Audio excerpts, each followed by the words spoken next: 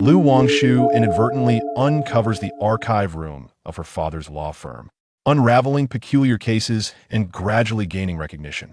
However, she soon discovers that her father has faked his death to orchestrate a scheme, revealing the inherent wickedness of human nature lurking behind the cases.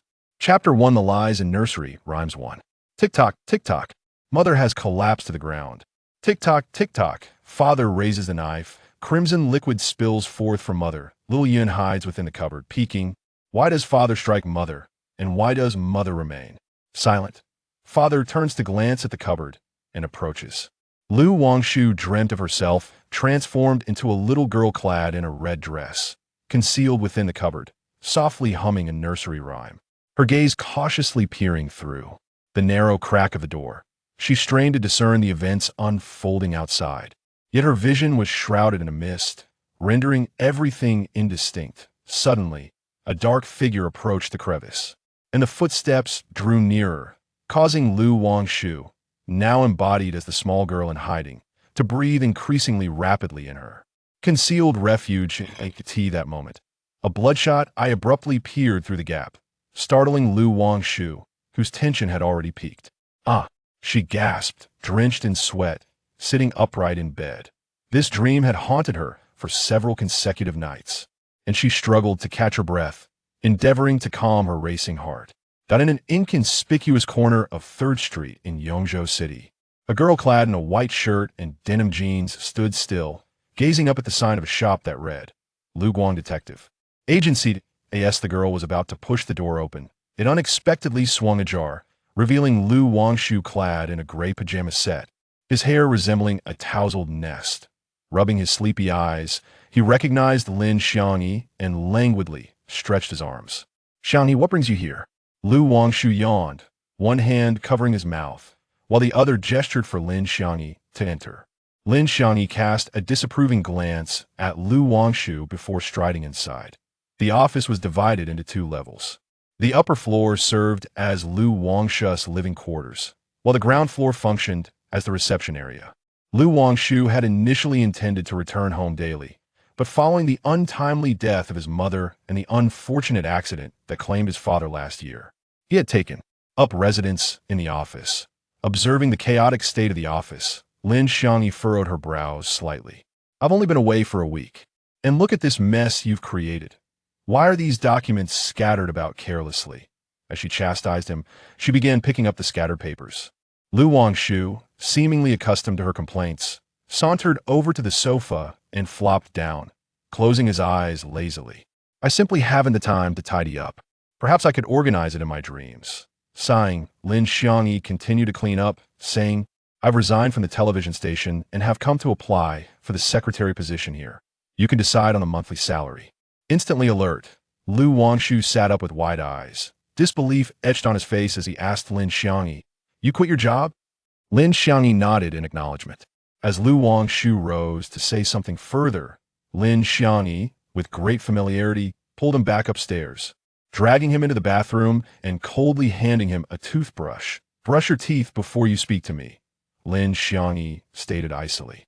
Lu Wangshu, feeling a bit embarrassed, covered his mouth, realizing that his morning breath was indeed rather offensive. He obediently began to brush his teeth, while Lin Xiangyi, satisfied, descended the stairs to continue tidying up the mess below. While Lu Wangshu was still humming a tune and brushing his teeth, he suddenly heard Lin Xiangyi shout from downstairs, Lu Wangshu, hurry up! Frowning, Lu Wangshu hurried downstairs and called out again, hearing Lin Xiangyi respond from inside the office, prompting him to step inside. This office belonged to his father, Lu Guang, who had established the Lu Guang Detective Agency. After his father's passing, Lu Wangshu rarely ventured into this room, fearing it would evoke painful memories. Xiao Liang, clad in his police uniform, hurried into the agency and walked straight to Lu Wangshu. Upon noticing Lu Wangshu's disheveled appearance, his expression shifted slightly. Hey, Xiao Liang, what brings you here? Lu Wangshu inquired, perplexed. Brother Liang, Lin Xiangyi, hearing the commotion, emerged from Lu Wangshu's father's office and greeted Xiao Liang politely. Yes, Xiangyi, you're here as well. By the way, Wangshu. I came to find you today because I have a case I need your assistance with, Xiao Liang said, nodding at Lin Xiangyi, his gaze turning tense as he focused on Lu. Wangshu. Lu Wangshu pursed her lips, reclining on the sofa with a slight smirk at the corners of her mouth. I am not concerned. The cases you ask me to assist with are trivial matters of burglary and petty theft utterly devoid of intrigue. They hardly compare to the more lucrative investigations of unfaithful spouses for wealthy clients, she remarked. Xiao Yang chuckled awkwardly. Although Lu Wangshu's jest was amusing, it held a kernel of truth. Brother Liang, hey, raise some water, Lin Xiangyi said as she placed a glass on the coffee table, then settled beside Lu Wangshu to gaze at Xiao Liang together. After expressing his gratitude to Lin Xiangyi, Xiao Yang continued, this case is not merely a typical theft, it's far more complex than your usual assignment as a private investigator for affluent women. Lu Wangshu scoffed lightly. As long as the remuneration is substantial, I am willing to take it on. Feigning irritation, Lin Xiangyi playfully smacked Lu Wangshu's arm, signaling him to adopt a more serious demeanor. Upon hearing her words, Xiao Yang lowered his head, somewhat embarrassed. The compensation for this case is indeed rather modest. He admitted that Lu Wangshu was about to voice her thoughts, but was silenced by a glance from Lin Xiangyi. Having been influenced by her father, Lu Wangshu had encountered all manner of terrifying and bizarre occurrences since childhood. She was fearless in the face of danger. Yet Lin Xiangyi, a companion since their youth, instilled a certain wariness in her. Brother Liang, please continue, Lin Xiangyi said with a gentle smile directed at Xiao Yang. Xiao Yang nodded and elaborated. Recently, we apprehended a man who had murdered his wife, yet despite our thorough investigations, we found no evidence linking him to the crime, nor any fingerprints on the murder weapon. At this, Lu Wangshu furrowed her brow slightly and inquired, then what grounds do you have for his arrest?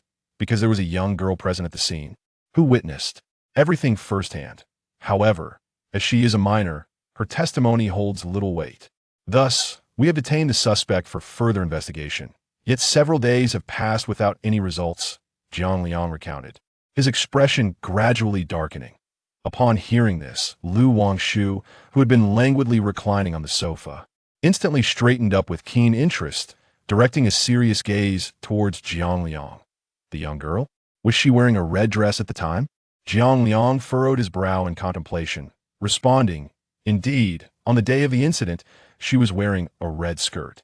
Moreover, when our police arrived, the suspect was on the verge of murdering this little girl as well. We managed to rescue her from the clutches of the assailant, who appeared to be in a frenzied state. He failed to eliminate the witness, which must have incited his anxiety. Wait, is this the case I reported a few days ago? Lin Xiangyi exclaimed, her eyes widening in astonishment as she looked at Jiang Liang. Chapter 2. The Lies in Nursery Rhymes 2. Indeed, the news from the 15th. Lu Wangshu's gaze fell to the ground, seemingly lost in contemplation. Lin Xiangyi looked at Lu Wangshu in astonishment.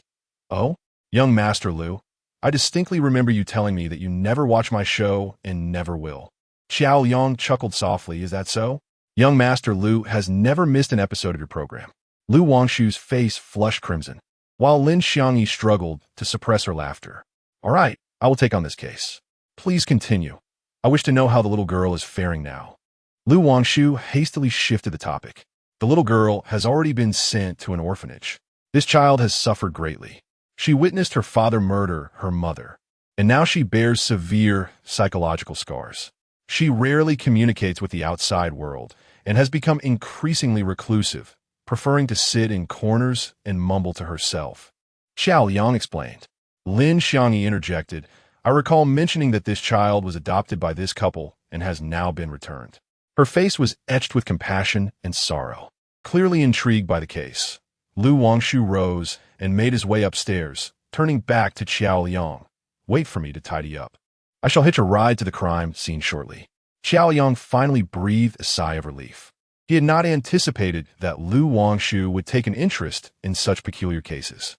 This particular incident had dragged on for far too long without resolution, and the pressure from above had intensified, leaving him no choice but to seek Lu Wangshu's assistance. Xiao Yang and Lu Wangshu are alumni of Yongzhou Police Academy. Lu Wangshu has always been a prominent figure at the school, excelling in criminology, psychology, and reasoning. Xiao Yang, being Lu Wangshu Sr., faced defeat against him in a competition. However, this rivalry blossomed into a deep friendship. After graduation, Lu Wangshu, disenchanted with the constraints of the police system, opted to assist at his father's detective agency, while Xiao Yang pursued his dream of becoming a police officer. Lin Xiangyi leaned closer to Xiao Yang and whispered, "Brother Liang, does Wangshu really watch my program consistently?" Xiao Yang chuckled and replied, "Whenever I visit him, he's invariably engrossed in your news broadcast. I wonder if he is more captivated by the news or by you." Lin Xiangyi lowered her head, feeling somewhat disheartened, pondering whether he truly tuned in for the news or for her. Before long, Lu Wangshu descended the stairs, clad casually in a light beige trench coat, reminiscent of a detective from film. A devoted fan of Sherlock Holmes, he has always aspired to emulate such a detective. "Brother Liang, let us go," Lu Wangshu urged, clearly eager about the case at hand. Lin Xiangyi rose, intending to accompany him, but Lu Wangshu halted and said, "You need not see me off." Frustrated, Lin Xiangyi felt like stomping her foot in protest. "I wish to accompany you to the scene." "No," Lu Wangshu replied decisively. "The crime scene will undoubtedly be gruesome. It is unsuitable for a girl to venture into such a place."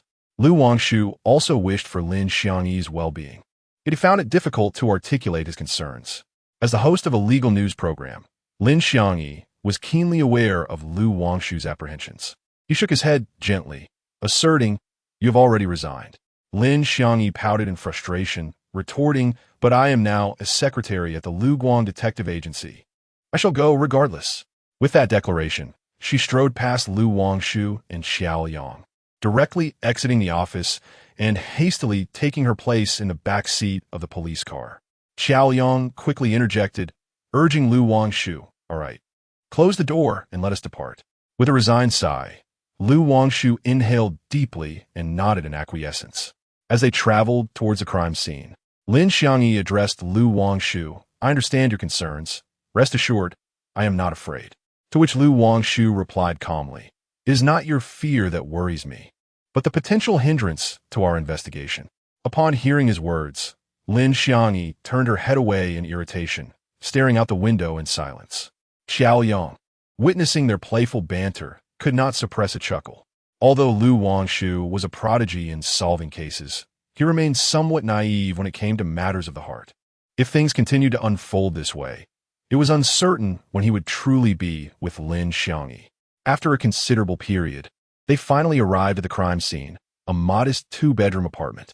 Upon entering the living room, everything appeared ordinary.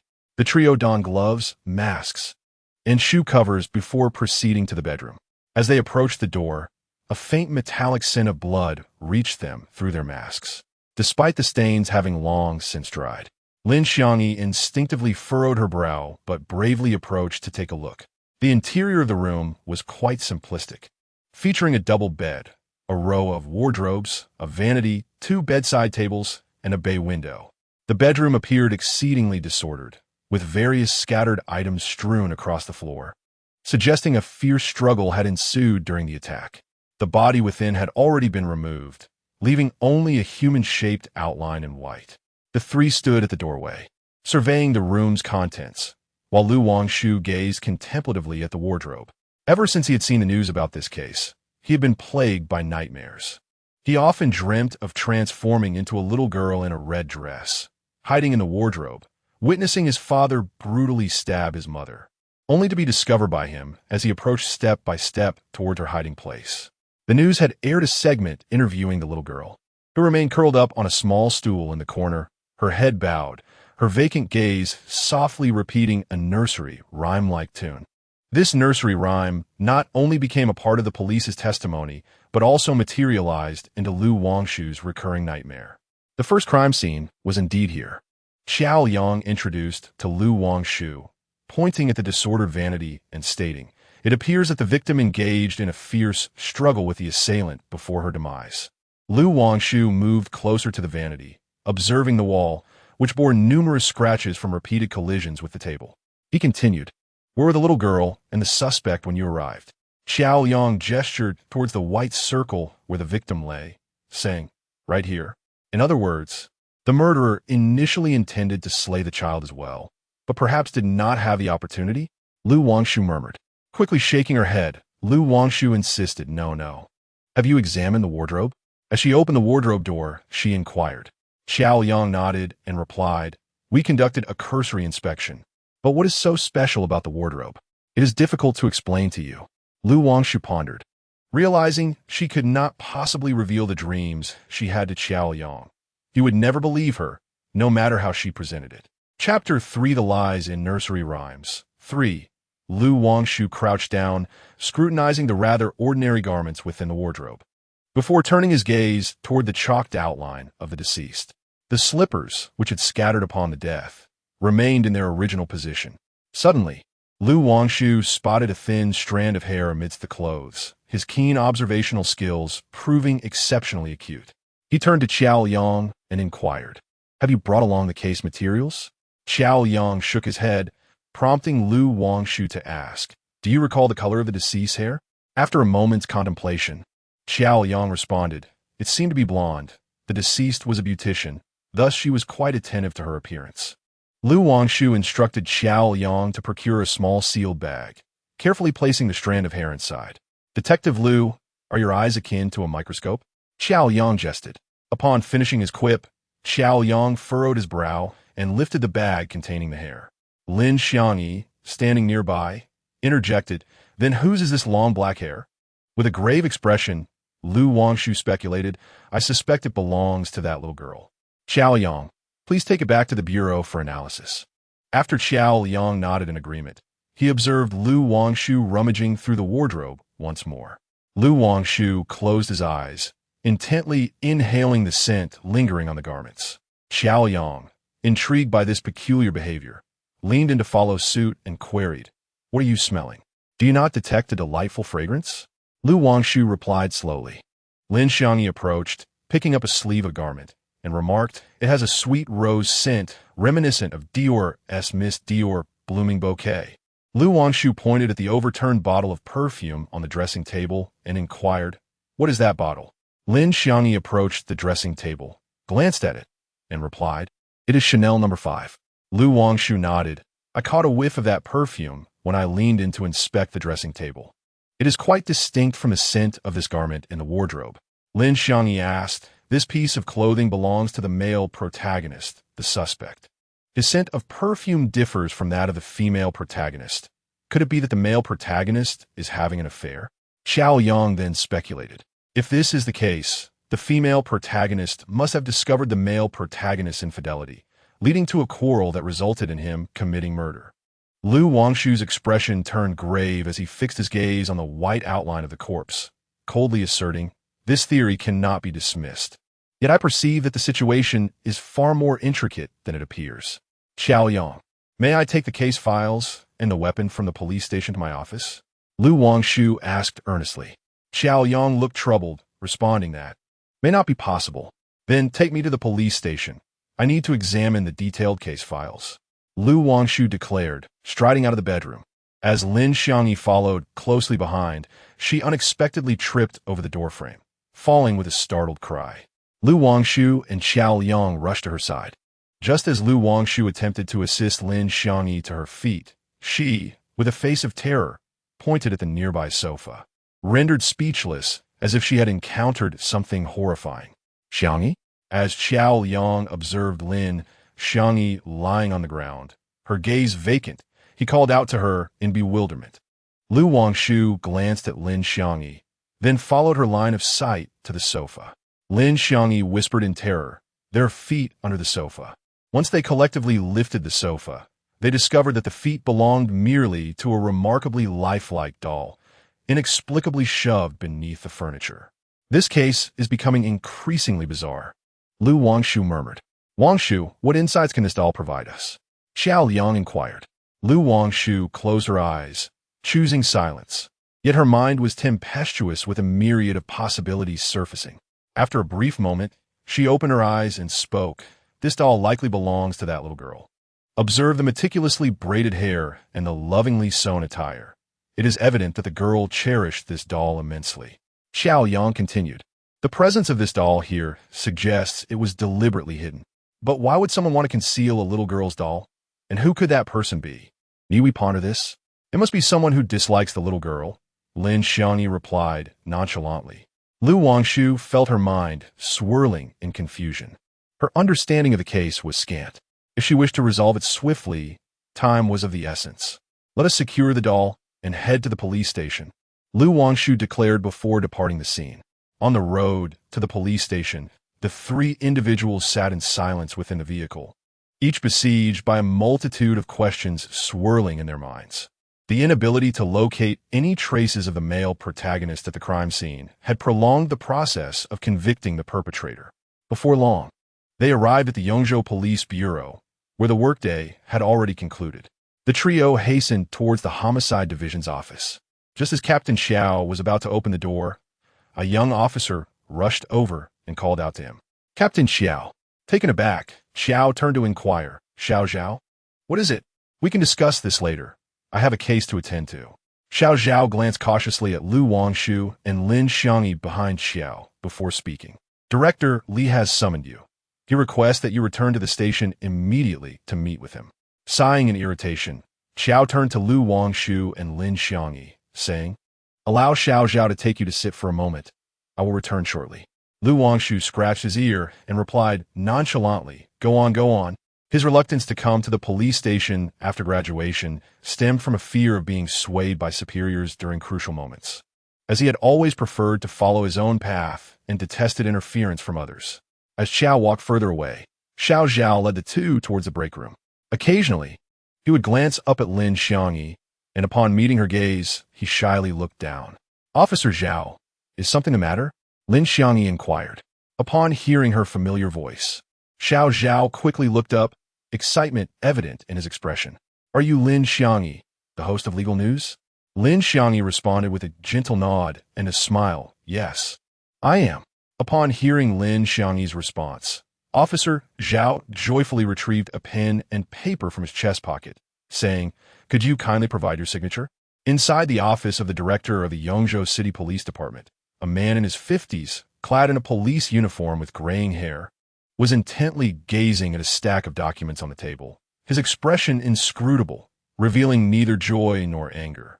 Outside the director's office, Qiao Yang took a deep breath, cognizant that the director's summons at this hour must pertain to the matter of Lu Wangshu. Steeling himself, he inhaled deeply and knocked on the door, whereupon a deep, resonant voice beckoned from within, Come in. Chapter 4 The Lies and Nursery Rhymes. For, upon entering with a sense of trepidation, Qiao Yang cautiously closed the door behind him. He stood before the director, feeling uneasy, resembling a child acutely aware of having committed a wrongdoing. Please sit, Director Li said, casting a fleeting glance at Qiao Yang before returning to his documents. As the silence stretched on after Qiao, Liang took his seat. He could no longer restrain himself and spoke up. Sir, I understand why you summoned me, but I genuinely believe that solving this case requires more than merely uncovering evidence to convict Zhou Yang. Director Li, after hearing this, responded with a hint of mockery in his tone. Is there truly no one in the Yongzhou Police Department capable of cracking this case? Director Li was not only Qiao Yang's superior, but also his mentor during his time at the police academy. He was a figure Qiao Yang both admired and feared for his decisive and forceful demeanor. Qiao Yang quickly clarified, Sir, you are aware of Lu Wangshu's abilities. He is merely here to assist us in expediting the investigation. Director Li slowly replied, Are you so readily conceding that you are inferior to him? With a sigh, Qiao Yang responded, As for whether I am willing to admit my inferiority, what concerns me more is whether Zhou Yang is being wrongfully accused. The very purpose of our existence as police officers is to restore the innocent's honor and to bring the guilty to justice. Is it not? You have committed an error by leaking internal police information to irrelevant parties. Do you understand that? Director Li raised his voice deliberately, casting an angry glare at Qiao Yang. Intimidated into silence by the director's reprimand, Qiao Yang listened as Director Li continued. Lu Wangshu is someone capable of orchestrating a flawless crime. Qiao Yang, unable to contain his impatience, urgently exclaimed, But his intentions are undoubtedly those of an upright individual. Please trust me. Director Li inhaled deeply, slowly exhaling his resignation as he addressed Xiao Yang. You have sought his assistance in solving cases on more than one occasion prior to this. Did you think I was unaware of your covert attempts? Astonished, Xiao Yang gazed at him and murmured, Teacher, if we are to enlist his help, it must be done within 3 days to resolve this case. I will assign a few more personnel to assist you. If Zhou Yang is indeed the culprit, then present both the evidence and him in court. If Zhou Yang is not the perpetrator, then bring forth the true offender along with the evidence to the courtroom. Do you understand? Director Li stated gravely. Observing the tacit approval in Director Li's demeanor, Xiao Yang finally exhaled in relief, unable to conceal his joy as he promptly stood and saluted. Yes. Teacher. In the lounge, Wangshu, feeling rather bored, sipped his hot tea while surveying his surroundings, while Xiao Zhao enthusiastically engaged Lin Xiangyi in discussions about current affairs. Lin Xiangyi, unable to decline the fervor of her admirer, patiently responded to each of Xiao Zhao's inquiries. After a while, growing weary of sitting, Wangshu stood and lazily stretched, casting a discreet roll of his eyes at Xiao Zhao's back, silently thinking, unworldly. Shortly thereafter, Xiao Yang exited the director's office, leading Wangshu and Lin Xiangyi into the Homicide Division's office. As no overtime notice had been issued, the other officers had already departed for home. Xiao Yang affixed the photographs related to the case onto the blackboard and commenced detailing the intricacies of the investigation to Wangshu. Lin Xiangyi and Wangshu seated themselves attentively, eager to absorb Jiao Liang's account. The deceased, named Chenro, was a 28-year-old beautician who succumbed to excessive blood loss after being stabbed multiple times in the abdomen by her assailant. She was employed at a reputable beauty institution, earning a commendable salary each month. Her colleagues and friends regarded her as approachable, and there were no known enemies in her life. As Jiao Yang affixed Chenro's likeness to the board, he continued, the suspect, Zhou Yang, is the deceased's husband, also 28 years of age, and the proprietor of a tobacco and alcohol shop. Customers describe him as generally affable. Wangshu nodded thoughtfully. The hair is blonde. When can we expect the results of the hair analysis? Jiao Yang replied, I have requested the forensic department to expedite the process. We should have the results by tomorrow. Very well, please proceed, Wangshu encouraged. When we arrived at the scene, it was already 7 in the evening, just an hour after the time of death. During our interrogation, Zhou Yang was inconsolable, weeping and repeatedly uttering Chenro's name. As Jiao Yang spoke, tears began to well in his eyes. He vividly recalled Zhou Yang's demeanor at the time of his apprehension, overwhelmed with grief to the point of silence. The palpable anguish was unmistakable. If he were indeed the perpetrator, how could he possibly exhibit such profound sorrow after committing such a heinous act? Was that little girl present at the scene as well? Wangshu inquired with keen insight. From the very beginning at the orphanage, she was called Xiaoyan. At the tender age of 7, she was the little girl adopted by Chenro and Xiao Liang a year ago. We were alerted to her plight when she called the police, and we rushed to the scene only to find her in tears before she fainted. Xiao Yang affixed a photograph of Xiaoyan to the bulletin board. Was it she who reported that her adoptive father had killed her adoptive mother? How could Zhou Yang possibly let him off the hook? Wangshu queried, her brow furrowed in confusion. Xiao Yang shook his head. Not quite. She sent out a distress signal using her phone watch, which prompted our response. That particular children's phone watch is distributed uniformly by our city to children aged 5 and above, and each one is equipped with a positioning system. Wangshu nodded thoughtfully. I wish to meet Zhou Yang. Xiao Yang consented. While Lin Xiangyi spoke with a hint of sorrow, I recall that the report stated Xiaoyan described hiding in the wardrobe, witnessing her parents' violent quarrel. This must be an excruciating ordeal for her, likely leaving a shadow that will haunt her for a lifetime. Indeed, when we burst in, Xiaoyan emerged from the wardrobe and clung to one of our officers, weeping uncontrollably. It seemed Zhou Yang was unaware of her presence in the wardrobe. He appeared astonished and attempted to pull her away, Xiao Yang recounted. Outside the interrogation room, the three stood behind the one-way glass, observing the gaunt man within.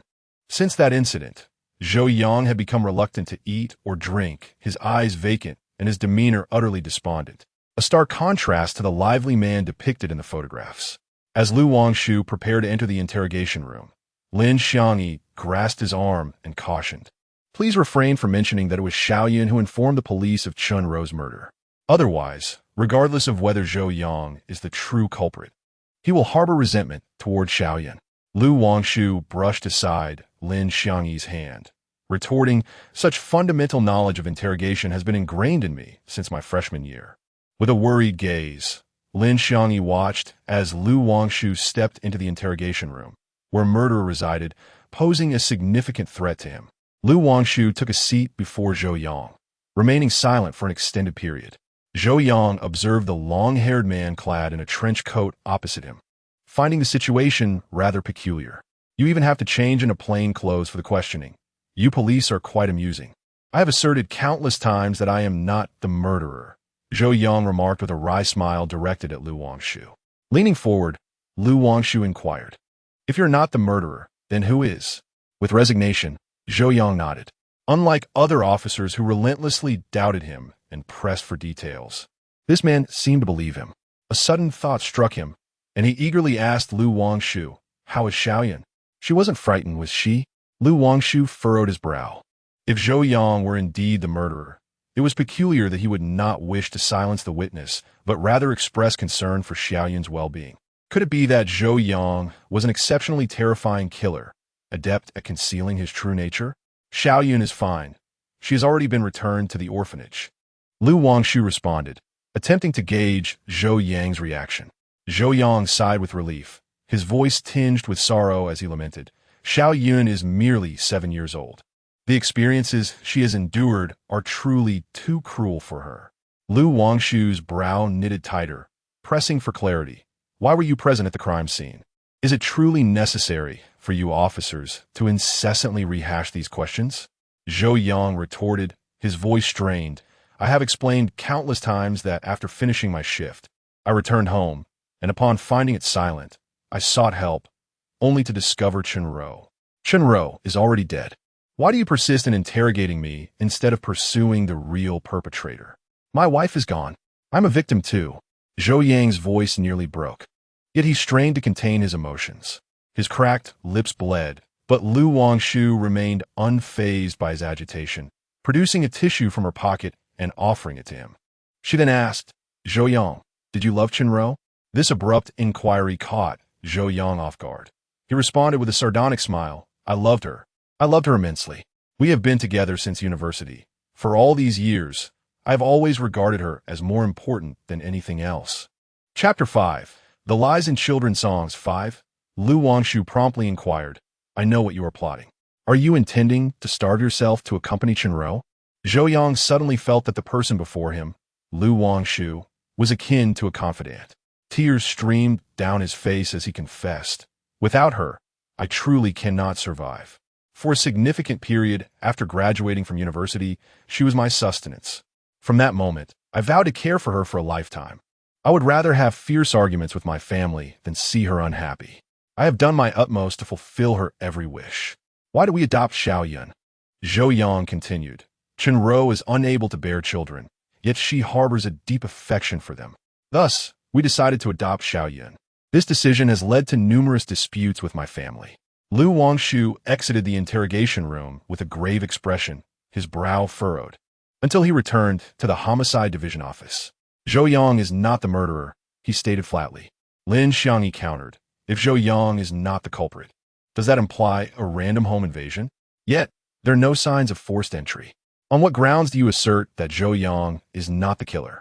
Xiao Yang interjected, "From the very first interrogation of Zhou Yang, I sensed he was not the murderer."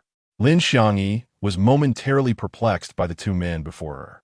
"What evidence do you have to reach such a conclusion?" Lu Wangshu elucidated.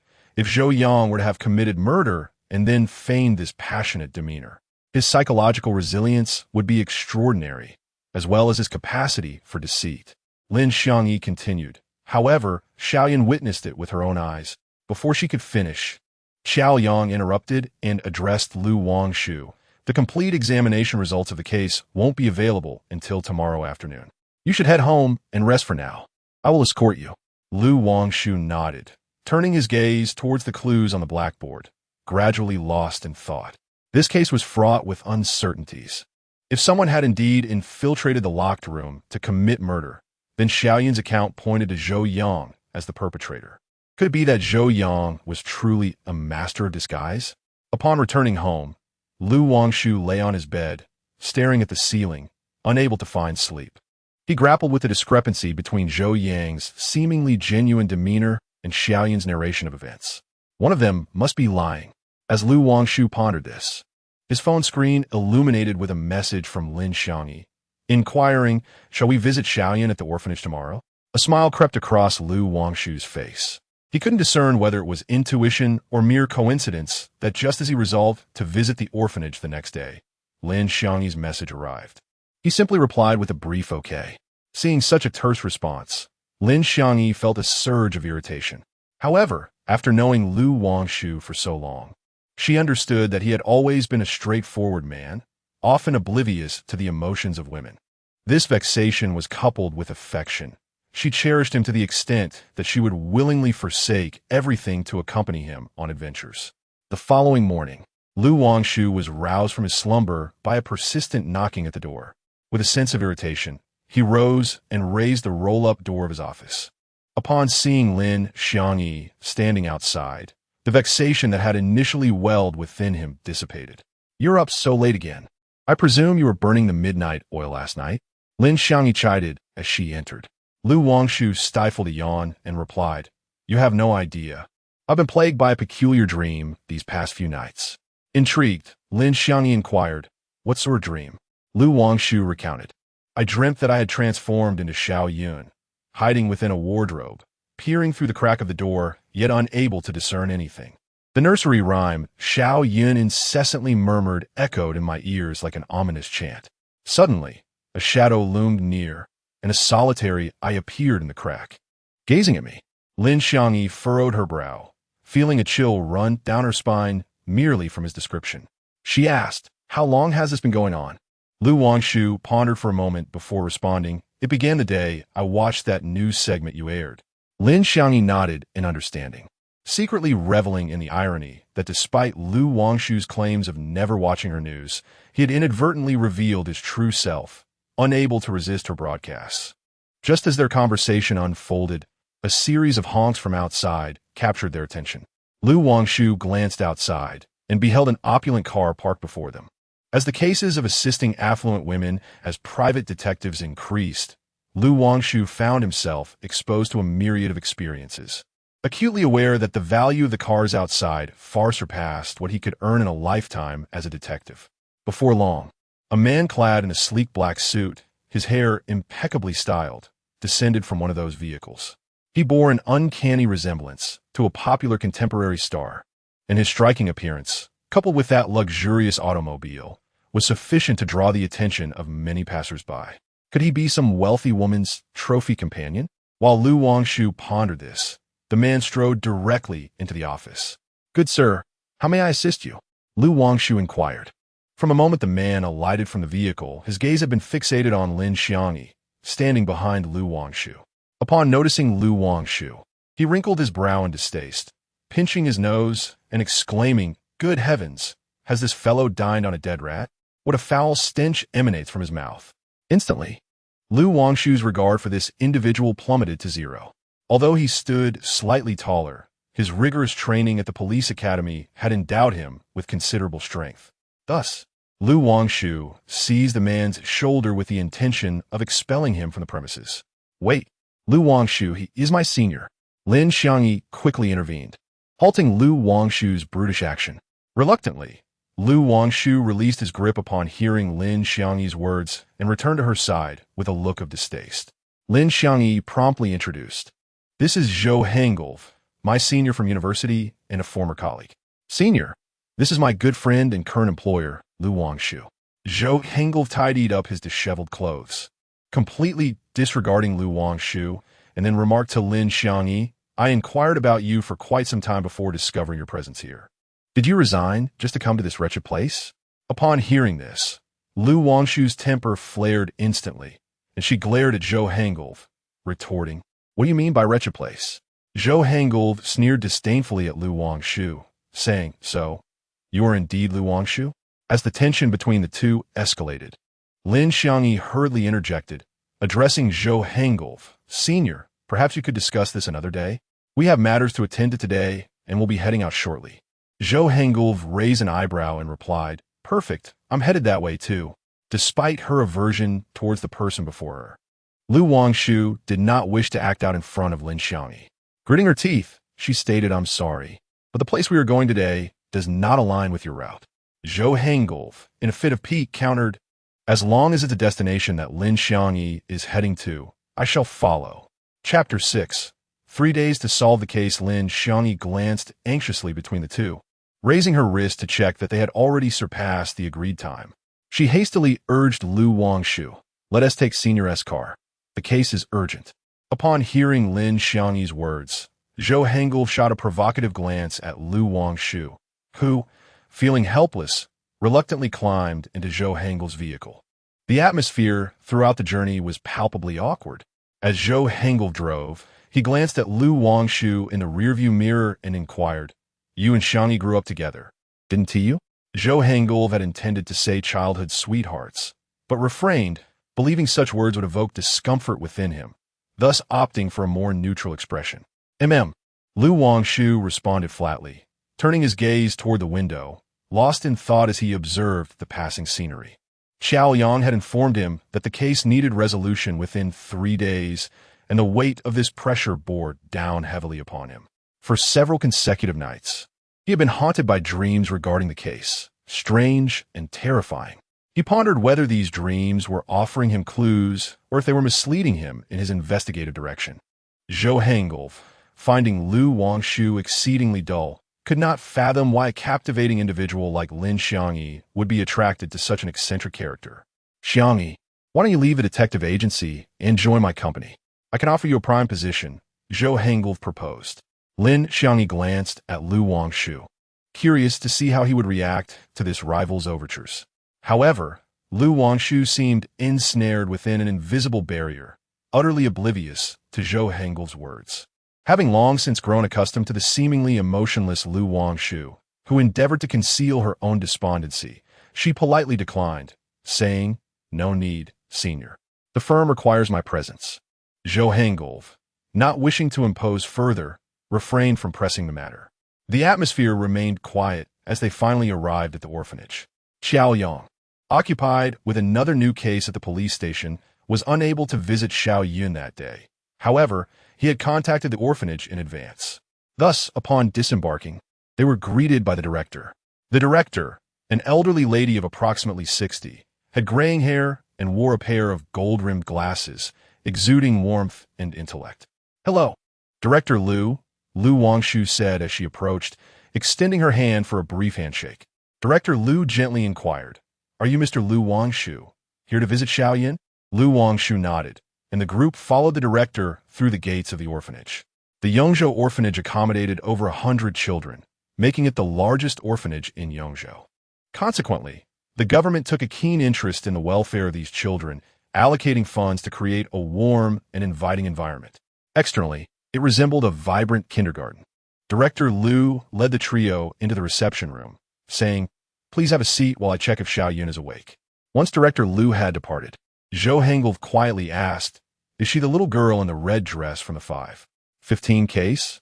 Lin Xiangyi, filled with curiosity, responded, How do you know? Such a notorious case is known throughout the city. I heard that the perpetrator has been apprehended, yet evidence remains elusive, correct? Do you have any insider information to share? Zhou Hengolf inquired with a curious expression. Lu Wangshu cast a silent glance of disapproval at Zhou Hengolf, retorting, The person has already been delivered. Why are you still lingering? Zhou Hengolf, on the verge of a retort, subsided upon noticing the return of Director Lu. Director Lu appeared visibly concerned as he remarked, Xiao Yun has awakened, but she seems reluctant to engage with the outside world. With a heavy sigh, he took a seat and continued. The media coverage of the case has had a significant impact on Xiao Yun. Numerous kind-hearted individuals have come to visit her, and some even wish to adopt her. However, after enduring such trauma, she has withdrawn into herself. Lin Xiangyi nodded in understanding. This is entirely comprehensible. The blow must have been immense. As they conversed, Director Lu's phone suddenly rang. After expressing his apologies, he rose and exited the meeting room to take the call. Shortly thereafter, he returned, and Lu Wangshu implored, Director Lu, could you please ask Xiaoyun again? We genuinely require her testimony for this case. Director Lu hesitated, but eventually nodded, leading the group to the door of Xiaoyun's room. He gently knocked and softly inquired, Xiaoyun, Grandma's brought some uncles and aunts to see you. Is that all right?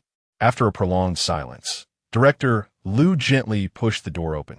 Lu Wangshu observed the room with heightened vigilance. The space was dimly lit. The curtains remained drawn. It was furnished in a cozy manner, revealing an array of plush toys scattered throughout. By the window, a frail shadow stirred slightly. Xiaoyun lifted her head from her lap and gazed silently at Dean Lu, Lu Wangshu, and the others. Dean Lu was inwardly intrigued. A few days prior, someone had come to visit Xiaoyun, but she had consistently refused, even to the extent that some journalists, masquerading as benevolent individuals wishing to adopt her, relentlessly probed her about the details of the case, exacerbating her pain. Consequently, Dean Lu had also declined further visitors. However, upon encountering Lu Wangshu and the others, Xiaoyun remained unusually tranquil, which was quite peculiar.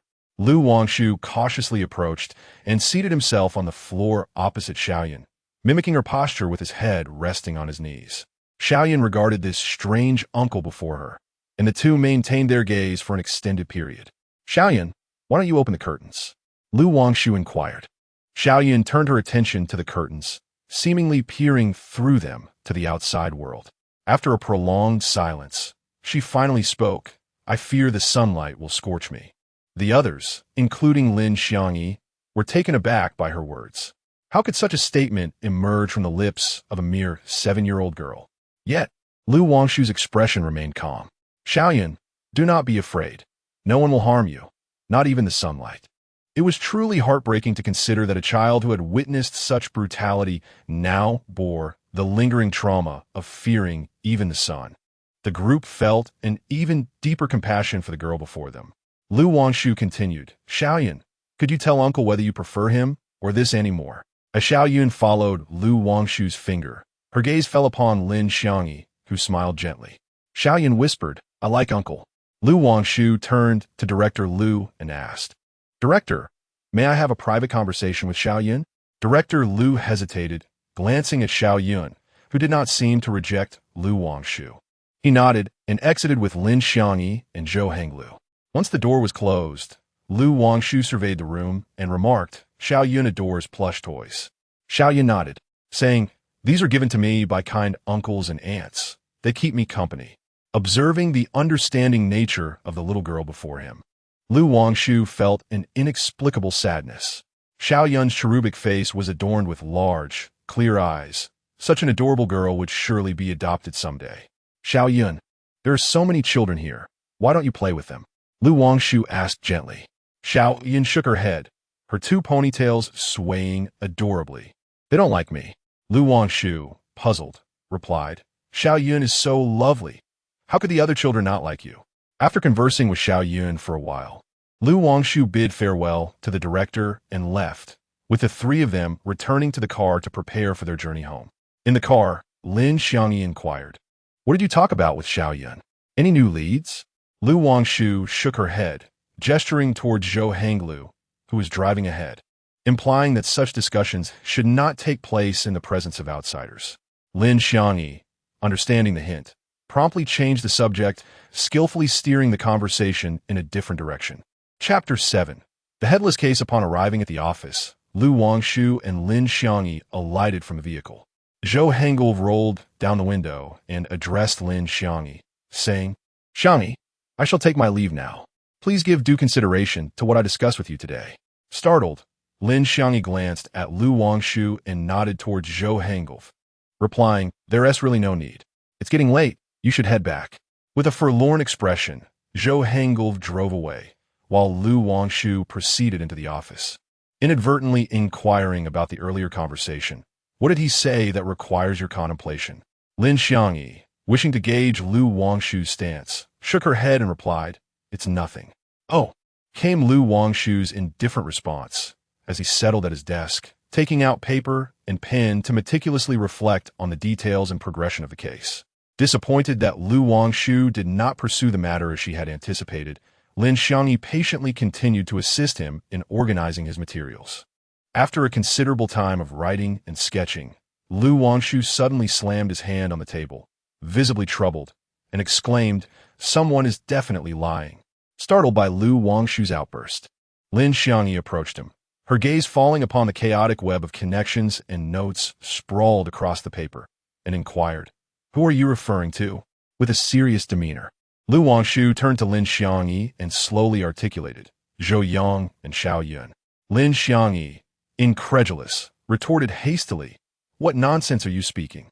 Xiao Yun is merely a 7-year-old child. How could she possibly be lying? I cannot inquire whether Xiao Yun favors her mother or her father." Thus, when I asked her whom she preferred between you and me, she responded, indicating that she holds a greater affinity for Zhou Yang over Chenro. Lu Wangshu remained calm and explained to Lin Xiangyi, "What does Xiao Yun's preference for Zhou Yang have to do with him being the murderer?" Lin Xiangyi questioned. Subsequently, I inquired whether Xiao Yun had a fondness for plush toys, to which she replied affirmatively. Lu Wangshu continued, and Lin Xiangyi nodded in agreement. I noticed that Xiao Yun's room is filled with numerous plush toys gifted by others. Little girls tend to adore such toys. I cherished them in my childhood. Did you not? I still recall the time we fought over a teddy bear. I then asked, "Where did you keep your toys as a child?" Without hesitation, Lin Xiangyi replied, "On the bed, on the sofa, on the shelf." Before Lin Xiangyi could elaborate, Lu Wangshu interjected, "However, there is not a single toy on Xiao Yun's bed, nor in its vicinity. Her toys are predominantly placed far from the bed, suggesting she is being deceitful and does not truly enjoy plush toys. Surely, you do not believe a 7-year-old girl could commit perjury?" Lin Xiangyi looked at Lu Wangshu in terror. Lu Wangshu remained silent for a prolonged moment, tacitly agreeing with Lin Xiangyi's statement. Lin Xiangyi quickly shook her head, saying, "This cannot be possible. By the way, while you were conversing with Xiao Yun inside, we were outside chatting with Director Lu, who mentioned that this is the second time Xiao Yun has been returned to the orphanage." Second time? What does that mean? Xiao Yun's first adoptive family encountered unforeseen circumstances, leading to her return to the orphanage, from whence she was subsequently adopted by the couple Chun Ro and Zhou Yang, as Lin Xiangyi elucidated. Lu Wangshu pondered for a moment before hurriedly retrieving his mobile phone to dial Xiao Yang. As soon as the call connected, he swiftly said, "Xiao Yang, please assist me in investigating the last family that adopted Xiao Yun." Xiao Yang, perplexed, replied, "What? Oh, very well." Although he was unaware of Lu Wangshu's intentions, he sensed that there must be a rationale behind such an inquiry. "Has the analysis of that hair sample been completed?" Lu Wangshu promptly inquired. Xiao Yang responded, "Yes, it has. The hair does not belong to the deceased Chenro, nor to Xiao Yun. Then whose hair could it possibly be?" Lu Wangshu found himself engulfed in confusion, akin to being ensnared in an abyss from which he could not extricate himself. Sensing his distress, Lin Xiangyi handed him a glass of water and gently suggested, "Perhaps you should drink some water." "Thank you," Lu Wangshu replied. Despite a day filled with busyness that had left him parched, he had not noticed until now. Upon seeing the glass, he was overcome by an intense thirst and drank deeply. "Do you recall when I assisted you in tidying your father's office?" Lin Xiangyi inquired tentatively. Lu Wangshu furrowed his brow slightly. While his memory was generally sharp, he found himself devoid of recollections of trivial matters. "I discovered something there," Lin Xiangyi slowly revealed. Upon hearing that Lin Xiangyi had uncovered a secret underground chamber in his father's office, Lu Wangshu urgently requested that she guide him to it. Upon illuminating the office, Lu Wangshu observed that it had been meticulously tidied by Lin Xiangyi. As Lin Xiangyi approached the bookshelf and retrieved a particularly thick dictionary, Lu Wangshu noticed a concealed pull switch hidden behind it. With a gentle tug on the switch, a clicking sound emanated from the bookshelf, and a slight push from Lin Xiangyi caused it to slide aside, revealing a descending staircase whose destination remained a mystery, illuminated by a sensor light. Lu Wangshu gazed at the unfolding scene in bewilderment, struggling to fathom that his father's office concealed a secret underground chamber. "Do you wish to descend and explore?" Lin Xiangyi inquired cautiously. Lu Wangshu nodded, his brow furrowed in concentration as he carefully made his way down the stairs, with Lin Xiangyi trailing closely behind, clutching the hem of his garment tightly. Upon arriving in the basement, Lu Wangshu noted that while the space was not expansive, it was filled with numerous items. 3 walls were lined with bookshelves, and a solitary desk occupied the center, scattered with several folders atop its surface. With great care, Lu Wangshu opened one of the folders, scrutinizing its contents, and read aloud, "Li Family Vengeful Spirit Case." At this, Lin Xiangyi felt a chill creep down her spine, pressing herself closer to Lu Wangshu in fear. "A vengeful spirit? Is this a ghost case?" she exclaimed. "No, this refers to a sensational case that rocked Yongzhou a few years ago and remains unsolved to this day. It is no wonder my father kept such confidential documents here," Lu Wangshu replied. He then proceeded to examine the other documents one by one. It appeared that these were all unresolved cases that his father had failed to solve. Yet, he had not relinquished hope and had preserved this information in pursuit of justice. The more he perused, the more exhilarated Lu Wangshu became. At that moment, he felt as though he were in a treasure trove, akin to Alibaba stepping into the lair of the thieves. An array of peculiar and intriguing unsolved cases awaited his attention, a splendid opportunity for someone like Lu Wangshu, who had always sought the extraordinary. Some of the cases documented had previously caught his interest, but due to a lack of time and leads, he had been unable to delve into them. Now, the chance lay before him, and he was determined to unravel all the mysteries his father had left unsolved. Chapter 8. The terrifying man Lin Xiangyi felt an overwhelming sense of unease in the basement. She tugged at Lu Wangshu's sleeve, imploring, "Shall we go upstairs? Please?" Reluctantly, Lu Wangshu set down the folder, deciding to resolve Chen Ro's case before delving into the others. With a newfound anticipation, her eagerness to solve Chen Ro's case intensified. Upon realizing that Lu Wangshu was finally willing to leave, Lin Xiangyi hastily exited the basement. Once outside, Lu Wangshu lingered in front of the bookshelf, hesitant to depart. Lin Xiangyi, observing her reluctance, felt exasperated. "The items are right here. They want to disappear. I could tell from your expression earlier what you were contemplating," she remarked. With a shy smile, Lu Wangshu replied, "It's late. You should head back. Otherwise, Uncle Lin will worry." "All right, then I shall take my leave," Lin Xiangyi said before departing. After bidding farewell to Lin Xiangyi, Lu Wangshu tidied up and prepared for bed. As soon as she closed her eyes, the eerie scene of a woman in red flooded her mind once more. Her thoughts involuntarily returned to Chen Ro's case, the chaotic crime scene, the strands of another woman's hair on Zhou Yang's clothing, the doll discarded beneath the sofa, and the conflicting testimonies of Zhou Yang and Xiao Yun. All these elements intertwined like a tangled ball of yarn, offering no clear path to resolution.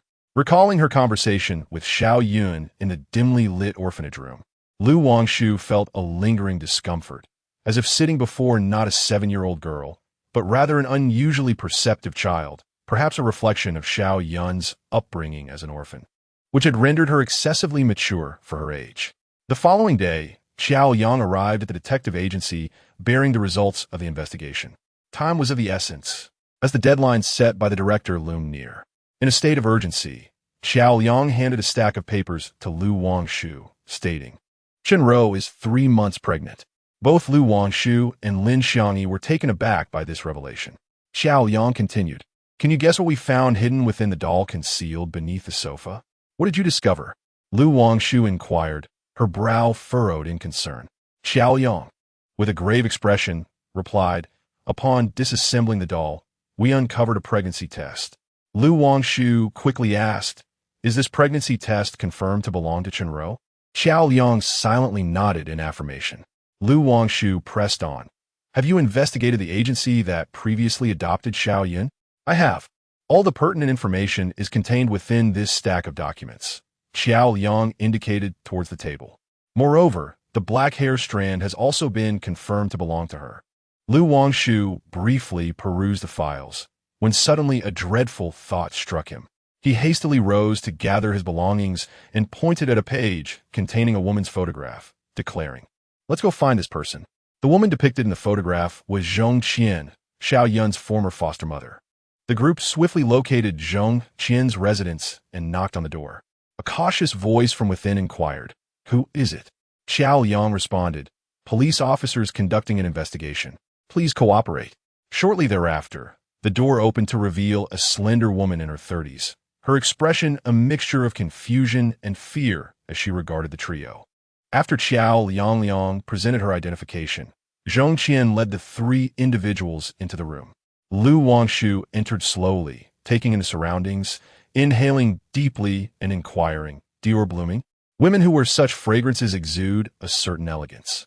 Zhong Qian, who was busy pouring water, was momentarily taken aback by Wangshu's remark, but gradually relaxed her guard, replying, "Thank you." Wangshu settled onto the sofa, gazing at Zhong Qian and directly broaching the subject. "Have you met Zhou Yang?" Zhong Qian nodded and said, "Yes.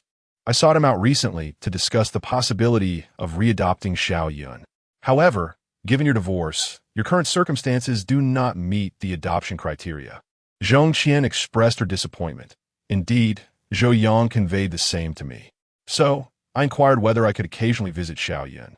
"Are you aware that his wife, Chen passed away a few days ago?" Wangshu asked. "I am. I saw it in the news and was quite shocked. Xiao Yun is truly unfortunate. Being sent back to the orphanage. I have visited her and even called Director Liu to ask if I could be granted an exception to readopt Xiao Yun." Zhong Qian replied, her expression one of helplessness.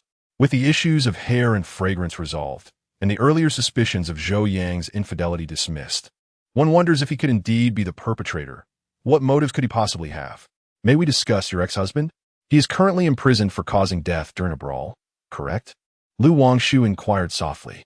Indeed, as he had anticipated, upon hearing news regarding her ex-husband, Zhong Qian exhibited a profound sense of aversion. Yet she persisted in articulating her thoughts. "Yes, that was the very reason for my divorce. Your primary motive for divorce was domestic violence, was it not? His incarceration merely provided you with an opportune escape." Wangshu incisively discerned Zhong Qian's sentiments. Zhong Qian fell into a contemplative silence for a considerable time before gradually responding. "Indeed, whenever he was in a foul mood, I became his outlet for frustration. I simply could not endure it any longer." With a furrowed brow, Wangshu pressed on with a commanding inquiry. "What I wish to ask is, has he ever laid a hand on Xiao Yun?" Zhong Qian's eyes widened as she regarded Xiao Liang, for she was reluctant to meet Wangshu's gaze, sensing that this man possessed an uncanny ability to read her thoughts. Ultimately, Zhong Qian could no longer maintain her composure and, in a state of utter despair, confessed he frequently assaulted Xiao Yun and often confined her in a windowless storage room. "When we adopted Xiao Yun, it was a suggestion. I had believed he desired a child to mend our relationship, yet his intentions were solely to acquire another outlet for his rage. He is a complete pervert." Upon hearing Zhong Qian's words, Lin Xiangyi clenched her fists, unable to fathom that the sweet and understanding Xiao Yun had endured such treatment. The maternal instinct within Lin Xiangyi intensified her compassion for Xiao Yun. Wiping away her tears, Zhong Qian continued her harrowing account. He would lock Xiao Yun in a storage room devoid of windows, withholding food from her. If I were to sneak her meals, I would face a brutal beating myself. When Xiao Yun first arrived, she was but a child, embodying an innocence that made her prone to mistakes, leading her to be confined in a storage room for several days. As time passed, she sought to retaliate and evade, only to face graver consequences. For an extended period, I regretted adopting Xiao Yun. She became increasingly adept at reading people's expressions and maturing beyond her years. Yet this maturity was not befitting her age. Aside from Zhong Qian's sobs, the remaining three were rendered speechless, enveloped in a heavy silence. After what felt like an eternity, Wangshu finally spoke. "We have gathered sufficient understanding. Let us return for now." Upon departing from Zhong Qian's home, Lin Xiangyi wiped the tears from the corners of her eyes. Witnessing Lin Xiangyi's tears, Wangshu felt a surge of helplessness, awkwardly placing a hand on her shoulder. With a sigh, Wangshu reflected on the suffocating atmosphere within Zhong Qian's abode. Emerging into the open air, he finally felt a sense of relief. He turned to Xiao Yang and remarked, I have a notion, but it requires validation. If proven correct, we may apprehend the perpetrator, though the outcome would be quite disheartening. If proven incorrect, this case will be prolonged for several more days. Xiao Yang inquired, how do you intend to validate it? Lu Wangshu replied, we must pay a visit to the orphanage. Chapter 9. Who is the culprit? Although Xiao Yang and Lin Xiangyi were perplexed as to why Lu Wangshu wished to visit the orphanage, they nonetheless drove directly from Zhong Qian's residence to the location. Upon their arrival, Director Lu greeted them with warmth, inquiring, what brings you here? We would like to see Xiao Yun once more, Lu Wangshu replied. Director Lu nodded and led them to Xiao Yun's room. However, to their surprise, the room was empty. After calling out several times without response, he stopped a passing child and asked, Mingming, have you seen Xiao Yun? Mingming, with a childlike lisp, pointed towards the end of the corridor and said, I just saw Sister Xiao Yun over there. Is she playing with the other children? Director Lu gently inquired, Oh, I see. Well, go ahead and play. He smiled at Mingming before guiding the three in the direction she indicated. As they turned the corner of the corridor, they observed Xiao Yun sitting by the window, a soft breeze caressing her. At that moment, she seemed far from a mere 7-year-old girl. Xiao Yun, Lu Wangshu called her name. Xiao Yun turned to face Lu Wangshu, her face lighting up with a delightful smile. Her crescent-shaped eyes sparkled as she sweetly exclaimed, Uncle. In stark contrast, Lu Wangshu coldly responded, Who are you? The bystanders, including the director, were left in shock, pondering whether Lu Wangshu had lost his senses. I am Xiao Yun. Uncle, she replied, her smile wavering momentarily before reappearing. Lu Wangshu shook her head. You are not Xiao Yun. You have hidden her away, haven't you? Xiao Yun's smile gradually faded as she fixed her gaze upon Lu Wangshu. How do you know? Xiao Yun has suffered greatly, which is why I concealed her. In that moment, Xiao Yun appeared as if a mature soul resided within a youthful body, a sight both eerie and unsettling. Why did you murder Chun Ro and frame Zhou Yang? Lu Wangshu spoke softly, as if discussing the act of murder were a trivial matter. What are you saying, Lu Wangshu? Lin Xiangyi exclaimed, gripping Lu Wangshu's arm tightly. To Lin Xiangyi, Lu Wangshu seemed desperate, casting blame upon a child in a frantic bid to solve the case. A pair of despicable lovers. What does it matter if they killed someone? Killing 2 birds with 1 stone, isn't it just fitting? Xiao Yun erupted into a chilling laughter that sent shivers down the spines of all present. Lin Xiangyi released her grip, staring in astonishment at Xiao Yun. She is pregnant. They are to have their own child. Xiao Yun's laughter ceased, her expression turning grave. After the child is born, what will become of Xiao Yun? My purpose is to protect her. I cannot allow her to endure such trauma again. Those selfish, despicable individuals see Xiao Yun merely as a transitional experiment for parenthood. She narrated this as though recounting a tale that bore no connection to herself. Xiao Yun scoffed. Xiao Yun is far too timid. I must safeguard her. It is you who are selfish. Lu Wangshu retorted loudly at Xiao Yun. You believed that with the arrival of a child, Chun Ro and Zhou Yang would become indifferent towards you. You assumed that Xiao Yun was not truly happy while residing in the Chen household. You thought that Xiao Yun would endure the same torment she faced in her previous family. Yet all of this is merely conjecture. You have shattered the happiness of Chun Ro and Zhou Yang, and you have also ruined Xiao Yun. Lu Wangshu let out a long sigh. He understood that the Xiao Yun before him was not the genuine Xiao Yun, but rather another persona she harbored, one that emerged from the time spent at Zhong Qian's home. This persona was born out of need to shield Xiao Yun from the ravages of domestic abuse. Yet over time, it had morphed into something extreme, selfish, and distrustful, gradually threatening to consume Xiao Yun's true identity. Initially, this unrealistic notion was but a fleeting thought for Lu Wangshu, but upon recalling the book 24 characters on the bookshelf at Zhong Qian's house, along with Xiao Yun's recent admission of her condition, he became convinced that the entirety of this case was the result of another personality tormenting the body of this 7-year-old girl. I do not feel I have erred. Xiao Yun is far too timid, and in protecting her, I am also safeguarding myself. This world is overwhelmingly stifling. At first, I merely felt trapped within Xiao Yun's body, but gradually, I came to realize that both she and I are confined by this selfish society. I must take Xiao Yun away. In doing so, she will find liberation. And so shall I. Xiao Yun murmured as she gazed out the window. Before the crowd could fully digest her words, Xiao Yun swiftly leapt from the window. Wangshu, witnessing this, intended to rush over and seize her, yet it was too late. He leaned out the window, peering down, only to find Xiao Yun lying motionless in a pool of blood several meters below. The entire incident unfolded like a melancholic pipa melody, culminating in a poignant silence, akin to the final note of a tragic song. Several days had passed since the resolution of the Chunro case, and during this time, Lin Xiangyi had been enveloped in despondency, struggling to comprehend the occurrence of such an event. While organizing documents beside Wangshu, Qiao Yang entered the room. For several consecutive days, Wangshu had appeared particularly listless. The Chunro case has been settled, hasn't it? And Zhou Yang has been released? He inquired, his concern for Zhou Yang palpable. The sight of Zhou Yang's heart-wrenching despair in prison had deeply affected him. Qiao Yang nodded gravely. The pregnancy test has confirmed Xiaoyun's fingerprints, indicating that her disturbed persona discovered Chunro's pregnancy, and, fearing abandonment, she acted out of rage, murdering Chunro and framing Zhou Yang. It is unfathomable that a child could orchestrate such a meticulously crafted crime and mislead the authorities. Lin Xiangyi sighed. She had never witnessed death with her own eyes.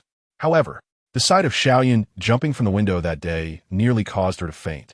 The haunting image plagued her with nightmares for several days, particularly the juxtaposition of Xiaoyun's seemingly harmless face with a piercing scream, leaving her in perpetual trepidation. Qiao Yang continued. We informed Zhou Yang about the pregnancy test. He was inconsolable, appearing utterly unaware of Chunro's condition. This morning, we receive a report that Zhou Yang had taken poison at home. Wangshu lowered her head, striving to suppress the tears that threatened to spill from her eyes. He truly loved Chunro and could not bear to be without her. The gaze of someone in love is unmistakable. It sparkles with light when speaking of one's beloved. Yet, Wangshu remained oblivious to the expression that crossed her face when she looked at Lin Xiangyi. Lin Xiangyi turned and ran upstairs, desperately attempting to stifle her sobs. She had witnessed countless poignant love stories that moved many to tears, yet the reality of Zhou Yang and Chunro's situation overwhelmed her. Even if Xiaoyun had not taken her own life, even if it were revealed that she was the perpetrator, it would make no difference. She was merely 7 years old and classified as a mental health patient. Qiao Yang remarked to Wangshu, for Xiaoyun and that persona, death is also a form of liberation. One is excessively timid, while the other is far too radical. Will there be a time when orphans cease to exist, and every family can bask in the bliss of happiness? Wangshu spoke these words with a bitter smile, expressing not only his concerns for Xiaoyun, but also reflecting upon his own plight. Having lost both parents and devoid of emotional support, he too felt akin to an orphan. Qiao Yang, aware of Wangshu's circumstances, promptly diverted the conversation upon noticing his distress. I have come today with something important to discuss with you. Wangshu responded, intrigued. The bonus from the last case has already been credited to your account. Please check it. To solve such an unfathomable case within 3 days has garnered you considerable admiration from above, Xiao Yang continued. Moreover, there is another perplexing case that has left the Serious Crimes Unit quite troubled. Wangshu furrowed his brow. The bonus from the previous case should suffice to sustain him for a month, and he was reluctant to take on a new case. Instead, he wished to delve into a series of unresolved mysteries that his father had left behind in the basement. Perplexing? What level of perplexity are we discussing? Wangshu chuckled lightly. Xiao Yang replied, campus hauntings. Wangshu burst into laughter. You, an avowed atheist, actually believe in such supernatural entities? While I do not subscribe to such beliefs, the situation has escalated to the point where schools are considering suspension. The principal has spent a fortune to uncover the source of these disturbances. Qiao Yang emphasized the phrase spent a fortune. Chapter 10. Joint investigation. Xiao Liang emphasized the words heavy reward with gravitas, and Wangshu could hardly miss the implication. Adjusting his posture slightly, Lu Wangshu feigned indifference and jested. Oh, is that so? However, I must admit that I am not particularly concerned with the weight of the reward. What truly matters to me is that we have been friends for many years. Since you have taken the initiative to mention it, how could I stand idly by? Wouldn't you agree? Hearing Lu Wangshu's words, Qiao Yang couldn't help but feel a chuckle rising within him. Yet, he refrained from directly exposing the facade and instead nodded in agreement with Lu Wangshu's sentiment, saying, Indeed, indeed. It is precisely because I recognize your loyalty and capability that I have sought your assistance once more. Lu Wangshu responded affirmatively, and his expression revealed satisfaction at Xiao Yang's unspoken understanding. With a smile, he inquired, Well then, do share what sort of case this entails. Just as Xiao Yang opened his mouth to speak, his gaze shifted, and noticing Lin Xiangyi was absent, he suggested to Lu Wangshu, Shall we call Lin Xiangyi down?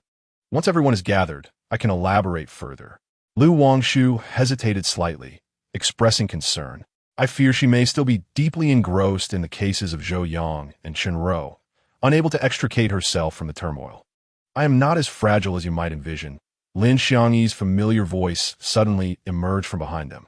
Both men turned to see her standing gracefully on the staircase, radiant and captivating. After a moment of contemplation, Lu Wangshu looked at Lin Xiangyi with a worried expression and asked, Are you all right now? Lin Xiangyi nodded. Her heart warmed as she descended the stairs.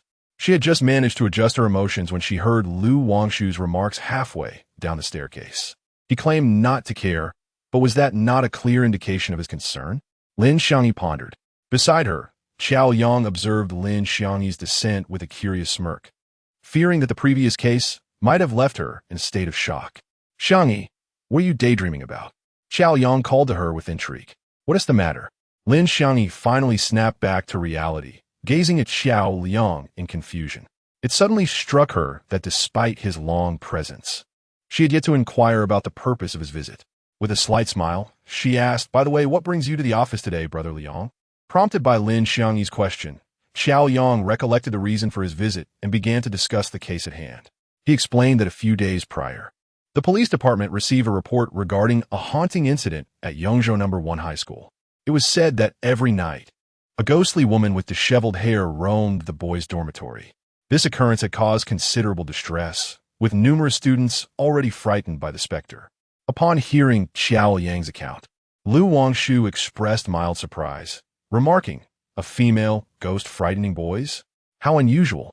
This case certainly piques my interest. He, like Xiao Yang, is an avowed atheist, firmly believing that there are no deities or spirits in this world.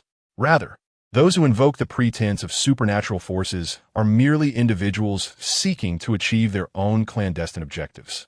Typically, such theatrics are employed to instill fear, with their primary targets often being young women, given their generally timid nature.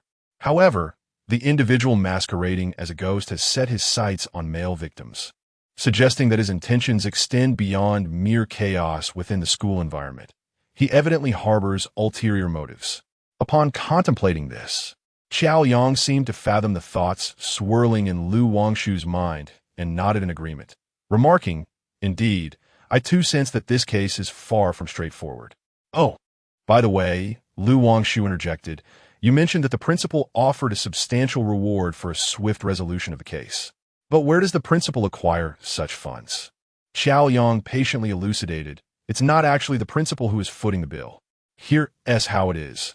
Many students have been frightened by the ghostly apparition, but one student in particular, named Yang Heng, was particularly traumatized. It is his parents who are providing the funds. Ever since he encountered the female ghost on several occasions, he has been in a severe state of distress, unable to eat or sleep. He has lost considerable weight, and his complexion has deteriorated. Within just a few days, he could no longer endure it and was admitted to the hospital.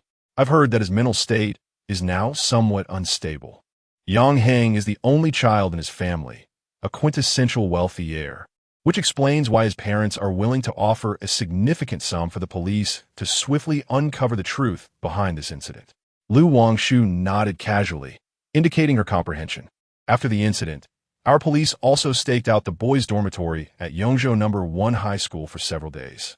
Yet, despite our efforts, We encountered neither a ghostly apparition nor even a solitary cockroach. Nevertheless, the students resolutely insisted that they had indeed encountered a female ghost. At this point, Xiao Yang couldn't help but sigh, clearly perplexed by the enigmatic campus ghost case that was proving quite a conundrum.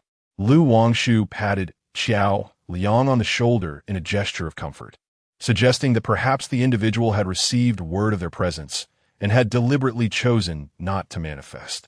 Xiao Yang nodded in agreement, evidently in accord with Lu Wangshu's reasoning. After a moment of contemplation, Lu Wangshu confidently asserted, "The last time, your police made quite a commotion, drawing too much attention. This time, I shall go alone and see who dares to play tricks and frighten others." As soon as he uttered these words, Lin Xiangyi promptly voiced her dissent. "I do not agree. I wish to accompany you in this stakeout." Without a moment's hesitation, Lu Wangshu shook his head in refusal, stating, "You cannot. You are a girl. How could you possibly stay awake all night in the boys' dormitory as I would?" Lin Xiangyi understood that Lu Wangshu's refusal stemmed from concern for her well-being. However, she was genuinely eager to join him. Having adored the novels of Jin Yong and Gu Long since childhood, she had always yearned for the moments when the male and female protagonists stood side by side, battling together. Now that an opportunity for such an experience had finally arisen, how could she let it slip away? Upon reflecting on this, Lin Xiangyi retorted, "How can you still be so gender-biased in this day and age? If you are capable of it, why am I not?" Lu Wangshu, with a hint of exasperation, cast a glance at Lin Xiangyi and deliberately replied, "Very well, let us not delve into the matter of hardship for now.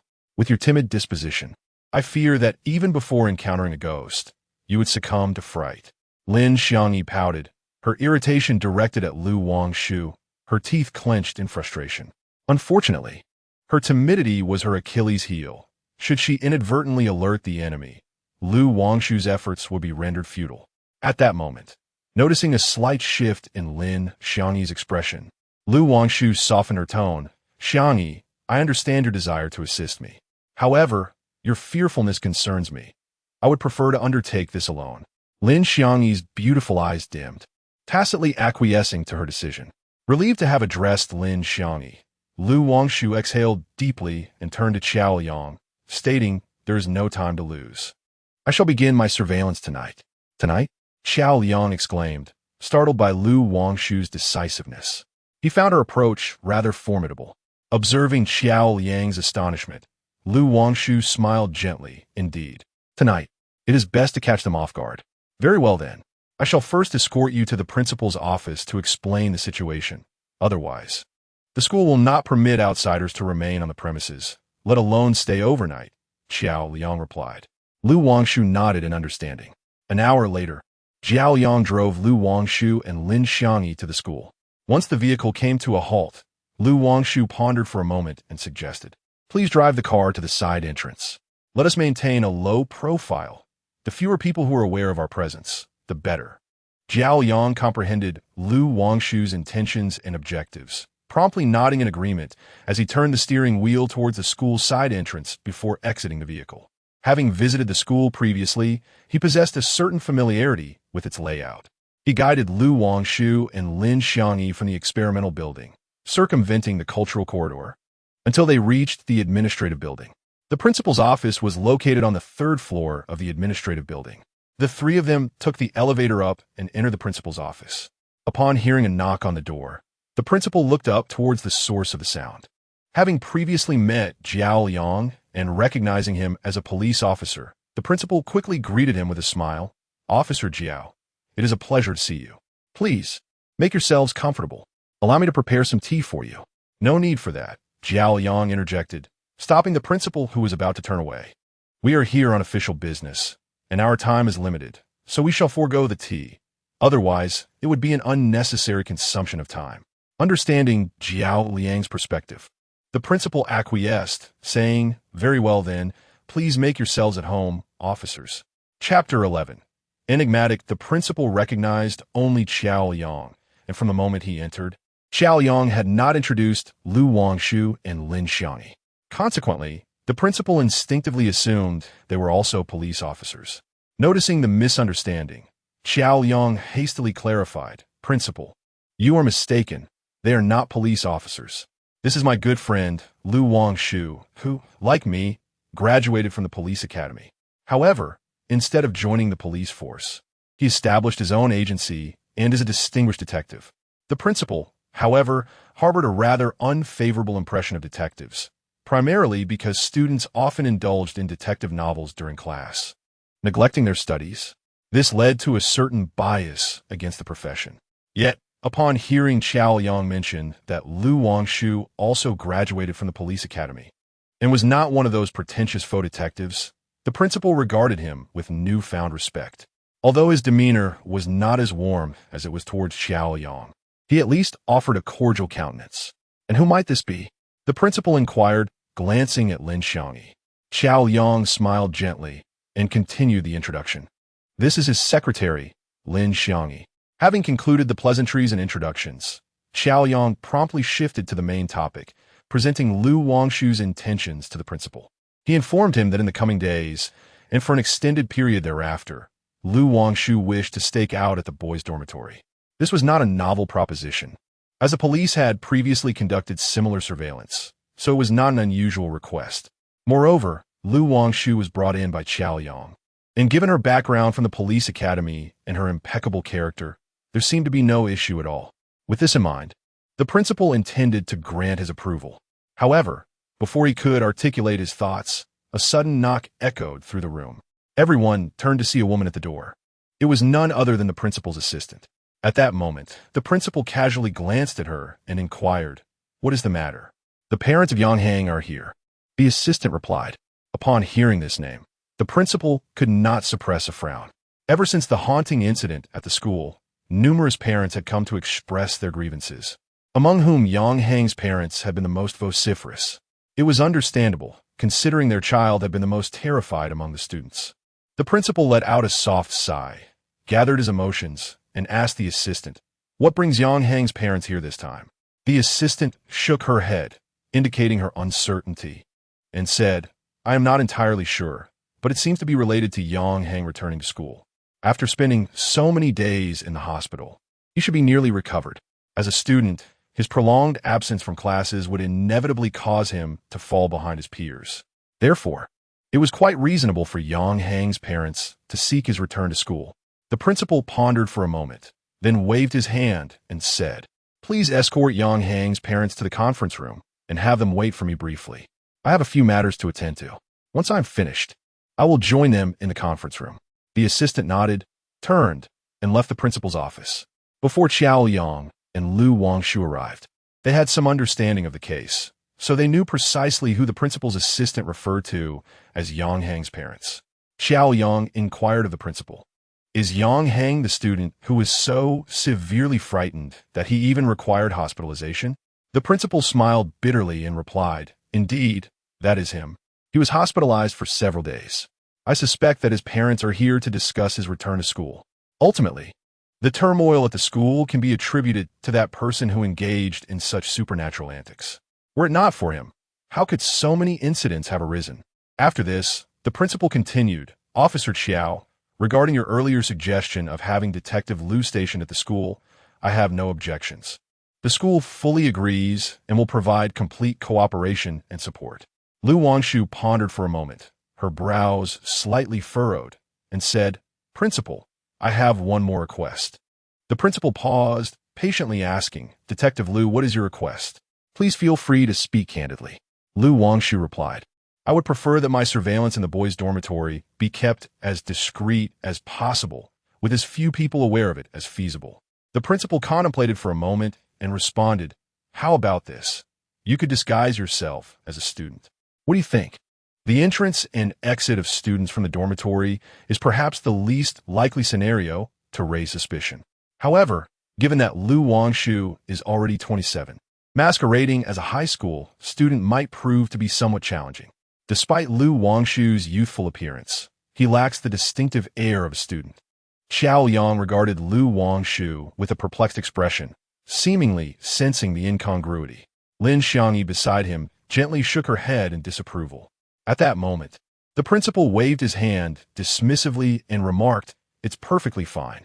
As long as Detective Liu shaves his beard clean, dons a slightly larger school uniform, and carries a backpack, he will go unnoticed. With so many students in the school, no one will suspect a thing. Observing the principal's unwavering confidence, Lu Wangshu smirked slightly and responded with a sense of openness. All right, I will return to shave, and you can prepare the uniform for me. I will manage to find a backpack myself. Tonight, I shall wait at the boys' dormitory. After finalizing the plan, the three of them departed from the school. Xiao Yang escorted Lu Wangshu and Lin Xiangyi back to the office before heading to the police station. At this point, Lu Wangshu chose not to engage with Lin Xiangyi any further and instead turned to ascend the stairs, beginning his search for his razor. Noticing Lu Wangshu rummaging through his belongings, Lin Xiangyi likely deduced what he was searching for and joined his quest. Although Lu Wangshu excelled in solving cases and reasoning, when it came to locating items, Lin Xiangyi's skills were unmatched. After a prolonged search in his room without success, Lu Wangshu found himself at a loss, while Lin Xiangyi effortlessly discovered the razor in the bathroom with a casual glance. Lin Xiangyi handed the razor to Lu Wangshu, feeling a subtle sweetness in her heart. The razor Lu Wangshu was using was a gift from Lin Xiangyi. After she began her career and received her first paycheck, she purchased a razor for him. Reflecting on this, Lin Xiangyi casually asked Lu Wangshu, "Why haven't you replaced this old razor yet?" Lu Wangshu glanced at the razor in his hand and nostalgically replied, "If it still works, why change it? It would be wasteful to keep replacing things. I'm a grown man, not like you women who are always buying new things." Though Lu Wangshu spoke with conviction, Lin Xiangyi noted the faint blush creeping to his ears. In the end, he was just a stubborn mule.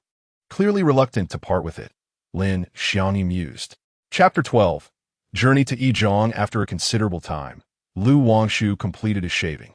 He transformed from a disheveled figure, marked by the weariness of life, to one radiating vigor and charm. His fair complexion and impeccably sculpted features rendered him strikingly handsome. Observing this remarkable metamorphosis, Lin Xiangyi could not help but exclaim, "Lu Wangshu, you look so much better without a beard. Why do you insist on growing one? I feel that without a beard, I might appear a bit effeminate. Given my fair complexion, the absence of facial hair seems somewhat lacking." Lu Wangshu articulated his sentiments. Lin Xiangyi pursed her lips, disagreeing with his perspective but choosing not to engage in a debate. Once Lu Wangshu finished his grooming, she inquired, "Are you heading to school now?" Shaking his head, Lu Wangshu replied, "I need to eat first. After a long day of labor, I haven't even had a sip of water. This cannot continue. Moreover, I have to stay up late tonight. I must nourish myself before proceeding." Upon hearing this, Lin Xiangyi thought to herself, so he does recognize the importance of taking care of his health. Nevertheless, her body remained quite honest about its needs. Rising from the sofa, she asked Lu Wangshu, "What would you like to eat? I can prepare something for you. Just make whatever you feel like." "I'm not picky," Lu Wangshu responded. After their meal, Lu Wangshu drove to Yongzhou Yizhong, accompanied by Lin Xiangyi. After all, someone must bring the car to the office. It cannot remain parked indefinitely at the school entrance. Before exiting the vehicle, he handed the car keys to Lin Xiangyi and turned to leave. Lin Xiangyi called out to him, her face etched with concern, saying, "The night air can be chilly. Remember to find a sheltered corner to hide and avoid catching a cold." Lu Wangshu signaled that he understood, then, without looking back, opened the car door and strode confidently into the school. Witnessing Lu Wangshu's resolute departure, Lin Xiangyi was left fuming in the car, her frustration manifesting in restless foot-tapping. It must be said that Lu Wangshu was rather oblivious to subtle emotions. Lacking any telepathic abilities, he remained unaware of Lin Xiangyi's thoughts at that moment. Upon entering the campus, the elderly gatekeeper, upon seeing Lu Wangshu, inquired whether his surname was Lu. The latter nodded and stated that he had come to collect his school uniform. Without further ado, the gatekeeper handed the uniform to Lu Wangshu while chiding him, saying, "You students these days are truly forgetful. Forgetting to bring a pen or an assignment book is one thing, but leaving your uniform on the playground? Look at you. I hope you've learned your lesson." Upon hearing the gatekeeper's words, Lu Wangshu immediately grasped the situation. Previously, he had requested the principal to keep everything discreet, emphasizing that the fewer people who knew, the better. Thus, when the principal delivered the uniform to the gatekeeper, he had crafted a fabricated explanation. At Yongzhou, one high school, there exists a rather unremarkable rule. Students are required to wear school uniforms. The principal then informed the elderly gatekeeper that Lu Wangshu had inadvertently left her school uniform on the playground due to her participation in physical education. The school uniform trousers of Yongzhou No. 1 high school bear a striking resemblance to ordinary black sports pants available in stores, albeit lacking a logo. In the dim light of the evening, the gatekeeper, despite Lu Wangshu wearing her own trousers, failed to discern anything amiss.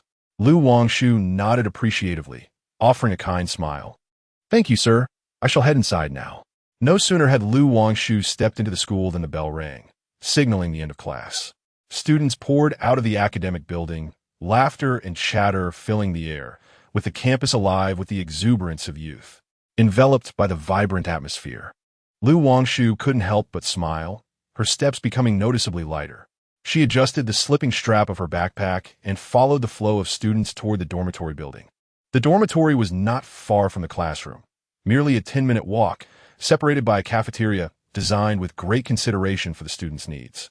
As she walked, Lu Wangshu discreetly observed those around her, hoping to uncover some clues about her surroundings. The dormitory comprised 5 floors, with the first floor unoccupied by students, serving only as the residence of the dormitory supervisor, Ms. Zhang. In her 50s, Ms. Zhang was warm and approachable. She would always smile and nod in response to greetings from passing students.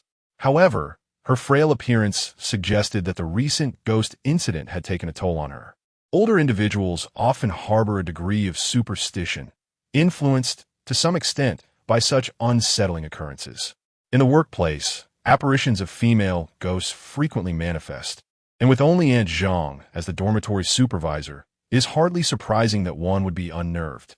As Lu Wangshu contemplated this, her gaze towards Aunt Zhang was tinged with sympathy. Sensing someone observing her, Aunt Zhang looked up and, upon recognizing a student, offered a warm smile to Lu Wangshu.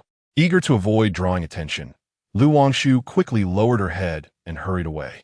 According to the accounts of fellow students, the ghost was said to haunt the 5th floor, prompting Lu Wangshu to ascend the stairs without a second thought. Each floor of the dormitory boasted 2 small balconies, located at either end of the corridor. Lu Wangshu made her way directly to one of these balconies, which harbored a clever hiding spot nestled between the protruding floor and the wall. She stepped into the angle, turning sideways to peer out. In this position, she could observe any subtle movements within, while remaining undetected. As time passed, after 9 o'clock, the corridor fell silent. Devoid of any student activity, Aunt Zhang ascended to conduct a roll call, ensuring that every student was accounted for before extinguishing the corridor lights. An eerie and chilling atmosphere enveloped the hallway, steeped in a sense of dread. Fortuitously, Lin Xiangyi was absent. Had she been present, she would undoubtedly have been terrified. Lu Wangshu, vexed, smacked her forehead in frustration. It had only been a short while since their parting, yet here she was, thinking of her again. In the midst of this long, desolate night, enveloped in profound silence, Lu Wangshu found herself alone, vigilantly waiting. The ghostly figure failed to materialize, and she refrained from using her phone to pass the time, fearing that the faint glow of the screen might raise suspicions. Thus, she remained standing, lost in thought. Before long, her mind drifted far away, her gaze shimmering slightly as it traversed back to her 2nd year of junior high, recalling shared experiences with Lin Xiangyi. A smile graced her lips, for those memories felt like the most joyous moments of her childhood. Just the act of reminiscing filled her heart with warmth and unparalleled happiness. Chapter 13. An empty search. After a long while, the night breeze blew in, chilling and prompting Lu Wangshu to stifle a sneeze. He resisted the urge to sneeze and turned to glance at the corridor, which remained desolate, just as Qiao Liang had described.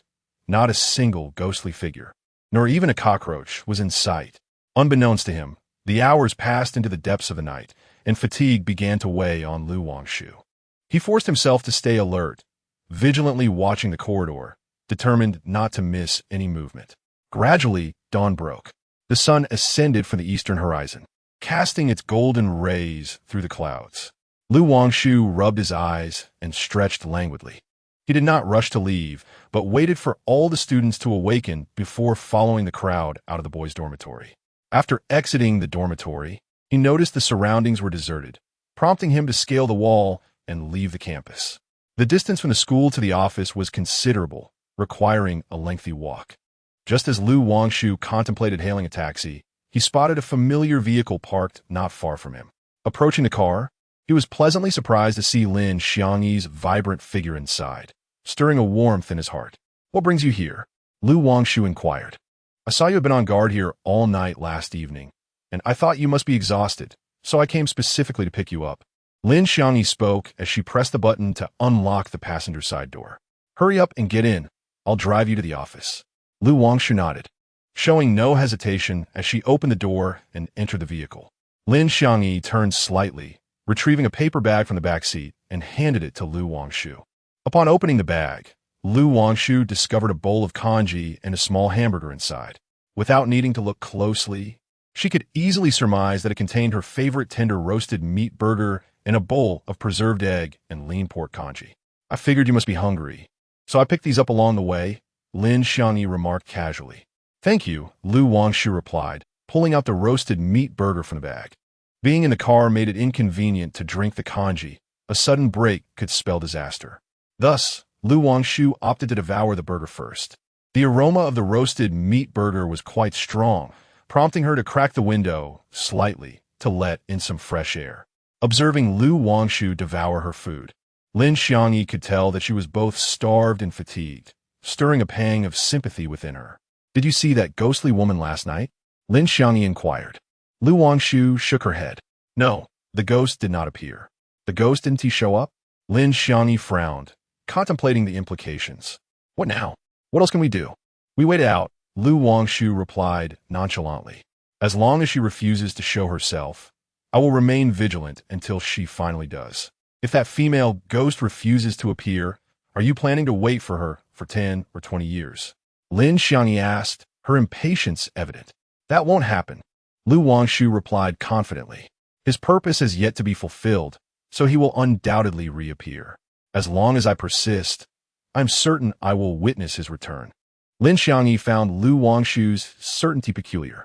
"How can you be so sure that the ghost will show herself again? You mentioned that his purpose remains unachieved. But what exactly is that purpose?" Lu Wangshu shook his head. "At present, I have no idea what this individual's intentions are. However, consider his ghostly antics. Aside from instilling fear among the students at the school, what other consequences has it produced?" Lin Xiangyi pondered for a moment and realized that indeed, there seemed to be none. Yet, unwilling to concede, she pressed on. "What if, hypothetically, his sole purpose is to induce fear among the students?" "That is impossible." Lu Wangshu dismissed her notion without a second thought. If his intent were that simplistic, merely a prank born of boredom, then a couple of appearances would suffice. There would be no need for repeated manifestations. The more frequently he appears, the more evidence he leaves against himself. Unless he is foolish, there is no reason for him to act in such a manner. The two soon arrived at the office, and after Lin Xiangyi parked the car, they alighted one after the other. Upon returning to the office, Lu Wangshu headed straight upstairs. Lin Xiangyi understood he was going to catch up on sleep and chose not to call out to him. Lin Xiangyi meticulously tidied up the office before finally feeling satisfied with her work, only to be interrupted by a knock at the door. Upon opening it, she found Xiao Yang standing there. "Where's Wangshu?" Xiao Yang inquired as he stepped inside, scanning the room for any sign of Lu Wangshu, but to no avail. Lin Xiangyi gestured towards the staircase, stating, "He is upstairs. He spent all night at Yongzhou No. 1 High School and has only just returned to the office. You've come at an inconvenient time. He is likely in a deep slumber right now." Her tone was somewhat indifferent as she spoke. Xiao Yang, aware of Lin Xiangyi's feelings for Lu Wangshu, deduced that she was harboring some resentment towards him at that moment. With a wry smile, Xiao Yang made his way to the sofa, asking as he walked, "Did Wangshu see that female ghost last night?" Lin Xiangyi shook her head, handing him a cup of tea. "No, he didn't tea. Wangshu mentioned that the one who was playing tricks didn't show up last night, and he plans to return again tonight. He won't give up until that person appears. There was a hint of exasperation in her voice. Having known Lu Wangshu for many years, Qiao Yang understood his temperament and was not particularly surprised by his determination. After sitting in the office for a while without seeing Lu Wangshu emerge, and considering the pending matters at the police station, Qiao Yang reluctantly decided to take his leave. Before departing, he turned to Lin Xiangyi and said, "Please remind Wangshu to act within his limits and not to overexert himself. Constantly reversing day and night will undoubtedly take a toll on one's health. When the time comes, do not pretend to catch the ghost. He may collapse first." Lin Xiangyi sighed and lamented. He is hardly the type to obey. Qiao Yang pondered for a moment and realized that this was indeed the case. So he said nothing further and strode out of the office.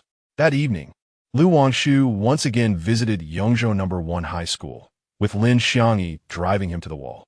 Before Lu Wangshu exited the vehicle, Lin Xiangyi relayed to him the words Qiao Liang had spoken to her earlier that day. He casually nodded and replied dismissively, "Rest assured, I know what I'm doing. You should head back soon." Chapter 14. Unwavering resolve. As before, the moment Lu Wangshu sidled into the corner, he sensed an unusual softness in the touch of the backpack he clutched. In an effort to embody the essence of a student, he had rummaged through his wardrobe and retrieved an old backpack from days gone by. The bag was devoid of contents, entirely empty, yet now felt unexpectedly pliable, as if it concealed some hidden object within. A spark of curiosity ignited within him. Glancing around to ensure no one was watching, he unzipped the backpack, only to discover a light jacket crammed inside. It was obvious, even to the most oblivious, that this jacket had been stashed there by Lin Xiangyi. With a gentle smile gracing his lips, Lu Wangshu donned the jacket, a flicker of happiness illuminating his expression. That night, the ghostly apparition did not make an appearance, nor did it for several consecutive nights thereafter. However, there exists an ancient Chinese adage that states, "One may tread the iron shoes in vain, yet find what one seeks without effort." Fate, it seems, is impartial. All of Lu Wangshu's endeavors would not be in vain. On this particular evening, Lu Wangshu once again scaled the wall into Yongzhou No. 1 Middle School. With his head bowed and backpack slung over his shoulder, he hurried forward, swiftly merging into the throng of students. At that moment, he heard a voice call out from behind, "Wangshu, the dean is looking for you. He wants you to come to his office right away." Upon hearing this, Lu Wangshu's steps faltered. He was a stranger in this school, with no acquaintances to speak of, and yet someone had called out his name with such familiarity. Moreover, why was it the academic director seeking him out? If there were indeed a need for a summons, would it not be more appropriate for the principal to intervene? As Lu Wangshu's mind raced with these thoughts, a melodious female voice echoed from behind him. "Oh, I see. I'll head over right away." A wave of relief washed over Lu Wangshu. It appeared that he shared a name with the girl in question. She was not calling for him, but rather for her. Noticing a hint of reluctance in the tone of the girl who bore his name, he surmised she must have erred and was consequently caught. After all, what school lacked its own formidable figure, the dreaded academic director who lurked behind classroom windows, instilling fear in the hearts of students? He brushed off this minor incident and continued on his way without looking back. As the clock struck 10, an unsettling feeling began to creep in. A potent premonition gripped him. He sensed that the one who dabbled in the arcane would surely make an appearance that night. This intuition, though inexplicable, was undeniably strong. Indeed, shortly thereafter, Lu Wangshu spotted a shadowy figure of a woman materializing in the corridor. The impression of femininity stemmed from the slenderness of the silhouette. However, the distance and the absence of lighting rendered the figure's features indistinct. Holding his breath, Lu Wangshu's gaze remained fixed on the approaching figure, who gradually advanced in his direction. As Lu Wangshu drew closer, he discerned that the figure before him had exceptionally long hair, cascading down to obscure their face entirely. Clad in a flowing white garment that appeared somewhat oversized, the fabric billowed ominously with the slightest breeze, enhancing the eerie resemblance to the sorrowful specters often depicted in television dramas. However, Lu Wangshu remained unperturbed by such apparitions. Assessing the distance, he took a decisive step from the shadows and approached the ghostly figure, fixing a cold gaze upon her as he inquired, Pray tell, who are you? The apparition seemed taken aback by the presence of another, particularly one devoid of fear, and hastily waved her hand. Wangshu felt a sudden rush of mist envelop him, and instinctively raised his arms to shield his eyes and mouth. When he lowered his hands, the specter had vanished, leaving behind only a scattering of white powder upon the ground. Puzzled, Wangshu bent down and dipped a finger into the fine substance, bringing it close for inspection. At that moment, clarity dawned upon him. The ghost had not conjured a cloud of smoke, but had instead cast this powder towards him. Its fine texture allowed it to disperse rapidly into the air, creating an illusion akin to smoke at first glance. Wangshu let out a cold laugh, finding such a clumsy trick utterly shameless. Now he was even more convinced that the so-called ghost was merely the work of a human. What kind of ghost would need to resort to white powder for escape? Wangshu was currently situated on the top floor of the boys' dormitory. Beyond this, only the rooftop remained. The rooftop was secured with an iron gate, which was always locked for fear that some despondent student, dissatisfied with their exams, might leap from the dormitory's heights. Thus, the one orchestrating this ruse could not have ascended but must have fled downward. Having realized this, Wangshu wasted no time and hurried down the stairs. However, to his astonishment, he encountered no sign of life along the way. Upon bursting out of the boys' dormitory, he found the area eerily deserted, devoid of any semblance of human presence. This truly baffled Wangshu.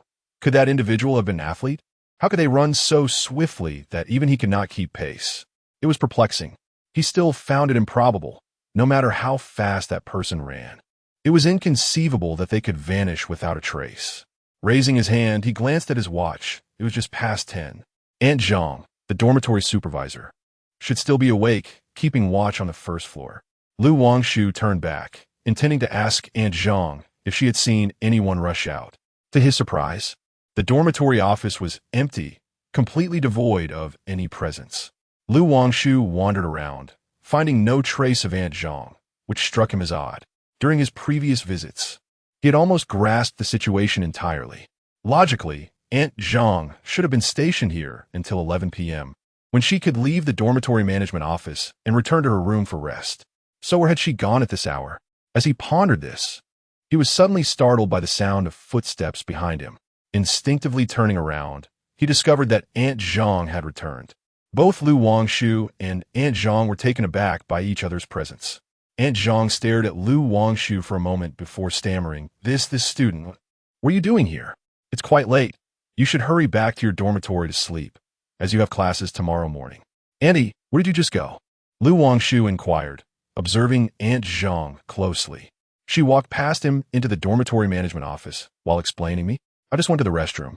Wangshu clearly regarded Aunt Zhang's answer with skepticism and pressed on, but there is only one restroom on the first floor, located at the end of this corridor.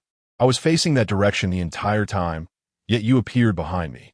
Isn't it possible that the restroom on the first floor was out of order, prompting you to go to the second floor instead? Aunt Zhang, when making this statement, seemed rather resigned. Wangshu still could not entirely dispel the doubts lingering in her heart. After pondering for a moment, she decisively lifted her foot and made her way towards the restroom at the end of the first floor corridor. Alas, dear student, are you not going to sleep at this late hour? Aunt Zhang, feeling a sense of urgency, called out to Wangshu's retreating figure. Wangshu, as if in a daze, continued to walk forward without so much as glancing back. Chapter 15. Request for surveillance, given that this is a male dormitory. All the restrooms within are designated as male facilities. However, considering that Aunt Zhang is a woman, the school thoughtfully reserved the restroom on the first floor exclusively for her use, as she is the sole occupant of that floor. Wangshu confidently stepped inside, and the restroom's fixtures appeared to be in proper working order, not showing any signs of malfunction. After a moment of contemplation, she approached one of the devices and pressed the flush button. Indeed, no matter how forcefully Wangshu pressed the button, there was no response. She then tried the flush buttons on several other fixtures, yet the outcome was the same. Clearly, Aunt Zhang had not been dishonest with her. The restroom on the first floor was indeed out of order, and her earlier suspicions were unfounded. Lu Wangshu reasoned that since Aunt Zhang had just gone to the second floor to use the restroom, she must not have encountered that ghostly figure. Otherwise, at this hour, how could she remain so composed? Thus, Lu Wangshu decided against inquiring about the apparition, fearing that it might frighten Aunt Zhang, especially at her age. The corridors of the student dormitory are equipped with surveillance cameras, so the mysterious figure's escape should have been captured on video. With this thought in mind, Lu Wangshu returned to the dormitory management station and asked, Aunt Zhang, where can we access the surveillance footage? Oh dear, my child, do not blame me for being a meddlesome old lady, Aunt Zhang sighed. You have classes early tomorrow, so it would be best if you returned to your dormitory and got some rest. Lu Wangshu found it difficult to elaborate on his situation, and given the complexity of his predicament, he simply replied, Auntie, please, I need to know urgently. Aunt Zhang observed the genuine anxiety etched on Lu Wangshu's face, which seemed far from feigned. With a wry smile, she remarked, Your urgency is futile. The teacher in the monitoring room has long since gone home. No matter how anxious you are, you will have to wait until tomorrow. Now, be a good student and head upstairs to sleep. Realizing that there was no immediate way to access the surveillance footage, Lu Wangshu deemed it unnecessary to linger any longer. After all, the apparition had already made an appearance that night, and it was unlikely that it would manifest again. With nowhere to sleep in that vicinity, he resolved to return to the office. However, seeing Lu Wangshu intent on leaving instead of returning to rest, Aunt Zhang became alarmed. She hurriedly closed the distance between them, blocking his path. Student, it's already past lights out. According to school regulations, you are not permitted to be outside at this hour. Please, return quickly. Lu Wangshu, undeterred, shrugged off his school uniform jacket and stated, Annie, I am not a student of this school. I am a detective here to investigate a case. If you doubt my words, feel free to inquire with the principal. With that, Lu Wangshu strode away from the boys' dormitory. Aunt Zhang, being of advanced age, could not possibly match the youthful vigor of Lu Wangshu and could only watch helplessly as he departed. Lu Wangshu arrived at the wall, effortlessly leaping over it with familiarity, and then gracefully descended to the ground. Once he regained his footing, he promptly checked his pockets and, upon confirming that his belongings were intact, he let out a sigh of relief, feeling thoroughly reassured. Just before leaving the 5th floor of the male dormitory, he had been cautious. Lu Wangshu dipped his finger into some powder on the ground and collected it in a transparent bag. Although the white powder appeared to be nothing more than ordinary flour, readily available for purchase, he resolved to have Xiao Liang take it to the police station the following day for the forensic team to examine. Who knows what clues might be uncovered? Even if the powder turned out to be plain flour, it would still warrant investigation. The individual behind the deception had already revealed a hint of their true nature. Uncovering their identity was merely a matter of time.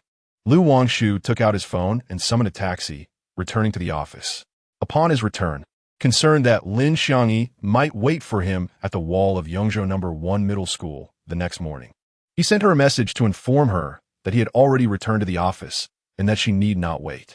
Subsequently, he messaged Xiao Yang, notifying him that he had confronted the female ghost that evening and had made some progress, urging him to come promptly the next morning. After completing these tasks, Lu Wangshu felt a sense of calm as he set his phone down and retreated to his room. Perhaps it was due to the prolonged absence of a proper slumber. But as soon as Lu Wangshu's head touched the pillow, he swiftly descended into a deep sleep. His rest was particularly restorative, and the following morning, he was roused by the enticing aroma of congee wafting from the small kitchen. He casually draped a garment over himself and made his way towards the source of the delightful scent. Indeed, in the small kitchen, the little pot simmering away was busily preparing the congee. Having consumed an array of breakfast brought to him by Lin Xiangyi over the past few days, mostly fast food from KFC or McDonald's, he had grown weary of it all. Thus, the prospect of savoring freshly cooked bone congee was simply exquisite. He retrieved a bowl from the shelf and reached for a spoon nearby, just as a slender hand deftly swatted his way, halting his intended action. Feeling a twinge of pain, Lu Wangshu reluctantly withdrew his hand, casting a look of reproach at the owner of the delicate hand. Xiangyi, what are you doing? He inquired. Lin Xiangyi shot him a glare and replied, What am I doing? The congee has only just finished cooking. yet you are eager to dive in. Go brush your teeth and wash your face. I will serve the kanji for you and place it in the dining room. He pouted, realizing he had no choice but to abandon his utensils and turn towards the bathroom. Lin Xiangyi ladled the kanji into a bowl, sprinkling a touch of pepper and salt to achieve the perfect seasoning before carrying it to the dining room. Just as she placed the bowl on the table, she noticed Lu Wangshu approaching her. At this moment, Lu Wangshu had already completed his morning routine and changed into a fresh outfit, exuding a bright and refreshing demeanor akin to that of a sunny, amiable older brother. Yet in the next instant his composure faltered. He pulled out a chair, seized a nearby spoon, and began to eat heartily. Lin Xiangyi, observing him, could not help but advise, "Eat more slowly. Be careful not to choke." Just then, a knock echoed from outside, indicating that Xiao Liang had arrived. After all, at this hour, he was the only visitor expected. Lin Xiangyi descended the stairs to open the door, and indeed, it was Xiao Liang. The moment he entered, he promptly inquired, "Where's Wangshu? Has he gotten up?" Lin Xiangyi nodded, replying, "He is up and is having breakfast upstairs. You can go right up. He is in the dining area." With a smile, Xiao Yang wasted no time with pleasantries and swiftly made his way to the second floor.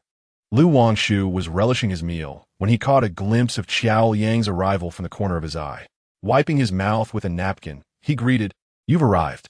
Xiao Yang pulled out the chair opposite Lu Wangshu and sat down hastily, asking, "You texted me last night, saying you encountered that mysterious figure? What on earth happened?" "Last night, around 10 o'clock, I was keeping watch on the 5th floor when, after a short while, I saw that enigmatic figure approach from the corridor. I confronted him directly, but he threw a handful of white powder and made his escape."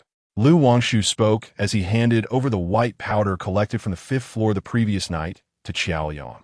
Xiao Yang received the bag of white powder with great excitement, exclaiming, "Well done, my friend. We are able to gather evidence. How impressive." He added, "I will take this bag back to the police station shortly and allow my colleagues in the forensic department to conduct a thorough examination to ascertain if there are any unusual components within." Lu Wangshu nodded in agreement and remarked, "I have nearly finished my meal. There is no time to waste. Let's proceed swiftly. First, we shall deliver this to the forensic department at the police station for analysis, and then we will head to the school to request the surveillance footage from last night." Xiao Yang found Lu Wangshu's plan to be pragmatic and expressed his approval. Lin Xiangyi, who had entered the dining hall just after Xiao Yang, had overheard their conversation. Hearing that they were about to leave immediately, she disregarded the task of tidying up the dishes, grabbed a jacket, and promptly exited alongside them. Chapter 16. The female ghost with feet. The three of them arrived at the police station first. Due to the relationship between Lu Wangshu and Lin Xiangyi, Xiao Yang contemplated for a moment and ultimately decided to have them wait outside, while he ventured in alone to deliver the evidence.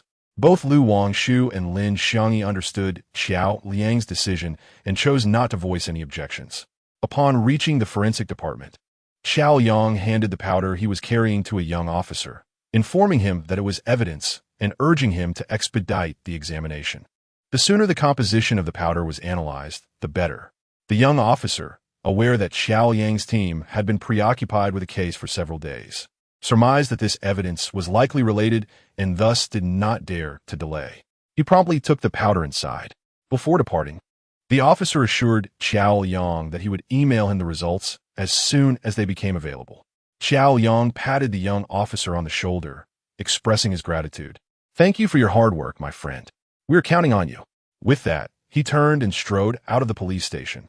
Subsequently, Xiao Yang drove, accompanied by Lu Wangshu and Lin Xiangyi, to Yongzhou No. 1 Middle School. Previously, they had taken the side entrance to avoid alerting anyone. This time, however, since Lu Wangshu had already confronted the enigmatic figure directly, and all necessary confrontations had taken place, there was no longer any need for caution. Xiao Yang confidently drove through the main entrance of the school.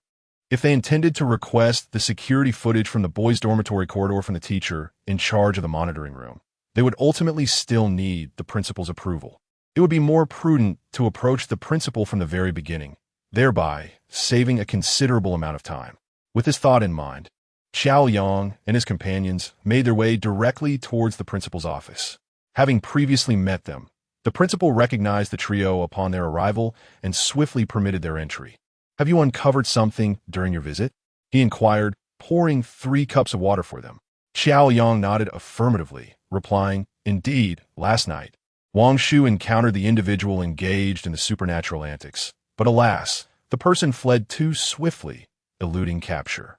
The principal smiled with delight at this revelation. "I see. So what brings you here today?" "We seek the surveillance footage from the 5th-floor corridor of the boys' dormitory from last night," Lu Wangshu stated. "Although it is said that familial disgrace should remain within the family, the gravity of the situation, whether it stems from a student's prank or the machinations of a more sinister individual, would undoubtedly cast Yangzhou No. 1 High School in an unfavorable light if it were spread." As the head of Yangzhou No. 1 High School, the principal surely felt a profound unease. However, the urgency of the matter outweighed his concerns. If the perpetrator remained at large, the situation could escalate into something far more dire. While Lu Wangshu was neither a member of the police force nor a student of Yangzhou No. 1 High School, his ability to unravel the case and identify the culprit was more than sufficient. The principal glanced at Lu Wangshu and concurred, "Very well. Let us proceed to the surveillance room and retrieve the footage from last night to ascertain the circumstances under observation." With that, the principal rose and made his way toward the office door. Seeing the principal in motion, Lu Wangshu and the others hurried to their feet, following closely behind. The surveillance room was located within the administrative building, situated on the ground floor. The principal led Lu Wangshu and their group into the surveillance room. Upon noticing the principal's arrival, the teacher in charge quickly stood up and inquired, "Principal, what brings you here?" "We are here to inspect the surveillance footage from the boys' dormitory last night," the principal replied with a serious expression. The teacher, hearing this, asked, "What specific time frame are you looking for?" How could the principal possibly know the exact time? He turned to Lu Wangshu, who promptly interjected, "We require the footage from between 10 and 10:30 last night, specifically from the 5th floor of the boys' dormitory, as well as the surveillance from the corridors of the boys' dormitory spanning all 5 floors. Upon hearing Lu Wangshu's last statement, the teacher's expression shifted to one of difficulty as he said, "Well, there are no cameras installed in the corridors of our school's boys' dormitory." "No cameras? Why not?" Lin Xiangyi pondered, her face a mask of confusion. Initially, the plan was to install surveillance cameras in the corridor. However, during the actual construction, the plumbing was improperly laid, resulting in a slight deviation that occupied the space intended for the camera installation. Consequently, no alternative locations remained for the cameras. After deliberation, the school authorities concluded that the absence of surveillance was acceptable, reasoning that no matter how vital the cameras might be, they could not outweigh the importance of the plumbing. Without the cameras, the worst that could happen would be some inconvenience in the event of an incident, but without the plumbing, the students would be rendered unable to live comfortably. This situation is precisely why the boys' dormitory at Yangzhou No. 1 High School lacks surveillance in its corridors. Upon hearing the explanation from the surveillance room staff, the principal snapped his fingers, recalling that indeed, such an occurrence had transpired. Lu Wangshu sighed. It seemed impossible to trace the mysterious figure's whereabouts after they departed from the 5th floor.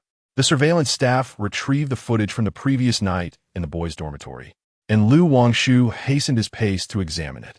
Soon, the video revealed the apparition, followed closely by Lu Wangshu's own figure.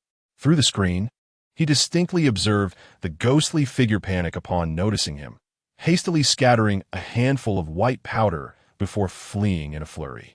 The surveillance footage, captured from a godlike perspective, allowed Lu Wangshu to discern every detail of the events that transpired.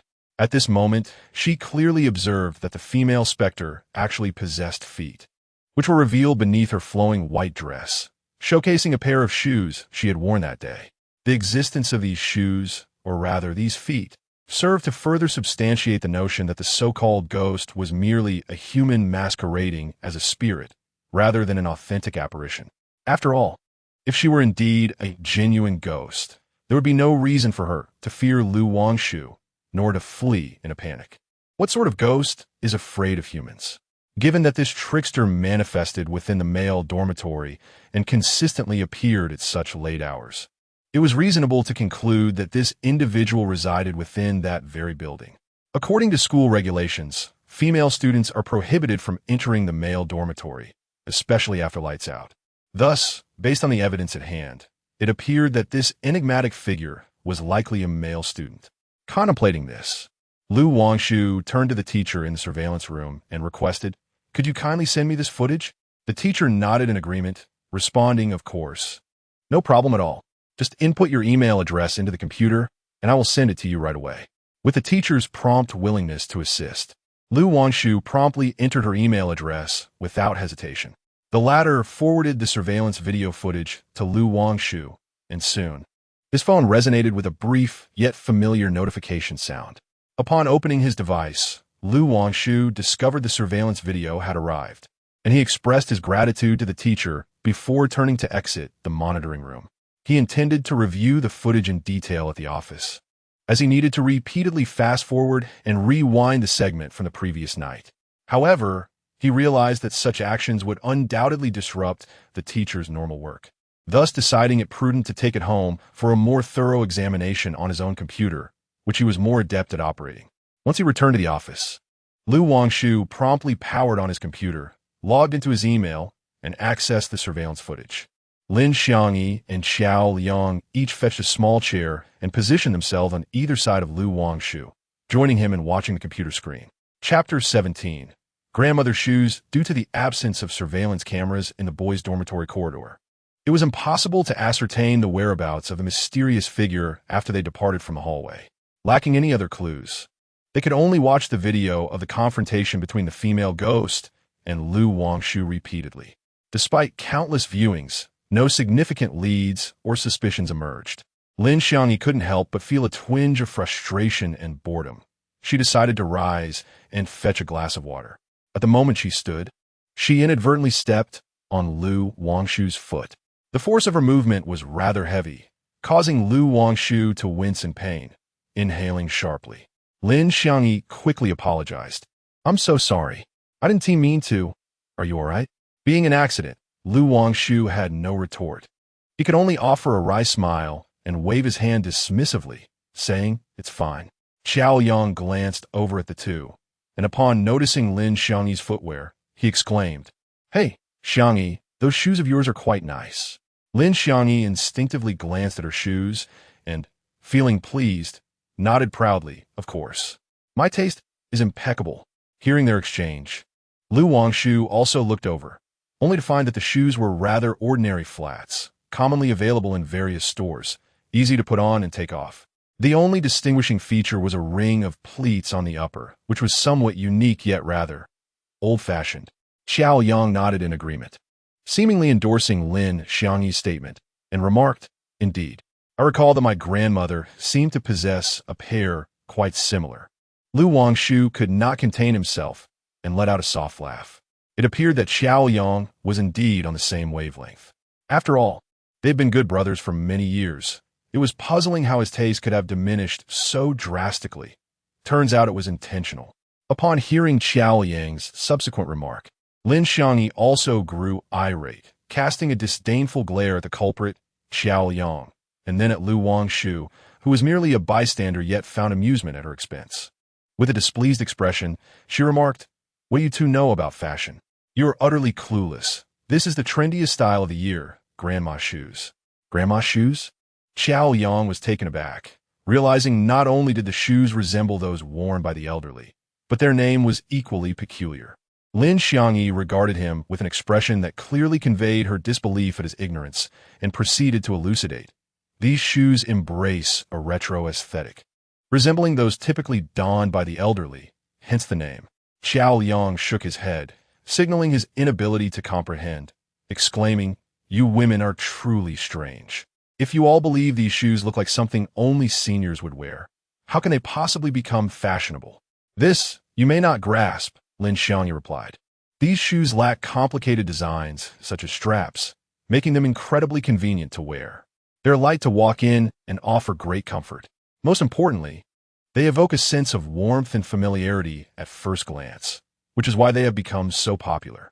Xiao Yang pursed his lips, indicating his continued bewilderment regarding the world of women.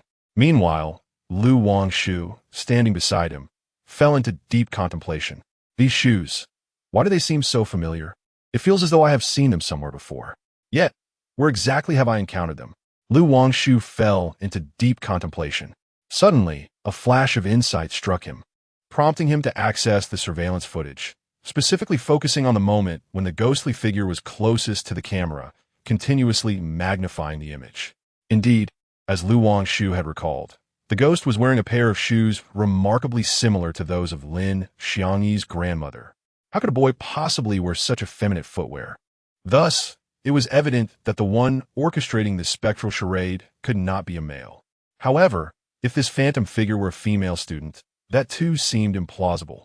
Firstly, as previously mentioned, according to the regulations of Yongzhou No. 1 High School, female students are prohibited from entering the male dormitories, except in special circumstances, such as when the student council conducts inspections.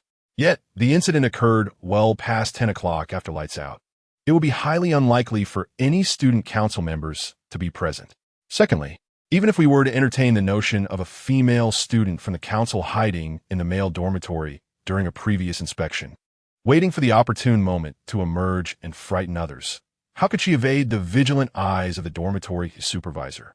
Thus, based on these two considerations, such a scenario is unequivocally untenable. With the exclusion of both a male and a female student, only one possibility remains. The entity masquerading as a ghost might very well be Aunt Zhang, the dormitory supervisor. Wangshu had just come to this realization when Xiao Yang's phone suddenly rang. Glancing at the screen, he saw it was a call from a colleague in the forensic department and promptly answered. "Hello, Brother Liang.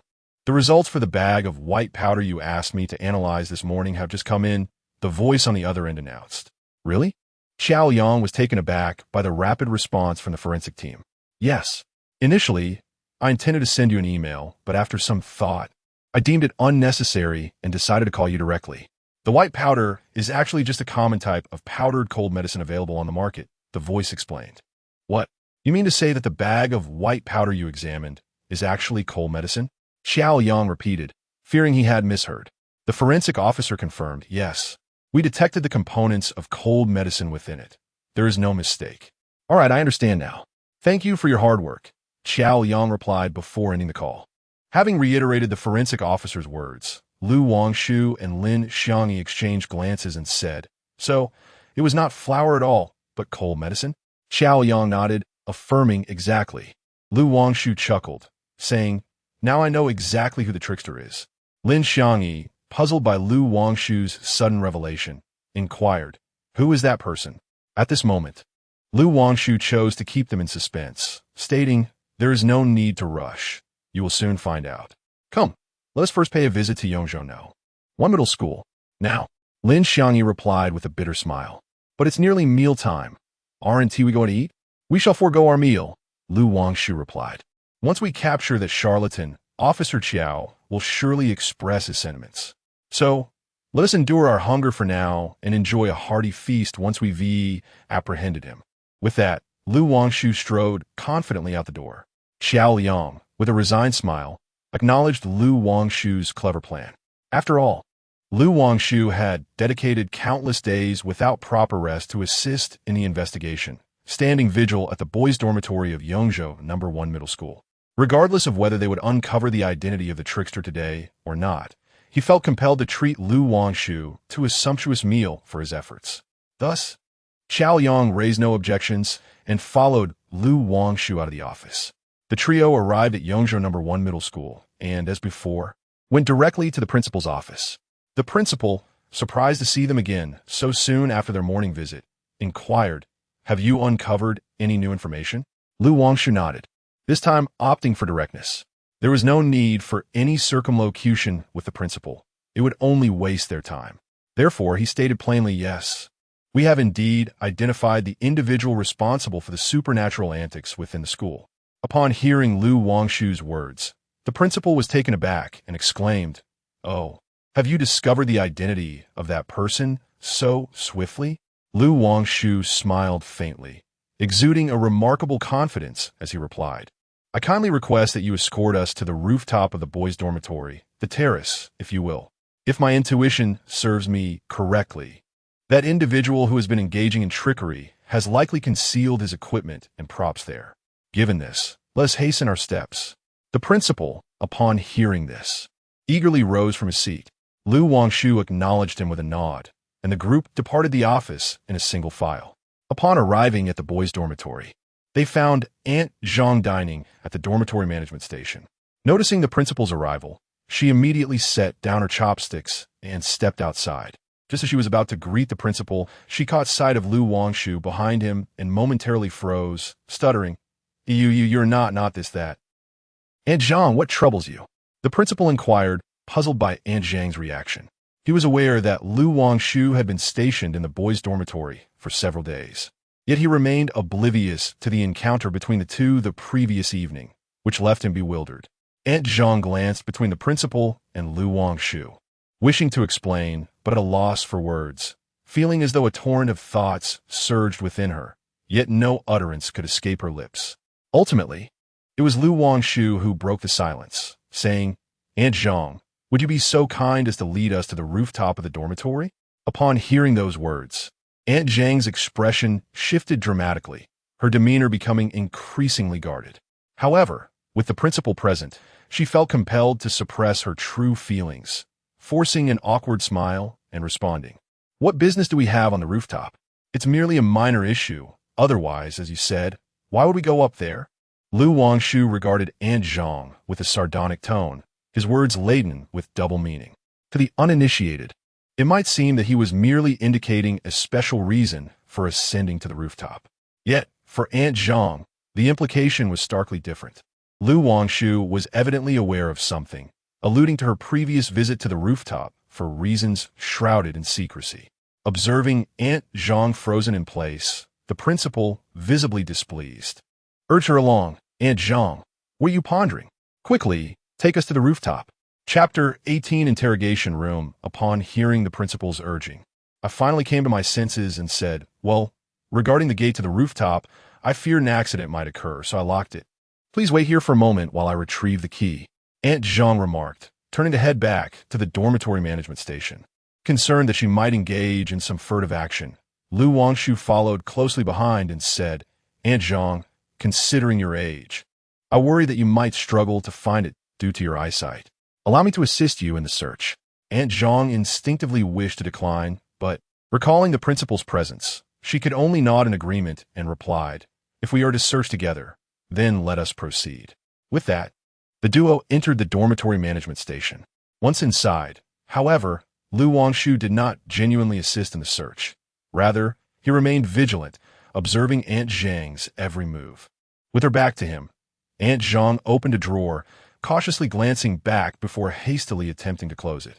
Sensing something amiss, he approached her with a semblance of a smile and said, Aunt Zhang, please do not rush to close that drawer. Did you manage to see what was inside? With that, he forcefully pulled the drawer open. Indeed, beside the words rooftop gate lay a key.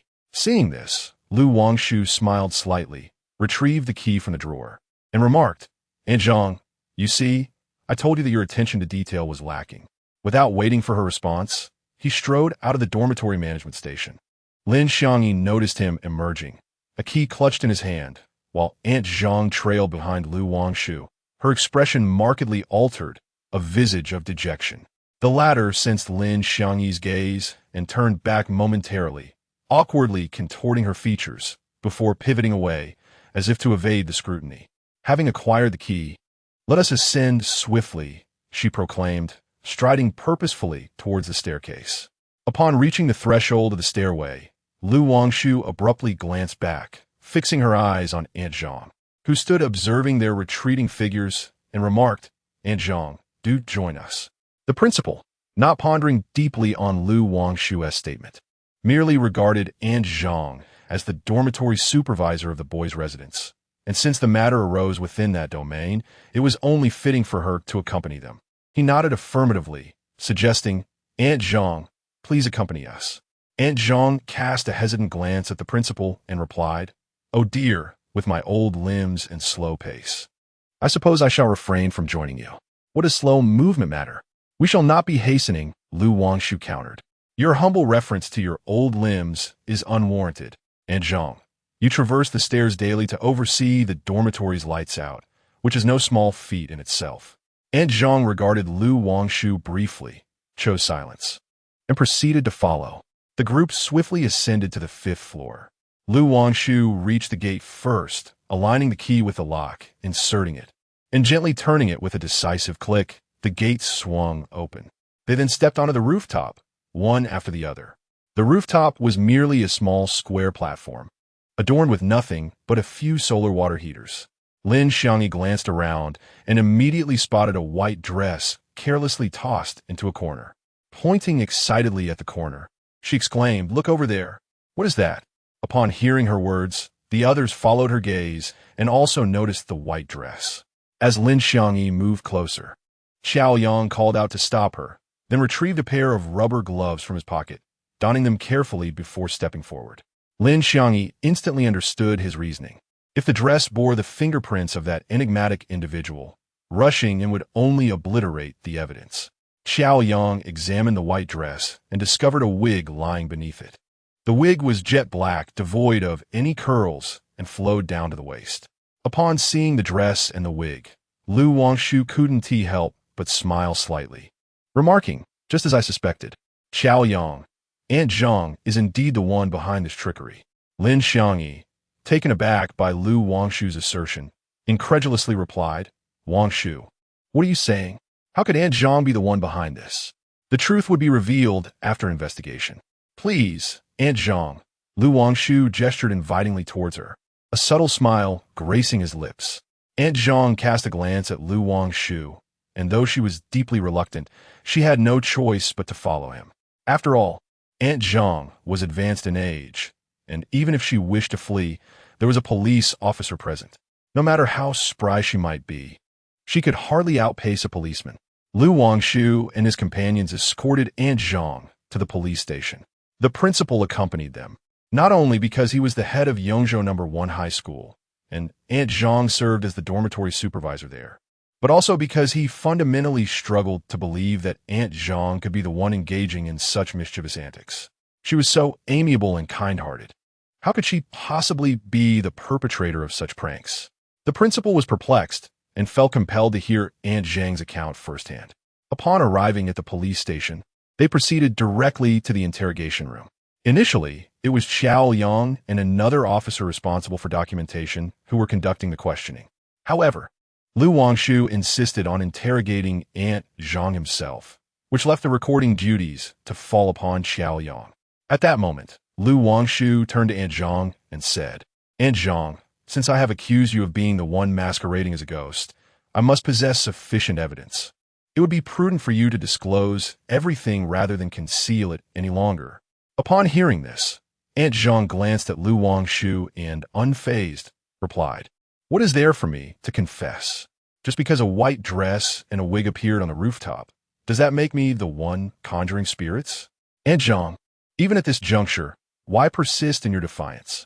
Very well, allow me to inquire. Last night, were you adorned with a pair of grandmotherly shoes? What a coincidence it is, for in the surveillance footage, the female specter was also clad in identical grandmotherly footwear. The resemblance between the two pairs is striking. Wouldn't you agree?" Indeed, upon hearing this, Aunt Zhang's complexion shifted noticeably, and she became visibly flustered, exclaiming, "Even if the shoes are the same, what can that possibly signify? You cannot presume I am the one orchestrating these supernatural occurrences merely based on footwear. The similarity in shoes may simply be a coincidence. However, it is rather peculiar that the female specter scattered a handful of white powder as she departed. Upon subsequent analysis, it was discovered that the powder was, in fact, cold medicine, and coincidentally, Aunt Zhang, you two have been suffering from a cold these past few days. This is indeed quite suspicious." Lu Wangshu articulated with meticulous precision and gradual analysis. Aunt Zhang was taken aback by Lu Wangshu's deductions. In her moment of desperation last night, she had torn open the cold medicine to use as a weapon against Lu Wangshu, which now seemed rather careless. She had not anticipated Lu Wangshu's keen perception. Not only had he noticed the white powder on the ground, but he had also collected a sample to send for forensic examination. His meticulousness was truly remarkable. During their earlier conversation, Lu Wangshu had detected a pronounced nasality in Aunt Zhang's voice. Later, upon hearing Qiao Liang confirm that the powder was indeed cold medicine, Wangshu was able to deduce with certainty that the one behind the supernatural antics was none other than Aunt Zhang herself. Aunt Zhang, there's truly no need for you to remain so evasive and reluctant to speak.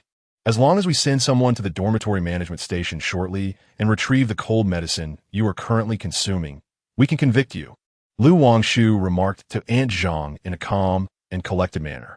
Upon hearing this, a look of terror instantly crossed Aunt Zhang's face.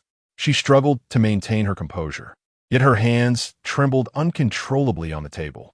At that moment, Aunt Zhang gazed at Wangshu and inquired, "If it is indeed as you say, why wait for my confession? Would it not be simpler to apprehend me directly?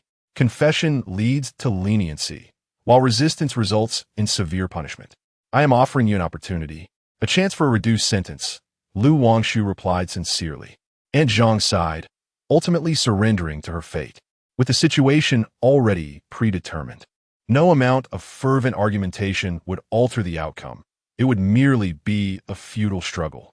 After all, the evidence Wangshu had uncovered and the conclusions drawn were undeniably accurate. Very well, I confess.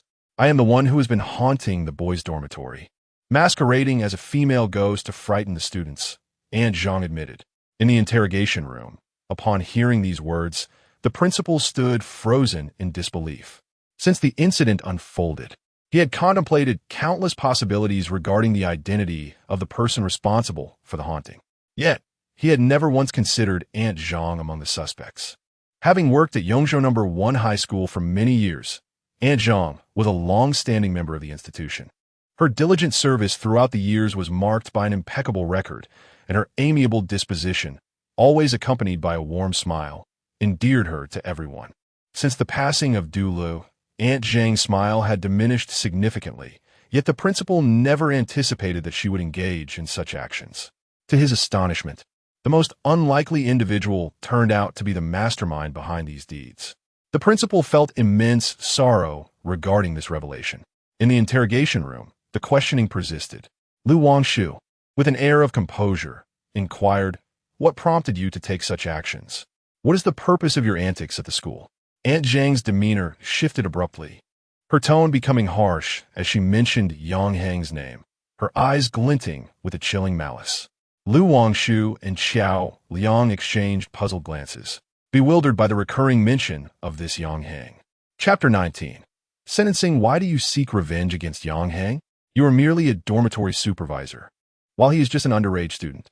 What deep-seated enmity could possibly exist between the two of you that would compel you to risk imprisonment to intimidate him? Wangshu inquired, his mind awash with confusion. Because he's responsible for my daughter's death.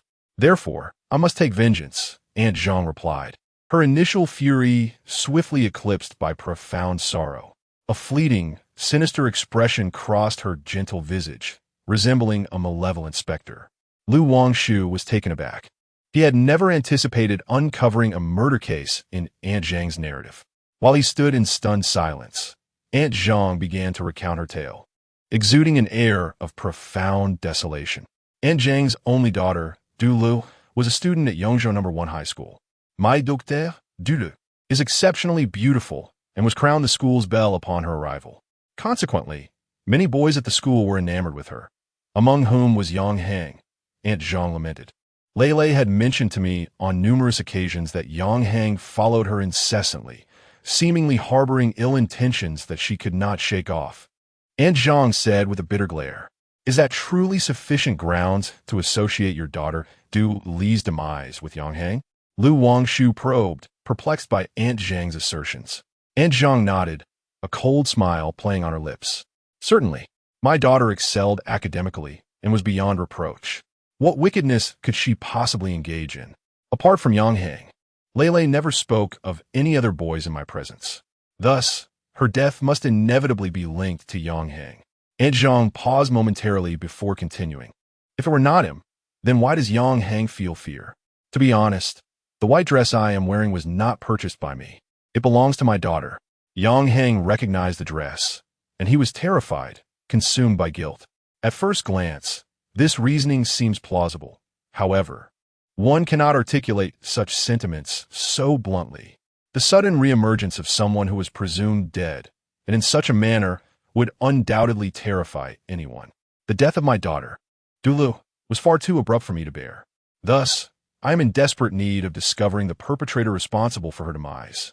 Rather than seeking the culprit, it is more accurate to say that I am searching for an emotional outlet for my grief. Consequently, Yang Heng, the sole name mentioned by my daughter, has naturally become my primary target of suspicion. Wangshu, reflecting on this, narrowed her eyes and inquired, "You have spoken at length. Yet it seems you have not revealed how your daughter, Dulu, met her end. Please enlighten us." "My daughter, she died by jumping from a building," Aunt Jean confessed, and at this point, she could no longer contain her sorrow, bursting into inconsolable tears. After a considerable time, as Aunt Jean regained her composure, she took a deep breath and continued, "My daughter, Dulu, took her own life by leaping from the rooftop of the educational building. However, the reasons behind Du Li's sudden decision to end her life remain an unsolved mystery to this day. Ultimately, following the consensus of both the police and medical professionals, Du Li's death was classified as suicide rather than intentional murder. The overwhelming pressure of academic life has tragically driven some individuals to contemplate suicide, a distressing reality that many universities face. In Yongzhou No. 1 High School, the premier institution in the region, a studentess leap from a building has echoed past warnings. However, Aunt Zhang holds a different perspective. She believes she knows her daughter better than anyone else. Dulu possesses a commendable mindset and would never succumb to despair over academic challenges. Thus, Aunt Zhang is convinced that Du Li's demise harbors deeper issues. Despite her self-proclaimed understanding of her daughter, she must concede that Du Lu did not confide all her thoughts to her. With Du Lu now deceased, beyond the reach of revival, Aunt Zhang is left to sift through the fragments of their conversations, seeking clues to unravel the identity of the one responsible for her daughter's fate. As time progresses, her investigation leads her to Yang Heng. While she feels powerless to confront him directly at school, she resolves to instill fear in him, aiming to shatter his mental stability and ruin his life. With a fierce determination, Aunt Zhang articulates her intentions, her words dripping with an intense hatred for Yang Heng. Wangshu sighs and responds, "Aunt Zhang, your reasoning is rather superficial. If Yang Heng were indeed the perpetrator of Du Li's tragedy, why would he exhibit fear upon encountering her? From a psychological standpoint, most murderers do not experience fear when confronted by the individuals they have harmed." Upon hearing Wangshu's words, Aunt Zhang could not contain her tears, exclaiming, "What can I do? What power do I possess? My beloved daughter has perished, and I can do nothing for her. I am filled with rage. I understand that Yang Heng is likely not the perpetrator, yet I cannot conceive of anyone else. I merely wish to do something for Lele, to grant her peace in death." Both Wangshu and Xiao Yang, upon listening to Aunt Zhang's lament, found themselves momentarily moved by her plight. After weeping for a while, Aunt Zhang suddenly seemed to recall something, saying, "The fact that you discovered the ghost was a disguise of mine indicates your remarkable abilities. Could you perhaps assist me in uncovering the true culprit behind my daughter's demise? I implore you. I am aware that I will surely face sentencing and in prison. I can accomplish nothing. Therefore, I beseech you, help me unearth the identity of the one who harmed my daughter, will you?" Wangshu nodded and assured Aunt Zhang, "Rest assured, I promise you that I will investigate this case thoroughly until the truth is revealed." "Thank you," Aunt Zhang said, her expression filled with gratitude as she gazed at Wangshu. She then rose to her feet and extended her hand towards Xiao Yang, saying, "Take me away." Without uttering a word, Xiao Yang produced a pair of cold handcuffs and secured them around Aunt Zhang's wrists. Wangshu watched her retreating figure, letting out a heavy sigh. After escorting Aunt Zhang out of the interrogation room, Xiao Yang handed her over to another officer and proceeded to report the case's progress and developments to Director Li. After listening, Director Li pondered for a long while and remarked, "Well, you both have worked hard. Regardless of whether it is you or Wangshu, you have both put in considerable effort. Now this case will come to a close. Please return and draft the case report. Submit it to my office before the end of the workday tomorrow." Xiao Yang was taken aback by Director Li's unexpected response, momentarily stunned and somewhat bewildered. He then exclaimed, "But why, sir?" According to Aunt Zhang's testimony, it is evident that this case is far from resolved. Du Li's death clearly harbors deeper implications. There are other underlying reasons at play. How can we simply proceed to write a case report at this juncture? Chapter 20. Divergence. Director Li cast a glance at Xiao Yang and remarked, "When I instruct you to close the case, do so without unnecessary elaboration." Xiao Yang shook his head, defiantly raising his chin as he replied, "No, we cannot close the case. It is far from resolved. We must not hastily conclude it." Seeing Xiao Yang's steadfastness, Director Li's irritation grew. "Why must you be so obstinate? Let me ask you, what did the authorities at Yongzhou know? One middle school request us to investigate?" Xiao Yang paused for a moment, recalling, before responding without hesitation, to uncover the identity of the individual who had been haunting the boys' dormitory. "Precisely," Director Li nodded. "Now let me ask you this. Have we apprehended the person responsible for those disturbances?" Only then did Xiao Yang grasp the intent behind Director Li's earlier question, reluctantly admitting, "Yes, we have apprehended them." However, Director Li abruptly interrupted him, asserting there are no buts. "They asked us to identify the one causing the disturbances. We have done so and made an arrest. Therefore, the case should be considered resolved, without clinging to trivial details." "Sir, those are not trivial details. They're the essence of the truth. Du Lu would not have taken her own life without reason. Her death surely has a cause. We must uncover the truth, for it concerns a human life." Xiao Yang's voice grew impassioned as he spoke. Upon hearing Xiao Yang's fervent words, Director Li sighed and replied, "I understand your perspective, and I empathize with your concerns.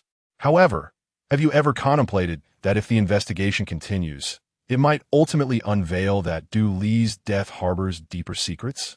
If that were the case, what would become of the officers who initially handled Du Li's case, declaring it a suicide and closing the file?"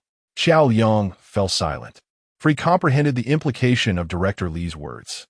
In the beginning, no one stepped forward to assert that Du Li's demise was anything but straightforward. It was presumed that there might be an unseen hand at play.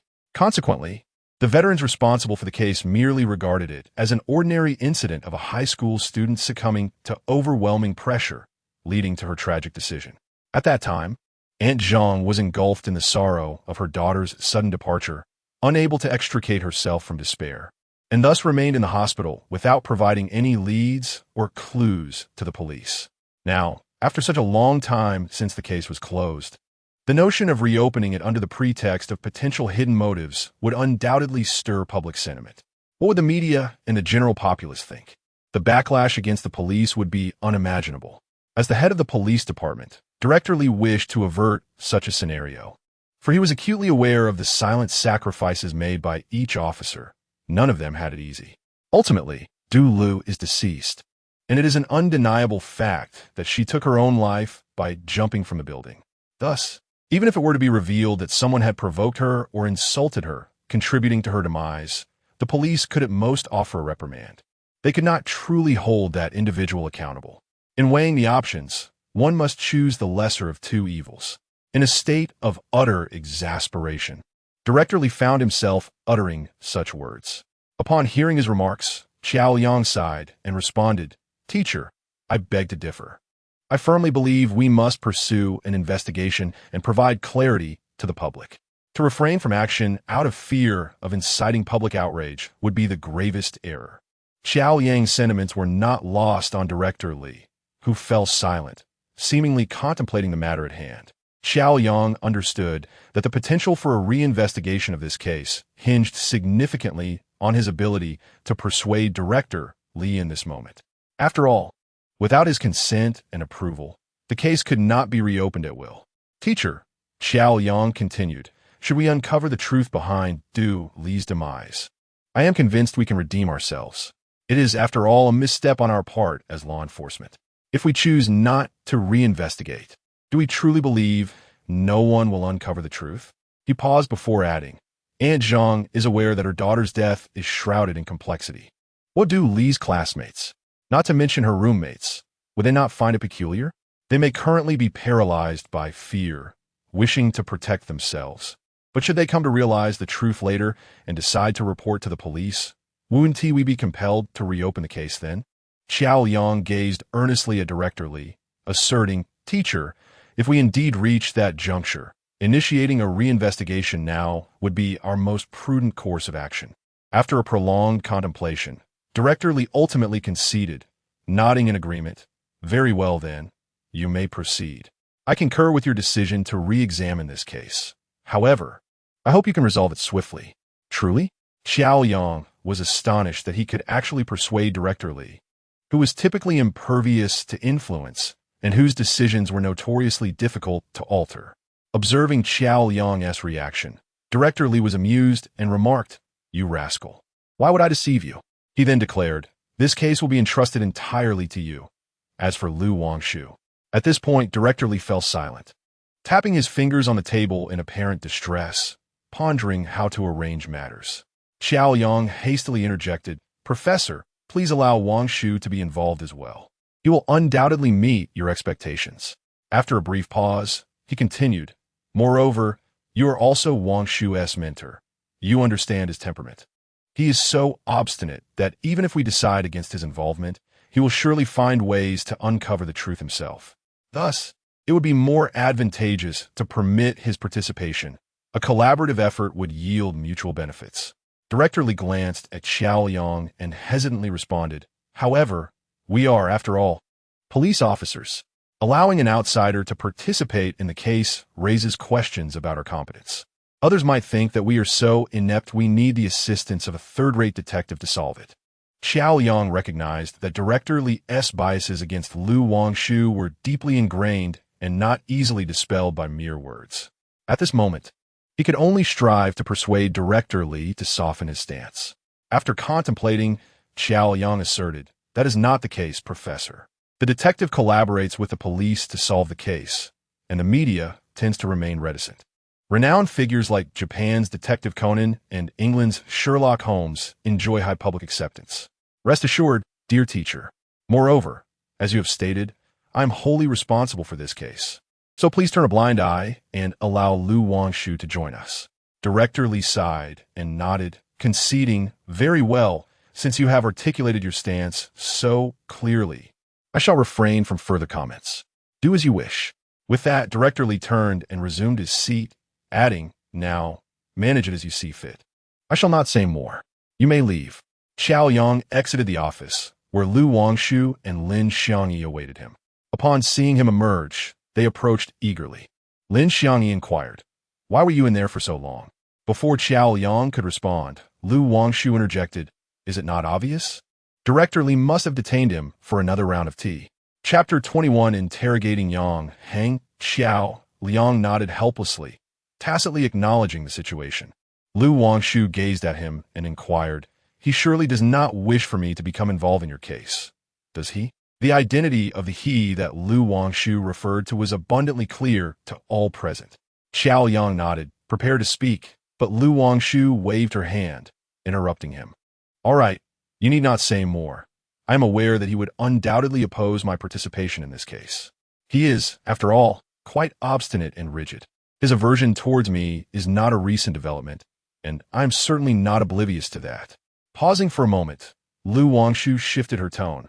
"However, having promised Aunt Zhang that I would assist in uncovering the perpetrator who harmed her daughter, I cannot go back on my word.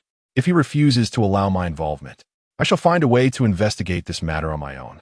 Xiao Yang gestured dismissively, managing a wry smile. "The teacher has consented. You may indeed pursue the investigation alongside us." "Really?" Wangshu could scarcely believe her ears, her face alight with joy as she looked at Xiao Yang.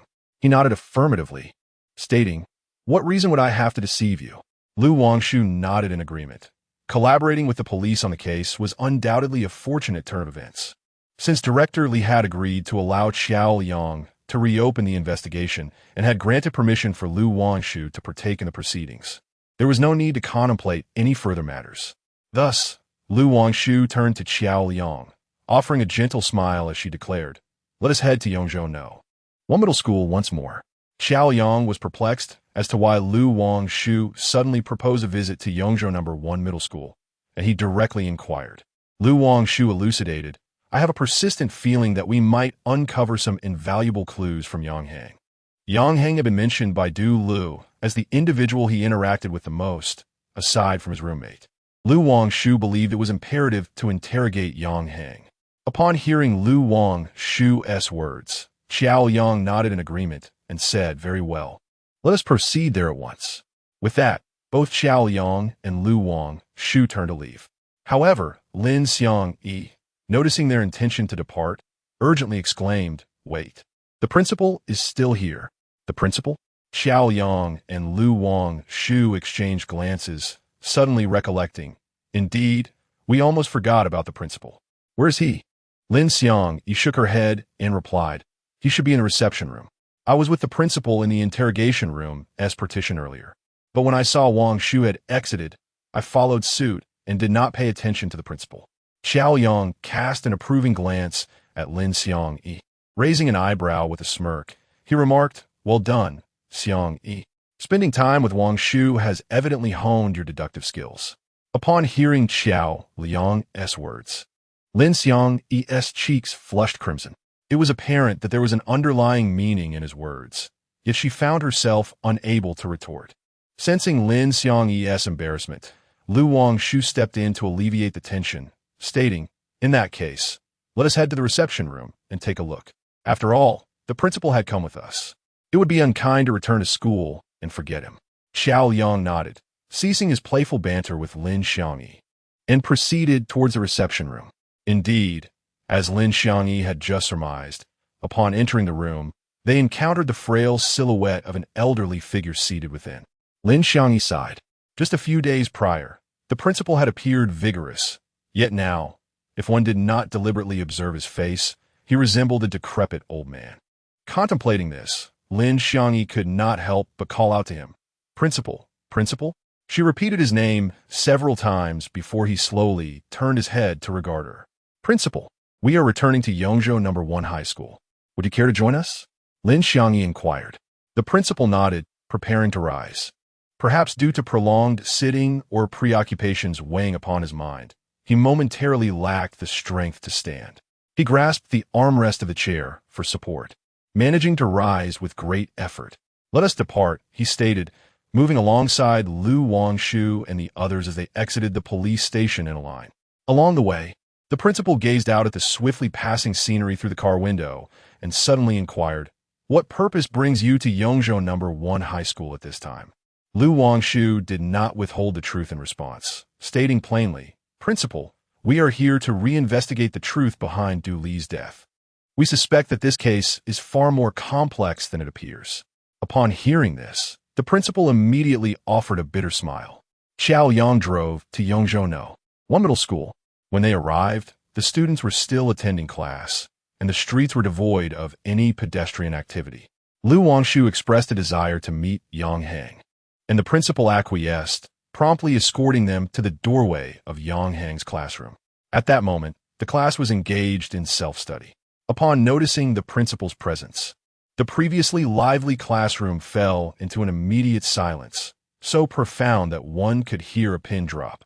The principal cleared his throat and addressed Yang Hang. Please step outside for a moment. The surrounding students turned to gaze at a boy wearing glasses seated at the back of the room. Under their watchful eyes, Yang Hang rose and approached the principal. The principal then led Yang Hang to the conference room and informed him, Yang Hang, these individuals are from the police and wish to ask you a few questions. There is no need for you to be overly anxious. Simply speak truthfully. Yang Hang nodded, indicating his understanding. Observing this, Lu Wangshu smiled slightly, her gaze fixed on him as she inquired, Yang Hang, what was your relationship with the deceased, Du Lu? Yang Hang cast a furtive glance at the principal standing nearby. After a moment's hesitation, he replied, we were classmates, alumni of the same school. You pursued her, and it was an unrelenting kind of pursuit? Lu Wangshu asked pointedly. Yang Hang was taken aback by her bluntness, his face flushing with embarrassment. Nevertheless, he nodded and admitted, yes, I indeed pursued her because I have strong feelings for her. Lu Wangshu continued, you must have pursued Du Lu for quite some time. During this period, did you notice anything unusual about her, particularly in the time leading up to her tragic leap? Lu Wangshu inquired once more. Generally speaking, if a boy is deeply enamored with a girl and is pursuing her, he would naturally exhibit a heightened level of attention towards her, surpassing that of anyone else. Hence, Lu Wangshu speculated that perhaps Yang Hang might discern some peculiarities in Du Li's behavior. Another reason for Lu Wangshu's inquiry was his desire to ascertain whether Yang Hang was, in fact, the one responsible for Du Li's demise. He intended to make his judgment based on Yang Hang's exhibited demeanor and reactions. Upon hearing Lu Wangshu's question, Yang Hang displayed no overtly unusual micro-expressions or subtle gestures. He contemplated earnestly for a moment, then hesitantly shook his head, stating, "It seems not really." As he spoke, a sudden spark illuminated his expression. He recalled a significant clue, exclaiming, "I remember now. There was something." Just before Du Li's death, for reasons unknown, she unusually agreed to my request to escort her home that day. Yang Hang elaborated that, much like himself, Du Li resided at school during the week, but returned home every weekend, never staying overnight at the institution. This aspect had previously perplexed Yang Hang as well. It is indeed quite peculiar that Du Li insists on returning to her empty home during the weekends, despite her mother, and Zhang, working at the school as a dormitory supervisor, overseeing the students who cannot return home. One would wonder why she chooses solitude over the company of her mother. However, Du Li later explained that she finds it easier to focus and study diligently at home, which led Yang Hang to refrain from further contemplation on matter. Chapter 22. Who is this man? Du Li was impoverished, unable to afford a ride home. Thus she resorted to taking the bus. Later, Yang Hang inquired among Du Li's classmates and discovered that returning home was indeed inconvenient for her. She had to transfer buses, which was quite troublesome. That day, Du Li exhibited peculiar behavior. Her expression was oddly fearful, appearing quite flustered. Even once on the bus, she incessantly turned her head, peering through the rear window, seemingly fixated on something unknown. When I later asked her what was amiss, she merely claimed that nothing was wrong, attributing her distress to the overwhelming amount of homework she had to complete. Yang Hang paused for a moment before asserting, but that excuse clearly lacks credibility. If her sole concern was the homework, why then was she glancing back? Is it possible that something sinister followed her? Lu Wangshu and Xiao Liang exchanged a glance before asking Yang Hang, "When did this incident occur?" Yang Hang pondered carefully and replied, "It must have been about 3 months ago, prior to Du Li's demise." Lu Wangshu nodded, indicating his understanding. Meanwhile, Lin Xiangyi could not suppress her curiosity and inquired of Yang Hang, "Do you have any connection to Du Li's death?" Yang Hang shook his head, stating, "Of course not. I've always been timid, too afraid to even watch horror films. How could I ever contemplate murder? You have a rather inflated perception of me."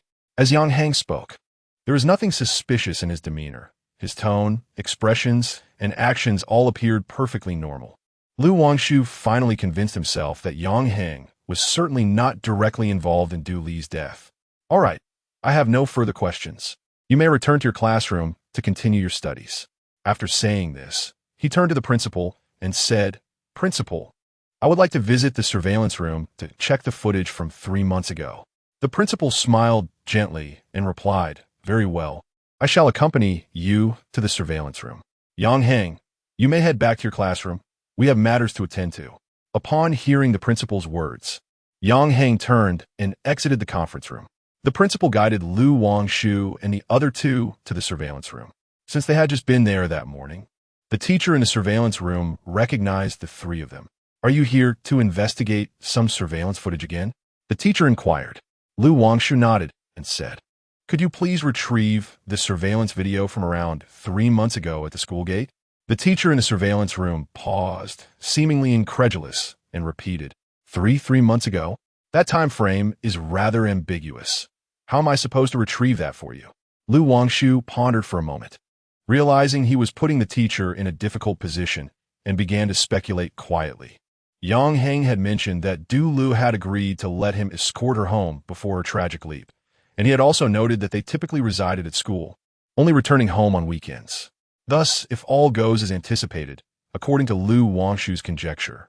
This incident should have occurred on the Friday, preceding Du Li's unfortunate leap from the building. Contemplating this, she turned to the principal standing behind them and inquired, "Principal, do you recall the exact day Du Lu took that fateful plunge?" While others might momentarily forget the specific timing of Du Li's fall, the principal would certainly remember, for it was the most significant event of the academic year. Indeed, after a brief moment of reflection, the principal responded, 3 months ago, on the 7th. Upon hearing this, Lu Wangshu promptly retrieved her phone, opened the calendar, and began to search for the corresponding date. Soon, she pinpointed the exact moment. She relayed the specific date to the teacher in the monitoring room. After listening, the teacher nodded and quickly began typing on the keyboard. Swiftly locating the surveillance footage Lu Wangshu required, he adjusted the footage to the time when the students were dismissed, and shortly thereafter, Yang Hang appeared on screen. In the footage, Yang Hang was preparing to enter his vehicle when he suddenly turned back, raised his hand, and began to wave, seemingly greeting someone behind him. Lu Wangshu and her companions understood that Yang Hang was indeed acknowledging Du Lu. Before long, Du Lu also emerged in the frame, her demeanor mirroring exactly what Yang Hang had previously described to Lu Wangshu and the others. Du Lu was visibly anxious, her hands nervously clutching the straps of her backpack, frequently glancing back as though someone were pursuing her. Suddenly, she bent down and hastily entered Yang Hang's car. In her haste, she accidentally bumped her head against the car frame. Yang Hang leaned down, his expression tinged with concern, seemingly inquiring if she had hurt herself. Du Lu shook her head, signaling for Yang Hang to hurry inside. Shortly thereafter, he joined her in the vehicle. As soon as the door closed, the car sped away. Through the transparent rear window, Lu Wangshu observed that Du Lu continued to look back anxiously after they had departed, her face still etched with tension and alarm. This reaction from Du Lu undoubtedly indicated that something was amiss. Noticing this, Lu Wangshu turned to the teacher in the monitoring room beside her and requested, "Kindly retrieve the surveillance footage from the camera at the school gate." There were 2 cameras installed at the entrance, one facing outward to capture the road outside the campus, and the other directed inward to monitor the school grounds.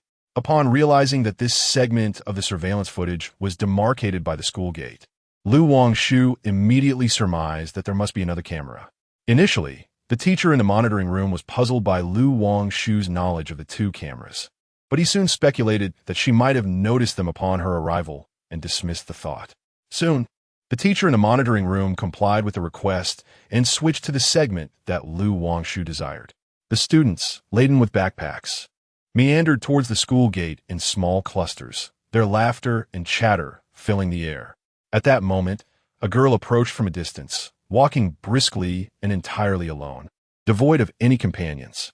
As she hurried along, she frequently glanced over her shoulder, and in doing so, she almost stumbled as her gaze diverted from the ground beneath her feet. Despite the distance, Lu Wangshu could not discern her features. Yet he felt an undeniable certainty that this girl was undoubtedly Du Lu. Indeed, as she drew nearer, the surveillance camera captured her face with clarity. It was indeed Du Lu. Lu Wangshu instructed the teacher in the monitoring room to slow down the footage, allowing him to scrutinize each individual trailing behind Du Lu. As he observed, Lu Wangshu soon detected something amiss. While most of the individuals following Du Lu were students, one man stood out as an exception.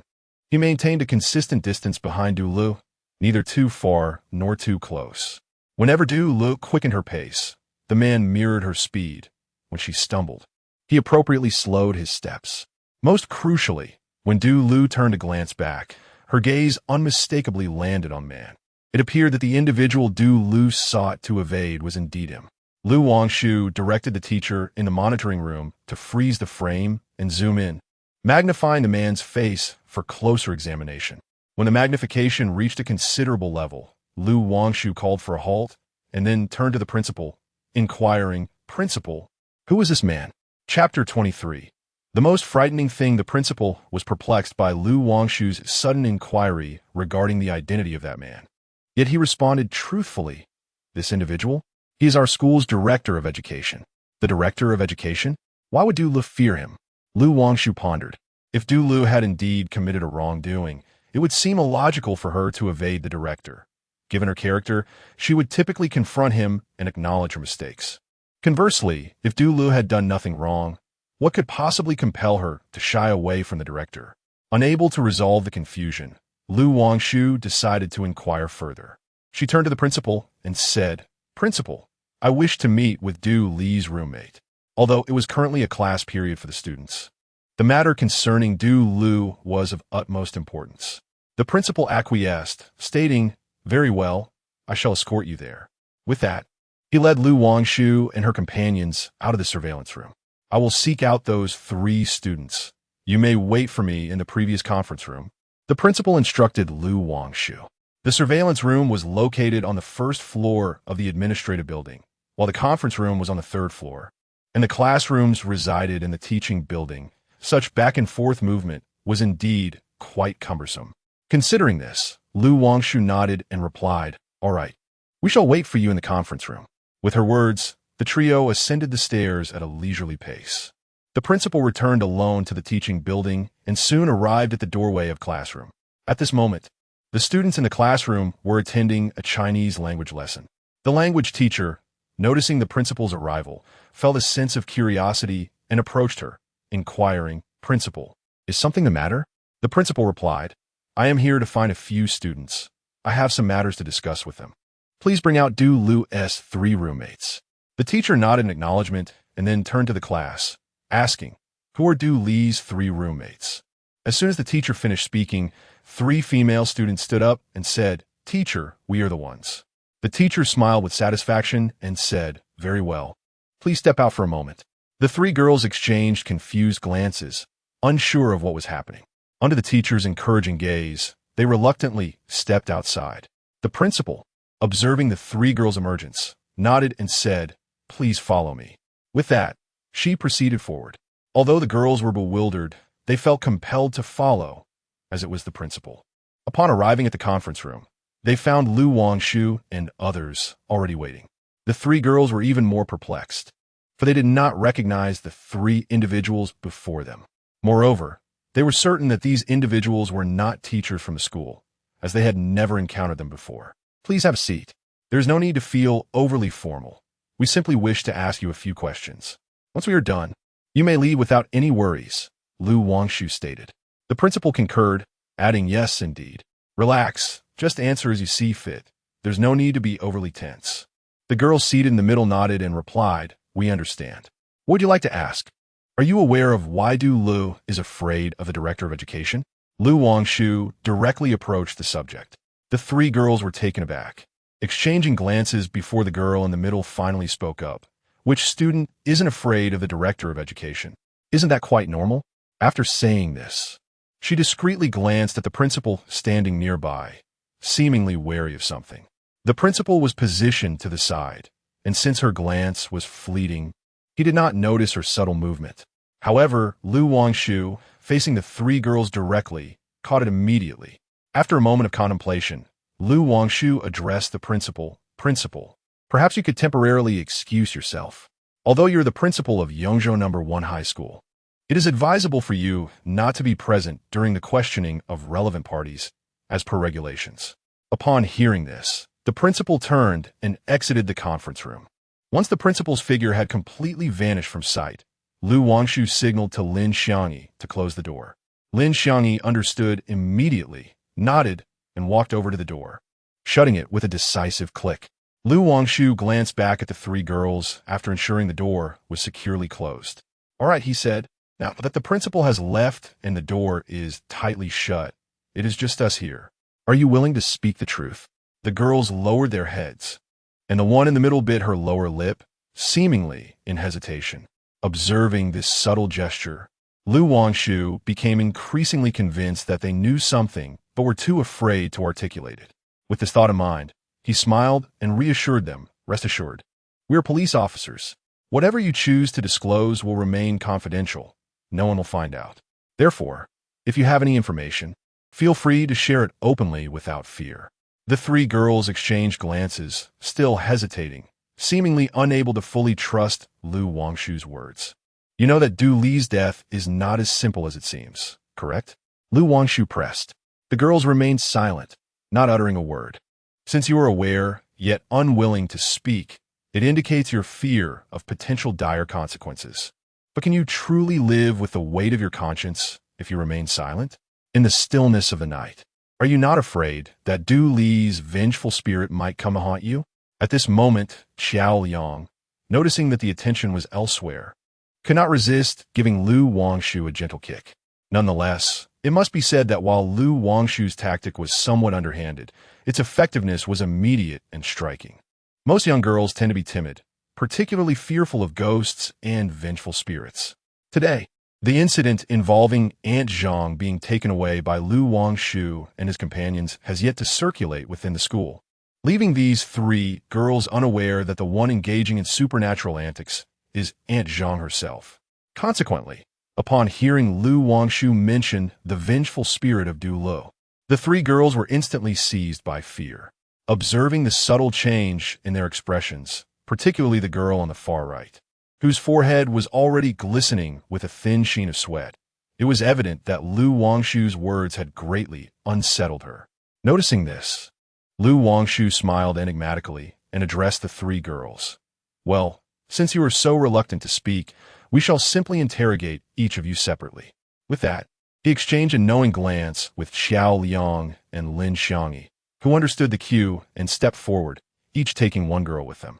Lin Xiangyi was responsible for the girl on the far right, Xiao Liang for the girl on the far left, while Lu Wangshu took charge of the one seated in the middle. There were ample empty offices on this floor, allowing Xiao Liang and Lin Xiangyi to escort their respective charges to separate rooms for questioning. Although Lin Xiangyi was not a graduate of a police academy, her previous experience as a journalist equipped her with the skills to pose questions effectively and extract the desired answers swiftly. Additionally, having hosted a legal program for some time, she had become well-versed in matters pertaining to cases and investigations. Lin Xiangyi retrieved her mobile phone from her pocket and activated the recording function, directing the microphone towards the girl. After a thorough explanation and intimidation from Lu Wangshu, the girl on the far right had nearly succumbed to psychological pressure. Thus, when Lin Xiangyi posed her question, the girl began to divulge her thoughts as if pouring beans from a bamboo tube. She confessed that she couldn't recall the exact day it all began, but one evening, while Du Lu was studying late, she unexpectedly informed the three of them that she intended to continue studying in the classroom and asked them to return to the dormitory without waiting for her. Du Lu was known for her dedication to her studies, so her roommates gave it little thought and certainly did not suspect her. After packing their belongings, they left without hesitation. However, on one occasion, after returning to the dormitory, the girl suddenly remembered that she had left something behind in the classroom and hurried back to retrieve it. To her astonishment, upon entering the classroom, she found it in complete darkness, devoid of any presence. Du Lu was nowhere to be found. I found this quite peculiar. Where could Du Lu have gone? When I returned to the dormitory, Du Lu had still not arrived, and after a considerable wait, she finally returned. It was that day that I noticed Du Lu limping for some unknown reason. I inquired if she had twisted her ankle on the way, to which Du Lu replied in the negative. Observing her lack of enthusiasm and her reluctance to discuss the matter further, I chose not to press on. The girl mentioned that after the incident, she did not dwell on it any further. However, one night, she awoke in the middle of the night and went to the restroom in her dormitory, only to discover Du Lu was inside. She refrained from turning on the light and sat on the floor, sobbing uncontrollably, which startled her immensely, leading her to believe she had encountered a ghost. Upon realizing it was Du Lu, she intended to switch on the light, yet Du Lu forbade her from doing so. Puzzled, she inquired what was wrong and what had transpired, but Du Lu remained silent, continuing to cry. As the girl recounted this, her emotions waned, seemingly touched by Du Li's plight. And then, Lin Xiangyi asked with keen curiosity. Chapter 24. Escalation. Then, the commotion between us roused the other two occupants of the dormitory. They initially assumed we were engaged in a quarrel, so they rose from their beds and switched on the light.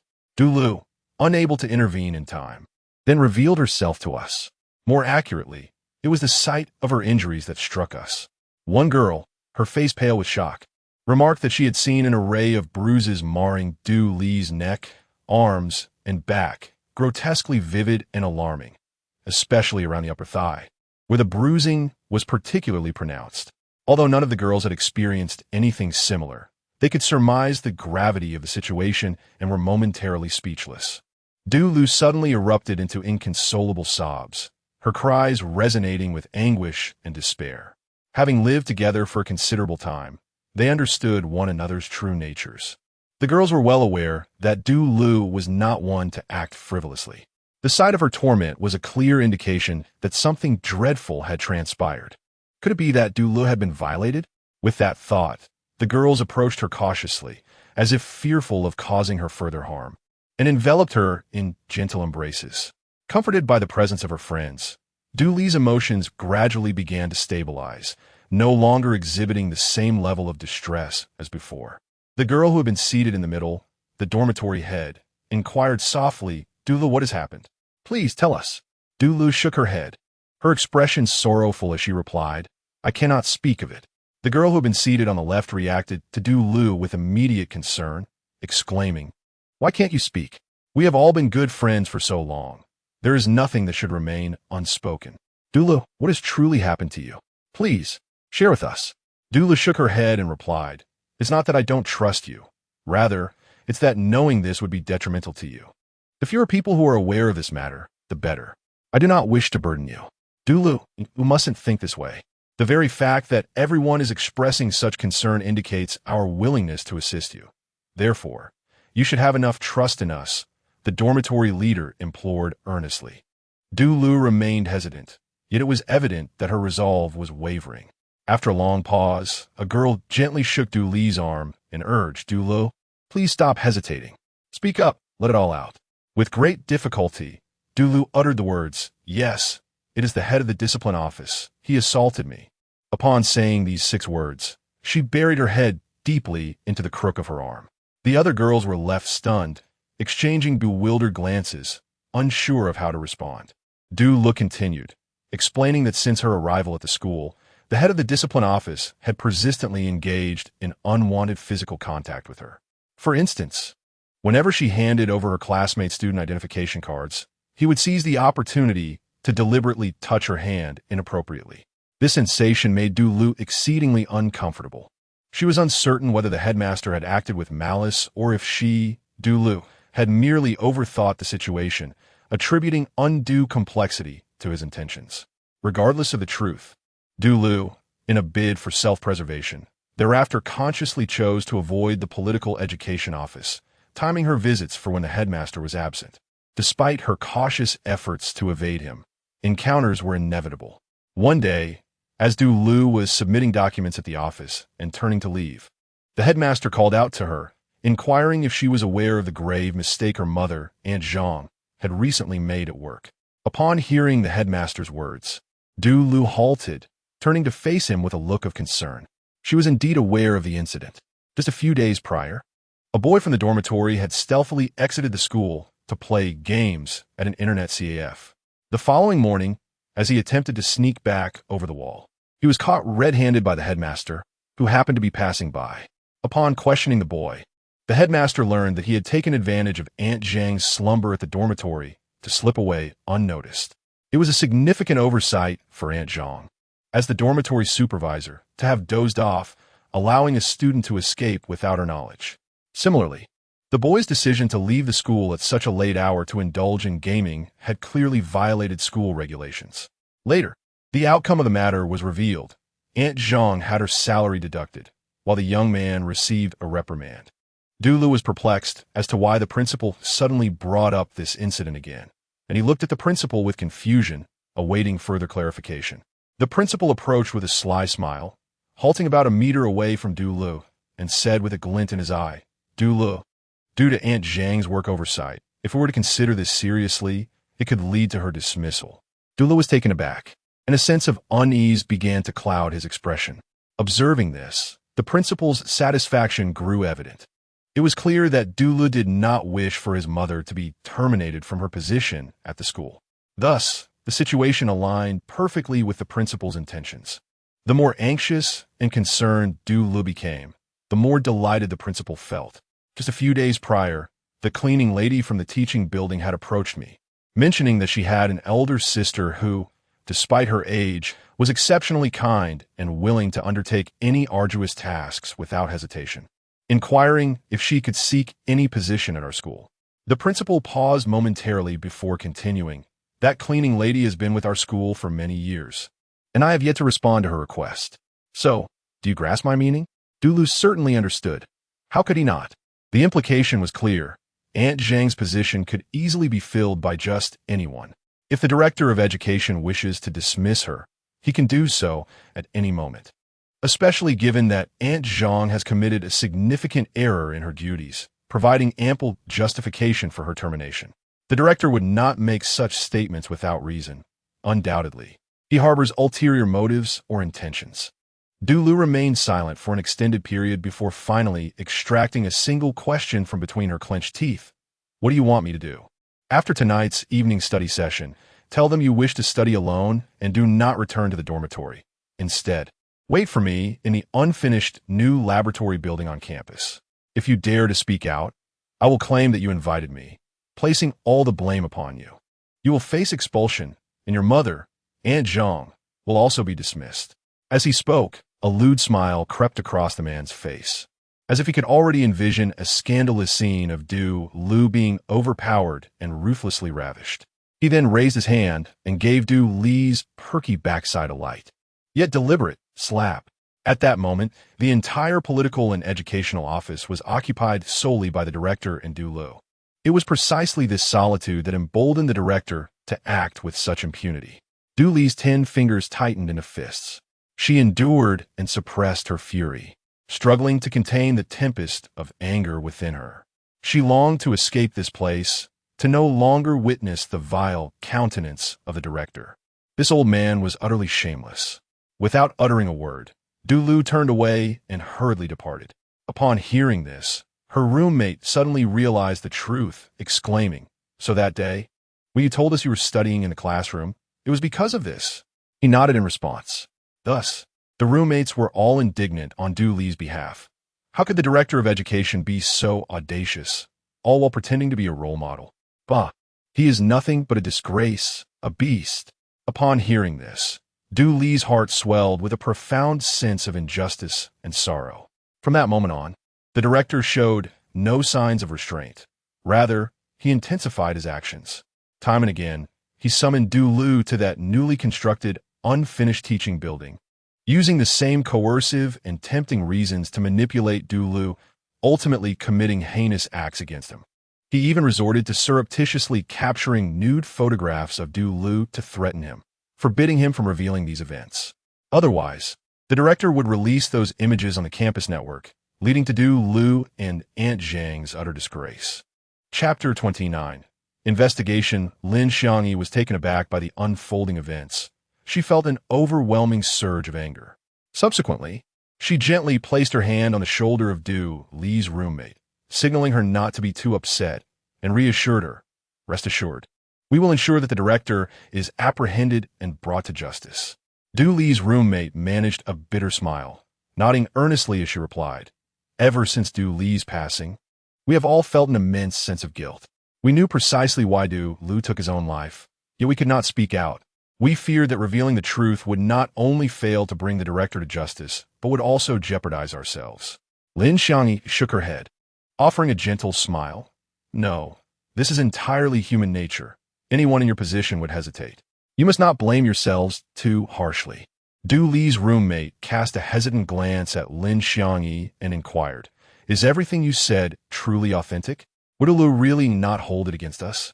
Lin Xiangyi paused for a moment, then blinked her beautiful eyes and replied, "Of course. Du Lu will not blame you, for you were left with no choice."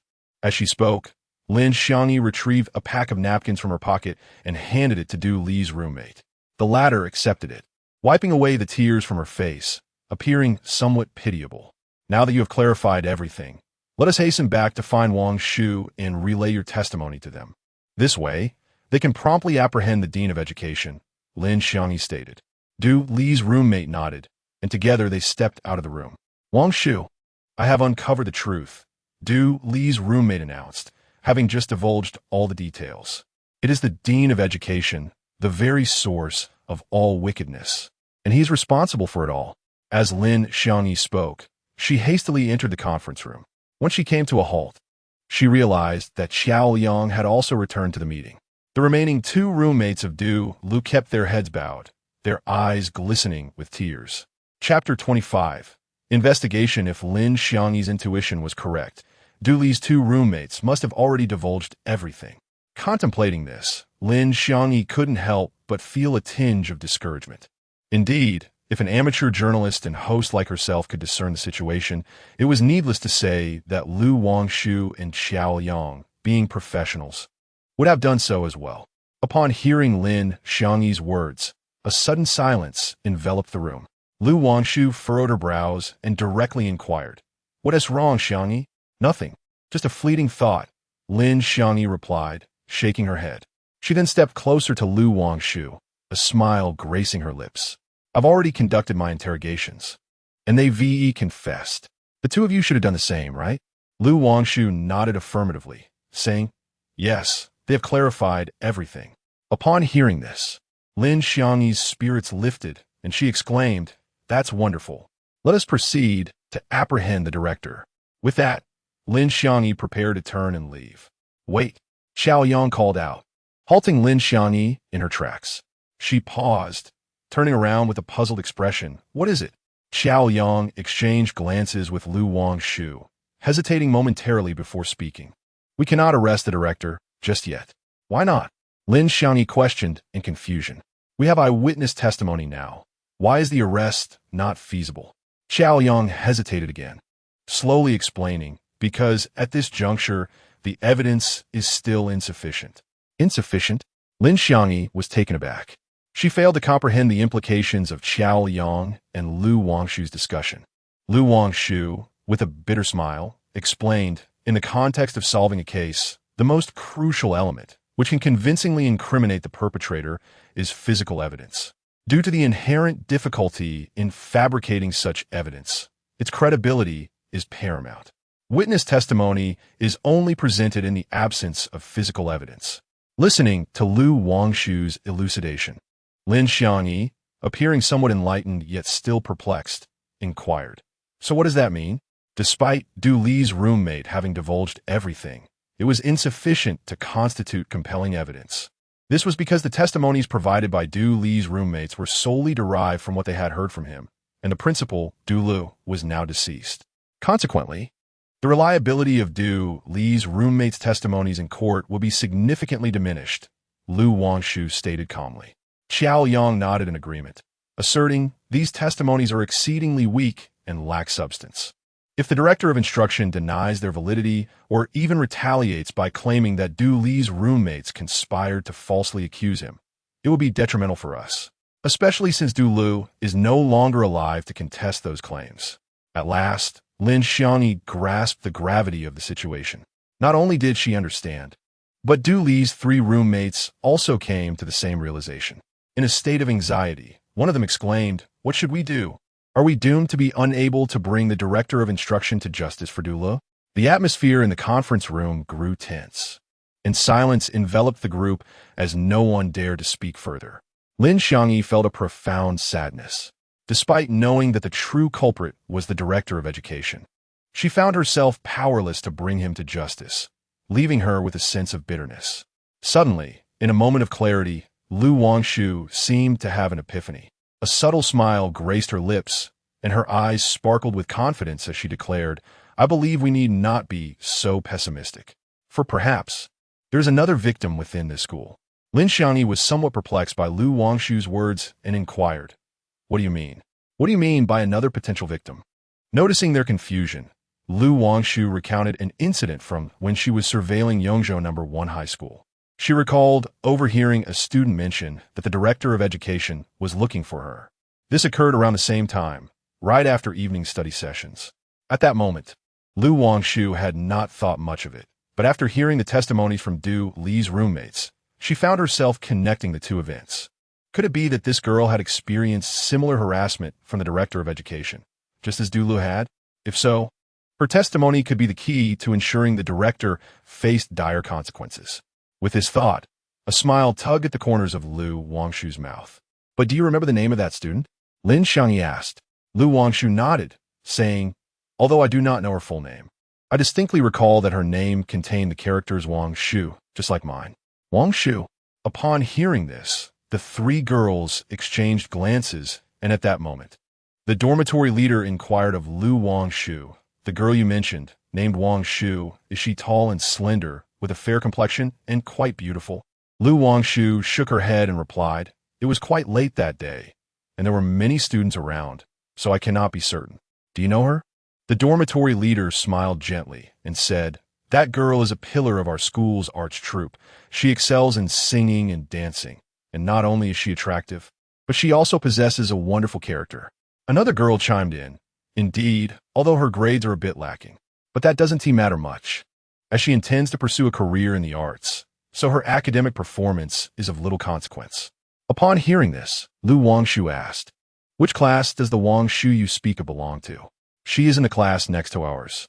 There are only 2 classes on our floor, so she is easy to find, replied the dormitory leader.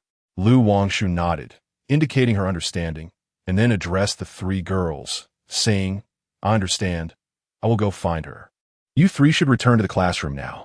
Remember, no matter what others ask you, do not say a word. The 3 girls solemnly promised, do not worry. We will not speak carelessly. After saying this, the 3 girls turned and exited the meeting room. Seeing them leave, Lu Wangshu turned to Qiao Liang and Lin Xiangyi, stating, let us proceed to find the principal. After all, to meet that girl, we will need the principal's assistance. Qiao Liang and Lin Xiangyi nodded in agreement with Lu Wangshu's proposal. After the principal departed from the conference room, he presumably returned to his office.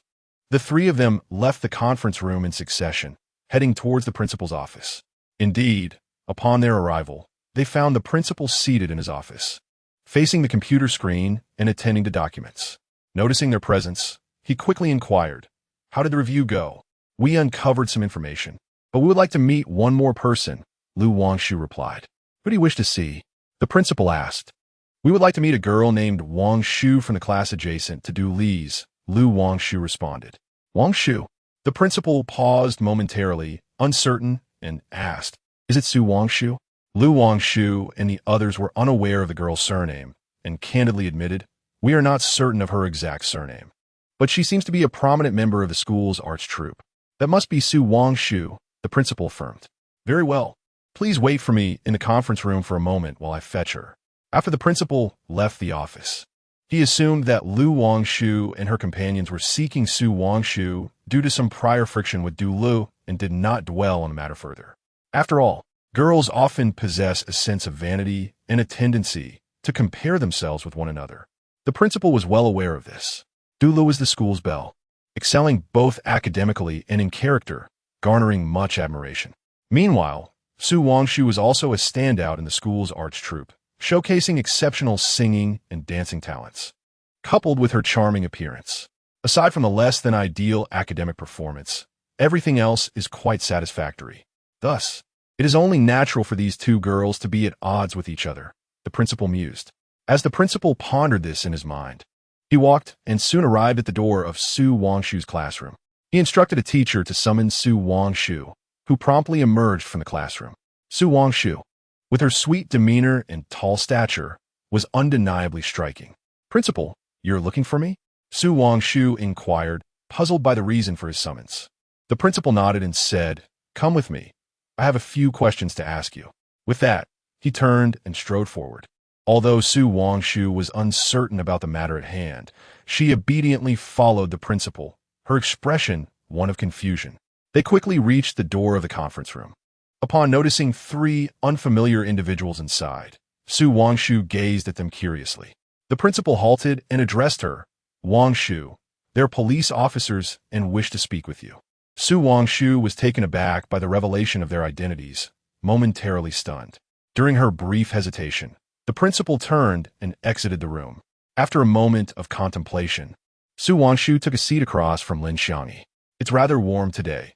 Don't you feel hot with that scarf wrapped around your neck? Lu Wangshu asked Su Wangshu. The latter shook her head and replied, no, it's fine. I've been sensitive to the cold since childhood and have a particularly weak constitution, so wearing it is quite comfortable, not overly warm. Lu Wangshu nodded, refraining from any superfluous remarks, and proceeded directly to the matter at hand. Last night, after your evening study session, did the dean of students approach you? Su Wangshu, taken aback by Lu Wangshu's inquiry, appeared astonished that he was aware of such an event. After a moment's contemplation, he eventually inclined his head slightly and replied, "Yes. He did seek me out. And what was the reason for his late visit?" Lu Wangshu continued, his gaze shimmering with curiosity. Su Wangshu clenched his teeth, hesitating for a brief moment before stating, "He spoke to me regarding some academic matters." Chapter 26. There are other victims. Lu Wangshu was not entirely convinced by Su Wangshu's response. Thus, with a hint of sarcasm, she continued, "Really? Then why not converse during the day? Why wait until the night when all is quiet?" Because. Su Wangshu bit her lip, a flicker of hesitation crossing her beautiful face. Observing Su's evident discomfort and her struggle to articulate a response, Lu Wangshu swiftly shifted the subject. "Are you familiar with Dulo?" Su Wangshu, surprised by Lu Wangshu's abrupt change of topic, had no time to ponder and nodded. "Yes, I know her. Didn't she commit suicide by jumping off a building recently? Who in the school isn't acquainted with her?" Lu Wangshu nodded, not particularly surprised by her answer, and proceeded to inquire, "Were you close to her?" After a moment of contemplation, Su Wangshu replied, "I wouldn't say we were close. She was in the class next door, so we would occasionally greet each other in the hallway. Dula was quite a reserved girl." Lu Wangshu shook her head, countering, "You are mistaken. Dula used to be a very lively, optimistic, and proactive girl. But do you know when she began to change and become so quiet?" Su Wangshu shook her head, perplexed. She had just asserted that she was not familiar with Dulu, so why was Lu Wangshu pressing her with further questions? LWNGSH swiftly provided an answer, stating that, like herself, DL had also been summoned by the head teacher to discuss matters pertaining to their studies during the evening. XWNGSH was momentarily taken aback. She had never anticipated that DL shared such a similar plight. Previously, when XWNGSH had overheard her classmates discussing DL's tragic leap from the building, the conversations largely revolved around the notion that DL possessed a frail psychological constitution, succumbing to the pressures of academic demands and the tribulations of life, ultimately leading to her suicidal act. XWNGSH had never truly interacted with DL, hence she had not given the situation much thought, even accepting it as a mere fact. However, she was utterly unprepared for the revelation that DL's demise was underpinned by far more complex and concealed reasons that no one could have fathomed. DL had been subjected to repeated violations by the head teacher, stripping her of the will to live, culminating in her tragic decision to take her own life. And what about you, XWNGSH? Might you become the next DL? LWNGSH gazed intently at XWNGSH, conducting her inquiry with a peculiar rhythm that gradually ensnared XWNGSH in her own interrogation, affording her no respite. XWNGSH shook her head defiantly and replied, "How could that be, Mr. L? Please, do not speak so recklessly." LWNGSH remarked, "Who can predict what the future holds? It is sweltering outside. Why do you persist in wearing that scarf daily? Do your classmates not find it peculiar?" The query posed by LWNGSH reflected the very concerns that had been troubling XWNGSH's mind. If Su Wangshu were not to wrap that scarf around her neck, the bruises adorning her skin would be laid bare for all to see. At that moment, how would others perceive her? Must she endure this torment until graduation, allowing the despicable man, the disciplinary head, to continue his relentless bullying? Lu Wangshu's voice resonated in Su Wangshu's ears, perfectly echoing the turmoil within her heart, as if imbued with a certain enchantment. "Aye." Su Wangshu's face was etched with anxiety, unsure of how to respond, her mind a chaotic whirlwind, rendering her incapable of answering the question. "You are still so young and beautiful. Are you truly willing to prolong this nightmare? Over time, will you not, like Dulu, begin to succumb to despair and ultimately take your own life?" Lu Wang's lips curled into a cold smile as he continued, "If it ever reaches that point, it will be too late. You will be left with but two possibilities. Either in a fit of rage, you take the life of the disciplinary head, and in doing so, pay the ultimate price facing the full weight of the law. Even if you escape the death penalty, your life will be irrevocably shattered. Or, like Dulu, you may choose to end your own life, inflicting your pain solely upon yourself, sparing others from your suffering. Yet, such a choice would undoubtedly devastate your parents. Su Wangshu clasped her hands together, her fingertips turning pale as she absorbed Lu Wangshu's analysis, fully aware of the truth behind it. At that moment, Lu Wangshu knelt before her, striving to align their gazes, and said, "Wangshu, I understand that your silence stems from two primary reasons. Either you fear that if you voice your concerns, your classmates will regard you with disdain, leaving you unable to hold your head high within the school, or the police will be incapable of bringing the headmaster to justice, ultimately implicating you in the process. However, Wangshu, consider this. Between these two outcomes and the two possibilities I previously mentioned, you should have a clear understanding of which weighs heavier in your heart." After Lu Wangshu finished speaking, she sighed, seemingly feeling a sense of injustice and pity for Su Wangshu. Su Wangshu remained silent for a long while, until a single tear cascaded down her cheek, rendering her particularly pitiable.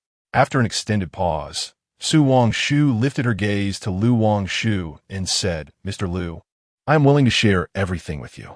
Lu Wangshu nodded, a warm smile gracing his face. "It is truly wonderful that you feel this way. Wangshu, you may as well call me brother. I'm not fond of the title Mr., as it makes me feel like an old man." His final words succeeded in drawing a smile from Su Wangshu, lightening the heavy atmosphere that had enveloped the conference room. Su Wangshu nodded, taking a deep breath, her eyes gently lifting as she began to recall her experience. She had caught the headmaster's attention after a welcoming party. At that event, she and the other members of the arts troupe performed a dance reminiscent of a Korean girl group, and while their attire was relatively cool, it was by no means revealing, merely a simple cropped short-sleeve top paired with high-waisted jeans. After the performance concluded, the head of the teaching department deliberately approached Su Wangshu, placing a hand upon her shoulder, and remarked on the remarkable potential of youth, praising her effusively.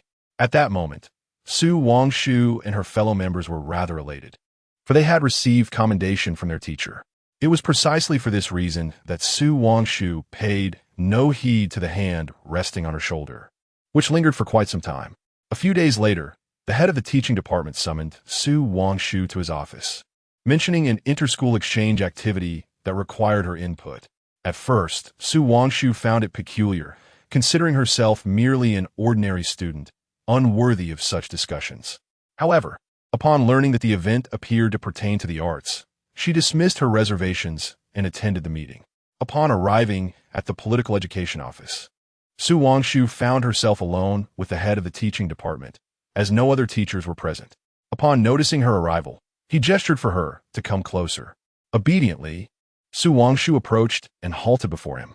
In that moment, the head of the teaching department placed his hand on her shoulder, giving it a gentle squeeze, and remarked, "Ah, just look at you. Such a fine physique, yet you wear your school uniform every day. What a pity." Su Wangshu noticed the director of studies gazing at her intently, his hand resting on her shoulder, suggesting an unwelcome advance. Feeling increasingly uncomfortable, she subtly shifted to the side and diverted the conversation, saying, "Teacher, I heard you summon me regarding an exchange program between our school and others?" The director nodded with an enigmatic smile and replied, "Indeed, you are aware of our school situation. We are an affiliated institution of S University, which has an esteemed arts department. Each year, this department selects a group of exceptionally talented students from our school for an exchange with their art students. In truth, it is less about genuine exchange and more about identifying promising candidates." As the director spoke, he did not remove his hand from Su Wangshu's shoulder. Instead, he brazenly slid it down, reaching for her hand and then beginning to caress her chest. Su Wangshu was not oblivious. The director's words and his current demeanor left little doubt that he wished to initiate something inappropriate. Anger surged within her, and without hesitation, she withdrew her hand, her expression one of disdain as she said, "Teacher, have you finished speaking? If so, I shall return to class." With that, she made a leave. "Wait," the director called after her, slowly approaching and positioning himself in front of her, remarking on her youthful impatience. Why are you in such a hurry to leave when I haven't finished my words? Su Wangshu turned her head away, ignoring the director of the school. The latter, unfazed, continued to observe her and remarked, I am aware that your academic performance has not been particularly stellar, correct? During the last monthly examination, I heard from your homeroom teacher that you scored barely over 300 points? TSK. Such a score is rather disheartening.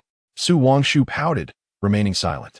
Indeed, her academic results were a source of considerable distress for her. Observing her reaction, the director calmly addressed her. I have heard you aspire to pursue a career in the arts. However, do not forget that the path to the arts is crowded, akin to a million soldiers attempting to cross a narrow bridge. Are you certain you possess the requisite talent to rise above the throng? Furthermore, while the standards for arts programs may be somewhat lenient, they are not devoid of benchmarks. He paused for a moment before continuing. Let me assure you, you're fortunate to be in this era. Attending our school is indeed a stroke of luck for you. University tend to be slightly more lenient towards students from our institution.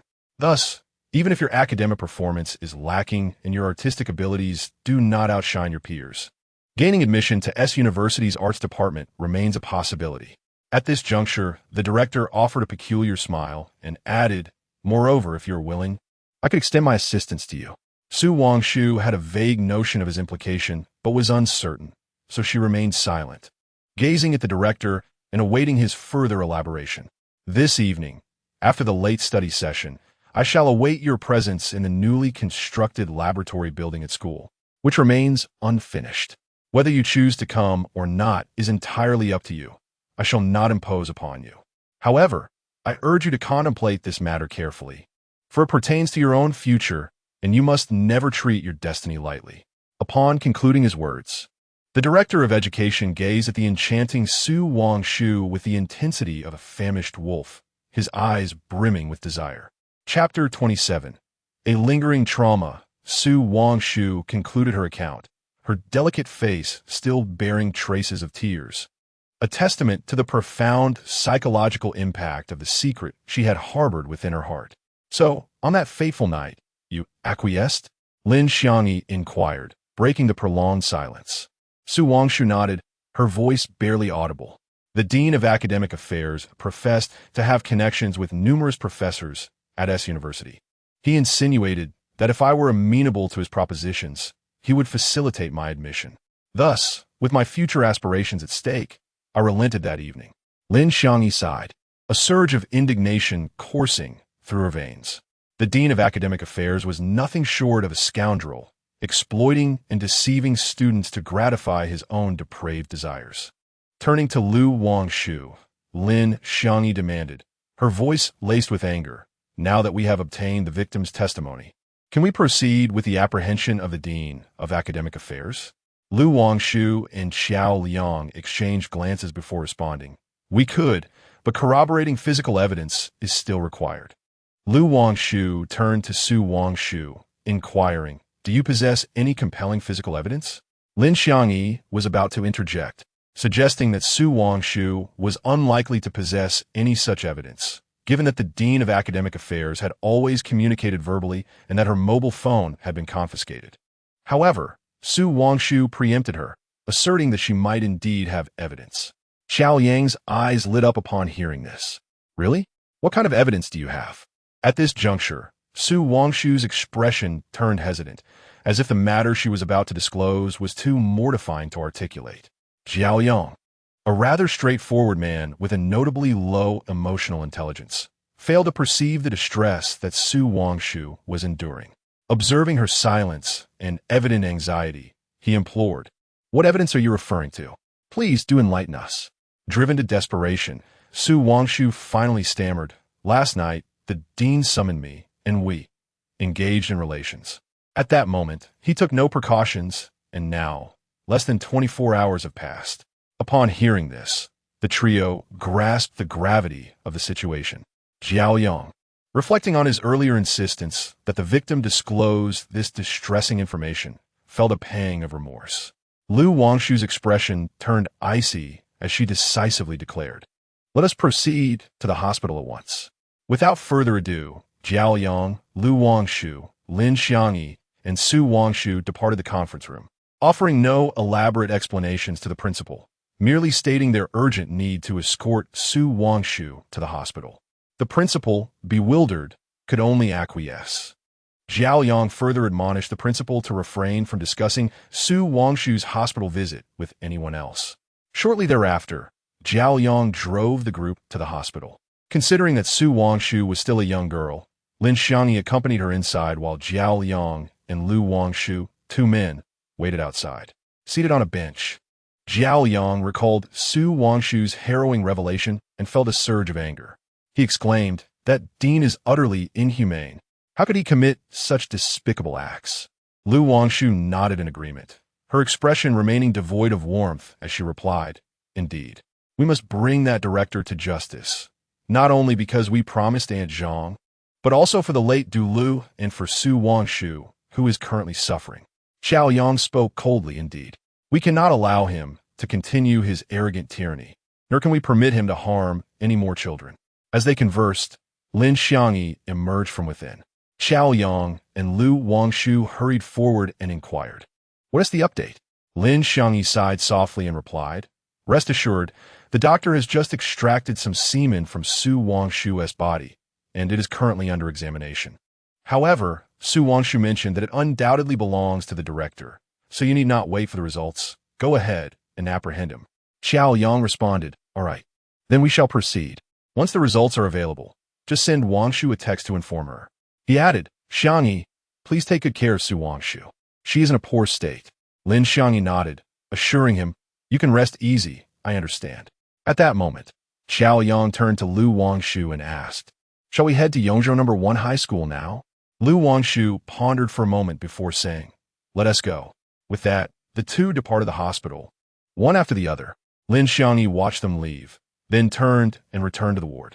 Su Wangshu lay on the bed, gazing blankly out the window, appearing deeply troubled and pitiable. She heard Lin Xiangyi enter, but did not turn to acknowledge her. "What are you looking at?" Lin Xiangyi, filled with curiosity, inquired, eager to shatter the silence. "I am observing the flowers outside the window." "Officer, do you see that flower? Is it not on the brink of its existence?" Su Wangshu pointed towards the window. Su Wangshu only knew that Xiao Yang was a police officer, and thus she assumed that Lu Wangshu, who was with Xiao Yang, and Lin Xiangyi were also officers. At that moment, Lin Xiangyi found no reason to correct her. She stepped forward to the window, following the direction of Su Wangshu's finger, and indeed spotted a delicate flower teetering on the edge of life. Before Lin Xiangyi could utter a word, Su Wangshu continued, "Is my life destined to mirror its fleeting nature?" Hearing Su Wangshu's words, Lin Xiangyi hurriedly offered her comfort, saying, "Wangshu, what nonsense are you speaking? We are merely at the beginning of our journey. Do not let the current state of that flower deceive you. In a few days, when the weather improves, it shall bloom more radiantly than any other." As she spoke, Lin Xiangyi paused for a moment, then gazed earnestly at Su Wangshu, asserting, "The weather is poor now, which is why it appears thus. Once the sun dispels the clouds, everything will emerge anew." "Is that truly so, officer?" Su Wangshu asked. Lin Xiangyi nodded vigorously, replying, "Of course. I have no reason to deceive you, do I? Do not overthink it. Take good care of yourself. Do you understand?" Just then, a fierce wind arose outside. The very flower Su Wangshu had just pointed out was knocked down by the gust. Just then, a mischievous child dashed past the window, and by sheer coincidence, stepped squarely on that unfortunate flower. In a matter of mere minutes, the pitiful bloom had endured the ravages of a fierce wind and the torment of the rambunctious child, ultimately wilting beyond repair. Lin Xiangyi observed this scene outside and felt an undeniable sense of embarrassment. Su Wangshu, noticing Lin Xiangyi's awkward expression, couldn't help but chuckle. With a gentle smile, he addressed Lin Xiangyi, saying, "Rest assured, officer, my life is firmly in my own hands, and I shall live it well." Lin Xiangyi nodded in response, stating, "It is truly wonderful that you can think this way." Meanwhile, after leaving the hospital, Xiao Yang and Lu Wangshu returned to Yongzhou No. 1 High School. This time, they did not seek out the principal first, but headed straight to the discipline office. Upon entering, they called out loudly, "Excuse me, who is the director of education?" At that moment, a tall and slender man stood up and said, "That would be me. What brings you two here?" Xiao Yang coldly smirked and pulled out his police badge from his pocket, displaying it to the director of education as he declared, "I am a police officer. We have received a report alleging that you are suspected of molesting a minor female student. Now, please accompany us to the police station for questioning." Upon hearing this, the entire office fell into stunned silence. They could hardly fathom that the director of education was such a person. At that moment, a teacher seated across from the director could no longer contain himself and stood up, saying, "Officer, could there possibly be some mistake? The headmaster's lewd conduct towards female students is utterly inconceivable. Once we return to the office and conduct our investigation, you shall uncover the true nature of this individual." With an expression of utter indifference, Xiao Yang remarked, then gestured to the headmaster, indicating it was time to depart. As the incredulous gazes of the teachers fell upon them, the headmaster maintained an air of calm composure. Chapter 28. The clouds will eventually disperse, though the director of education was reluctant to accompany Wangshu and Xiao Yang back to the police station. The presence of so many onlookers compelled him to maintain a semblance of composure. Should he react excessively or unusually, it might arouse suspicion among the witnesses. The officers present might not have uncovered anything substantial yet, so he deemed it unnecessary to overreact. With this thought in mind, he nodded slightly, a faint smile gracing his face. "Very well, I shall accompany you," he declared, and with that, he stepped forward, leaving the administrative office alongside Xiao Yang and the others. Xiao Yang drove them to the police station. As they entered the interrogation room, two officers approached the director, tools in hand. The director was taken aback, pointing at the officers beside him. "What is the meaning of this?" he inquired.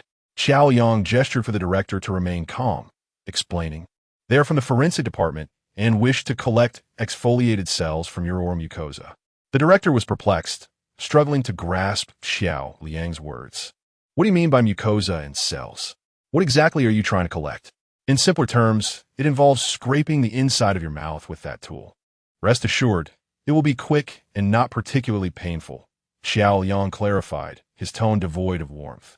His words alleviated the director's anxiety, prompting him to nod in understanding and open his mouth willingly. The officers from the forensic department, as Xiao Yang had remarked, merely wielded their instruments to scrape the muscular walls of the director's oral cavity beneath the tongue and along the gums, deeming this sufficient for their purposes. After obtaining the exfoliated cells from the mucous membrane within the director's mouth, the officers exited the interrogation room. Observing their retreating figures, the director pondered aloud. "Why do they need to collect my oral mucosa cells?" "The purpose of gathering these cells is to extract your DNA for comparative analysis," Xiao Yang replied, casting a cold glance at the director, a smirk playing on his lips.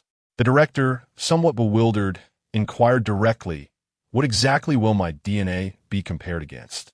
Xiao Yang and Wangshu exchanged a knowing look, teasing the director with a vague response. "Oh, you'll find out soon enough." In this session, Xiao Yang took the lead in the interrogation, while Wangshu diligently took notes. Although Wangshu had never worked in a police station, his education from the police academy had equipped him with the knowledge of how to document proceedings. Xiao Yang wasted no time, cutting straight to the chase, and asked the director, "We have been informed that you have been accused of molesting students and, as a result, causing the death of student Dulu." "What?" The director was taken aback, immediately slamming his hand on the table in agitation. "This is pure slander, an unabashed defamation. Officers, you must believe me. As a teacher, I would never engage in such actions. Who exactly is spreading such rumors behind my back?" Wangshu and Xiao Yang could not help but smirk at the term role model that they overheard from the director of education. Xiao Yang raised an eyebrow and remarked, "Is that so? Regardless of who said it, rest assured, we will ascertain whether it is defamation or indeed a matter of fact. There is no need for you to be overly agitated. If it is defamation, we will ensure that those who slander indiscriminately face the repercussions. However, if it turns out to be true, we shall not let you off lightly." Upon hearing Xiao Yang's assertion, the director of education felt a twinge of apprehension. His gaze began to falter as he stammered, "Oh, of course. Noticing the director's unease, Xiao Yang had no intention of letting him off the hook or changing the subject. Instead, he pressed on, "Were you last night?" The director adjusted his glasses nervously and replied, "Last night? Well, after work, I was certainly at home sleeping. Where else would I be? Is that so?" Xiao Yang was far from satisfied with the director's explanation. "If we are to believe your account, you returned home quite early. Then why does the surveillance footage from the school entrance indicate that you arrived home much later?" In truth, Xiao Yang had not conducted any investigation, but he surmised that since the director had met with Wangshu after evening study session, his return home could not have been early. Thus, he spoke with confidence, feigning knowledge of an investigation, seeking to gauge the director's veracity. Indeed, the dean of education, burdened by his own guilt, displayed an evident lack of composure. Upon hearing Xiao Yang's assertions, he mistakenly believed that Xiao had indeed conducted an investigation, and his demeanor began to falter. "I must have misremembered. I confused last night with the night before. I was working late at the school." Xiao Yang shook his head slightly, a faint smile gracing his lips as he replied, "Is that truly the case?" The cleaning lady mentioned that after the evening study session concluded, she passed by the moral education office, only to find it shrouded in darkness, the lights extinguished. "If you were genuinely working late last night, may I inquire how you managed to do so in a pitch-black room?" The dean had relied on the malfunctioning surveillance cameras in both the office and the corridor, believing that his lies would go undetected by the police due to the absence of evidence. However, he had not anticipated that, by sheer coincidence, the cleaning lady would pass by last night, thereby unraveling his deception. It was indeed a vexing predicament. In truth, Xiao Yang had never spoken to any cleaning staff. His statement was merely a ruse to ensnare the dean. The outcome was unmistakable. The dean had fallen into the trap once more. Upon hearing Xiao Yang's words, the dean grew increasingly anxious. Having lied to the police on 2 separate occasions, it was implausible that anyone would believe his innocence. Observing the fine beads of sweat forming on the dean's forehead, Xiao Yang recognized that the moment had arrived. In truth, he did not work late last night and returned home quite late instead. "You had an appointment with Wangshu and hurried to meet her, did you not?" The director of education instinctively retorted, "No, that is not true. You're speaking nonsense. I did not." "Did you not?" Wangshu has already made her accusations clear. What further defense do you have? The victim has actively identified you, naming you explicitly, claiming that you have committed acts of indecency against a student. At this point, do you still intend to deny it? As Xiao Yang continued, his voice unconsciously rose in volume, his expression growing somewhat colder. The director, infuriated, slammed his hand on the table several times, exclaiming, "This is slander, pure and simple slander. Wangshu alleges that I have harassed her. Does she possess any evidence? We live in a society governed by the rule of law, where actions and statements must be substantiated by proof. In the absence of evidence, I hold the right to sue her." Chapter 29. No evidence. Jiao Yang and Wangshu exchanged glances. At this stage, prior to the release of the comparative report from the forensic department, they indeed lacked compelling evidence to substantiate their claims. Observing their reactions, the director of education sensed their inability to present any proof, which relieved him inwardly, while simultaneously filling him with a sense of smug satisfaction. Having spent many years in the school, the director had honed his skills in discerning truth from deceit. Noticing that Jiao Yang and Wangshu were no longer as assertive as before, but instead were silently exchanging glances, he understood that they were likely bereft of evidence. With this realization, he straightened his posture and remarked, "However, I must say, it is quite astonishing that your police force takes the words of an underage child so seriously, only to wrongfully accuse an innocent individual. I truly wonder how you conduct your affairs." Jiao Yang felt a surge of anger at the director's disdainful and self-satisfied demeanor. Just then, there was a gentle knock on the door of the interrogation room. Jiao Yang stepped forward to open it, revealing a junior officer from the forensic department standing at the threshold. "Captain Jiao, the results are in. Here is the report," the junior officer stated, extending the document towards him. Jiao Yang took it eagerly, hurriedly unfolding it to review its contents. Upon seeing the conclusive result, the heavy weight that had burdened his heart finally lifted. He closed the door to the interrogation room, then turned around and walked back to the principal, a wry smile dancing on his lips as he said, "Did you not just mention that everything must be substantiated with evidence? Well, here it is." As he spoke, Xiao Yang tossed the document in his hand onto the table before the principal. The latter cast a skeptical glance at Xiao Yang and then reached for the report from the forensic department on the table. Upon opening it, he was confronted with the unmistakable revelation that the DNA from his oral mucosal cells matched that of the semen extracted from Su Wangshu. The implications of this report were not lost on the principal. He shook his head repeatedly, exclaiming, "No, this cannot be." "Principal, I believe you have seen the contents of the report," Xiao Yang said, his voice steady and deliberate. "Now, with both witnesses and physical evidence at hand, do you have anything further to say?" The principal seemed to be robbed of all his strength, collapsing into his chair, rendered speechless. After a prolonged silence, he managed a bitter smile and conceded, "All right, I will confess. I will speak." The principal admitted to his crimes of molesting students and disclosed to Xiao Yang and Lu Wangshu that Du Lu was not the first, nor would Su Wangshu be the last. He confessed that he had long harbored intentions towards Du Lu. On one occasion, Aunt Zhang had inadvertently allowed a student to escape the school to visit an internet CAF. Following the incident, the school found itself in a precarious position regarding how to address Aunt Zhang's actions. At this moment, the director of education stepped forward, stating that Aunt Zhang had devoted many years to her work at the school without any prior errors. This indicated that she was indeed a cautious and responsible individual. Therefore, regarding this incident, since it was her first mistake, he suggested that the school should initially withhold her salary and establish a 1-year probationary period. If Aunt Zhang were to err during this observation period, they could consider her dismissal at that time. The school agreed to the director's proposal, after which he sought out Du Lu to exert pressure on her. Upon hearing the director's account, Xiao Yang and Lu Wangshu were both incensed. Xiao Yang's expression turned as frosty as ice as he addressed the director. "Well, since you have completed your statement, let us proceed." With that, he rose first, placing the heavy handcuffs on the director before escorting him out of the interrogation room. After organizing the prepared records, Lu Wangshu also exited. Meanwhile, Lin Xiangyi, who had been eavesdropping from the adjoining room, saw Lu Wangshu emerge and left her hiding place to join him in the corridor. "What shall we do next?" Lin Xiangyi inquired. Lu Wangshu pondered for a moment, then sighed. "Let us go find Aunt Zhang. Now that we have identified the perpetrator responsible for Du Li's demise, it is imperative that she is informed."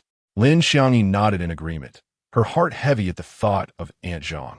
Aunt Zhang has only one daughter, Du Lu, and now that daughter is gone. It is undoubtedly a source of profound sorrow for her. Moreover, prior to Du Li's untimely demise, she had endured considerable hardship in her efforts to protect her mother. How could Aunt Zhang possibly come to terms with such a tragedy? She terrified an innocent student, yet greeted the truly guilty with a warm smile each day. Nonetheless, it remains imperative that Aunt Zhang is made aware of the truth. Lin Xiangyi sighed, and together with Lu Wangshu, they made their way toward the prison. Aunt Zhang had been sentenced to several months of incarceration for deliberately causing a disturbance at the school and frightening students, leading to significant consequences. At that moment, she was confined within the prison walls. Upon their arrival, they found that visiting hours had not yet commenced, allowing them to meet with Aunt Zhang. As soon as she learned that Lu Wangshu and Lin Xiangyi had come, she understood they were there to discuss the case concerning her daughter, Du Lu. Without hesitation, she agreed and followed the accompanying officer to the visiting room. Due to the special status of Lu Wangshu and Lin Xiangyi, the officer had arranged for the three of them to meet in a designated room. Upon entering, Aunt Zhang spotted Lu Wangshu and Lin Xiangyi seated on the sofa and hurriedly approached them, asking, "Have you found out who harmed my daughter?" Lu Wangshu and Lin Xiangyi exchanged a glance, clearly hesitant, unsure of how to broach the subject appropriately. Aunt Zhang observed the hesitance etched on the faces of the two individuals before her, and a sense of urgency washed over her. "Please do tell me. Who is that person?" she implored. Ultimately, it was Lin Xiangyi who broke the silence, saying, "Aunt Zhang, we could disclose this information to you, but you must promise not to become overly agitated. Please take care of your health, all right?" Aunt Zhang nodded vigorously in agreement, assuring her, yes, yes, I promise. With a slight bite of her lip, Lin Xiangyi finally revealed, that person is none other than the director of Yongzhou No. 1 High School. Aunt Zhang was taken aback. She could hardly fathom that the individual responsible for her daughter's plight would be the very director himself. She shook her head repeatedly, uttering several impossibles. No way. The director is completely fine. Why would he target our family as Lele? It is indeed true, interjected Lu Wangshu, unable to contain herself. Upon investigation, we discovered that the director had previously assaulted Du Lu before her untimely demise. It was his actions that ultimately led to Du Li's death. What? Are you saying that the director assaulted our Lele? Aunt Zhang found it difficult to accept Lu Wangshu's words. Lu Wangshu nodded solemnly, stating, precisely. The director exploited a mistake you made at work to threaten Du Lu, coercing her into a relationship. With no other option, Du Lu complied. Unfortunately, the director's misconduct escalated, resulting in her tragic death. He has since acknowledged this fact. What shock it is. Aunt Zhang resembled a deflated balloon, collapsing into her seat. Her eyes were vacant and devoid of spirit as she murmured. So it was like this, my poor Lele. You sacrificed yourself to protect your mother, leading to your untimely demise. It is I, your mother, who has wronged you. As Aunt Zhang spoke, her voice dwindled to a whisper, and her tears cascaded down like pearls released from a broken string. She recalled how, prior to her daughter's tragic end, she had confronted Lele about her declining grades in the monthly examination, questioning her about the sudden change in her demeanor, when her daughter refused to divulge her feelings. Aunt Zhang felt anger rise within her, suspecting that her daughter had fallen into bad company. In retrospect, she wished to strike herself across the face in remorse. The pain in her heart was excruciating, nearly suffocating. In this world, perhaps the most unbearable reality is that of a parent outliving their child. Aunt Zhang's daughter, Du Lu, was in the prime of her youth when she was forever taken from this world. Now, having only learned the truth long after Du Li's passing, how could Aunt Zhang ever come to terms with such a harrowing reality? Chapter 30. Human Emotions. Lin Xiangyi observed Aunt Zhang weeping sorrowfully, and she couldn't help but feel her own eyes welling up with tears. She withdrew a tissue from her bag and offered it to Aunt Zhang, saying, Aunt Zhang, please wipe your tears and don't cry anymore. However, Aunt Zhang did not reach out to accept the tissue. Instead, she gazed blankly into the distance, seemingly lost in contemplation. Seeing Aunt Zhang in such a state, Lin Xiangyi and Lu Wangshu exchanged a glance and quietly exited the reception room. Before leaving the prison, Lu Wangshu addressed the officer stationed beside Aunt Zhang, saying, please take good care of her. She is elderly and has just gone through so much. Thank you for your assistance. Aunt Zhang's current mental state was undeniably precarious, and Lu Wangshu feared that she might succumb to despair, prompting her to seek out her daughter.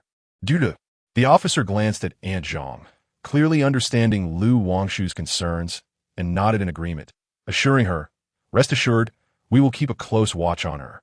Feeling reassured by the officer's words, Lu Wangshu nodded in acknowledgement, and she and Lin Xiangyi departed the prison, one following the other. Once outside, Lin Xiangyi inquired, having visited Aunt Zhang, what should we do next? Lu Wangshu pondered for a moment before responding, let's head to Yongzhou No. 1 High School. Lin Xiangyi was taken aback and asked curiously, the case has been resolved. Why are we going to Yongzhou No. 1 High School? Lu Wangshu cast a glance at her and replied, do not forget, there is still someone there awaiting our news. Lin Xiangyi quickly grasped the implication of Lu Wangshu's words and inquired, are you referring to the principal? The latter nodded affirmatively, responding, indeed, it is he. Such significant events have transpired within the school. First, the dormitory supervisor in the boys' dormitory, and now the head of the teaching department. To be honest, I feel quite a headache on his behalf. Lin Xiangyi sighed and remarked, indeed. Let us be on our way. With that, the two set off in a vehicle towards Yongzhou No. 1 Middle School. Upon their arrival at the principal's office, they found him seated in a chair, gazing vacantly out of the window. It was not until the sound of a knock interrupted his reverie that he regained his composure. The principal immediately recognized Lu Wangshu and Lin Xiangyi, having noted their frequent meetings over the past few days. He offered them a somewhat strained smile and inquired, it's you two. Has there been any new development in the case? Observing the principal's calm demeanor, Lu Wangshu and Lin Xiangyi surmised that he was likely unaware of the latest information. They nodded and confirmed, "Yes, we have apprehended the perpetrator responsible for Du Li's plight." The principal was momentarily taken aback by this revelation and quickly pressed, "Oh, who is it?" After a brief hesitation, Lu Wangshu finally uttered the 5 words. "Is the head of the teaching department." "What?" The principal was utterly stunned. He had never anticipated that the individual responsible for Du Li's suffering would be the head of the teaching department. How could this be possible? It is true, and furthermore, the head of the teaching department has already confessed to all his crimes. Lin Xiangyi interjected from the side. She proceeded to succinctly recount the details of the head of the teaching department's misconduct involving students. Upon hearing the news, the principal was left utterly speechless. He turned his gaze towards the window, observing a group of students joyfully racing across the playground, bursting with youthful exuberance and vitality. They were the pride of the school, and indeed, the pride of the principal. Yet, who could have imagined that within this seemingly tranquil institution, such events could transpire? As this thought crossed his mind, a wave of bitterness washed over him. He addressed Lu Wangshu and Lin Xiangyi, expressing, "Not only have you solved this case, but you have also uncovered the truth behind another incident. Your efforts are commendable." Lu Wangshu waved dismissively, replying, "It's nothing extraordinary. It is merely our duty. There is no need to speak of hardship." The principal was overly gracious. "Indeed, merely our duty," he mused, falling into a contemplative silence. Both Lu Wangshu and Lin Xiangyi sensed an oddity about the principal, yet they could not pinpoint its source. Exchanging glances, they remarked, "We came here primarily to inform you about this matter. Since we have conveyed everything, we shall take our leave. Farewell." The principal nodded, accompanying them to the staircase, saying, "I shall see you to this point. Please take care. I have documents to attend to. Goodbye." With that, he turned it apart. Lin Xiangyi observed the principal's retreating figure, feeling as though he had aged a decade overnight. A sigh escaped her lips, and an unsettling feeling settled within her. Noticing Lin Xiangyi's gloomy demeanor, Lu Wangshu gently patted her shoulder, encouragingly saying, "Try to look on the bright side. With time, things will improve." Lin Xiangyi shook her head and remarked, "How could one possibly come to terms with such matters? The human heart is indeed tender. No matter how many cases one has encountered, it cannot become callous." Lu Wangshu understood that Lin Xiangyi was an emotional person, easily moved to sentimentality, and suggested, "Perhaps you should simply refrain from accompanying me. A change of job might spare you from perpetual sorrow." Lu Wangshu felt that, as a detective, it was inevitable to confront cases, and with each resolution, there would invariably be moments of profound sadness. After all, those who are pitiable must possess aspects that are detestable, and those who are detestable must also hold elements of pity. These two truths are intertwined. If Lin Xiangyi were to follow Lu Wangshu, her sensitive nature would likely result in her mourning each case for 10 days to half a month, which would leave her perpetually engulfed in gloom and sorrow. Lu Wangshu had her best interests at heart when she made the suggestion. However, Lin Xiangyi completely misconstrued Lu Wangshu's goodwill and, in a fit of exasperation, declared, "Lu Wangshu, let me make this clear. You shall not rid yourself of me through any pretext or excuse. I will not leave, so cease your futile attempts." Lin Xiangyi felt a sense of rejection from Lu Wangshu, leading her to be particularly sensitive to discussions about leaving. Consequently, she interpreted any mention of departure as an indication of Lu Wangshu's desire to dismiss her, which prompted her strong reaction upon hearing those words. Lu Wangshu could not fathom Lin Xiangyi's feelings. Thus, upon witnessing her storm away in anger, he was left bewildered and somewhat aggrieved. He had clearly acted with her best interests at heart. Why, then, did she seem utterly unmoved and instead filled with ire? This perplexity weighed heavily on his mind.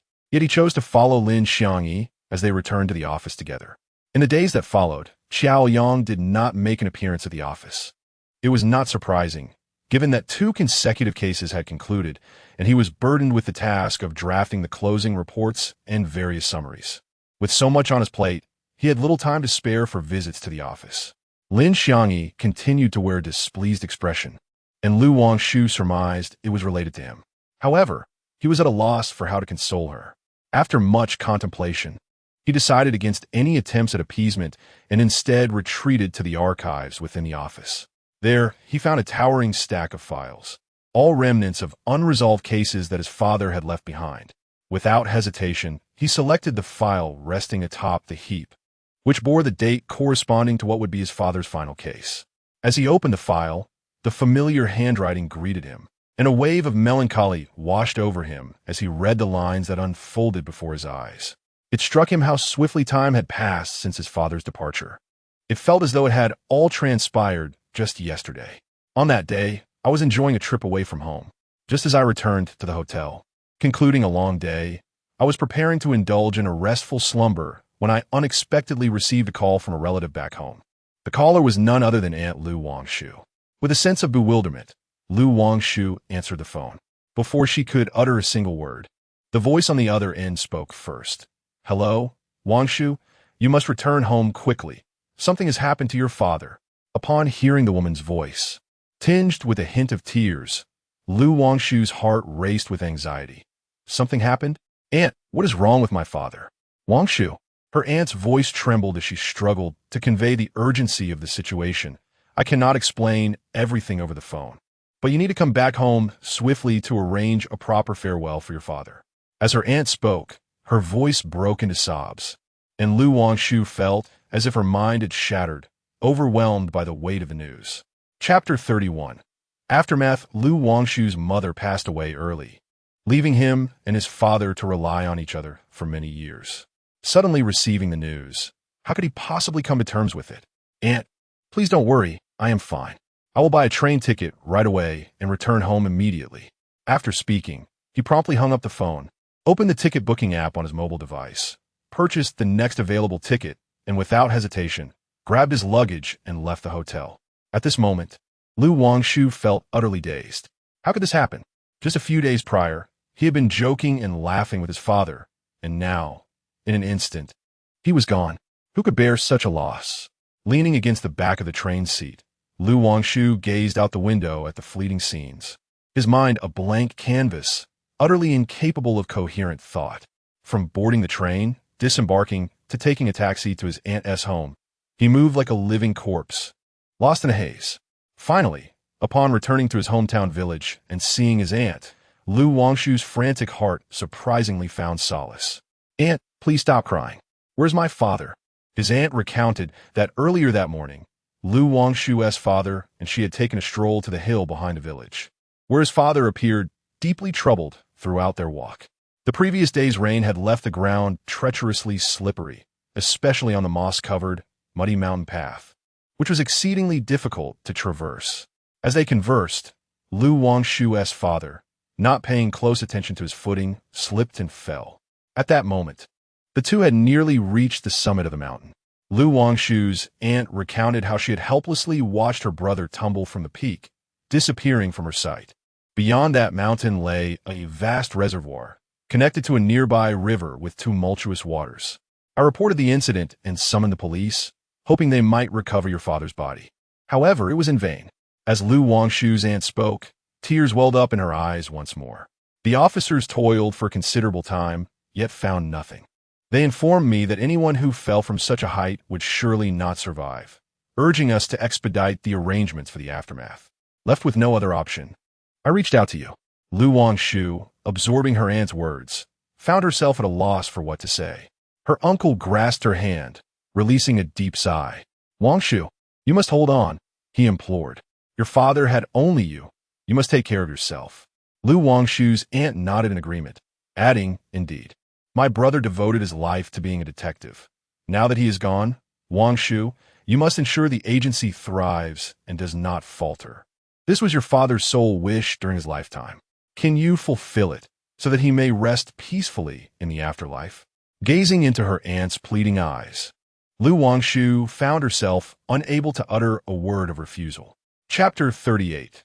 The case of the human puppet. Lu Wangshu nodded, assuring, "Aunt, rest assured, I shall not allow his wishes to go unfulfilled." That night, Lying on his aunt's bed, he gazed at the ceiling above, unable to find repose. Thoughts of what lay ahead consumed him. As he pondered, a solitary tear slipped from the corner of his eye. He reached up to wipe it away, yet the tears continued to flow. Eventually, he surrendered to the cascade, allowing them to fall unimpeded. In the ensuing days, Wangshu remained at his ancestral home. He attended to his father's final affairs, ensuring every detail was meticulously managed before departing. Just before his leave, he addressed his aunt and uncle. "Aunt, uncle, you need not worry. I shall do everything within my power to ensure the firm flourishes, safeguarding my father's lifelong dedication from ruin." His aunt and uncle, upon hearing his words, felt a profound sense of comfort. "Oh, how wonderful it is, Wangshu, that you think this way," they responded, their hearts lightened. Wangshu refrained from elaborating further on the subject, instead imploring them to take care of their health before turning to leave. The events of the past felt as recent as yesterday. It was astonishing how swiftly time had passed. He gathered his scattered thoughts and began to examine the dossier before him. This case was extraordinarily peculiar. Upon opening the file, he discovered that the first line of the report clearly stated that the suspects and motives for the case had yet to be identified. It was perplexing. While it might be plausible to lack information regarding the motive, how could there be no suspects at all? The deceased had rivals and individuals with whom they had previously clashed, even those who had threatened them, any of whom could have been considered suspect. How then? Could there be none? Wangshu, intrigued, pulled out the file and began to examine it meticulously. The victim in this case was a young couple, the man named Li Hui and the woman named Zhang Min. Li Hui had once owned a small business in the area and was relatively affluent. The couple lived a modest life, treating others with kindness, and thus had no enemies. Tragically, 1 year prior, Li Hui and Zhang Min had been murdered in their own home. The brutality of the crime was appalling. The perpetrator had gruesomely dismembered the couple, transforming them into a horrific spectacle. Having devoted many years to his studies, Wangshu was well aware of the term renji, a gruesome punishment in ancient times. The character for ji in classical Chinese referred to a pig. Thus, renji essentially meant to reduce a living person to the state of pig. In ancient times, this was a form of torture executed through a complex method involving poison, metal, and various other implements. This case is certainly not as intricate as it may seem. In fact, if it were truly complicated, it might even be preferable. Were the perpetrator to exert such considerable effort, they would undoubtedly leave behind a plethora of clues, thereby making the task of identifying the true culprit significantly easier. Instead, we find ourselves entangled in a chaotic web, unsure of where to commence our investigation. The assailant merely severed the limbs of Li Hui and Zhang Min, and additionally removed their ears, tongues, and gouged out their eyes. Wangshu sighed. The brutality of such methods is beyond comprehension. What profound enmity must drive a person to commit such heinous acts? His curiosity was indeed piqued. The records pertaining to this case are rather scant, consisting of only a few brief notes. Wangshu retrieved several photographs from a case file, depicting the scene at the time. Aside from the grotesque and horrific visages of the deceased, the only other detail present was a line of blood-written verse. "The son is the king, the mother the captive. Day after day, in the twilight, I often dwell with the dead, separated by 3,000 miles. Who shall send word to the girl?" This poem does not appear to be a renowned masterpiece, as Wangshu felt he had never encountered it prior. However, it also seems unlikely that the murderer penned these lines. Someone capable of treating the victim's remains with such cruelty could not possibly compose such poignant poetry. Given his inability to decipher its meaning, he resolved to seek external assistance. In this age of intelligent internet connectivity, what is there that cannot be learned? Simply take out a mobile device, consult Baidu, and all knowledge is at one's fingertips. As Wangshu contemplated this, he retrieved his phone from his pocket, intending to conduct a search. However, just as he had taken out the device, a female voice suddenly resonated from behind him. "What are you doing?" The abruptness of this voice caught him off guard, especially since he had assumed he was alone in the archives. Having just viewed such gruesome images, he nearly dropped his phone in shock. "Xiangyi, could you please announce your presence before you appear next time? Startling someone can be quite perilous, Lu Wangshu muttered as he patted his chest to calm himself. Lin Xiangyi retorted with dissatisfaction, I clearly made a sound just now. Moreover, why are you changing the subject? You still haven't answered my question. Tell me, what are you secretly doing here all alone? Chapter 32. An unexpected blow? What do you mean by sneaky? I am clearly being forthright. In broad daylight, under the clear sky, you must not speak recklessly. Lu Wangshu retorted, unwilling to back down. Lin Xiangyi sensed something amiss. She narrowed her eyes and scrutinized Lu Wangshu from head to toe. Dodging the issue, I knew you must be hiding something. Speak up. What is truly going on? What are you concealing from me? Although Lu Wangshu recognized her growing anger, he persisted in his fabrications, asserting, Xiangyi, you are overthinking. There is absolutely nothing to worry about. He said this purely to prevent Lin Xiangyi from seeing the contents of the envelope. He feared that those gruesome photographs from the crime scene would terrify her. However, Lu Wangshu's evasive actions did not go unnoticed by Lin Xiangyi. She had just seen him holding a dusty yellow envelope along with several photographs. But as soon as she approached, he immediately concealed his hands behind his back. This was the archives, and thus, it was evident that what Lu Wangshu held could only be documents. As Lin Xiangyi connected these dots, recalling the words Lu Wangshu had spoken when he attempted to send her away a few days prior, her anger surged. She cast a scornful glance at Lu Wangshu and said, Fine, if you do not wish for me to look, then I shall not. Since you do not want me here, I shall take my leave. With that, she stormed out of the archives in a huff. Lu Wangshu always felt that she had misunderstood something. Without the luxury of pondering, she hurriedly chased after them. Lin Xiangyi intended to make a swift exit. As she opened the door, she was met with the sight of Qiao Liang standing outside, one hand suspended awkwardly in the air, smiling awkwardly at Lin Xiangyi. He inquired, Xiangyi, what is wrong? Are you leaving? Lin Xiangyi, harboring resentment, found Qiao Liang's presence irksome and shot him a glare. What business is it of yours? Qiao Liang, caught in the crossfire, felt a twinge of displeasure. Xiangyi, have you been taking crazy pills? Go ask your good buddy about that. Lin Xiangyi retorted, brushing past Qiao Liang and striding away. As Qiao Liang entered, he happened upon Lu Wangshu, who was approaching with quick steps. Upon seeing him, she inquired in bewilderment, What are you doing here? Where's Xiangyi? Qiao Liang gestured towards the door. She just left. However, he then asked, But Wangshu, what is going on between you two? Lu Wangshu approached the door, only to find no trace of Lin Xiangyi. She moved to the window, pulled back the blinds, and peered outside. But the familiar vehicle was nowhere to be seen. It didn't take long for her to conclude that Lin Xiangyi had likely driven home. In some way, it was for the best. This case would no longer trouble her. Noticing Lu Wangshu lost in thought, staring out the window in silence, Qiao Liang queried, What's going on? What happened between you two? Lu Wangshu succinctly recounted the events that had just transpired to Qiao Liang. After listening to this, the latter pondered for a moment and inquired, Did you say anything to her previously that might have led to a misunderstanding? Upon hearing this, Lu Wangshu immediately protested, exclaiming, How could that be possible? Qiao Liang then asked, When did Xiangyi begin to exhibit such emotional turmoil towards you? Lu Wangshu replied, That very day. After returning from school, she maintained a frosty demeanor, as if I owed her an extravagant sum.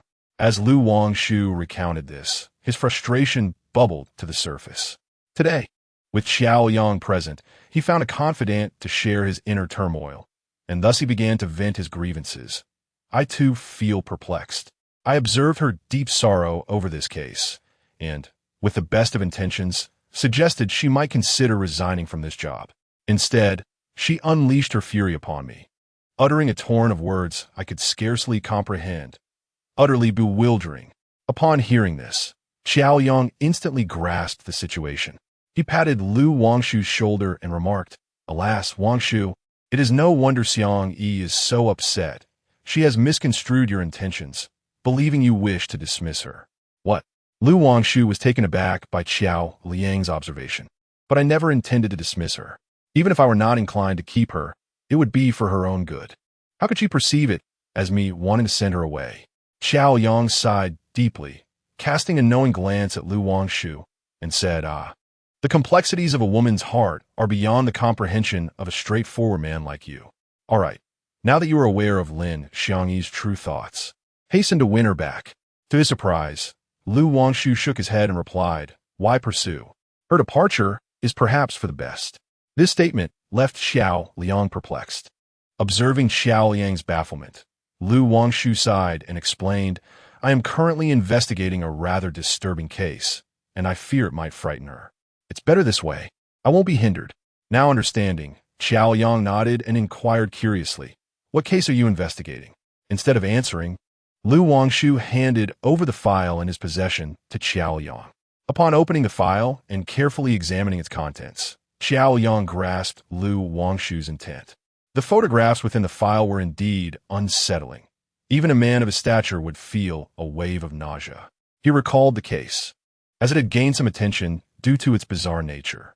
However, after a period of investigation yielded no progress, and with another significant case emerging simultaneously, the police had temporarily shelved this particular investigation.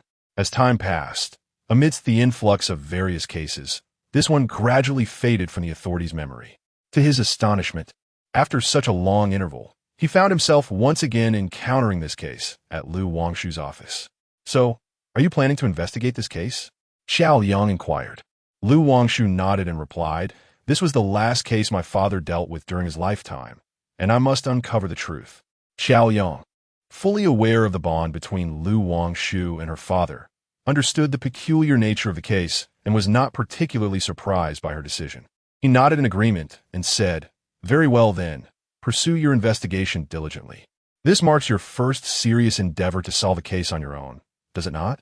Following the death of Lu Wangshu's father, Lu Guang, the news had caused the business at the office to plummet dramatically.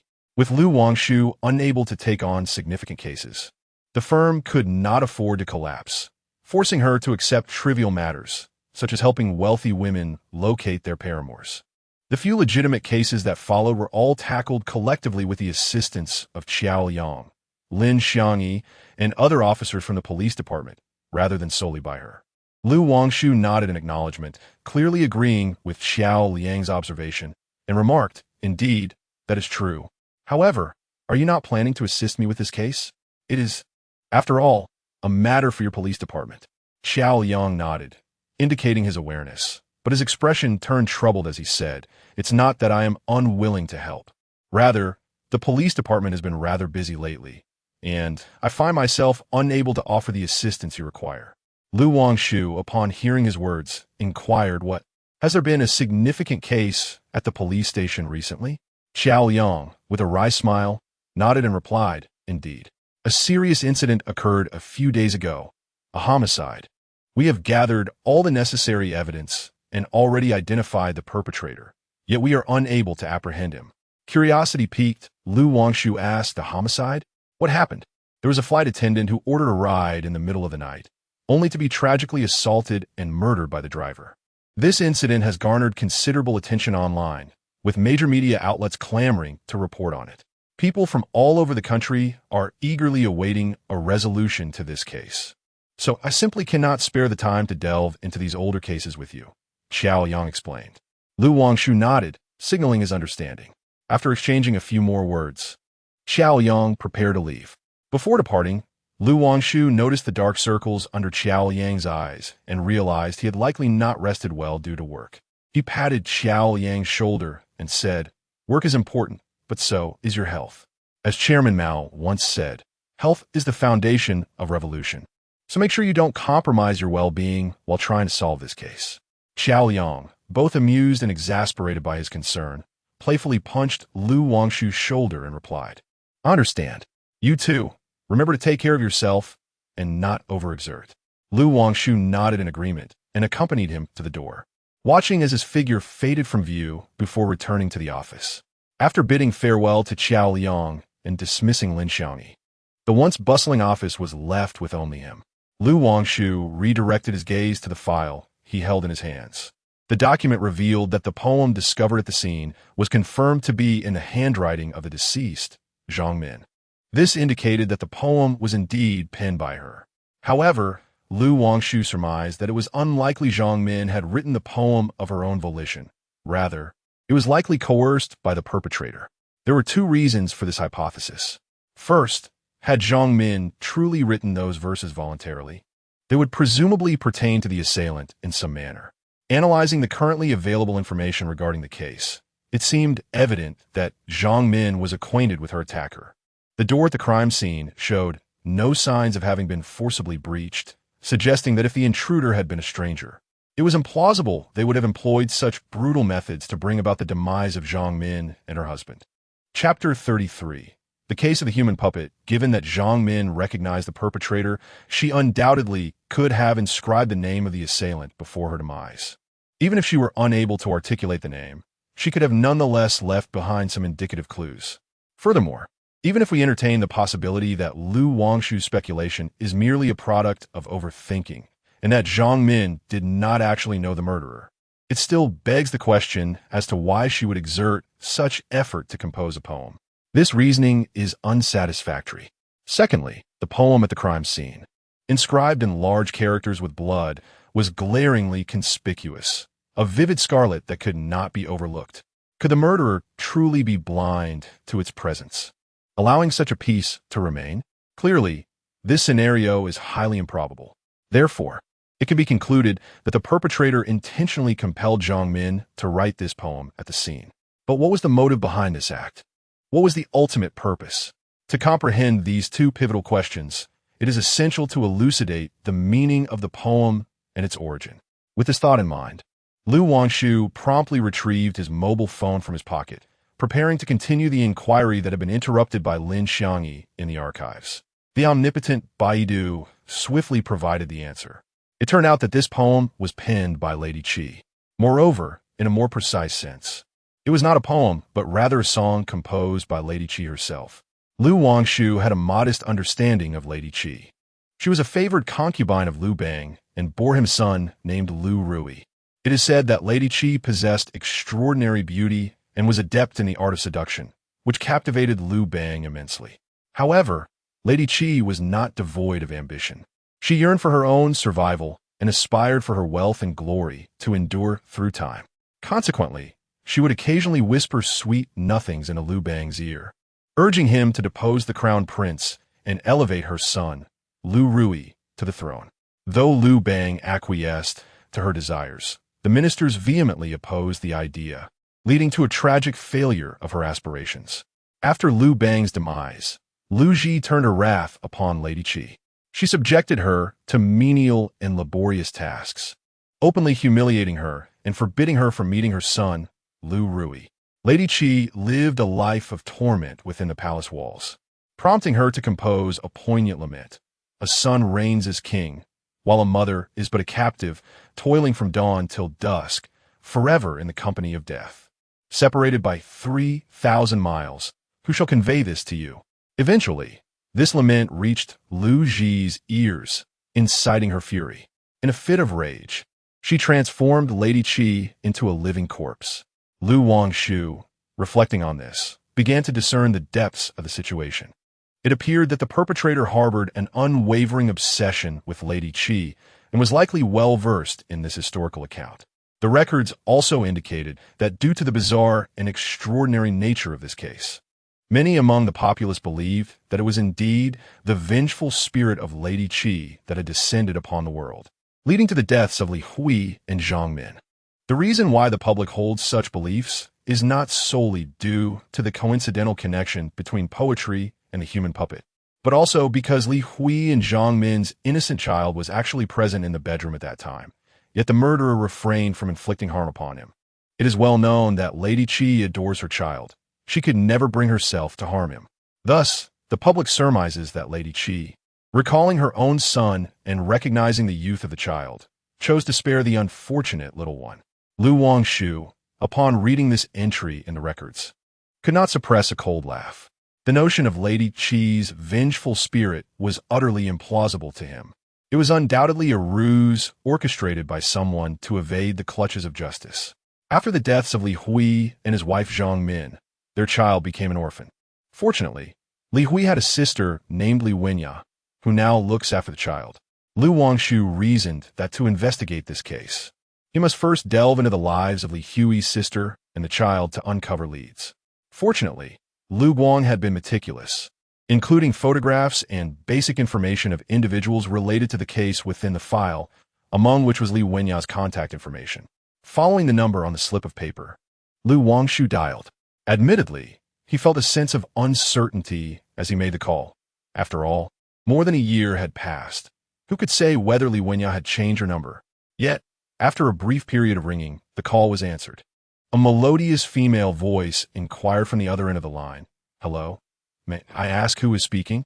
"Greetings. May I speak with Li Wenya?" replied a detective named Lu Wangshu. "I'm calling regarding the case of your brother and sister-in-law from a year ago.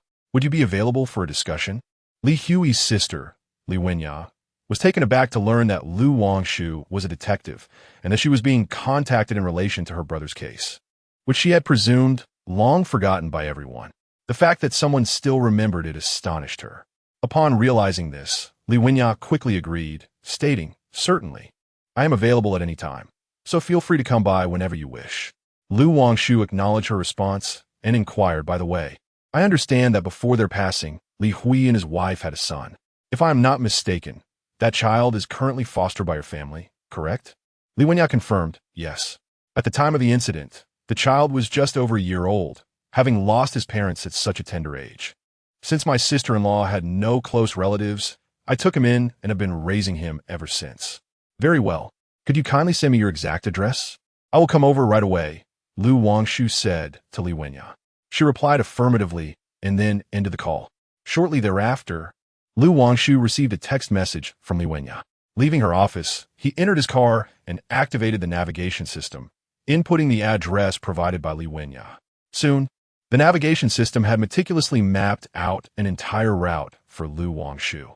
Following the prompts, he quickly arrived near Li Wenya's residence. After parking his car securely downstairs, he ascended the staircase. Upon entering, Lu Wangshu was greeted by an array of neatly sliced fruits and freshly brewed tea adorning the table. Li Wenya's home was spacious and elegantly decorated, clearly reflecting her thoughtful taste. The assortment of fruits on the table was impressive, featuring mangoes, cherries, and custard apples among others. "Make yourself at home," Li Wenya warmly invited Lu Wangshu, encouraging him to enjoy the refreshments. Lu Wangshu nodded, surveying his surroundings, and noticed that only Li Wenya was present. Curiously, he inquired, "Where is the child?" "He is playing in his room with a nanny," she replied. "I know you wish to see him. Please be patient. I will call him shortly." However, at this point, a troubled expression crossed Li Wenya's face. Recognizing her demeanor, Lu Wangshu sensed she had something weighing on her mind. "If you have something to say, you need not hesitate," he encouraged. Li Wenya nodded and explained, "Since the child came to live with us, I have been concerned that my brother and sister-in-law's situation might adversely affect his emotional and psychological development. Therefore, I decided not to disclose the full truth to him. I merely told him that my husband and I are his parents and even changed his surname. So, please be careful not to let anything slip." Li Wenya's sentiments were certainly understandable to Lu Wangshu. He nodded in acknowledgement and assured her, saying, "Rest easy. I will simply say that I am an old classmate of yours passing through, so I thought I would stop by to see you. I shall not disclose my true identity." His words filled Li Wenya with satisfaction. She nodded appreciatively before turning and calling into the room, "Howren, come out quickly. We have guests." Then she added, "Su Qian, please bring the child outside." No sooner had Li Wenya finished speaking than the door to the small room swung open, revealing a young woman carrying a child as she emerged. Chapter 34. The misunderstanding of Lin Xiangyi Lu Wangshu observed as the two individuals gradually approached him. His attention was initially captured not by Zhong Haoren, but rather by the nanny named Su Qian. Su Qian, if Lu Wangshu recalled correctly, he had encountered this name within a file, along with this very face. He remembered that Su Qian had previously served as a nanny for Li Hui and Zhang Min, responsible for caring for their children and maintaining their household. At the time of the incident, Su Qian had fortuitously been absent, having taken leave to return to her hometown, thereby narrowly escaping this calamity. Otherwise, she too might have fallen victim to the assailant. The alibi regarding Su Qian's absence had been corroborated by the police, confirming its authenticity.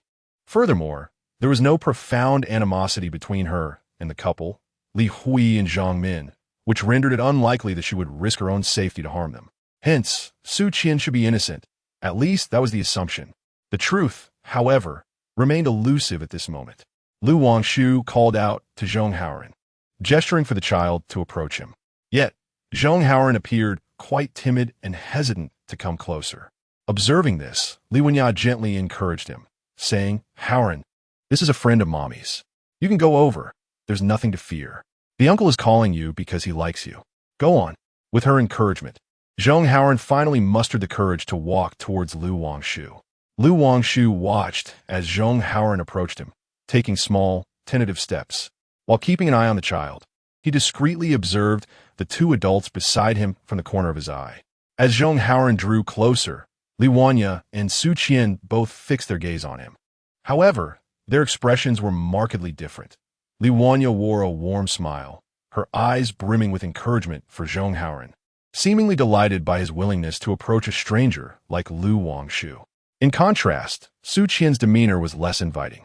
Lu Wangshu could not shake the feeling that her gaze was imbued with concern and apprehension, directed towards him with a hint of wariness, even a trace of hostility. Lu Wangshu understood Su Qian's feelings of unease regarding Zhong Haoren. Perhaps she feared that the child might stumble or fall as he made his way to him, risking injury. Yet, the source of her mistrust and animosity towards him remained a mystery. After all, his current identity was merely that of a classmate of Li Wanya, an old friend reuniting after a long time apart. Why then did Su Qian harbor such antagonism towards a mere guest? This perplexity weighed heavily on Lu Wangshu's mind as Zhong Haoren finally reached him. Looking down at the adorable little boy, with his cherubic, plump face and glistening, onyx-like eyes, Lu Wangshu felt his heart melt.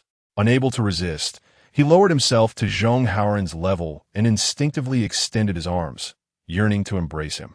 Just as Zhong Haoren turned around, he inadvertently brushed past Lu Wangshu's hand and lost his balance, falling to the ground with a thud.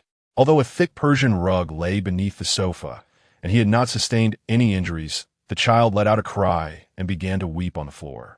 Lu Wangshu understood that Zhong Haoren might have been startled by the fall, especially with the adults nearby, which explained his intense reaction. She reached out to help him up, but before she could do so, another figure rushed toward him. In a mere blink, she saw Zhong Haoren securely nestled in Su Qian's embrace. "Madam, I shall take the child to a small room and check if he is hurt," Su Qian said to Li Wenya, her gaze unwavering from the sobbing Zhong Haoren. Filled with concern, Li Wenya nodded, her worry for the child evident. "All right, please go quickly. Just handle it as you see fit." Upon receiving Li Wenya's approval, Su Qian wasted no time and swiftly departed with the child. Lu Wangshu watched Su Qian's hasty retreat, cradling Zhong Haoren, and felt an unsettling sense that something was amiss. After a moment of contemplation, she turned to Li Wenya and inquired, "Has Su Qian always been this concerned about Zhong Haoren?" Lu Wangshu posed the question because she sensed that Su Qian's attentiveness toward Zhong Haoren had perhaps crossed a line into excessive territory. According to reason, a nanny would naturally feel anxious and distressed if she witnessed the child she is responsible for getting hurt. However, Su Qian's recent behavior seemed to exceed the bounds of normalcy. From the moment she stepped out of the room, her gaze remained fixated solely on Zhong Haoren, disregarding everyone else entirely. Moreover, when Su Qian saw Zhong Haoren fall and cry, she rushed over without a moment's hesitation, her reaction appearing instinctual rather than a product of conscious thought. It was as if it were a primal instinct. Su Qian's series of responses starkly contradicted her role as a nanny. After Lu Wangshu's inquiry, Li Wenya did not dwell on it for long and simply nodded in agreement. Acknowledging Su Qian's consistent concern for the child, likely stemming from her long-standing responsibility for Haoren, Li Wenya recounted that when she took in Li Hui and Zhang Min's child into her home, she, being a woman who had never given birth, had no idea how to care for a child barely over a year old. If Li Wenya was unsure of how to provide care, her husband was even less equipped to do so. Consequently, after deliberating together, the couple decided that hiring a nanny would be the most prudent choice. As soon as the advertisement for a nanny was posted, Su Qian promptly came forward, stating that she had no formal education or specialized skills, but her only expertise lay in household chores and childcare. She expressed her hope that Li Wenya might take her in, provide her with a meal, and offer her a stable job. The salary was of no concern to her. Since Li Wenya was the sister of Li Hui, she was certainly acquainted with Su Qian. She understood that Zhong Haoren had been under the care of Su Qian and his sister-in-law, Zhang Min, since childhood. Thus, having Su Qian look after Zhong Haoren should be quite effortless. Consequently, Li Wenya agreed to let Su Qian stay. This is precisely why Zhong Haoren had been raised by Su Qian, resulting in a particularly deep bond between them. Upon hearing Li Wenya's words, Lu Wangshu felt an increasing sense of unease.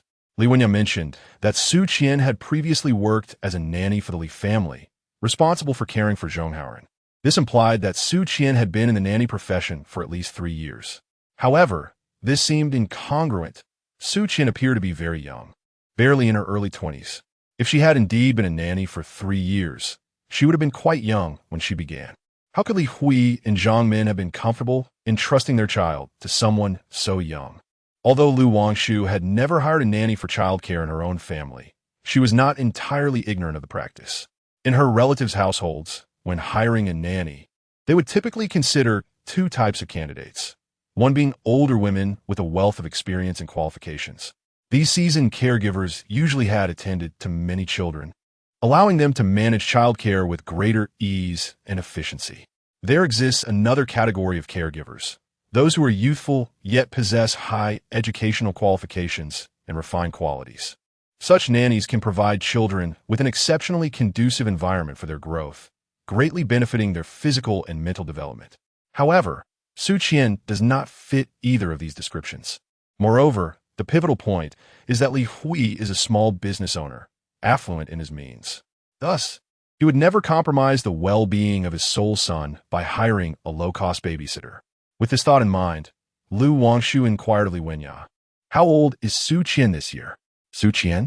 Li Wenya hesitated, taken aback by Lu Wangshu's question. Momentarily, she found herself unable to respond, and due to the effects of her pregnancy, she pondered for considerable time before finally replying. Su Qian is already 21 this year. Is there a problem? Lu Wangshu voiced her inner perplexity, asking, "Do you know why your brother and sister-in-law decided to hire Su Qian as a nanny? She is so young and lacks any experience in childcare." Chapter 35. The Blinding Blood Poem. Li Wenya shook her head and remarked, "I truly have no idea. It strikes me as rather peculiar. Moreover, it appears that my sister-in-law does not particularly favor Su Qian. She frequently criticizes her, disregarding her dignity and making her feel uncomfortable." Li Wenya recounted that during her visits to Li Hui's home, she often witnessed Zhang Min reprimanding Su Qian. She found it odd that although Zhang Min harbored a clear aversion towards Su Qian and was never satisfied with her, she refused to dismiss her, allowing her to continue working in the household. Even more perplexing was Su Qian herself. Despite Zhang Min's evident disdain and her unyielding hostility, Su Qian chose not to leave, instead insisting on her continued presence in the home. The dynamics between these 2 women left Li Wenya utterly baffled. Upon hearing her words, Lu Wangshu began to comprehend. If he wished to unravel these mysteries, he would need to remain in the household for the night. However, would Li Wenya agree to such an arrangement? After all, he was merely a stranger she had just met. Would she truly consent? And then there was Su Qian. If he were to suddenly declare his intention to stay the night, what if she misinterpreted his motives, causing unnecessary alarm? As Lu Wangshu contemplated these dilemmas, he inadvertently lowered his gaze and, in doing so, collided with the platter of fruit on the table. He noticed a small, yellowish object on the edge of the cherimoya, which did not appear to be filth. A glance at the nearby mango clarified everything for him. Undoubtedly, Li Wenya first sliced the mango before proceeding to cut the cherimoya. She thought, since both are fruits, there was no significant difference, and in a moment of laziness, she neglected to wash the fruit knife. Lu Wangshu gazed at the platter of cherimoya on the table, and a clever idea suddenly struck him. He feigned a casual conversation and inquired of Li Wenya, "By the way, Zhong Haoren is over 3 years old now. He should be starting kindergarten next year, right?" Li Wenyan nodded in affirmation and replied, "Indeed. However, I have already enrolled him in a parent-child class, which will commence in the latter half of the year. I want him to gradually adapt to the school environment." He nodded, signaling his understanding, then reached for a fork on the table, spearing a piece of cherimoya and placing it into his mouth, remarking, "That sounds reasonable." Yet, the term parent-child class implies that children and their parents participate together, does it not? Li Wenyan confirmed with a nod, explaining, "Yes, they are meant to attend together. It's to alleviate the child's adjustment to an unfamiliar environment." Lu Wangshu speared another piece of cherimoya, savoring it before asking, "But now that you are pregnant, how will you accompany Zhong Haoren to the parent-child class in the latter half of the year, given that you will have a large belly? Even after the child is born, you will need to care for the baby. Where will you find the time and energy?"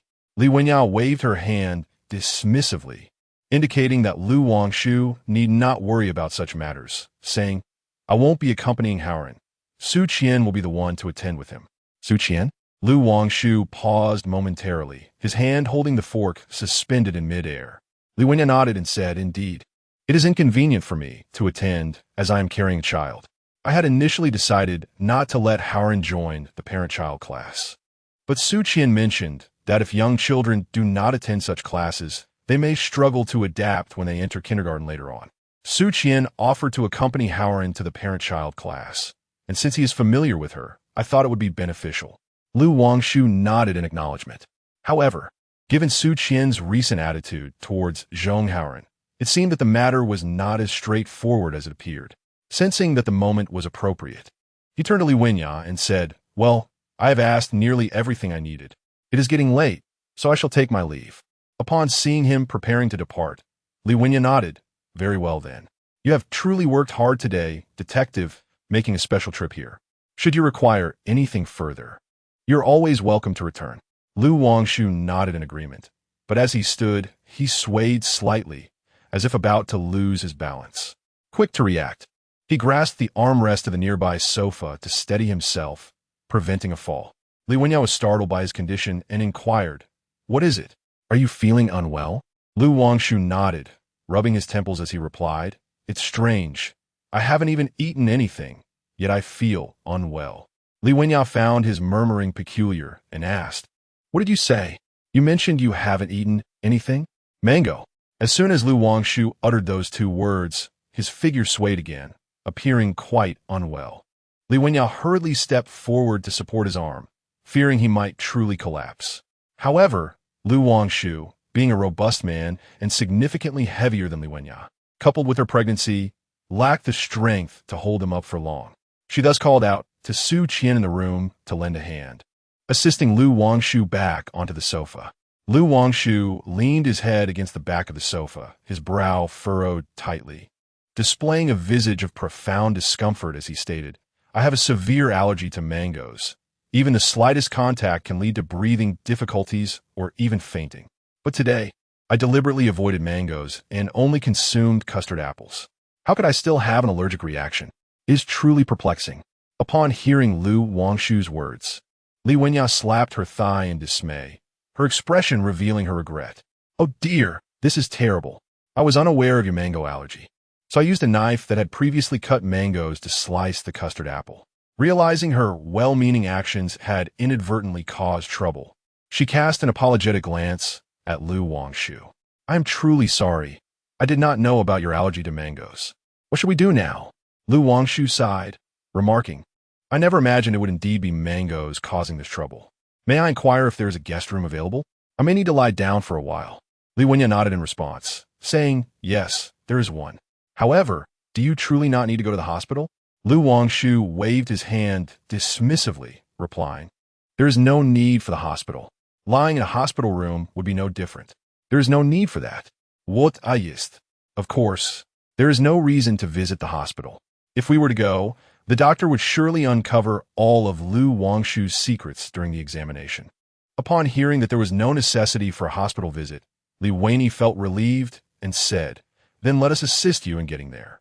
As she spoke, she attempted to help Lu Wangshu to his feet. However, at that moment, Su Qian swiftly intervened, halting Li Wenyan's actions with a gesture. She winked at Li Weini and discreetly gestured towards a nearby, secluded area, indicating a desire for a private conversation. Li Weini, uncertain of Su Qian's intentions, cast a hesitant glance at Lu Wangshu before ultimately following her to the side. From the very beginning, Su Qian had sensed that Lu Wangshu's identity was far from ordinary. Although she could not pinpoint the exact nature of Lu Wangshu's true identity, her intuition alerted her that Lu Wangshu was not merely a classmate and friend of Li Weini. Now, witnessing Lu Wangshu's discomfort due to an allergic reaction and his need to remain at home temporarily, her inner alarms began to sound. Madam, with Sir away on a business trip these past few days, and with only us two women and Howren, a mere adolescent, at home, is it truly wise to leave a man here? Su Qian remarked. Since the moment Li Weini received Lu Wangshu's call, and until his arrival at their home, Su Qian had been preoccupied in the room, entertaining Zhong Howren. Thus Li Weini refrained from revealing Lu Wangshu's true identity in his presence. It is precisely for this reason that Su Qian remains unaware that he is the detective investigating the case involving Li Hui and Zhang Min, infamous for their gruesome acts. Subconsciously, she harbors a profound animosity towards the enigmatic Lu Wangshu, leading her to wish to exclude him from her home. Li Wenyao, of course, comprehends the underlying implications of Su Qian's words. To be candid, she herself grapples with a sense of internal conflict. Although Lu Wangshu proclaims himself to be a detective, she has yet to verify his true identity. Who is to say he is not a nefarious individual? In contemporary society, one encounters individuals with twisted psyches all too frequently. Furthermore, with her husband away on business, Li Wenyao finds herself alone with two women and child. Should any misfortune befall them, they would indeed be ill-equipped to defend themselves. Chapter 36. Su Qian, as the saying goes, one should harbor no ill intentions towards others, yet remain vigilant against potential threats. However, upon further reflection, Li Wenyao realized that the allergic reaction experienced by Lu Wangshu was intrinsically linked to her own actions. Had she not been negligent in failing to properly cleanse that fruit knife, the ensuing events might never have transpired. Ultimately, the root of the issue lay within herself. Should she extend her hospitality to Lu Wangshu and allow him to stay in her home, even if temporarily? This thought lingered in Li Wenyao's mind. Nearby, Lu Wangshu, who was reclining on the sofa, observed the interaction between the two women with mounting anxiety. He feared that Li Wenyao might be swayed by Su Qian's words and refused to offer him shelter. Although Lu Wangshu had not known Li Wenyao for long, he could discern her inherently kind nature. After all, she had been caring for her brother's child for over a year. With this realization, he clenched his teeth, rolled his eyes back, and feigned unconsciousness. It was a gamble he was willing to take. Having gone to such lengths, if Li Wenyao still declined to let him stay, he would truly be at a loss.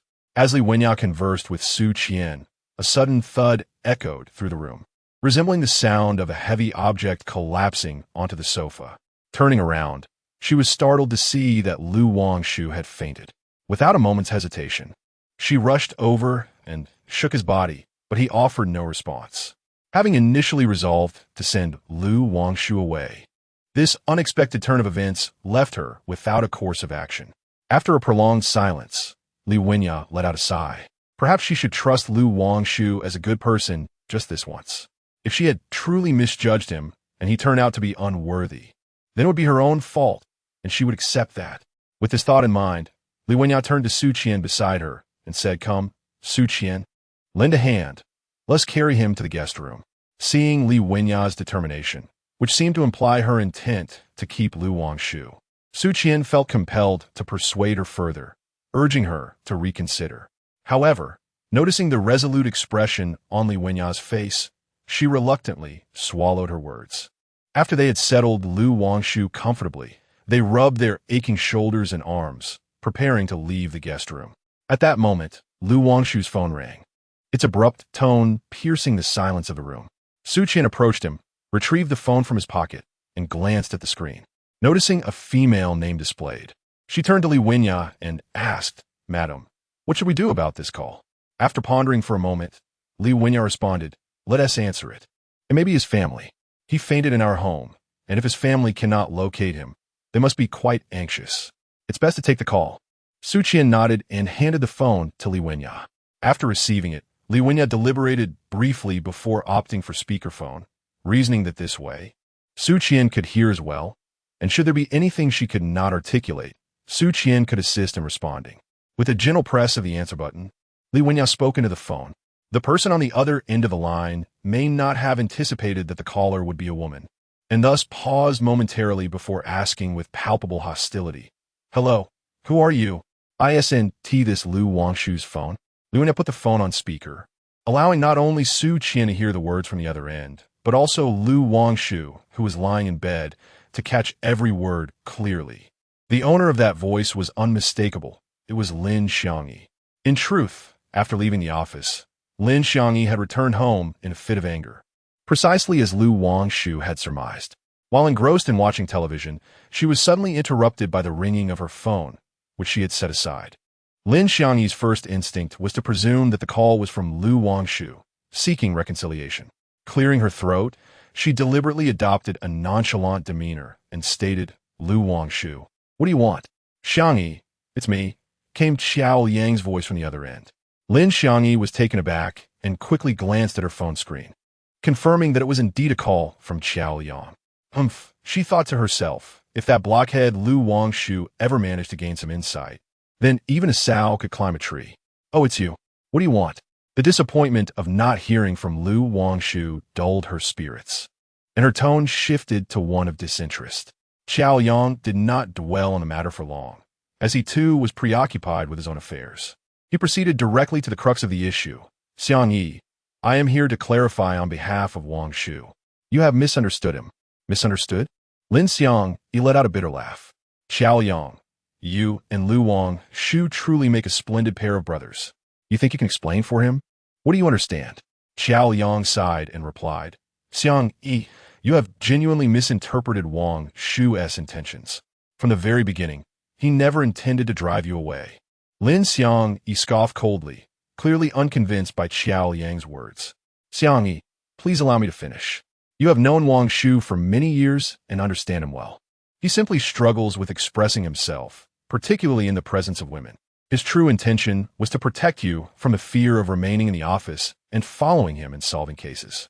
He cares for you and does not wish for you to be harmed, which is why he suggested you leave. It was not because he finds you a burden or a nuisance." Qiao Yang's eloquent defense could be described as textbook perfect. What girl does not desire to hear sweet nothings? Each of his words resonated deeply within Lin Xiangyi's heart. After contemplating Qiao Yang's remarks, Lin Xiangyi hesitated and, with uncertainty, asked, "Does Lu Wangshu truly feel that way? Are you certain you are not deceiving me to assist him?" Qiao Yang quickly denied this. "How could I possibly deceive you? We have been friends for so many years. There is no need for such deceit. What I say is indeed the truth. Xiangyi, you must believe me." "Well, in light of your regard for Qiao Yang, I shall forgive Lu Wangshu and let him off the hook for now. I will head to the firm at once. Thank you, Qiao Yang, for being willing to share so much with me. Farewell." Upon finishing her words, Lin Xiangyi prepared to hang up the phone. Qiao Yang, in a moment of urgency, called out to her, halting her action, and said, "Xiangyi, do not go to the firm just yet. It would be in vain. Wangshu is not there at the moment. He has gone to investigate a case." "Investigate a case?" As Lin Xiangyi uttered those words, realization dawned upon her, and she felt a surge of anger. Why did he not call me to accompany him? I am his secretary, after all. You left in a huff, with such an unpleasant expression. Who would dare to call you back? Furthermore, this case is truly horrifying. 2 victims had their hands and feet brutally severed, their eyes gouged out and ears sliced off. It is utterly gruesome. Lu Wangshu, in an effort to protect you and spare you from distress, deliberately did not take you along. Qiao Yang explained on behalf of Lu Wangshu. Upon hearing his words, Lin Xiangyi felt a warm sweetness in her heart. Very well, I shall not be angry with him then. This is how it shall be. I will hang up now. With that, she pressed the hang up button on her phone. After ending the call with Qiao Yang, Lin Xiangyi sat on her bed, unable to focus on the television. After much contemplation, she ultimately decided to call Lu Wangshu. However, She never anticipated that the person on the other end of the line would be a woman, and a woman whose voice was unfamiliar to her. Li Wenya, not acquainted with Lin Xiangyi, naturally had no idea who she was. With Su Qian still standing beside her, she could only muster the courage to say, "Hello, I'm a classmate of Lu Wangshu. My name is Li Wenya." Upon hearing this name, Lin Xiangyi felt a sense of unease. As Lu Wangshu's childhood friend, she was well aware of his acquaintances, yet she had never encountered anyone named Li Wenya, especially not a woman. At that moment, Lin Xiangyi had completely forgotten about Xiao Yang's earlier mention of Lu Wangshu investigating a case, and instead said, "Oh, really? Where is Lu Wangshu? Have him come to the phone." She was eager to see how Lu Wangshu would provide her with a reasonable explanation. Li Wenya, upon hearing Lin Xiangyi's words, cast a troubled glance at Lu Wangshu, who was currently lying in bed pretending to be unresponsive. After a moment of hesitation, she replied, "Lu Wangshu is unable to take your call right now." "Unable to take my call?" Lin Xiangyi was momentarily taken aback before becoming even more incensed. Lu Wangshu's phone was in Li Wenya's possession, yet the owner of the phone was incapable of answering her call. Wasn't this enough to provoke Lin Xiangyi's suspicion? Through the phone, Li Wenya was oblivious to the hostility Lin Xiangyi harbored against her and simply responded, "Lu Wangshu has fainted." Fainted? Upon hearing these words, Lin Xiangyi felt a surge of anxiety, momentarily setting aside her anger. "What is his condition now? Has anyone called an ambulance?" "We did not call for an ambulance." Li Wenya was about to finish her sentence when Lin Xiangyi interrupted her urgently. "He has fainted. Why haven't you summoned an ambulance yet? Where is he now? I shall come to fetch him." Lying on the bed, feigning unconsciousness, Lu Wangshu was startled by Lin Xiangyi's exclamation. The urge to spring up and reveal her ruse surged within her. Conversely, Li Wenya reacted quite differently. Hearing Lin Xiangyi's words brought her a sense of relief. She had been wrestling with the decision of whether to keep Lu Wangshu around, and now, with Lin Xiangyi indicating her intention to take Lu Wangshu away, it seemed to resolve a matter that had weighed heavily on her mind. Chapter 37. Psychopathy. Li Wenya hurriedly exclaimed, "That's fine. I will send you my address right away." In truth, it was entirely her fault. Had she been aware of his mango allergy, he would not have collapsed. "Please come quickly." Upon hearing these words from Li Wenya, Lin Xiangyi abruptly paused. After knowing Lu Wangshu for so many years, how could she possibly be unaware of what he could or could not eat? The notion that Lu Wangshu was allergic to mangoes was utterly ludicrous. That fellow consumed mangoes not one by one, but by the plateful. Lin Xiangyi sensed something amiss. After pondering for a moment, she tentatively inquired once more, "Did you just say that Lu Wangshu fainted because he ate mangoes?" Li Wenya nodded, as if it were the most natural thing in the world. "Yes, well, it wasn't exactly eating. He merely came into contact with a bit. And then he fainted." As Lin Xiangyi absorbed this revelation, her long-buried memories resurfaced. She realized that Lu Wangshu must currently be at the residence of someone involved in the case, and for reasons beyond his control, he was feigning unconsciousness. Given this understanding, she cannot expose him. With this thought, she replied to Li Wenya, "I see. In that case, I won't come after all." Li Wenya was taken aback, her confusion palpable. Just moments ago, Lin Xiangyi had been eager to rush over. How could she suddenly decide not to come? "You're not coming?" Li Wenya asked, her tone awkward yet polite. Lin Xiangyi naturally responded, "Indeed. I want to be coming over. Just let Lu Wangshu stay at your home for the night." Li Wenya, biting her lip, unwillingly inquired, "But didn't you just say you were coming?" Lin Xiangyi, with a swift flick of her eyes, conjured a reply, "Yes. I initially thought something was amiss, but it turns out it's just a mango allergy. It's nothing serious. A night's rest should suffice. So I want to be coming after all. Rest assured, by tomorrow morning, he might very well be lively again. Besides, it's rather troublesome for me to come over. So I'll leave him be." Having articulated her thoughts so clearly, Li Wenya could utter no more than a resigned smile and a nod. "All right then." With that, she ended the call and placed the phone back on Lu Wangshu's bedside. "Tonight, before you sleep, remember to lock the bedroom door, understood?" She cautioned Su Qian as they exited the guest room. Su Qian nodded, indicating her comprehension, and then proceeded toward the secondary bedroom where Zhong Haoren was. Once Li Wenya and Su Qian had distanced themselves, Lu Wangshu finally dared to retrieve his phone. It had been an incredibly close call. He was relieved that Lin Xiangyi had acted swiftly, or else he would have surely been exposed or interrupted. Pondering this, he couldn't help but wonder why Lin Xiangyi had called him in the first place. Was there something of great importance she needed to discuss? With this thought, Lu Wangshu could no longer maintain his composure. Should any urgent matters arise and Lin Xiangyi be unable to find herself, turning to that scoundrel surnamed Zhou for assistance. Lu Wangshu could not maintain his composure at the mere thought of such a possibility. He promptly sent Lin Xiangyi a text message. What was the reason for your call earlier? Please respond via text. Do not call. After dispatching this message, he found it impossible to relax and often glanced at his phone, anxious for a reply. On the other side, upon receiving Lu Wangshu's message, Lin Xiangyi felt a twinge of surprise. To her recollection, this was the first time he had ever sent her a text. As she opened the message, she was taken aback by its seriousness, its formality, and its gravitas, which left her somewhat displeased. After all, it had taken considerable effort for Lu Wangshu to finally reach out to her, only for it to be about such a matter. However, she found herself in a quandary regarding how to respond.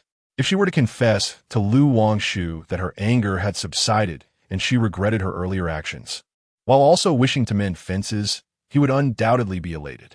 Lin Xiangyi resolved not to grant him such satisfaction. After a moment's thought, she replied, "It's nothing important. I accidentally dialed your number." Upon reading Lin Xiangyi's message indicating that she had no pressing concerns, Lu Wangshu felt a wave of relief. He succinctly replied with an effectively concluding their exchange.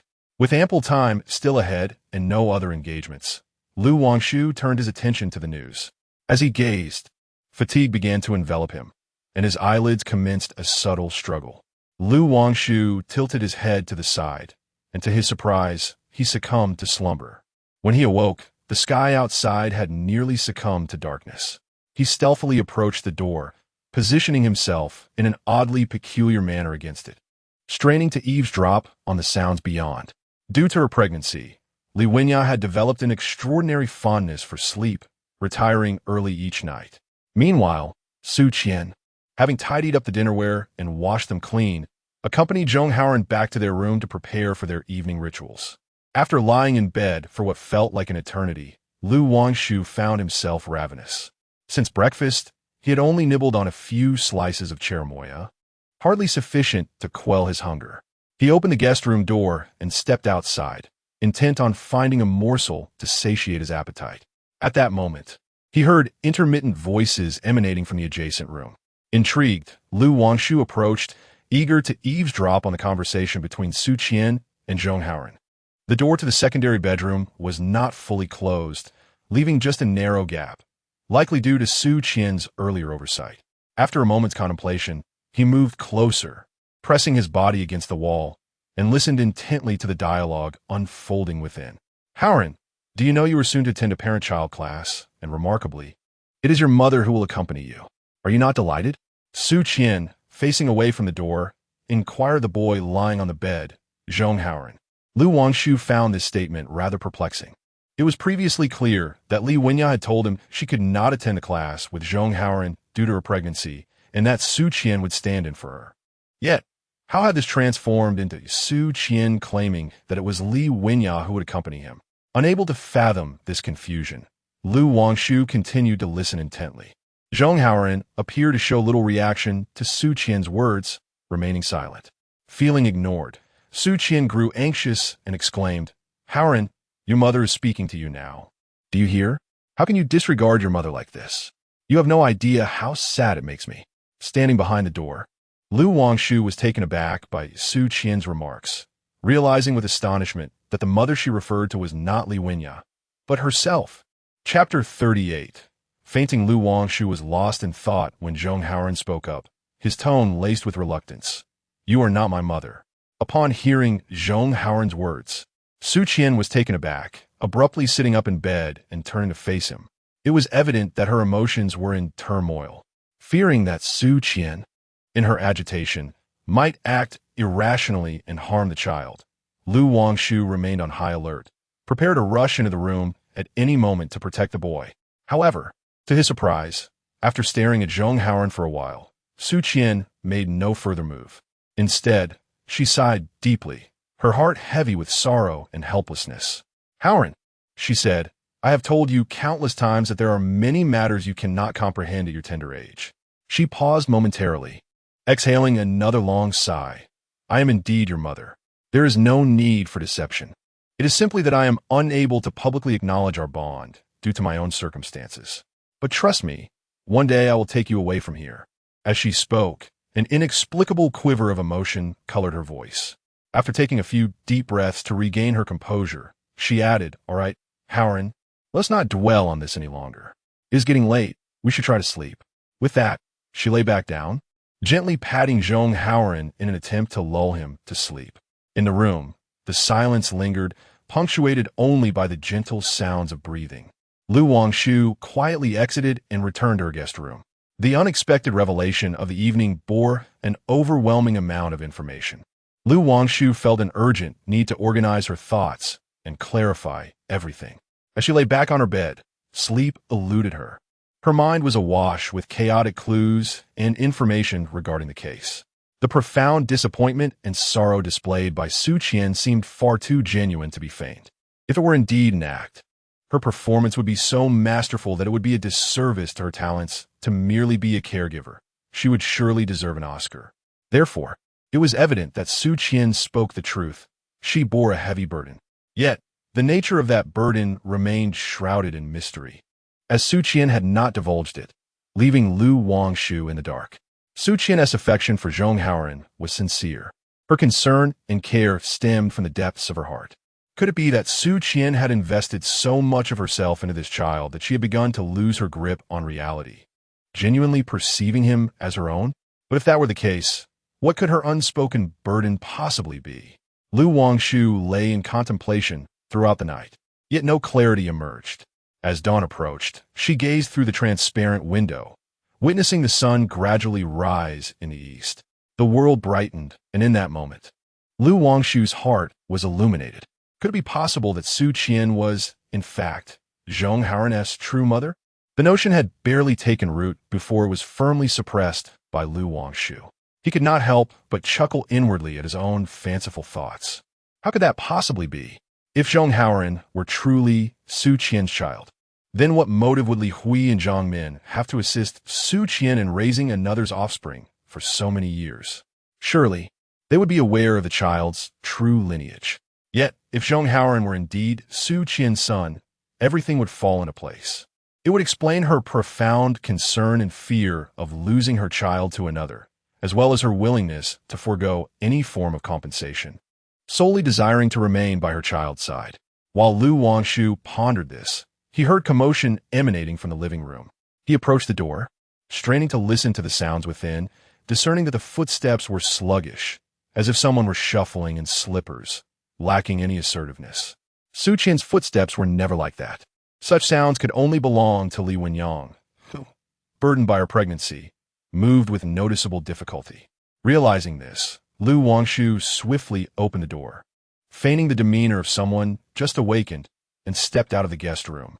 Upon stepping outside, he confirmed his suspicions. It was indeed Li Wenyang. She was leaning against the kitchen sink, sipping juice, and looked startled to see him emerge. "You're awake?" she inquired. He, feeling a twinge of guilt, nodded in response. Li Wenyang observed that Wangshu appeared to be in reasonably good spirits, aside from the faint purple shadows under her eyes, suggesting a lack of rest. Everything seemed normal, which eased her concern somewhat. Although reassured, out of courtesy, Li Wenyang inquired once more, "So you're feeling fine now, right?" Wangshu smiled, assuring her, "Rest easy. I am perfectly well now." Upon hearing Wangshu's affirmative reply, the heavy weight that had burdened Li Wenyang's heart finally lifted completely.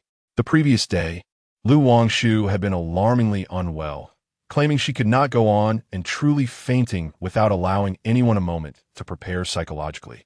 Since Wangshu had regained consciousness, there was no longer any need for her to linger in the house. Aware of this, she stated to Li Wenyang, "I shall take my leave now." "You're leaving now?" Li Wenyang asked Wangshu. My husband will return from his business trip later. Perhaps he could drive you home. Lu Wangshu waved her hand dismissively, indicating it was unnecessary. No need. My car is parked downstairs. Li Wenya nodded, replying, I see, that as well. I had thought you had not driven. In truth, Li Wenya had not slept well the previous night, as the presence of a stranger in her home naturally instilled a sense of unease. In such turbulent times, human intentions seemed more inscrutable than ever. Who could say whether Lu Wangshu harbored ulterior motives? The profession of a detective is indeed rather unique. It does not possess the same formal recognition as that of a doctor or a police officer who can validate their identities with official credentials.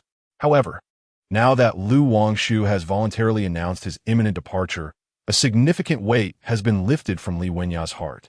Allow me to see you off, Li Wenya offered, setting aside her juice. Lu Wangshu waved his hand dismissively, stating, there is no need. Given your condition, it would be inconvenient for you. I am perfectly capable of returning on my own. You need not go out of your way for me. Upon hearing his insistence, Li Wenya refrained from further argument. She accompanied him to the doorway, and just before leaving, Lu Wangshu suddenly turned back to regard Li Wenya. By the way, has Su Qian, after all these years in her role as a nanny, found a boyfriend? Li Wenya pondered Lu Wangshu's inquiry, recalling carefully before shaking her head, an enigmatic expression gracing her features. What is it? If you have something to say, please do not hesitate, Lu Wangshu encouraged. Li Wenya hesitated for a moment before posing a question of her own. Detective Lu, may I inquire if your earlier question bears any relevance to my brother and sister-in-law's case? Lu Wangshu nodded affirmatively. Indeed, it is significantly pertinent to the matter at hand. This information is crucial. I must ascertain it. What I truly wish to know is whether Su Qian has ever had a child. Upon hearing this, Li Wenya's eyes widened in astonishment. Lu Wangshu gazed into her eyes, filled with astonishment, yet devoid of any bewilderment, as if she had nearly grasped the essence of the matter. Li Wenyu lowered her head, hesitated for a moment, and ultimately sighed, saying, although I am unaware of where you heard this or inferred it from, it is indeed the case. Lu Wangshu was taken aback to find that her conjecture was, in fact, correct. Did this imply that her line of reasoning was accurate after all? Contemplating this, Lu Wangshu endeavored to suppress her inner elation and inquired of Li Wenyu about the true circumstances and the whereabouts of Su Qian's child. Li Wenyu agzela deeply, her gaze tinged with a subtle sorrow. Su Qian's child has long since ceased to exist. It was lost within her womb. She recounted that many years ago, Su Qian had indeed borne a child, and rather coincidentally, she and her sister-in-law had conceived around the same time. As for the child's biological father, Li Wenyu remained uncertain. It was rumored that Su Qian, having lacked self-respect and encountered misfortune, was abandoned upon revealing her pregnancy. With no other recourse, she sought refuge in the Li family, working as a servant to provide for herself and her child. Chapter 39. Enigmatic upon hearing this, Lu Wangshu felt a sense of unease. I recall you mentioning that your sister-in-law harbors a disfavor towards Su Qian, and their relationship is rather strained. Is that not so? Li Wenya nodded, neither denying nor contesting the assertion. Indeed, that is the case. Lu Wangshu's confusion deepened. However, logically speaking, your sister-in-law was pregnant at that time, and so was Su Qian. Why then would she seek to trouble Su Qian? And what became of Su Qian's child? Li Wenya admitted that she too was uncertain about the circumstances surrounding Su Qian's loss. She recounted an incident when she visited Li Hui's home and found it empty, with only Li Hui and Zhang Min present. Finding this peculiar, she inquired about Su Qian's whereabouts. Zhang Min then informed Li Wenya that Su Qian's child had perished, prompting her to take a leave of absence to return to her hometown for recuperation. Zhang Min did not elaborate on the specifics of the child's demise, and Li Wenya refrained from prying further into the matter. The time of Su Qian's miscarriage coincided closely with Zhang Min's impending delivery. Li Wenya inquired when Zhang Min planned to go to the hospital, even offering to introduce her to a renowned obstetrician she knew at the municipal hospital. However, Zhang Min revealed that she and her husband, Li Hui, had already arranged to give birth at the local hospital near her mother's residence, which would afford her parents greater ease in providing care during this period. Li Wenyao found Zhang Min's reasoning rather peculiar. If the elderly wished to conveniently care for their daughter, they could simply bring them from their hometown, sparing themselves the hassle. Ultimately, the matter of childbirth, how and where it occurs, is a private affair between Li Hui and Zhang Min, and, as a semi-outsider, Li Wenyao felt it was not her place to comment further. She contemplated that, at this moment, Su Qian had taken leave to return home due to her miscarriage. Although Zhang Min's parents verbally expressed their intention to help, their advanced age rendered them less capable. Thus, Li Wenyao considered accompanying them to assist Su Qian. Strangely, however, Zhang Min outright rejected Li Wenyao's proposal, forbidding her from visiting, asserting that it would suffice to see Su Qian after her confinement. Li Wenyao initially intended to insist, but upon witnessing Zhang Min's resolute demeanor, she had no choice but to relent. Later, when Zhang Min and Li Hui returned to the city with little Hao Ran, Su Qian had already completed her leave and was in the process of recuperating both physically and emotionally. After listening to Li Wenyao's account, Lu Wangshu was immediately struck by conjecture. In her childhood, Lu Wangshu's grandmother had a fondness for dramas, perpetually clutching a radio, listening to the singers croon melodiously. Thanks to her grandmother, Lu Wangshu still vividly recalled a particular play titled The Cat that replaced the Crown Prince. This story recounts the events of the Northern Song dynasty, during which the empress of Emperor Zhenzong passed away. At that time, the women in the imperial harem were fervently eager, each hoping to bear a child swiftly. In the harem, a mother's status was elevated by her offspring. Whoever could give birth to a son would undoubtedly be elevated to the rank of empress. This stroke of fortune fell upon two concubines, one surnamed Li and the other Lu. Joy for some, sorrow for others. Concubine Li was pregnant, and concubine Lu was also expecting. The anticipation now rested on which would deliver first. To secure her position, concubine Lu conspired with a eunuch named Guo Huai and a midwife surnamed Yu. Once concubine Li gave birth, they replaced her child with a skinned and bloodied weasel. The subsequent events were a blur for Lu Wangshu. After all, so many years had passed. How could she recall every detail with clarity? However, the tale of the weasel replacing the crown prince lingered in her mind, prompting a bold conjecture. Could it be that Su Qian's child had not truly perished? Was it possible that Su Qian's claims of miscarriage and her need to return to her hometown were fabrications, crafted solely for Zhang Min's ears? Perhaps the child was perfectly fine, born safely, and a switch was orchestrated with Zhang Min's offspring. Later, upon discovering the truth, that the child was not theirs, Zhang Min and Li Hui might have been driven to murderous intent. Alternatively, it may be attributed to other reasons. In any case, it ultimately led to Su Qian taking action. If this were the case, many matters would indeed become comprehensible, such as why Su Qian is so concerned about Zhong Haoran and why she refers to herself as his true mother. However, for this notion to hold, a crucial point is that Su Qian must have had the opportunity to switch the two children. What sort of circumstance could allow for such an event? Lu Wangshu lowered his head, engrossed in thought, his mind racing with possibilities. Li Wenyao noticed his sudden silence and the lack of urgency in his departure, observing his furrowed brow as if troubled by an insurmountable dilemma, which struck her as peculiar. Yet, since Lu Wangshu remained, Li Wenyao could not hasten his departure and could only stand beside him. Suddenly, in a flash of inspiration, Lu Wangshu exclaimed, "Was Zhong Haoran ever kidnapped as a child?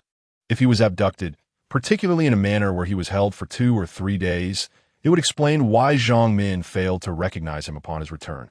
After all, a disheveled appearance and gaunt features could be attributed to the kidnapper's negligence.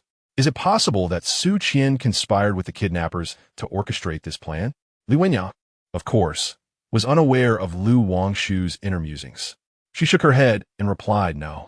Her 2-word response undoubtedly doused Lu Wangshu's thoughts with a bucket of cold water. The latter remained undeterred. Why not take a moment to reflect more thoroughly? Don't respond so readily. Are you absolutely certain there is nothing? Li Wenyao nodded and replied, "My brother and sister-in-law have taken excellent care of Haoran. There has simply been no opportunity for any kidnapping or similar incidents to occur in his life." Upon hearing this, Lu Wangshu felt a twinge of disheartenment. Yet, upon further contemplation, it seemed logical. If Lu Wangshu's deductions were indeed correct, then this case had no connection whatsoever to Lady Qi. There must be something else that she had overlooked. This case surely harbored additional clues yet to be uncovered. Regardless of what it was, she could not afford to relent. Boldly hypothesizing and cautiously verifying must always take precedence, Lu Wangshu mused. It was only after regaining her composure that she realized she had been standing at Li Wenya's doorstep for quite some time. Turning to glance at Li Wenya, who stood beside her, she offered a slightly awkward smile and said, "I sincerely apologize. I was lost in thought, deeply engrossed in some matters." Chapter 40. Who is the biological father? Li Wenya waved her hand, signaling to Lu Wangshu that there was no need for concern. "It's all right. I understand completely. Detective Lu, your actions are all for the sake of the case. After all, your ultimate goal is to help my brother and sister-in-law uncover the true culprit, allowing them to rest in peace even in the afterlife." Upon hearing her words, Lu Wangshu recognized that she too was skeptical of the rumors circulating among the populace regarding the vengeful spirit of Lady Qi, which was said to have claimed the lives of Li Hui and Zhang Min. This realization filled Lu Wangshu with admiration. After all, it is rare to find individuals who can maintain clarity of thought amidst the clamor of widespread belief. He nodded and said, "I shall take my leave now." With that, he turned and departed from Li Wenya's home. Once Lu Wangshu had left, it wasn't long before Su Qian arose. She opened her door and found Li Wenya standing alone at the entrance, which struck her as peculiar. "Madam, is everything all right?" she inquired. Li Wenya glanced back at Su Qian with an odd expression, hesitating momentarily before ultimately shaking her head. "It's nothing. Please hurry and prepare breakfast for me. I'm quite hungry." However, the recent conversation with Lu Wangshu had made Li Wenya acutely aware that he had posed numerous questions, many of which revolved around Su Qian. Although Lu Wangshu was not inclined to elaborate, she sensed that he had uncovered some significant clue, yet for reasons unknown, he had refrained from sharing it with her. This led Li Wenya to choose to continue concealing the truth in her interactions with Su Qian. Su Qian thought little of it and turned to head to the kitchen. Meanwhile, after Lu Wangshu drove back to the office and opened the door, she was surprised to find Lin Xiangyi seated on the sofa inside. "Wangshu, you're back," exclaimed Lin Xiangyi, her eyes brimming with delight. Lu Wangshu nodded and inquired, "What brings you to the office so early today?" "I misread the time this morning and thought I would be late, so I arrived early," Lin Xiangyi replied. In truth, her early arrival had nothing to do with a mere misreading. There was a deeper motivation behind it. Ever since she learned from Qiao Liang that Lu Wangshu was indeed handling a case, a rather bizarre one that might terrify her, her curiosity had been piqued. Human nature tends to be drawn to the enigmatic. The more mysterious something is, the more one desires to uncover its secrets. Lin Xiangyi had spent nearly the entire night pondering over the case. Thus, she had risen exceptionally early this morning with the intention of sneaking into the office to peruse the case files. However, she hadn't anticipated that Lu Wangshu would return so early as well, leaving her with no opportunity to investigate the documents before her arrival. As Lin Xiangyi gazed at Lu Wangshu, a sense of unease and embarrassment washed over her. Noticing her persistent gaze, Lu Wangshu curiously asked, "What's wrong?" "Nothing. Nothing at all," Lin Xiangyi stammered. She waved her hand dismissively and then eagerly approached Lu Wangshu's side, hanging his coat on a nearby rack. "Are you thirsty? Are you hungry? Have you eaten yet?" The latter regarded Lin Xiangyi with a perplexed expression, wondering if the sun had risen from the west. He shook his head and replied, "I haven't eaten, but I'm not particularly hungry at the moment." However, as Lu Wangshu spoke, he suddenly paused, reconsidered, and added, "But breakfast is beneficial for the stomach, don't you think? So, perhaps you could assist me in preparing something." Upon hearing this, it was Lin Xiangyi's turn to regard him with a peculiar gaze. Yet, feeling guilty for her earlier outburst and the misunderstanding regarding Lu Wangshu, she nodded and turned to head to the kitchen upstairs. Unbeknownst to Lu Wangshu, Qiao Yang had already contacted Lin Xiangyi, and she had indirectly learned about his investigation from him. He assumed her return was merely a sign that she had calmed down. Hence he instinctively continued to conceal the truth from her. Once Lin Xiangyi ascended the stairs and completely vanished from Lu Wangshu's sight. He turned and made his way to the archives downstairs. Having recently reviewed the documents, he knew precisely where the file had been placed and navigated to it with ease. Almost effortlessly, upon locating the file, he hurriedly opened it to peruse its contents. He suspected that Su Qian must have some issues, and to substantiate this suspicion, he realized that the only way was to find a breakthrough in her testimony. After all, at the time of the incident, Su Qian was in her rural hometown, possessing a solid alibi. If Lu Wangshu aimed to prove her culpability, his first task would be to dismantle her alibi. Lu Wangshu was acutely aware of this, which drove him to hastily open the case files, searching for the crucial witness who could attest to Su Qian's presence in the countryside that day. As he was engrossed in his search, he suddenly heard a voice behind him. "Wangshu, you are deliberately trying to keep me out." This marked the second time Lin Xiangyi had startled him while he was perusing the files, yet he was still quite taken aback, his hand trembling as he nearly dropped the documents onto the floor. "Xiangyi, you truly scared me," Lu Wangshu replied, turning around with a hint of reproach in his gaze. Noticing the pallor on Lu Wangshu's face from her fright, Lin Xiangyi felt a twinge of guilt. However, she showed no sign of it, responding in an irritated tone, "Wangshu, I am your secretary. I have both the right and the duty to be involved in this case. So regardless of how frightening it may be, do not think you can exclude me." Taken aback by Lin Xiangyi's assertion, Lu Wangshu paused and asked, "How did you know?" "Xiao Yang told me." In this critical moment, Lin Xiangyi did not hesitate to cast aside Xiao Yang. "He called me, claiming that I had misunderstood you, asserting that you actually cared for me, merely putting on a brave front." "What?" Lu Wangshu was utterly astonished. "Did Xiao Yang truly say that to you?" Lin Xiangyi affirmed with a resolute nod, stating, "I still have the call records between us on my phone. If you don't believe me, I can retrieve my phone to show you, proving I am not deceiving you." At this moment, Lin Xiangyi epitomized the spirit of sacrificing a friend to save oneself. After hearing this, Lu Wangshu couldn't help but curse silently to himself, pondering how he ended up with such a self-serving companion. Nevertheless, whether it was Xiao Yang who informed her or not was inconsequential. The crux of the matter lay in the fact that this case was exceedingly perilous, not to mention terrifying. "Are you certain you wish to partake in this?" Lu Wangshu's ears flushed slightly as he deliberately shifted the topic. Lin Xiangyi nodded firmly, saying, "Of course. From the moment I entered the firm, it was destined that I would encounter such dreadful cases in my future career. If I evade now, I will inevitably face them later on. Therefore, it is better for me to engage with this case now. Enduring this hardship once will at least make things easier in the future." Seeing her unwavering determination, Lu Wangshu sighed, "Since you are so resolute, very well. However, I must forewarn you that should you feel frightened after reviewing this document, it is not my concern." Before handing the file to Lin Xiangyi, Lu Wangshu took the liberty to issue a precautionary warning. Once Lin Xiangyi nodded in acknowledgement, he presented her with the dossier.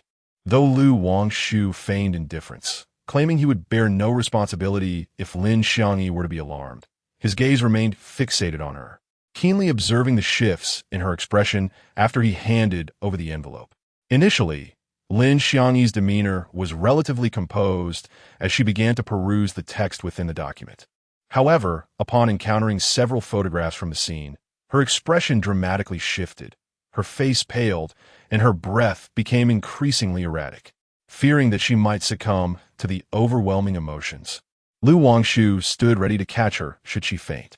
To his astonishment, Lin Xiangyi, who had never once watched a horror film throughout her life, displayed remarkable courage in this instance. She gritted her teeth and compelled herself to read through every detail contained within the file, despite the discomfort gnawing at her insides. Only after completing the reading did she close the document, set it aside, and shut her eyes. Her hands gripped the metal stand that held the file with such intensity that her knuckles turned pale, betraying her strain. Lu Wangshu gazed at Lin Xiangyi with evident concern, at a loss for words. Truth be told, witnessing her in such a state tugged at his heartstrings, evoking a sense of sympathy that he could not shake off. Despite repeated admonitions from both Xiao Yang and Lu Wangshu, who had tirelessly warned Lin Xiangyi about the horrific nature of the case. She had underestimated its true ghastliness. The perpetrator's methods of handling the remains could only be described as utterly depraved. Chapter 41. The Cat and the Prince. How could two living, breathing individuals be transformed into such grotesque figures? What depth of hatred must reside within the perpetrator's heart to commit such an atrocity? In her previous tenure at the television station, Lin Xiangyi had once hosted a legal affairs program. Yet the difference between then and now was as stark as night and day, utterly incomparable. The footage released by the station, especially the more gruesome segments, was invariably obscured with pixelation, rendering it far from visceral. However, the images she encountered this time were strikingly different. They bore no filters, nor any form of censorship. They were merely ordinary photographs, candidly capturing the scene of the crime as it had unfolded. A wave of discomfort washed over Lin Xiangyi's stomach, an urge to retch rising within her. Yet simultaneously, she felt an emptiness. Nothing would come forth. The last time she experienced such a sensation was during her inaugural hosting stint at the station. On that occasion, the various camera angles trained on her had invoked a similar queasiness, a desire to vomit. Yet this time was unlike the last. It was profoundly different. Back then, her nervousness threatened to unravel her composure. But now, it was the haunting memory of the two deceased and the malevolence of the murderer that plagued her. What profound enmity could compel a killer to treat the bodies in such a heinous manner? With deliberate slowness, Lin Xiangyi opened her eyes and exhaled deeply, striving to calm the tempest within her heart. "How are you?" Wangshu gazed at Lin Xiangyi with concern, asking, "Are you all right?" Lin Xiangyi's complexion was pale, yet she stubbornly shook her head, responding, "I am fine." "What is the current status of the investigation?"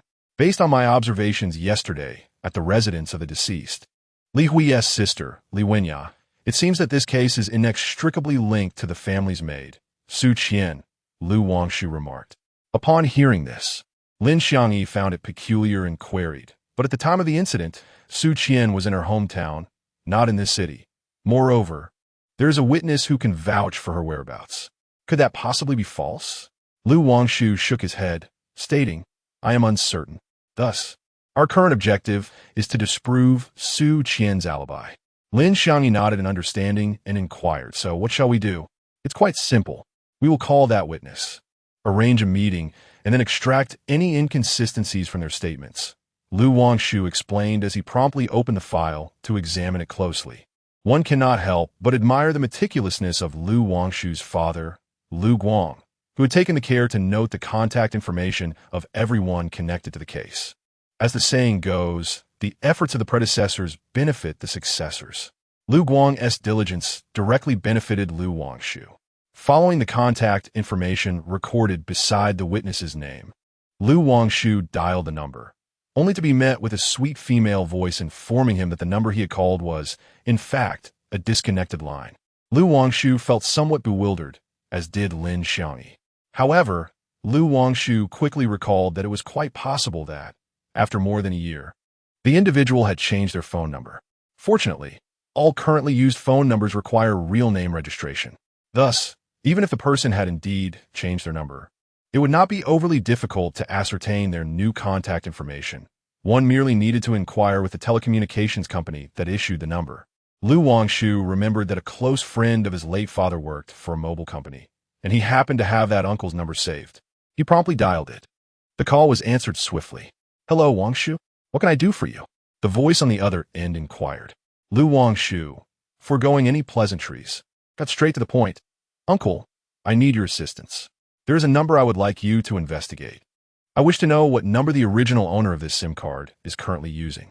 There was a brief pause on the line before the person responded. "Wangshu, may I ask why you need to find this out?" "The company has regulations in place.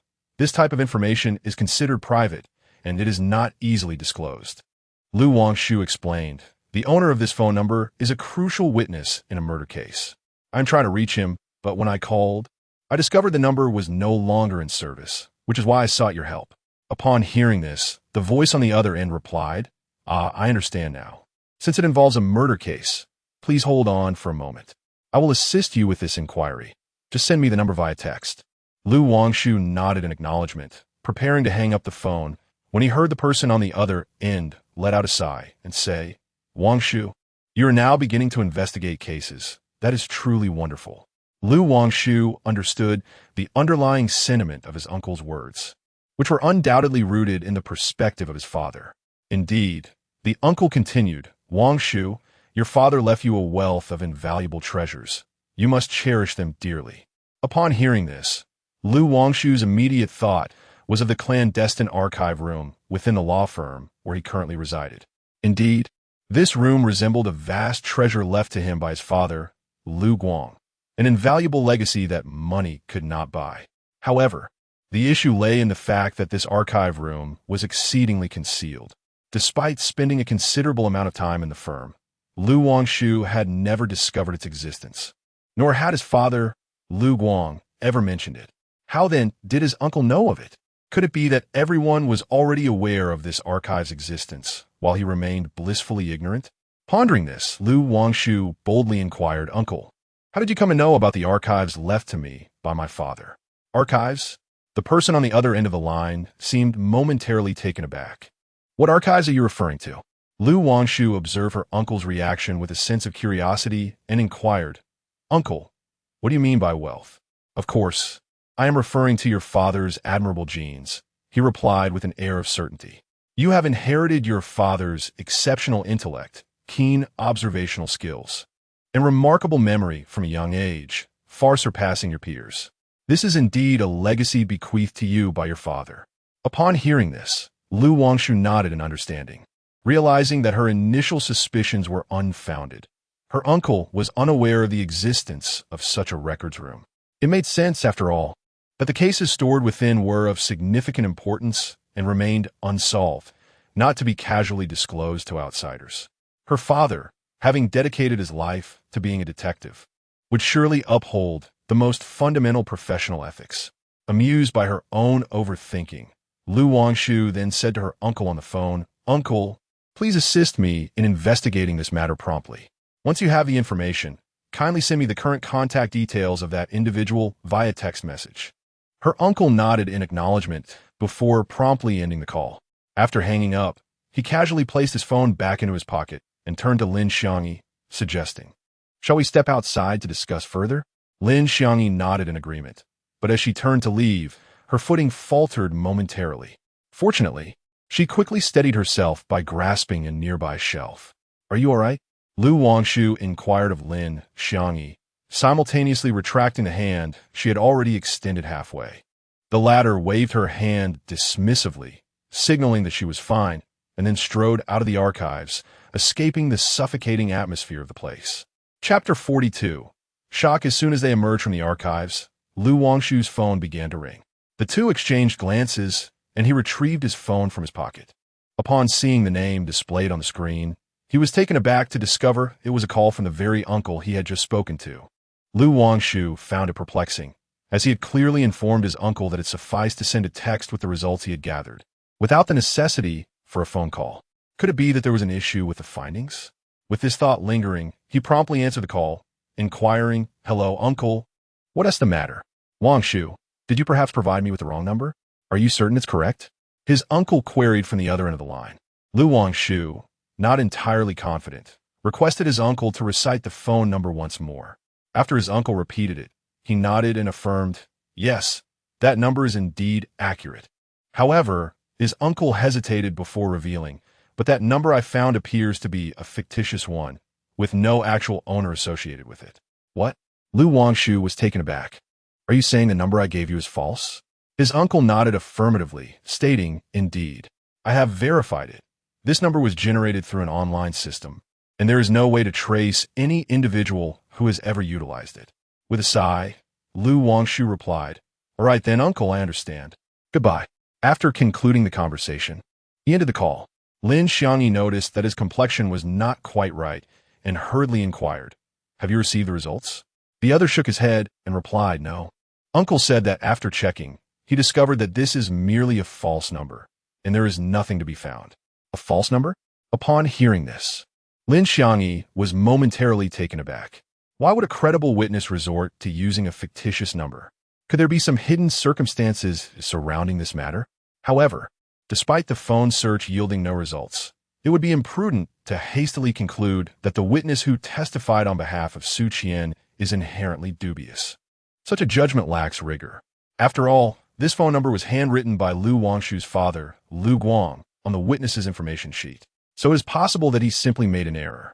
After some contemplation, Lu Wangshu retrieved that piece of paper from the file once more. The witness was a fellow villager from Su Qian's hometown, as the residential address provided was indeed located in Su Qian's native village. Typically, villages and towns have contact numbers for local government offices that can be verified. With this in mind, Lu Wangshu promptly set about making inquiries. Before long, he obtained a lead. He pulled out his phone, entered the number for the village committee of Su Qian's hometown, and made the call. Shortly thereafter, the call was answered. The person on the other end inquired about Lu Wangshu's identity and the purpose of his call. Lu Wangshu did not beat around the bush. He directly asked, "Hello, I would like to know if there is someone in your village named Li Dagwang?" Li Dagwang? It appears that there is no one by that name in our village. Came the response from the other end of the line. Lu Wangshu, noticing the promptness of the reply, could not help but express a hint of skepticism, suggesting, "Perhaps you could check once more." The woman on the phone, slightly displeased by Lu Wangshu's remark, retorted, "There's no need to check. I am the one conducting the population census in our village, so I am quite familiar with most names here, either by sight or by ear. The name you just mentioned is one I have genuinely never heard before." Aware that further inquiries would only exacerbate the awkwardness of the situation, Lu Wangshu opted for a different approach, asking, "Could you assist me in contacting the person residing at number 149 near Dimi Mountain? I urgently need to reach him." The person on the other end hesitated, repeating, "What number did you say?" "It's number 149 near Dimi Mountain," Lu Wangshu reiterated, perplexed. "Are you sure you have a right address?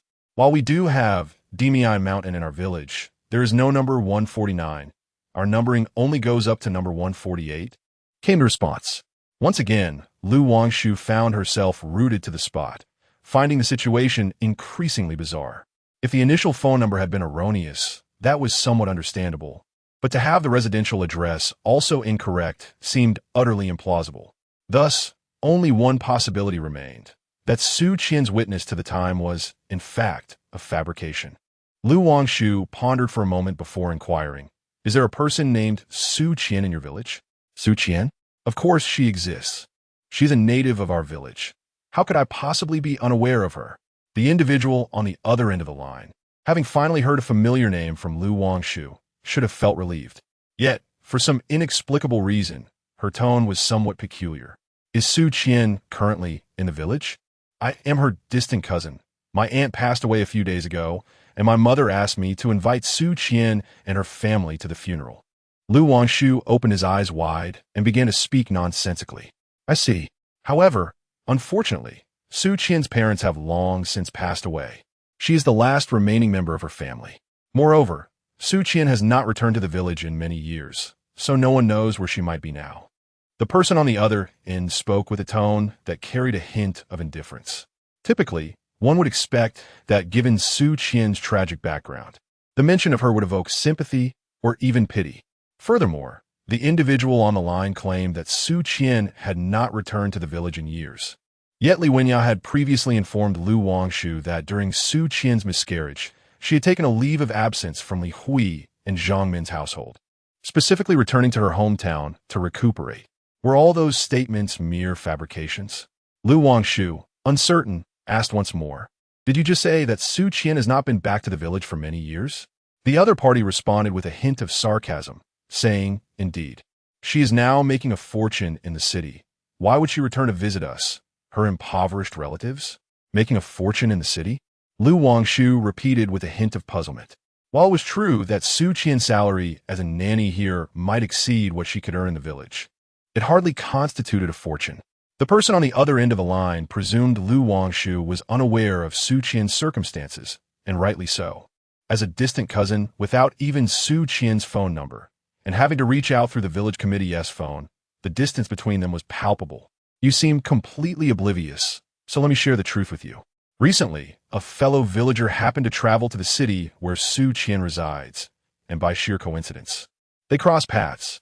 When that villager returned, he had quite a story to tell. Can you guess where he encountered Su Qian? At this point, the tone of the speaker shifted to one of intrigue. Wangshu reasoned that since Su Qian had immediately gone to work as a nanny for Li Hui and Zhang Min upon arriving in the city, her potential locations were rather limited, excluding places like the market, supermarkets, or community parks. With this thought in mind, she ventured a guess. Was it at the market? The speaker on the other end paused, seemingly taken aback by Wangshu's unexpected response. She chuckled awkwardly and remarked, "You are remarkably naive. If we had truly encountered each other at the market, I would have revealed the answer directly, rather than keeping you in suspense." The voice on the other end paused, seemingly gathering their emotions before continuing. "Never mind, I doubt you could guess it. Let me tell you the truth. The acquaintance from the village met Su Qian at a nightclub." A nightclub? Wangshu was utterly astonished. The voice on the other end acknowledged her surprise, seemingly pleased, and added, "Indeed. Moreover, this acquaintance mentioned that Su Qian was not there as a customer, but rather as someone who worked there."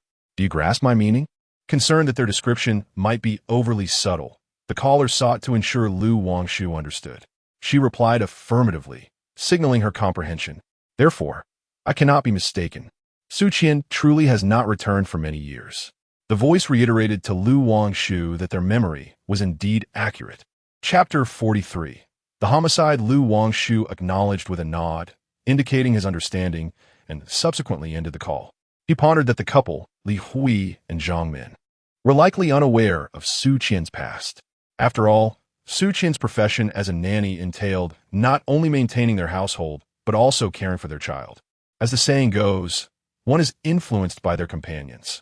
Given Su Qian's previous employment at a nightclub, one could speculate that if Zhang Min were to bear a daughter, there was a risk that Su Qian could lead her astray. However, as the investigation progressed, Wangshu, despite having uncovered that Su Qian was indeed the perpetrator, remained perplexed about her motive for murder. While Su Qian's past was not particularly commendable and her rapport with Zhang Min was strained, what could have compelled her to commit such a heinous act? Moreover, throughout his inquiries, Wangshu had only encountered accounts of discord between Su Qian and Zhang Min. Yet there were no indications of any discord between Su Qian and Li Hui. If Su Qian maintained a relatively amicable relationship with Li Hui, then why would she involve him in her murderous intent? It seemed utterly illogical. Being no murderer himself, Wangshu could not fathom the mind of the true culprit. Thus, to uncover the truth, he resolved that the only way forward was to confront Su Qian directly. With this thought in mind, he lifted his foot and proceeded towards the entrance. Observing his departure, Lin Xiangyi promptly followed suit. As two individuals stepped outside, they simultaneously entered a vehicle, whereby the latter engaged the accelerator, directing their course towards Li Wenya's residence. Shortly thereafter, they arrived at the doorstep of Li Wenya's home. Wangshu pressed the doorbell, and Su Qian promptly appeared to grant them entry. Upon seeing Wangshu's unexpected presence, she momentarily stood in astonishment. At that moment, Li Wenya approached, and upon observing Wangshu and Lin Xiangyi, she surmised that Lin Xiangyi was the woman who had called Wangshu the previous afternoon, inquiring, "Do you have business here?" Wangshu nodded and replied, "I have an important item that I left at your home, which is why I have come specifically to retrieve it. I apologize for the intrusion." Understanding the situation, Li Wenya waved her hand dismissively, saying, "It's nothing to be concerned about. There is no need to apologize. You may go to the guest room. Coincidentally, it hasn't been tidied up this morning." Wangshu nodded in acknowledgement and, accompanied by Lin Xiangyi, proceeded towards the guest room. Upon entering, they discovered Zhong Haoran engaged in play with his toy cars. Without hesitation, Wangshu approached Zhong Haoran and inquired, "Did you take my ring?" Zhong Haoran, engrossed in his play, was momentarily taken aback by the question. Just as the three stood in a tense stalemate, Su Qian entered from outside. Having seemingly heard the commotion, she regarded Wangshu with suspicion, positioning herself protectively in front of Zhong Haoran. Observing Su Qian's demeanor, Wangshu exchanged a knowing glance with Lin Xiangyi behind her. On the way to Li Wenya's residence, Lu Wangshu had already recounted all that she had witnessed and heard during her visit to Lin Xiangyi. After encountering the first two cases, Lin Xiangyi had come to a profound realization. Sometimes, those whom society perceives as the weak may not truly embody weakness. Often, these so-called weak individuals are, in fact, the most malevolent. Human nature is intricate and adept at disguise. No villain would emblazon the words, "I am a villain," upon their forehead. Having comprehended this, Lin Xiangyi now observed Lu Wangshu casting her a significant glance, and, with a steely resolve, she feigned indifference, remarking, "Wangshu, has your ring gone missing?" Lu Wangshu nodded in affirmation, stating, "Indeed, no matter how I search, I cannot locate it. It must have been left behind and taken by that child." This marked Lin Xiangyi's inaugural experience in such theatrics, compelling her to maintain an air of composure as she continued to play along. Surely not. If that were the case, it would reflect poorly on the child's upbringing to take something that belongs to another. Such behavior exhibits a lack of civility. Lu Wangshu concurred precisely. Today, it was merely a matter of picking up something that belonged to someone else. Who knows what mischief they might engage in as they grow older. Upon hearing Lu Wangshu's words, Su Qian felt an unsettling discomfort within her, retorting, "How can you be so certain that the child was the one who took it? It could very well be lying in some obscure corner." Lu Wangshu cast a disdainful sneer towards Su Qian, saying, "Very well, do find it and show me." Su Qian glanced back at Zhong Haoren, her expression betraying a hint of hesitation. Yet she nodded resolutely, "I will search for it. Rest assured, it certainly isn't the child who took your belongings." With that, she approached the bedside and began her search. Although Zhong Haoren was still quite young and did not fully grasp the situation, he sensed the tension and lowered his head, avoiding Lu Wangshu's piercing gaze. "Ah, what's that shiny object over there?" Lu Wangshu feigned discovery of a non-existent ring. "Child, could it be that the ring I lost is hidden in your pocket?" She strode purposefully towards Zhong Haoren. The boy, naturally introverted, was taken aback by Lu Wangshu's fierce approach and burst into tears. With a deliberately stern expression, Lu Wangshu adopted a menacing demeanor, exclaiming, "You little brat, why are you crying? Hurry up and empty your pockets for me to see." The more Zhong Haoren heard her rebuke, the louder he wept. Observing his distress, Lu Wangshu decided to take matters into her own hands, reaching out to rummage through his pockets. The guest room at Li Wenya's home was quite spacious, divided into two sections without any distinct partition. Merely two walls extending slightly outward for clarity. Lu Wangshu and the other two were outside, while Su Qian had gone inside to help Lu Wangshu find a ring. Thus she was in the inner room.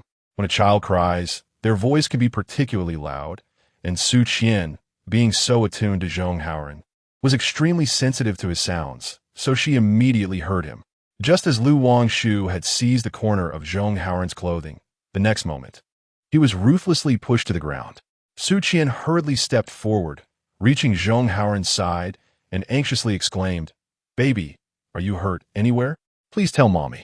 Perhaps Zhong Haoren was stunned by the recent events, as he sat on the ground, crying uncontrollably, oblivious to everything else. Watching him sob helplessly shattered Su Qian's heart. Grasping Zhong Haoren's hand, she spoke in a flustered manner, nearly at a loss for words. "Baby, it's all mommy's fault. I didn't protect you well. Please stop crying. Tell mommy if you are hurt anywhere, and I will take you to the hospital." Although Su Qian usually referred to herself as Annie to be cautious, when alone with Zhong Haoren, she would call herself mommy.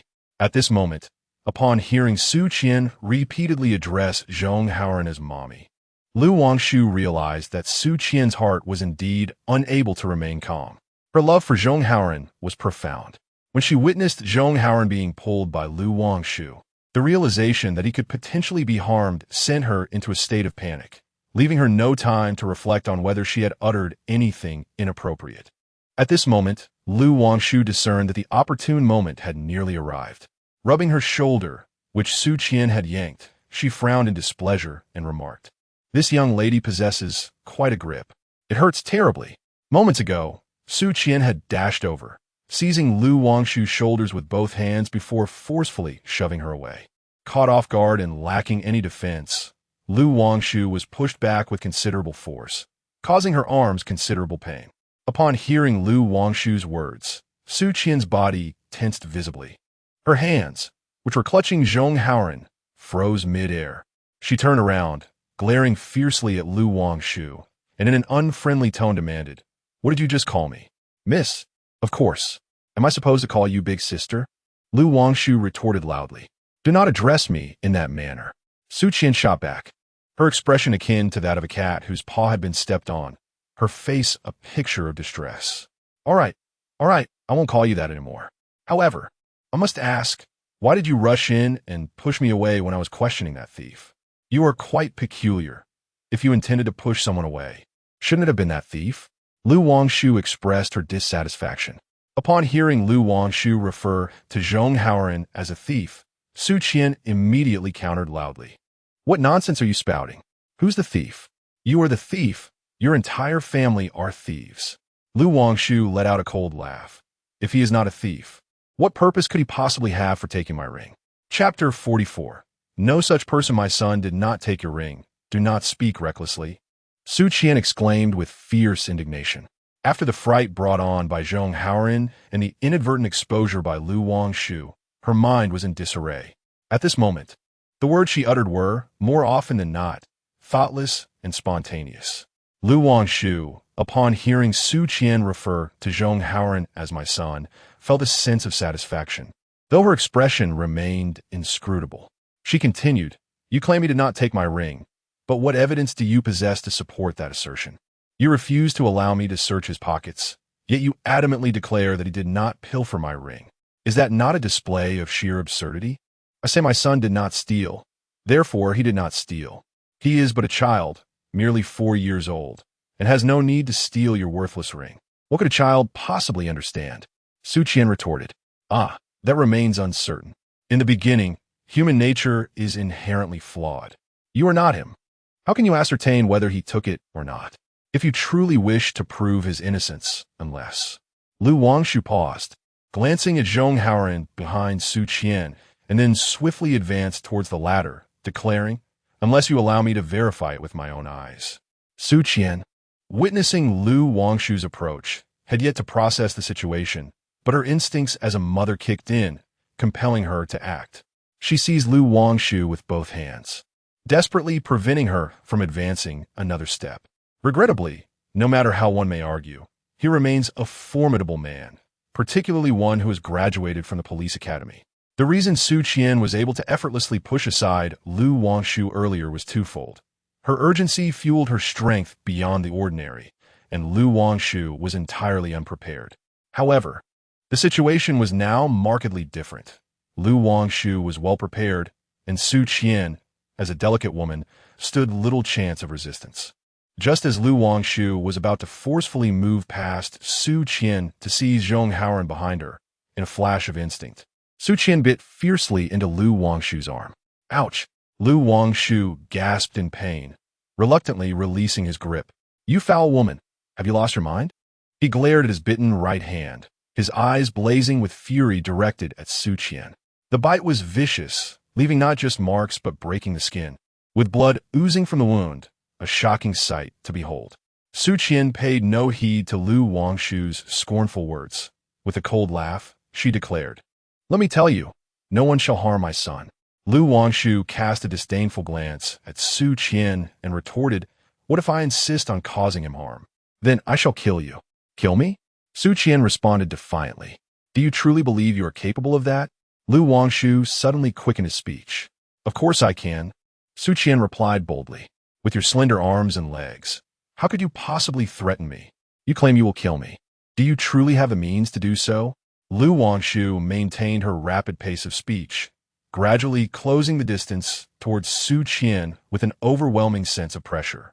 "Of course it's possible," she asserted. Su Qian, intimidated by Lu Wangshu's formidable presence, found herself unconsciously quickening her own speech. "Are you going to kill me like you did Li Hui and Zhang Min?" Lu Wangshu relentlessly pressed on, offering Su Qian no respite. "Yes, exactly. Just like you killed Li Hui and Zhang Min," Su Qian blurted out. Upon hearing this, Lu Wangshu shed all pretense, a slight smile gracing her lips as she remarked, "You finally admit to having taken a life." Su Qian felt as though a bucket of cold water had been poured over her, jolting her into clarity.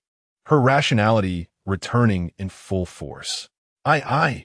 Su Qian stammered, momentarily at a loss for words. Awakening from her daze, she glanced around, only to realize that, at some point, Lin Xiangyi had taken Zhong Haoren away, handing him to Li Wenya's husband, who stood at the door alongside Li Wenya. You all this, I this. Su Qian gazed at the individuals before her, her mind a blank, utterly incapable of coherent thought. Meanwhile, the couple at the guest room door looked at Su Qian with disbelief in their eyes. Just moments ago, Li Wenya and her husband, who were busily preparing a meal in the kitchen, were suddenly startled by the sound of a child wailing from the room. Fearing that something might have gone awry, they made their way toward the source of the commotion. Upon reaching the threshold of the guest room, they were met with the sight of Wangshu and Su Qian in a heated confrontation. The couple, bewildered by the scene, instinctively opened their mouths to inquire about the situation. However, it was Lin Xiangyi, standing beside Wangshu, who first regained her composure and approached them. "What is happening?" Li Wenyao whispered to Lin Xiangyi. The latter gently shook her head in response, advising, "Let us not speak just yet. You will understand shortly." Exchanging glances with her husband, Li Wenyao ultimately nodded in agreement, choosing to trust Wangshu and Lin Xiangyi and refraining from intervening for the moment. As they stood at the doorway, they overheard Su Qian's frantic words and witnessed her erratic demeanor, which left them all quite shaken. Particularly, Li Wenyao found it hard to believe that the woman before her, eyes bloodshot and expression wild, was Su Qian, who had been working in her home for over a year. Watching from the doorway, an overwhelming sense of helplessness washed over her, nearly causing her to falter. Fortunately, her husband was there to steady her. Concern etched across his face as he asked, "Are you all right?" Li Wenyao weakly waved her hand, signaling that she was fine. After all, she was no longer alone. Despite the turmoil, she had to remain steadfast. She observed Wangshu and Su Qian engage in conversation, each exchanging words, filled with a deep-seated concern that Su Qian's current state might inadvertently endanger the child. Zhong Haoren sat directly behind Su Qian, while Li Wenyao felt increasingly convinced that Su Qian was on the brink of madness. The proximity of Zhong Haoren to her only heightened her anxiety. If an innocent child were to be harmed by accident, how could she ever explain it to her brother and sister-in-law, who now resided in the afterlife? With her own pregnancy making it difficult for her to approach Zhong Haoren, Li Wenyao found herself at a loss. Her husband's presence was equally unsuitable, as his stature might draw Su Qian's attention and exacerbate the situation. Thus, the only option left was Lin Xiangyi. Turning to Lin Xiangyi, Li Wenyao softly inquired, "Could you please hold the child for a moment? I fear that Su Qian, in her current state, might unintentionally hurt him." Though Su Qian professed her affection for Zhong Haoren, her mental state had deteriorated to the point where rationality had long since fled. What could one expect from someone so unhinged? Hence, Li Wenyao felt it prudent to ensure Zhong Haoren was safely taken from her, if only to protect the last remaining hope of her brother. Upon hearing Li Wenyao's plea, Lin Xiangyi comprehended her intent and nodded in agreement, saying, "Rest assured, I will fetch the child for you. Please hold on a moment." With that, Lin Xiangyi gestured towards Wangshu. Out of the corner of her eye, the latter caught a glimpse and surmised Lin Xiangyi's intentions. Consequently, she hastened her speech, leaving Su Qian no opportunity to attend to other matters. Seizing the moment while the two engaged in a verbal duel, she quietly approached, circling behind Su Qian to lift the small Zhou Haoren from the ground. Fearing that Zhou Haoren might cry out, Lin Xiangyi gently covered his mouth. Fortunately, the child was remarkably well behaved, perhaps paralyzed by fear, as he neither struggled nor shouted. Proving to be exceedingly cooperative, Lin Xiangyi entrusted little Zhou Haoren into the hands of Li Wenya's husband. At that moment, Su Qian, standing not far away, unveiled the grim truth of the murder. Li Wenya gazed at Su Qian, her eyes filled with astonishment and sorrow. "I never imagined," she lamented, "that the one who killed my brother would be you. I truly regret ever having taken you in, of bringing you into my home." Chapter 45. The thief little did Li Wenya anticipate that her momentary act of kindness would allow the very perpetrator who had cruelly taken the life of her own brother and sister-in-law to roam freely within her home for over a year. How could Li Wenya not harbor resentment? Upon catching Li Wenya's piercing gaze, Su Qian merely laughed, a laughter devoid of any hint of remorse or apology, brimming instead with mockery and disdain. "I admit it," she declared. "I have taken lives, but have you ever inquired as to why I did so?" In front of the gathered crowd, Su Qian openly confessed her past crimes, fully aware that with so many witnesses, there was no escaping the truth. She might as well divulge everything. After all, she had harbored these burdens in her heart for far too long, enduring enough suffering as it was. Upon hearing Su Qian's words, Li Wenya pressed, "Very well then, enlighten me. What wrongs did my brother and sister-in-law commit against you? What grievances do you hold against me?" Su Qian erupted into laughter, as if she had just heard the most ludicrous joke, tears nearly spilling from her eyes. "Let me tell you," she scoffed, "the grievances they hold against me are numerous beyond measure. It is not something that can be easily articulated. Some matters you cannot comprehend, which is precisely why you make such statements. To you, Li Hui and Zhang Min are family. To me, they are nothing less than two unequivocal demons." Li Wenya was infuriated upon hearing Su Qian so shamelessly defame her deceased brother and sister-in-law. "You are deceiving me. If my brother and sister-in-law truly wronged you, and if you felt so aggrieved, why did you not simply resign and leave? Could they have possibly restrained you? Your actions and your words are utterly contradictory," she retorted. "Resign?" Su Qian scoffed lightly. "You speak so casually. Tell me, do you know whose child Howren is?" She gestured towards Zhong Howren with a flick of her chin. Li Wenya, sensing that Su Qian was diverting the conversation to Zhong Howren, anticipated her next words and interjected, "Of course, he is the child of my brother and sister-in-law." "That is utter nonsense," Su Qian spat vehemently. "What do you know? Howren is not your sister-in-law's child at all. He is my flesh and blood, born after 10 long months of carrying him." Li Wenya, hearing such a claim, could hardly believe it, as it contradicted everything she understood. "You're speaking nonsense. My brother told me that they hired you to be a nanny because my sister-in-law was pregnant and needed someone to care for her. They never employed a nanny before," she asserted. Seeing Li Wenya's stubborn disbelief, Su Qian smiled mockingly and said, "Allow me to tell you the truth. Your sister-in-law and brother have deceived you. Your sister-in-law was never pregnant. The only one who was pregnant all along was me." "Are you suggesting surrogacy?" Lin Xiangyi interjected with her own speculation. "Nonsense," Su Qian retorted without a hint of mercy. "Zhang Min is nothing more than a barren hen. Surrogacy is merely a fantasy for her. I've told you all before. Howren is my child, with no connection to Zhang Min whatsoever." Su Qian recounted how her acquaintance with Li Hui dated back 3 years, during which she was employed at a nightclub where their paths first crossed. After they began their relationship, Li Hui deceived Su Qian, claiming he was not married and had no girlfriend. He professed his deep affection for her and expressed a desire to be together. The revelation that Li Hui had been misleading her came when Su Qian discovered she was pregnant. Upon receiving the test results, she immediately called Li Hui to share the joyous news. Li Hui, thrilled by the call, saw this pregnancy as a blessing, especially since he and his wife had been childless for many years. That very evening, he confronted Zhang Min about the situation. Naturally, upon hearing the news, she was infuriated, declaring she would kill Li Hui in her wrath. After much coaxing, her fury subsided, and she inquired about Li Hui's plans. Being his wife, Li Hui felt compelled to be honest and laid out his intentions. Although Zhang Min was reluctant to accept Su Qian, she had no choice but to acknowledge the child growing within her. Thus, the two reached an agreement. Once Su Qian's child was born, Zhang Min would take on the responsibility of raising the child, severing any ties between Su Qian and her offspring. After finalizing their arrangement, the following day, Li Hui sought out Su Qian. She was pleasantly surprised by his unexpected visit, but was soon taken aback when he revealed the truth of his marriage. Upon hearing Li Hui's confession, Su Qian was left in shock, and as she contemplated her future, she succumbed to a torrent of tears, weeping inconsolably, almost heartbroken.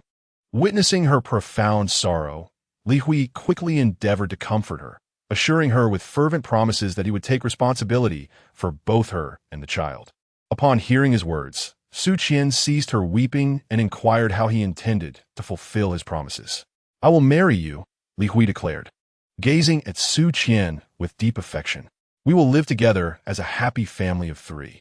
His words echoed the dreams and aspirations of countless young women, to find a love that endures through the ages. Su Qian acknowledged that when she initially chose to be with Li Hui, there were indeed some less noble intentions in her heart. Li Hui was young, reasonably handsome, and, most importantly, wealthy. The prospect of being with him rendered her fears insignificant. This was a critical factor that drew Su Qian to Li Hui. Now, with Li Hui's promise to marry her and commit to both her and the child for a lifetime, her joy knew no bounds.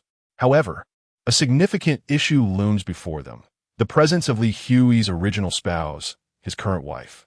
Su Qian inquired about how to address the situation with Li Hui's wife. The latter assured her that she would divorce her husband and provide her with a substantial compensation package. Furthermore, she urged Su Qian to remain at ease, emphasizing that her sole responsibility was to give birth to the child she was carrying, while everything else would be taken care of. The adage "a pregnant woman is foolish for 3 years" proved to be undeniably true. With child, Su Qian readily believed Li Hui's assurances, finding herself ensnared in his manipulations. Subsequently, Li Hui deceived Su Qian by claiming that his wife, Zhang Min, had always been in poor health and could not bear any distress. He insisted on selecting an appropriate moment to reveal the entire situation to Zhang Min. Su Qian, upon hearing this, expressed her understanding. In her eyes, she had already emerged as a clear victor, thus she saw no reason to object and acquiesced. Li Hui then proposed that the conditions at her current residence were inadequate for her pregnancy and suggested that Su Qian move into his home as a caretaker. He argued that this arrangement would allow him to see her and their child daily, and once he divorced, Su Qian would assume the role of the lady of the house, thereby affording her the opportunity to become familiar with her future domain. Pleased by the prospect of becoming the matriarch of Li Hui's household, Su Qian agreed. Upon returning home, Li Hui recounted every detail of his discussion with Su Qian to Zhang Min, leaving no part of the conversation unspoken. The following morning, he drove to pick up Su Qian. Upon arriving at the foot of the Li residence, she gazed in awe at her surroundings, nearly entranced. Excitedly, Su Qian ascended the stairs alongside Li Hui, her heart brimming with joy as she believed she was embarking on a new chapter of her life. At that moment, she remained oblivious to the fact that this new chapter would herald the onset of all her nightmares. It was only after Su Qian truly settled into the Li household and spent some time there that she gradually began to realize that many aspects of this place differed significantly from Li Hui's prior descriptions. The guest room in the Li home indeed boasted excellent natural light and a delightful environment. Drawing back the curtains revealed a vibrant street scene below, far surpassing her previous cramped rental. However, Li Hui's wife, Zhang Min, exhibited a demeanor towards Su Qian that was anything but amiable. Zhang Min harbored a blatant disdain for Su Qian, unreservedly demonstrating her animosity, even knowing full well that Su Qian was with child. At times when emotions surged, Su Qian would find herself unable to contain her frustration and would engage in heated disputes with her. Chapter 46. The one who killed the brother during such moments. Li Hui would invariably step forward to join Zhang Min in condemning Su Qian. Subsequently, he would seek opportunities to apologize to her, urging her to prioritize the greater good, refrain from harboring anger, and to avoid conflicts with Zhang Min whenever possible. Gradually, Su Qian began to sense a peculiar shift whenever guests visited their home. Zhang Min would deliberately don excessively heavy clothing, wrapping herself up so snugly that she appeared quite cumbersome, resembling a pregnant woman at first glance. However, given that it was winter, Su Qian did not think much of it, as it was natural for Zhang Min to dress warmly, resembling a bear in her attire. As the month leading up to Su Qian's due date approached, Li Hui arranged for her to stay at the hospital in advance, ensuring her comfort for the impending delivery. Elated, Su Qian meticulously packed her belongings and traveled alone by train to a completely unfamiliar locale. Once she arrived, she navigated her way to the hospital and settled in. It was not until 2 days before Su Qian was to give birth that Li Hui made his appearance, accompanied by Zhang Min. Li Hui explained that he had laid everything bare with Zhang Min, which was why she had come along. Aware that Su Qian had just given birth and would likely lack the strength to care for the child, Zhang Min willingly offered her assistance. Upon hearing Li Hui's words, Su Qian's heart softened. She had never imagined that the once confrontational and combative Zhang Min could exhibit such kindness, leaving her genuinely touched. After the birth of the child, Zhang Min indeed took on the responsibility of caring for the baby, just as Li Hui had said. As the father, Li Hui was immensely fond of the child and joined Zhang Min in attending to the baby's needs every day. Su Qian, having had a smooth delivery, recovered quickly and did not remain in the hospital for long. On the day of her discharge, she accompanied Zhang Min and Li Hui back home. However, once they were home, Zhang Min began to treat Su Qian with a cold demeanor, and even went so far as to forbid Su Qian from holding her own son. Feeling aggrieved, Su Qian confided in her friend that evening. To her surprise, Li Hui not only refrained from supporting her, but also sided with Zhang Min, suggesting that since the child belonged to Su Qian, no one could take him away and urging her to be patient. Su Qian nodded in acquiescence. That night, as Su Qian lay on her small bed, she tossed and turned, unable to find rest. She was anxious that Zhang Min and Li Hui might fall into a deep sleep and neglect the baby, leaving him vulnerable to the chill without his blanket. Suddenly, a thought struck her. What if they were already fast asleep? This realization jolted her upright. Yes, it was quite late. Perhaps Li Hui and Zhang Min had retired for the night long ago. With this thought in mind, Su Qian quietly slipped out of bed, hastily put on her shoes, and, disregarding her coat, tiptoed out of her room, making her way directly to the master bedroom, where Zhang Min and Li Hui were. The door to the room occupied by 2 individuals remained ajar, and rather than being asleep, they were engaged in conversation, seemingly deliberating on a matter of significance. Su Qian felt a pang of disappointment and was about to turn away to return to her own room.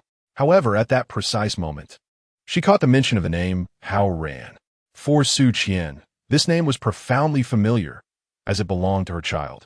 It was a name bestowed by Li Hui, who expressed his hope that their son would embody integrity and righteousness, untainted by worldly influences and steadfast in his true self. Upon overhearing Li Hui and Zhang Min discussing her son, Su Qian's curiosity piqued, prompting her to halt her departure and return to the doorway, straining to listen intently. Zhang Min inquired of Li Hui whether all the necessary procedures and documentation had been duly completed. Li Hui nodded affirmatively, assuring her, "Rest assured, I have taken care of everything." At this juncture, Su Qian mistakenly believed that Li Hui and Zhang Min were conversing about the formalities of their divorce, and her heart swelled with joy. It appeared that Li Hui had not deceived her.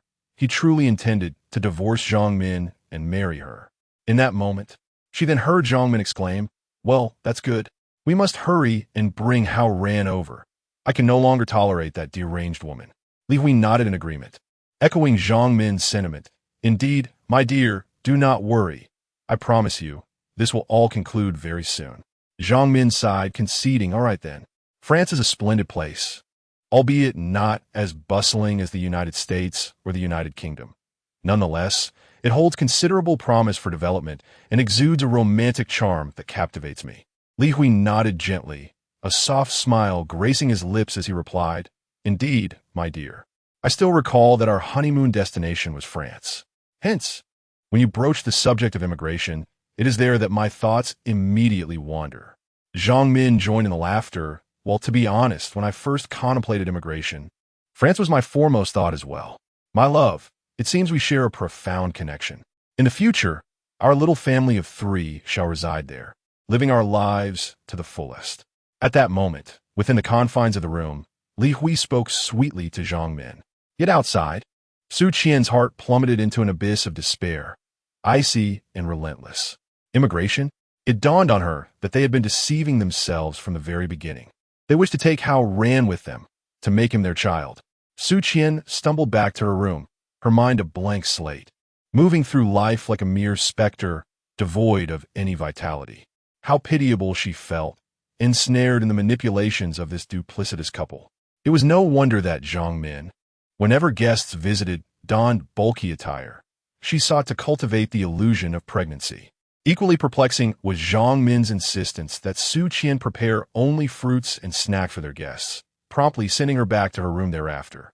At that moment, Li Hui was still explaining, asserting that he had considered the guests were unfamiliar to Su Qian and feared it would create a sense of distance, making her uncomfortable. He claimed he had done it for her sake, but in retrospect, it was utterly laughable. Li Hui had been deceiving her all along, as had Zhang Min. This realization left Su Qian feeling profoundly unsettled. That night, she found herself unable to sleep for an extended period.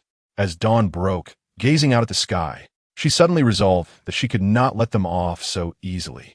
She intended for both of them to pay a grievous and heavy price for the wrongs they had inflicted upon her. Stepping out of her room, Su Qian began preparing breakfast for Li Hui and Zhang Min, forcing herself to maintain a facade of normalcy.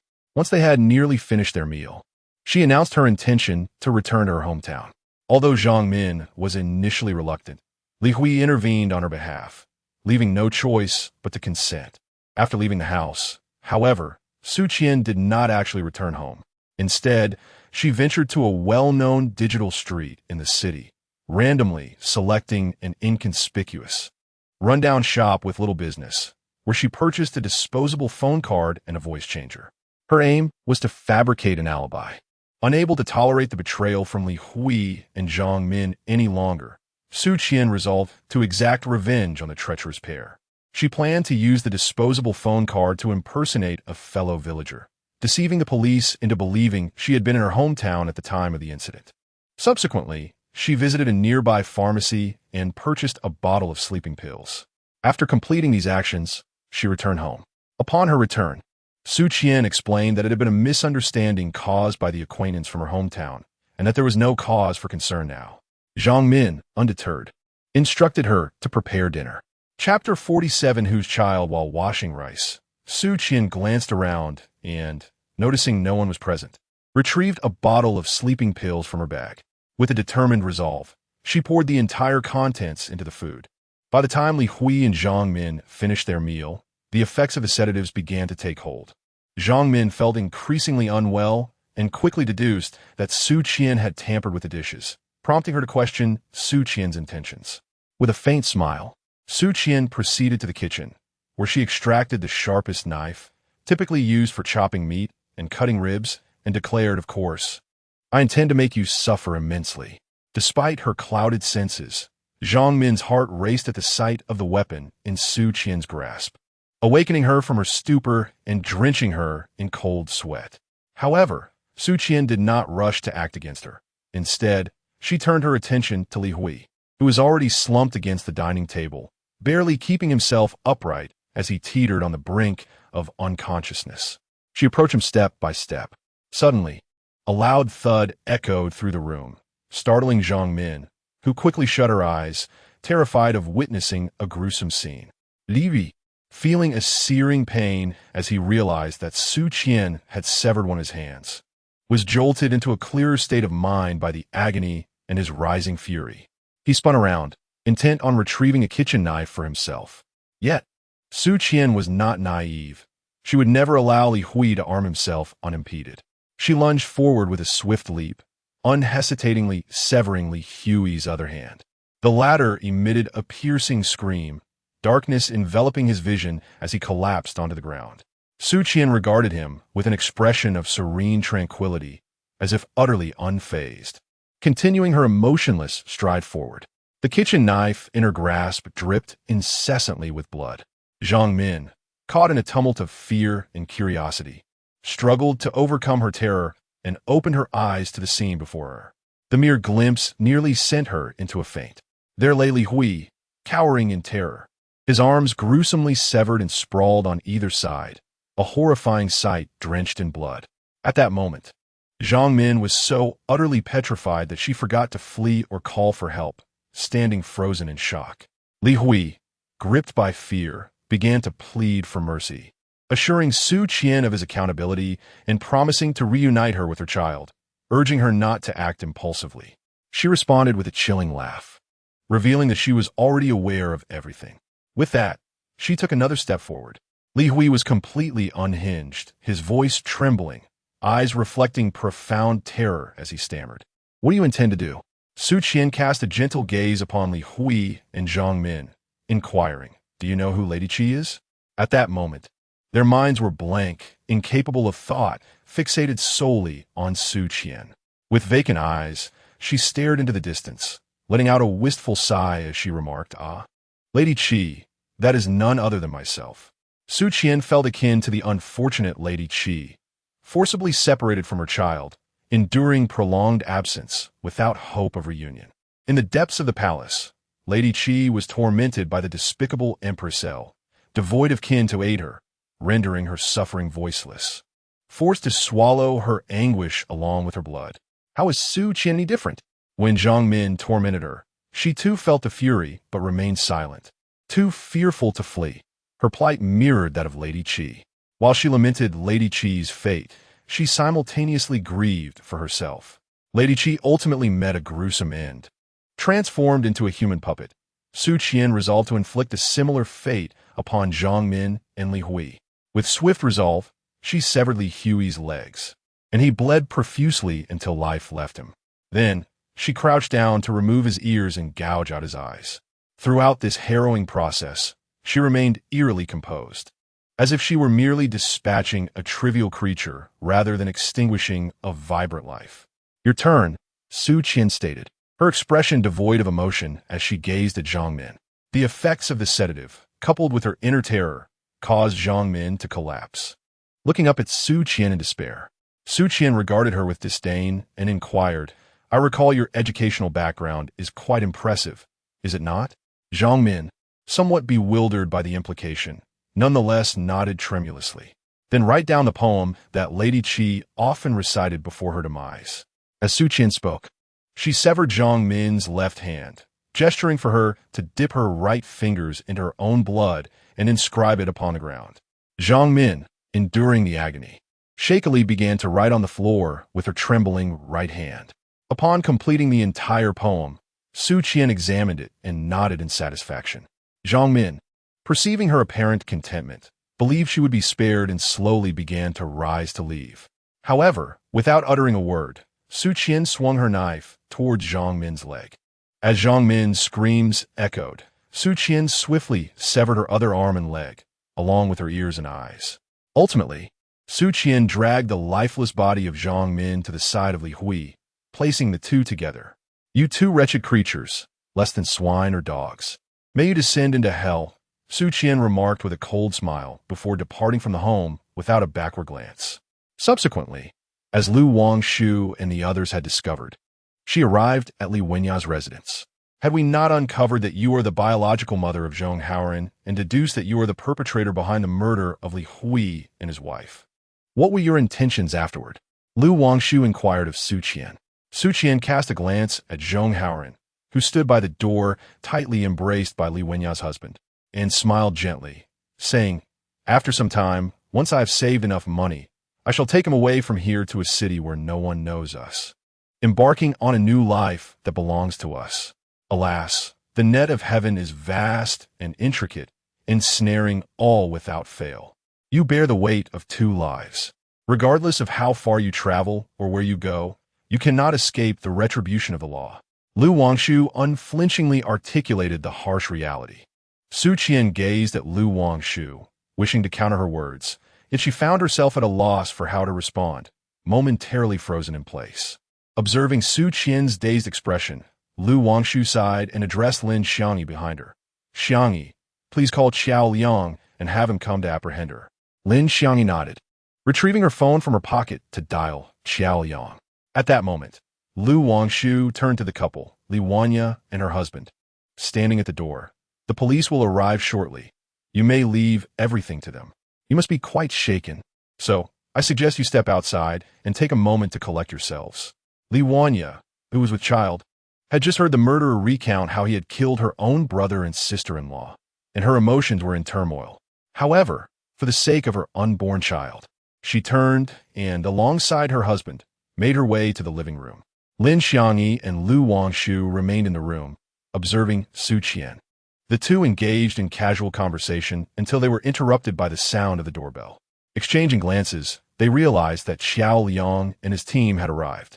Li Wanya's husband went to open the door, and several police officers rushed into the guest room, swiftly apprehending the dazed Su Qian, who was seated on the floor. As they escorted Su Qian through the living room, Zhong Haoran suddenly burst into tears. At that moment, Su Qian appeared to regain her senses. Drawn to the sound of his cries, Zhong Haoran wept even more intensely, reaching out his hands towards Su Qian, seemingly yearning for her embrace. Su Qian's eyes suddenly turned red, and she reached out, yearning to embrace Zhong Haoran, murmuring softly, "Baby, don't cry, don't cry. Mommy is here. Mommy will hold you now." Just as she moved forward, a nearby officer swiftly restrained her, asking, "What are you trying to do?" Su Qian struggled fiercely, desperately attempting to break free, while crying out loudly, "Let me go. I need to find my son. He is crying, can't you hear?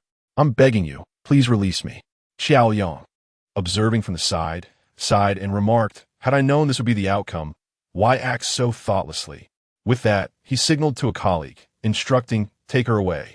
Several officers forcibly dragged Su Qian from the scene. Lin Xiangyi watched the unfolding drama with a heavy heart as she sighed repeatedly. Lu Wangshu suggested, "Xiao Yang and the others are still waiting for us outside. We should hurry." With that, they strode purposefully toward the exit. The pair drove to the police station, and once Lu Wangshu parked the car, they entered the precinct, following Xiao Yang into the interrogation room. They recounted their observations from Li Wenya's residence to Xiao Yang. In truth, when Su Qian began to confess her crimes, Lu Wangshu discreetly activated the recording function on her phone, capturing every word Su Qian uttered. After listening to the audio file, Xiao Yang sighed and said, "Wangshu, please hand over that recording to me." Lu Wangshu nodded in agreement, replying, "All right." After completing their statements, the three of them exited the interrogation room. As they approached the doorway, they were suddenly enveloped by the sound of a heated argument. The three exchanged glances, then hastened towards the source of the commotion. Chapter 48. A pair of scoundrels. A well-dressed man was animatedly conversing with a young police officer seated opposite him. The officer appeared quite helpless, his demeanor rather dismissive, seemingly reluctant to engage with the man before him. Curious, Xiao Yang approached swiftly and inquired of his colleague, "What is happening here?" Upon recognizing Xiao Yang, the young officer's expression transformed to one of relief. He stood up and said, "Captain Xiao, you've arrived just in time. He is here to report a case." Xiao Yang had observed the officer's previous attitude and reaction closely. Having spent many years in the police station, he understood the young officer's character well. It was unusual for him to be indifferent toward a citizen reporting an incident. What could possibly be unfolding? Xiao Yang regarded the officer and the unfamiliar man with suspicion and asked, "May I ask what case you are reporting?" "I am not here to report a case. I am here to confess," the man replied hurriedly. "Confess?" "I am puzzled. What crime have you committed?" Xiao Yang inquired. "I have committed murder," the man answered. "Murder?" Upon hearing this word, Xiao Yang's demeanor shifted to one of stern seriousness. "Do not panic. Please clarify what exactly transpired." I killed someone in my dream," the man responded. Xiao Yang furrowed his brow and said, "This is a police station. Please refrain from making jokes. Otherwise, we may have to charge you with disturbing the peace and detain you." Upon hearing his words, the man grew increasingly anxious and exclaimed, "Do you not believe me? What I say is the truth. I implore you to trust me." The man before them, named Chen Sheng, was a local, a somewhat renowned architect with a comfortable background. For several consecutive nights, Chen Sheng had been plagued by a recurring dream in which he murdered a woman. The lifeless body lay upon the cold ground, a pool of crimson blood saturating the earth beneath. Initially, he attributed these bizarre dreams to exhaustion from work and a lack of rest. Yet, the nightly recurrence of this dream began to sow seeds of doubt in his mind. The earliest iterations of the dream were vague, shrouded in a veil of obscurity. However, as the nights progressed, the dreams transformed, becoming increasingly vivid and disturbingly real.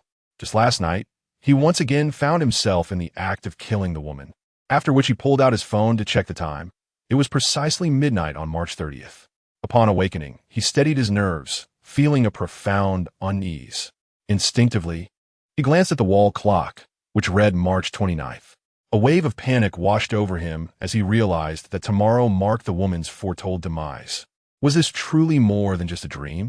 Terrified that his nightmare might manifest into reality, he hurried to the police station to confess his ordeal. However, to his dismay, after recounting his tale, the initially attentive and earnest young officer's demeanor shifted dramatically. He was urged repeatedly to return home and rest, advised not to dwell on such thoughts. Despite Chun Cheng's insistence that his account was genuine and not a figment of his imagination, the officer remained unconvinced, dismissing him as if he were merely delusional. "Officer, you must believe me. I am not lying.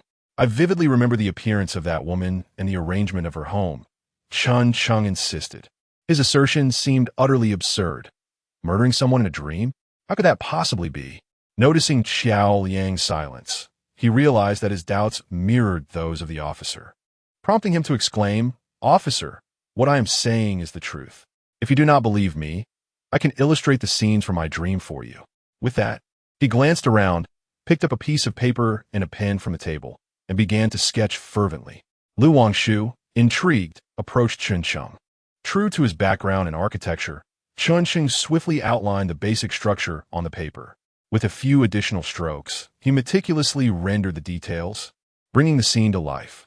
The layout of the entire house and the positioning of the victim became strikingly clear. The corpse lay on the living room floor, blood pooling around it. Even through the paper, one could sense the horrific circumstances surrounding the death. Once he completed the drawing, he set down the pen and sighed deeply, saying, "There, it is nearly as I remember. Please take a look." Chun Cheng passed the drawing to Xiao Liang, who accepted it with intrigue. Wangshu leaned in closer, eager to observe. Lin Xiangyi, noticing the seriousness with which the two examined the artwork, could not resist glancing over as well. The depiction was remarkably lifelike. Chun Cheng's demeanor appeared genuine, devoid of any hint of a prank, and certainly not indicative of a disturbed mind. Yet, what difference did it make? The police handle cases with a focus on tangible evidence. Moreover, what he has recounted is merely a figment of his imagination, not a reality. Contemplating this, Xiao Yang decided to send him home, advising him not to dwell too much on it, and to rest well, as it might just be a fleeting dream. Before Xiao Yang could voice his thoughts, he was interrupted by Wangshu, who inquired, "What is it that you expect from the police by coming to the station?" Having shared a brotherly bond with Xiao Liang for many years, Wangshu had developed an innate understanding of him. Thus, upon noticing the troubled expression that briefly crossed Xiao Liang's face, he preemptively addressed the matter, intercepting Xiao Liang's thoughts. Observing Chun Cheng's earnest demeanor and the gravity with which he spoke, Wangshu found it peculiar. After a moment of hesitation, as if grappling with a significant decision, he clenched his fists and resolutely declared, "I hope the police will arrest me." Taken aback by this response, Xiao Yang found himself in a position between laughter and tears, retorting, "On what ground should we arrest you? You're neither a suspect nor a criminal. Please, do not jest." Chun Cheng, feeling a surge of urgency at Xiao Liang's dismissal, insisted, "I am not joking. I am voluntarily offering myself for arrest. Who could possibly object?" Sensing Xiao Liang's continued reluctance, Chun Cheng suddenly recalled something, stating, "By the way, didn't you previously mention that if I lingered here any longer and disrupted public order, you would have to arrest me? Well, I'm causing a disturbance now, so please go ahead and arrest me." Xiao Yang gazed at Chun Cheng's earnest face, feeling an overwhelming sense of helplessness. This disruption of public order indeed warrants his arrest, yet it must adhere to certain procedures. The police cannot arbitrarily detain individuals. Chun Cheng, observing Xiao Yang's lack of action, felt at a loss. Suddenly, he conceived an alternative approach and proposed, "How about this? Since you cannot arrest me, why not come to my home? That should be acceptable, right?" Xiao Yang was thoroughly impressed by Chun Cheng's ingenuity. With a wry smile, he nodded in agreement, stating, "That is indeed plausible. However, I am on duty tonight and am unavailable. If you do not mind, I believe these two can assist you." He gestured toward Wangshu and Lin Xiangyi, who stood beside him. Xiao Yang had long perceived Lu Wangshu's keen interest in Chun Cheng's musings about the dream-induced murders. And as for Lin Xiangyi, this presented an opportunity for her. Lu Wangshu nodded in affirmation, saying, "Very well, I shall visit your home this evening. I hope to be of assistance."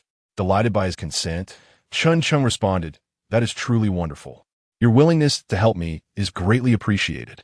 Lin Xiangyi, taken aback by Lu Wangshu's agreement, interjected, "Then I must accompany you." Lu Wangshu glanced at Lin Xiangyi and promptly declined. "You? That is out of the question.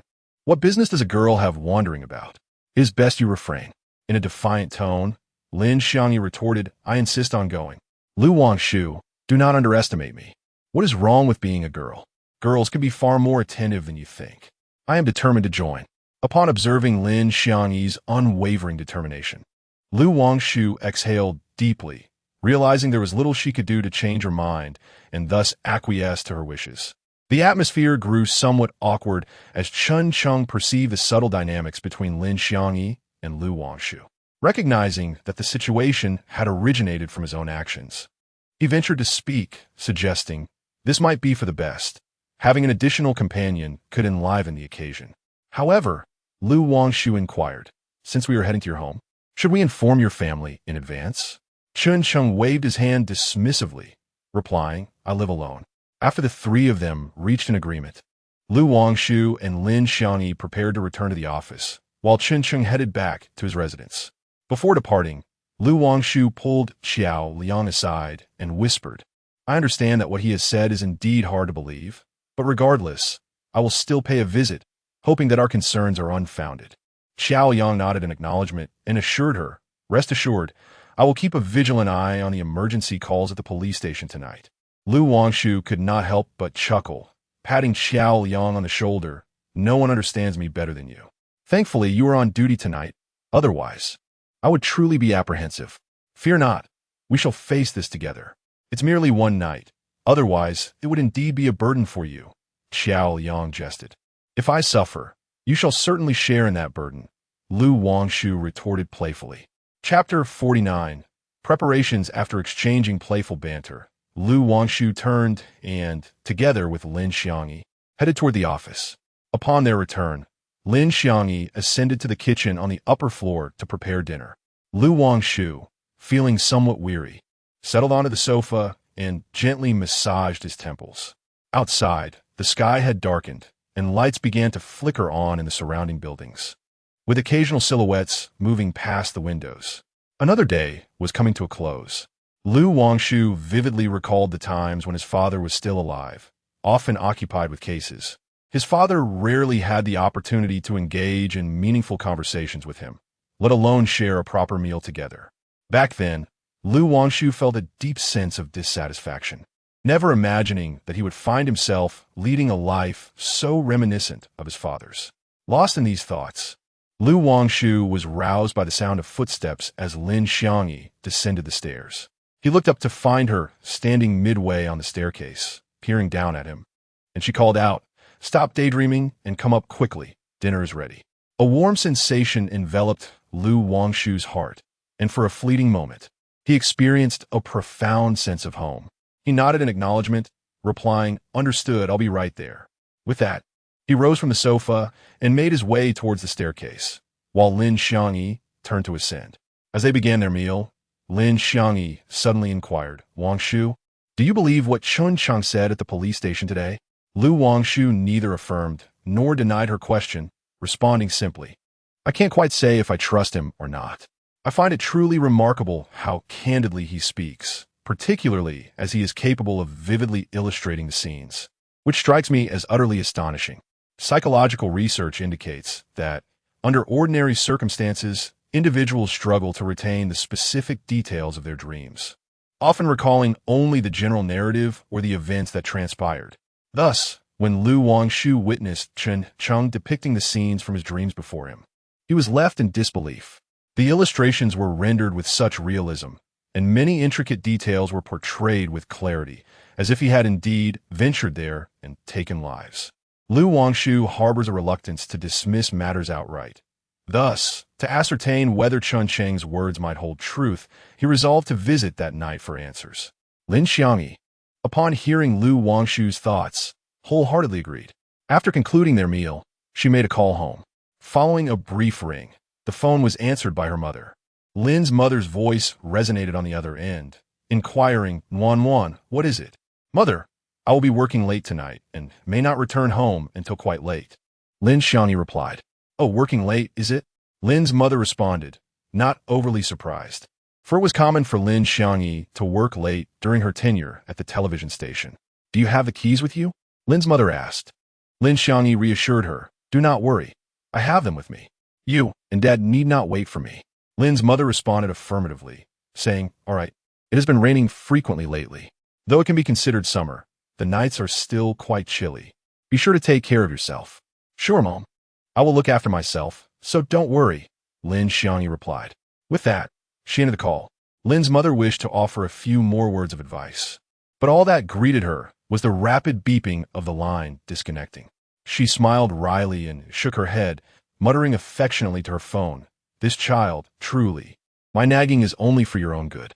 Observing Lin's mother, Lin's father inquired, "What's the matter?" She waved her hand dismissively, sighed, and replied, "It's nothing. Xiangyi has to work late tonight and asked us not to wait up for her. Side daughters grow up so quickly." Hearing this, Lin's father cheerfully suggested, "I think we should invite Xiao Lu over for dinner sometime and settle their matters, lest we let time slip away." Lin's mother, hearing this, playfully chided him, "Oh, please. Our daughter is grown. She has her own ideas. Let's not meddle in her affairs." With that, she went to the kitchen to wash the dishes, leaving Lin's father standing alone. After finishing her call, Lin Xiangyi found Lu Wangshu had also completed his dishwashing, and together they stepped out. Chun Cheng's home was not far from the office. It was merely a 20-minute drive in the city center. Chun Cheng had been eagerly awaiting their arrival and greeted them at the door with joy. Come in. Make yourselves comfortable." Lin Xiangyi politely expressed her gratitude to Chun Cheng before taking a seat beside the sofa. Lu Wangshu wandered around the living room, inquiring as she strolled, "Did you design the decor of your home yourself?" Chun Cheng replied with pride, "Indeed, it is all my own design." As Lu Wangshu continued her exploration, she noted that the home's design was initially quite simple and straightforward. However, upon closer inspection, one could discern that considerable thought had been invested in many aspects.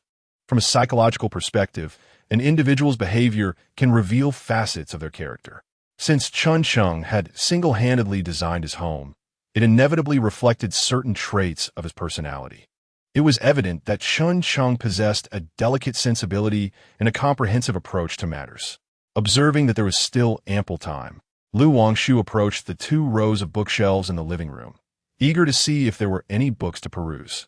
The volumes on the shelves were either focused on architecture or delved into the supernatural. Among them was a book intriguingly titled The Peculiar Dreams.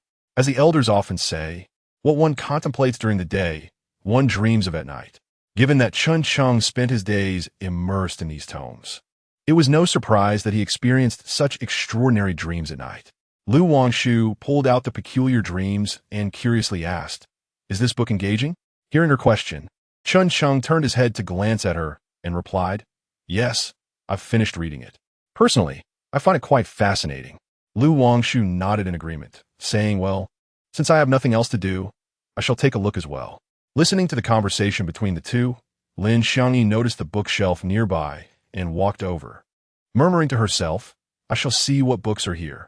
She meandered around the 2 rows of shelves, pacing back and forth twice, and finally, with a frown and a pout, exclaimed, "Wow, these books are far too serious for my taste. They are utterly unsuitable for me." Lu Wangshu, observing her pitiable expression, could not help but stifle a laugh. The 3 of them were engrossed in their respective pursuits, and time slipped away unnoticed.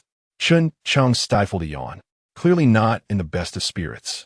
Lu Wangshu, noticing his fatigue, inquired, "Do you need a rest for a while?" Chun Cheng vigorously shook his head and replied, "I'm somewhat drowsy, but I can still manage." Casting a glance at the wall clock, which read just past 11, Lu Wangshu contemplated and suggested, "Why don't you return to your room for some rest? We'll keep watch out here." However, Chun Cheng hesitated. He feared that at midnight, he might indeed harm the mysterious woman from his dreams. Lu Wangshu, perceiving his apprehension, reassured him there is no such thing as killing in dreams. After all, the realms are entirely different. Sleep peacefully and do not overthink. We will be here to guard the door. Convinced by Lu Wangshu's reasoning, Chun Chung felt at ease and stepped into the bedroom, closing the door behind him to rest. Lin Xiangyi, watching Lu Wangshu permit Chun Chung to leave, could not suppress her concern and asked, "Are you sure it's safe to let him go like that? What if he truly goes out to kill?" Lu Wangshu replied with unwavering seriousness, "It's all right. We are stationed at the door. He cannot escape.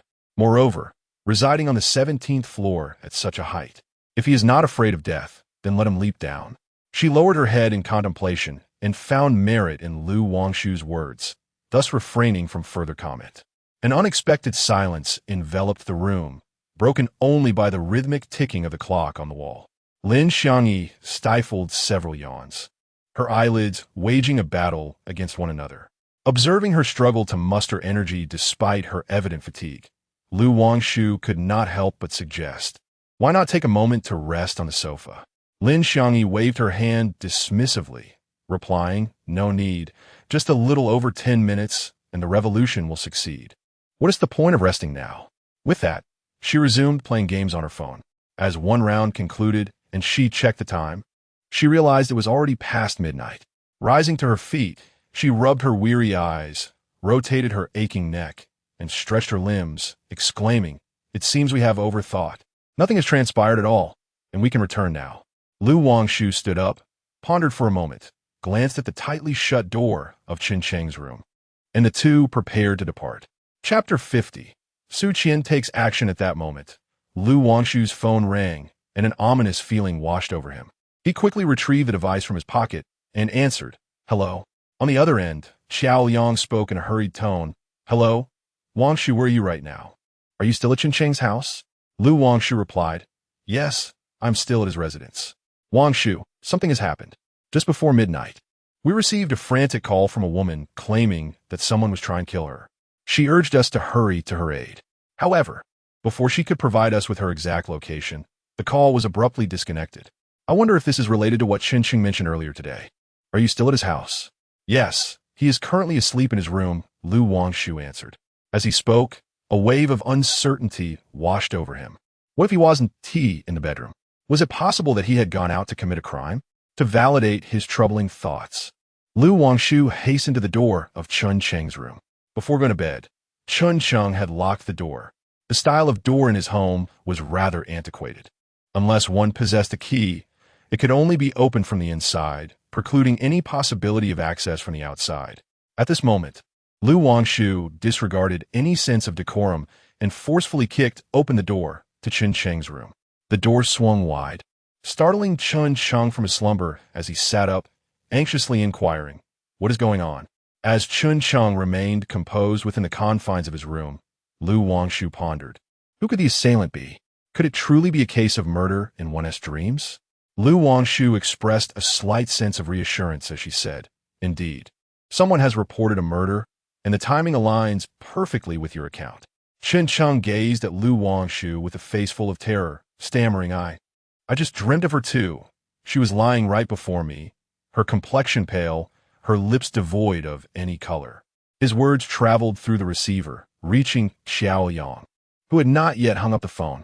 A voice on the other end screamed, "Where does the deceased woman in Chun Cheng's dream reside?" Lu Wangshu immediately inquired, "Where did the woman in your dream live, and where did she ultimately meet her demise?" "At her home. Her house seems to be." Chun Cheng paused, lowering his head as he began to recollect. Suddenly, a spark of recognition lit up his face, and he exclaimed, "That woman lives in Unit 307, Building B of Shuiyun Residence. I noticed the door plate before entering her home. Yes, it's definitely Unit 307 of Building B in Shuiyun Residence." Upon hearing this, Xiao Yang swiftly addressed his colleagues nearby, "Quick, immediately assemble a team and head to Shuiyun Residence." After organizing the task, he cautioned Lu Wangshu on the phone, "Wangshu, please ensure that you and Xiangyi stay at Chun Cheng's home to keep an eye on him. If a call for help comes in tonight from someone residing in Shuiyun Residence, Or if we discover a body there, I trust you understand my concern." Wangshu certainly grasped his implication and replied earnestly, "I will keep a close watch on him. You need not worry." Lin Xiangyi, noticing Wangshu had ended the call, quickly asked, "What is the situation now?" He urged us to keep a close watch on Chen Cheng, lest he escape. Wangshu directed her words towards Lin Xiangyi, yet her gaze was warily cast upon Chen Cheng. Meanwhile, Qiao Liang, having organized the police officers, made his way towards Shiyunju. Although the name of the building evokes a sense of poetic elegance, in reality, it is an abandoned project. Due to its unfinished state, many essential facilities are lacking, such as property management and surveillance systems. Qiao Yang led his team directly to Building B, ascended to the third floor, and arrived at room 307. The door to 307 was firmly shut. Qiao Yang raised his hand and knocked, but no response came. He lowered his hand, feeling a wave of hesitation wash over him. While he had indeed received a report, the details shared by Chen Cheng regarding his dream of murder aligned closely with the report. However, the victim had not disclosed her precise location during the call, leaving them unaware of her whereabouts. What if they were mistaken about this place? What then? It was already late, and the residents of this household had likely retired for the night. If he were to recklessly burst in only to discover an error, it would lead to dire repercussions. Time slipped away, and Xiao Yang found himself with little room for indecision. Gritting his teeth, he clenched his fists tightly, lifted his foot, and forcefully kicked the door before him. Fortunately, the door to 307 was not the typical security door found in modern homes, but rather an older wooden one. The wooden door was quite sturdy, yet the lock was feeble, yielding easily to a few vigorous kicks. Once the door was forced open, everyone rushed inside. The air was thick with the pungent scent of blood, and an ominous feeling surged within Qiao Liang as he hastened towards the kitchen. With each step he took, the odor intensified. Upon pulling open the kitchen door, he was met with a harrowing sight. A woman lay on the ground, a knife embedded deep in her abdomen, surrounded by a pool of blood that stained the floor crimson. Gazing at the lifeless figure, a sense of foreboding enveloped him.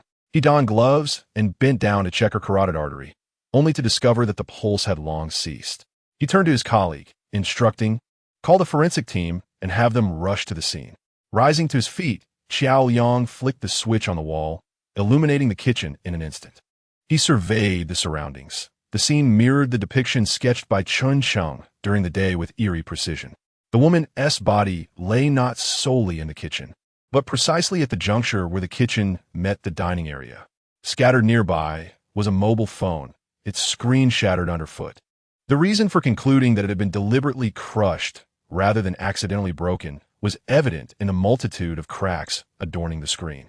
Had it merely fallen, the damage would likely have been localized, forming a singular spiral of destruction. Qiao Yang picked up the phone, handling it with care as he placed it into an evidence bag. Subsequently, he approached the entrance, bent down, and began to scrutinize the area meticulously. Upon his arrival, the door was firmly shut, and the lock bore no signs of tampering, indicating that the assailant did not gain entry through the front door, but rather through a window or some other means. Alternatively, the perpetrator might have been an acquaintance of the deceased, granted access by the latter, which would explain the undamaged lock. To further confirm his suspicions, Qiao Yang returned indoors and proceeded to examine each window with great care. Although the deceased residence was referred to as being on the third floor, it was, in fact, located on the fourth, as the first floor had been intentionally left vacant for the doorman and security personnel, and thus the 4 apartments on that level were never sold. Consequently, the deceased lived on what was technically the 4th floor. The prospect of jumping from this height posed considerable difficulty, while it might not be fatal. One could certainly sustain severe injuries. Unless the assailant was entirely confident of their safety, the risk of injury upon descent could result in immediate capture. Qiao Yang crouched down, meticulously examining the edges of the windowsill in search of clues. Should the assailant have employed a hook or similar tool, there would undoubtedly be some trace left behind. It would be implausible for there to be no evidence at all. For a hook to secure itself effectively, it would need to be embedded deeply, inevitably leaving marks on the wall adjacent to the windowsill, at the very least scuffing off some paint in the process. Strangely, however, Xiao Yang circled around several windows, observing intently for quite some time, yet he uncovered no traces or signs of the paint being scraped away. From all the environmental evidence, it appeared to be the work of an acquaintance, he pondered. Just as Xiao Yang was deep in thought, the forensic expert arrived. He bent down, crouching beside the deceased, and retrieved tools from his kit, commencing his examination. The victim was female, approximately 25 to 27 years of age, with a knife wound to her abdomen. The injury was not extensive, yet it was profoundly deep, likely having severed a blood vessel, resulting in significant blood loss. Whether the cause of death was the abdominal stab wound or the resultant hemorrhage would require further investigation to ascertain. The estimated time of death was between 2 to 5 hours prior, the forensic expert noted as he continued his assessment. Upon hearing this, Xiao Yang swiftly extracted his phone from his pocket, glancing at the time. It was already past 3 in the morning. Thus, according to the forensic expert's estimation, the time frame of 2 to 5 hours prior corresponded to between 1 o'clock and 10 o'clock the previous night. This meant that the time of midnight had indeed been encompassed within that range. Chapter 51. The scene is strikingly realistic. Could truly be mere coincidence? Xiao Yang pondered within himself. If everything were simply coincidental, then the odds would be extraordinarily improbable. Chun Chung had accurately described everything, from the manner of the female victim's demise to the stroke of midnight, as well as the location of the incident. Yet, if none of this were coincidental, how could one explain it? Must one truly place faith in that dream, which is devoid of any scientific foundation? Unless, of course, Chun Chung is the genuine perpetrator. Otherwise, how could he possess such intricate knowledge? Yet, it all remains perplexing. If Chun Chung were indeed the murderer, forensic evidence indicated that he was at home at that time, with both Lu Wangshu and Lin Xiangyi able to attest to this. Xiao Yang furrowed his brow, overwhelmed with confusion. At that moment, a colleague approached him, inquiring, "Captain Xiao, the coroner has taken the body back to the precinct for further examination. What shall we do next?" After a moment of contemplation, Xiao Yang replied, "Secure the scene, collect the evidence, and once we have completed our tasks, we can prepare to wrap up." "Understood," the colleague responded before turning away. Xiao Yang removed his gloves and retrieved his phone from his pocket to call Lu Wangshu. On the other end, Lu Wangshu and Lin Xiangyi had been vigilantly watching over Chun Chung ever since they learned of the unfolding crisis. Hearing the phone ring, Lu Wangshu glanced at the screen, noticed it was Xiao Yang calling, and promptly answered, "Hello, Lao Xiao, what is the update? We have discovered the deceased and are now preparing to return to the police station. You and Xiangyi should accompany Chun Chung to the station to provide a statement." Xiao Yang instructed. Lu Wangshu nodded in agreement, replying, "All right, we shall be there shortly." With that, she hung up the phone. Lin Xiangyi, intrigued, inquired, "What is the plan?" Lu Wangshu gestured towards Chun Chung, saying, "Well, we're taking him back to the police station to give a statement." Throughout their journey, the three of them were preoccupied with their own thoughts. Aside from Lin Xiangyi, who was focused on driving, the two men in the back seat stared blankly out the window at the fleeting scenery. Time passed unmeasured until Chun Chung suddenly spoke. "This evening, the three of us have been at my house. I truly did not commit murder. The killings in my dreams were merely illusions." Lu Wangshu turned her profile towards Chun Chung, perplexed by how someone who had been so adamant about confessing to murder earlier in the day could now be so eager to distance himself from any real-life crime that bore resemblance. Chun Chung continued, "I had always believed that the woman in my dreams was a victim of my actions, misled by the sight of her demise before my eyes. However, it has become evident that the act of murder in dreams can only be interpreted as a premonition. I possess neither motive nor opportunity to commit such an act." At that moment, Lu Wangshu found herself grappling with her own unresolved mysteries, and she replied, "There is no need for anxiety or fear. No one has accused you of murder. We are merely cooperating with the police in accordance with protocol to provide a statement."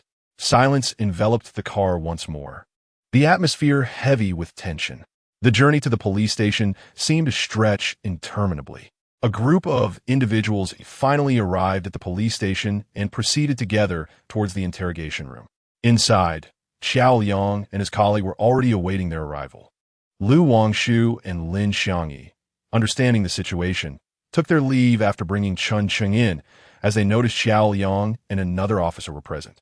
"Please have a seat." Xiao Yang gestured towards the chairs opposite him, indicating for Chun Cheng to sit. Chun Cheng, comprehending the cue, promptly settled into the chair across from him. Without preamble, Xiao Yang delved straight into matters, inquiring, "Where were you between 10 p.m. last night and 2 a.m. this morning?" Although he was aware that Chun Cheng had been at home, the formality of the question remained. "I was at home," came Chun Cheng's swift reply. "Can anyone corroborate this?" Xiao Yang pressed further. "Certainly," Chun Cheng replied emphatically. "The two gentlemen who just brought me here can vouch for me. They were with me in my house." Xiao Yang was already cognizant of their ability to confirm his alibi and chose not to pursue that line of inquiry further. Instead, he produced a photograph of the deceased, taken to the crime scene, and inquired, "Do you recognize the woman in this photo?" As Chun Cheng leaned in for a closer look, he nodded vigorously, exclaiming, "I know this woman. She has been appearing in my dreams lately." Xiao Yang shook his head, clarifying, "I'm not asking about your dreams. I mean, do you recognize her in real life?" Chun Cheng fervently shook his head, insisting, "I do not know her." Noticing the speed of his response, Xiao Yang could not help but prompt, "Take a closer look and think carefully. Are you truly certain you do not know her?"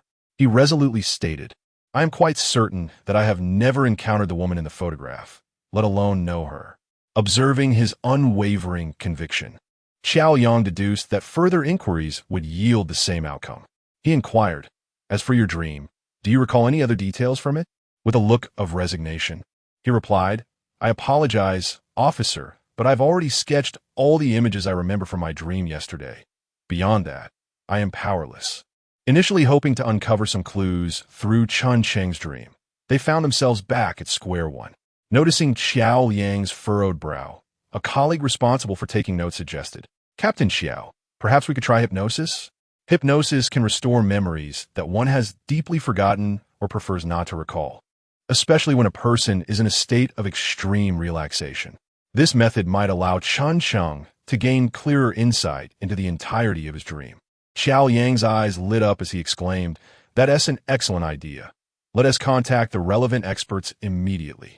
The young officer nodded and prepared to rise. At that moment, Chun Cheng called out to the officer, "No need to trouble yourselves. I believe I have just recalled something." Xiao Yang, perplexed, asked, "Oh, what have you remembered?" Chun Cheng nodded affirmatively, saying, "Yes, it just flashed through my mind. I will draw it for you now." The young officer glanced quizzically at Xiao Yang before handing over the paper and pen to Chun Cheng. Taking them, Chun Cheng began to draw. Xiao Yang and the young officer exchanged glances, then leaned in to observe his work. Before long, he completed the painting and handed it to Xiao Yang. Xiao Yang received the artwork and began to scrutinize it intently. The bare wall, the slightly ajar window, and the spot where the deceased had fallen bore a striking resemblance to what he had initially depicted yesterday. Suddenly, Xiao Yang's gaze lingered on the painting for a few seconds. He hastily turned to Chun Cheng and inquired, "Could you render the body with greater specificity and incorporate additional details?" Upon hearing Xiao Yang's request, Chun Cheng expressed his exasperation, saying, "This is all I dreamt of. I'm unable to convey anything more." Xiao Yang, feeling defeated, replied, "Very well, thank you for your efforts. We will require your assistance further. I hope you can cooperate with our investigation at any time." After speaking, Xiao Yang turned to his colleagues and instructed, "Please detain him temporarily." With that, he strode out of the interrogation room. A junior officer gestured for Chun Cheng to follow, saying, "Please accompany me." Chun Cheng hesitated, responding, "I did not commit murder. Why must I be detained temporarily?" The officer replied, "You have a significant connection to this case. We need to conduct further inquiries, and we hope for your cooperation." Chun Cheng, feeling resigned, said, "Very well, I will comply." With that, the two of them exited the interrogation room, one after the other.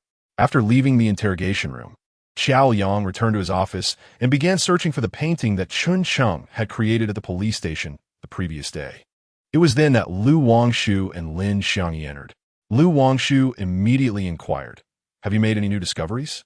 Previously, in the dimly lit room, Lu Wangshu observed Xiao Yang pressing his lips together, instantly aware that he must have made a new discovery. Xiao Yang responded directly, affirming that there were discrepancies between the scene he had sketched and the one he had witnessed with his own eyes. As he spoke, he conveniently located the manuscript he had drawn the day before. He placed both sketches and several photographs taken at the scene that evening upon the table. "Look here," he said, gesturing toward the wrist of the deceased in his drawing. Clearly, the victim was wearing a bracelet, yet it is absent from his sketches. I specifically inquired whether he had overlooked anything, and he adamantly insisted he had not. To this revelation, Lin Xiangyi saw no fault and interjected, "You men are typically rather oblivious to women's jewelry." He merely illustrated his dream, so its absence is hardly surprising. Xiao Yang furrowed his brow, responding, "Even if that explanation holds water, what about the painting on the wall? How do we account for that?" In the photographs from the crime scene, a large painting hung prominently on the wall of the deceased's home, occupying a significant portion of the space and undeniably eye-catching. Upon examining his sketches, they noted that the wall in the deceased's home was, in fact, devoid of any artwork. To be precise, I do not believe in the notion of murder in dreams, nor do I subscribe to the idea of prophetic abilities. On the surface, these two matters appear entirely unrelated, yet my intuition suggests there must be some connection, albeit lacking substantial evidence to affirm it. This entire affair is not merely a coincidence. Xiao Yang spoke earnestly to the two of them. Chapter 52. Return to the office. Lu Wangshu wholeheartedly concurred with his words, for she had always believed that the notion of murder in dreams was far more complex than it was purported to be. After a moment of contemplation, Lu Wangshu suddenly inquired of Xiao Yang, "I recall that every report call received by the police station should be recorded, correct?" Xiao Yang replied affirmatively, "Indeed, that is correct. All calls are recorded primarily to prevent individuals from playing pranks by deliberately making false reports to the police station, allowing for evidence to be gathered during subsequent investigations." Lu Wangshu continued, "The recording of a deceased distress call should still be preserved. Yes? May I listen to it?" Xiao Yang, appearing thoughtful, replied, "If you had mentioned it, I might have forgotten. In fact, there was something rather peculiar about it yesterday." "What was strange?" Lin Xiangyi interjected eagerly. "I happened to be the one who answered the report call yesterday, and I couldn't shake the feeling that something was amiss, though I couldn't quite articulate what it was. I shall search for it now. Perhaps you could assist me in listening for any new insights." As Xiao Yang spoke, he turned and exited the office. Before long, Xiao Yang returned, holding a USB drive. He inserted the drive into the corresponding port on the computer and deftly clicked the mouse to navigate. He located the audio recording of the female victim's call from the previous evening and clicked to play it. The audio began to resonate through the speakers. "Hello? Is this the police station? Someone is trying to kill me. Hurry and come to my rescue. Quickly, ah." Following a piercing scream, the sound of a phone clattering to the ground echoed, and then there was nothing but silence. Xiao Yang inquired, "Did you detect anything unusual?" Lu Wangshu nodded, responding, "I too find the tone of the caller rather strange, yet I cannot pinpoint what exactly feels amiss." In contrast, Lin Xiangyi disagreed with their assessment, asserting, "This audio clearly represents a desperate plea for help from a vulnerable woman whose life is in peril. I see nothing peculiar. Perhaps you too are overthinking it." Xiao Yang shook his head, evidently unconvinced. After a moment of contemplation, he opened the audio comparison software on his computer and connected a small microphone to the CPU. Then, he handed the microphone to Lin Xiangyi, saying, "Xiangyi, imagine a masked, burly man is threatening to brutally end your life. Your existence is in jeopardy. Now, repeat what the caller just said." Lin Xiangyi hesitated briefly, stating, "Allow me a moment to gather my emotions and immerse myself in the scenario." She bowed her head in deep thought for a while, then turned to signal Xiao Yang that she was ready to begin. Upon receiving Xiao Yang's okay gesture, she grasped the microphone and started. "Hello, is this the police station? Someone is trying to kill me. Please hurry and save me. Quickly, ah." As she uttered these words, she collapsed to the ground in unison with her voice. Xiao Yang hastily clicked to finish the recording and then compared it with the audio of the previous complainant. To his astonishment, he discovered that Lin Xiangyi's recent audio bore a striking resemblance to the complainant's voice and tone, with an uncanny similarity exceeding 90. Both Xiao Yang and Lu Wangshu, upon witnessing the comparison results, finally experienced a moment of clarity. In unison, they addressed Lin Xiangyi, saying, "Xiangyi, could you perhaps portray a bit more fear?" Lin Xiangyi, feeling aggrieved, retorted, "You cannot blame me for this. I'm not a professional actress." After pondering for a moment, Xiao Liang inquired, "Is there something in particular that frightens you?" "Of course, there are many things that frighten me. However, at this moment, I genuinely cannot pinpoint what terrifies me the most." Lin Xiangyi replied, feeling increasingly helpless. "Look, there's something dark and moving over there," Lu Wangshu suddenly exclaimed, pointing towards Lin Xiangyi. Upon hearing Lu Wangshu's remark, Lin Xiangyi, with a wary expression, scanned her surroundings and asked, "Where is it?" Observing Lin Xiangyi's reaction and noticing Lu Wangshu winking at him, Xiao Yang immediately understood the plan. He pulled Lin Xiangyi slightly and added, "Oh no, could it be a cockroach? They frequently roam in our office." "What?" Lin Xiangyi fell victim to the tricks of these two men, genuinely startled, instinctively retreating towards Lu Wangshu.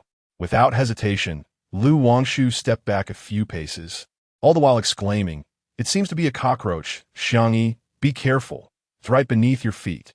"Ah!" Lin Xiangyi, startled, flailed her arms in panic, asking, Where's the cockroach? Help me." In a swift and decisive manner, Xiao Yang clicked the mouse and pressed the start button just as Lin Xiangyi began to scream. Coincidentally, the microphone was in Lin Xiangyi's hand, capturing every word she uttered. The sound wave graph oscillated rapidly, with tightly arranged lines that starkly contrasted with the initial audio from the reporter and Lin Xiangyi. Upon witnessing the look of astonishment on Xiao Liang's face, Lu Wangshu approached to observe the computer screen. After a moment of screaming, Lin Xiangyi realized that they were in a police station, where dedicated cleaning staff maintained a pristine environment, leaving no room for cockroaches. Contemplating this, she turned her head to glance at the two men behind her, only to find them engrossed in the computer. Feeling wronged, she exclaimed, "You two actually dared to deceive me." Xiao Liang, chuckling, replied, "My dear lady, do not be upset. Come quickly and see the new discovery." Lin Xiangyi shot a glare at Xiao Yang, then approached the computer, astonished as she observed the analysis of the 3 audio clips. "Oh my, the discrepancies among these 3 audio segments are quite significant," she remarked. Lu Wangshu asserted, "It seems this case is indeed complex. The reporter is certainly suspicious."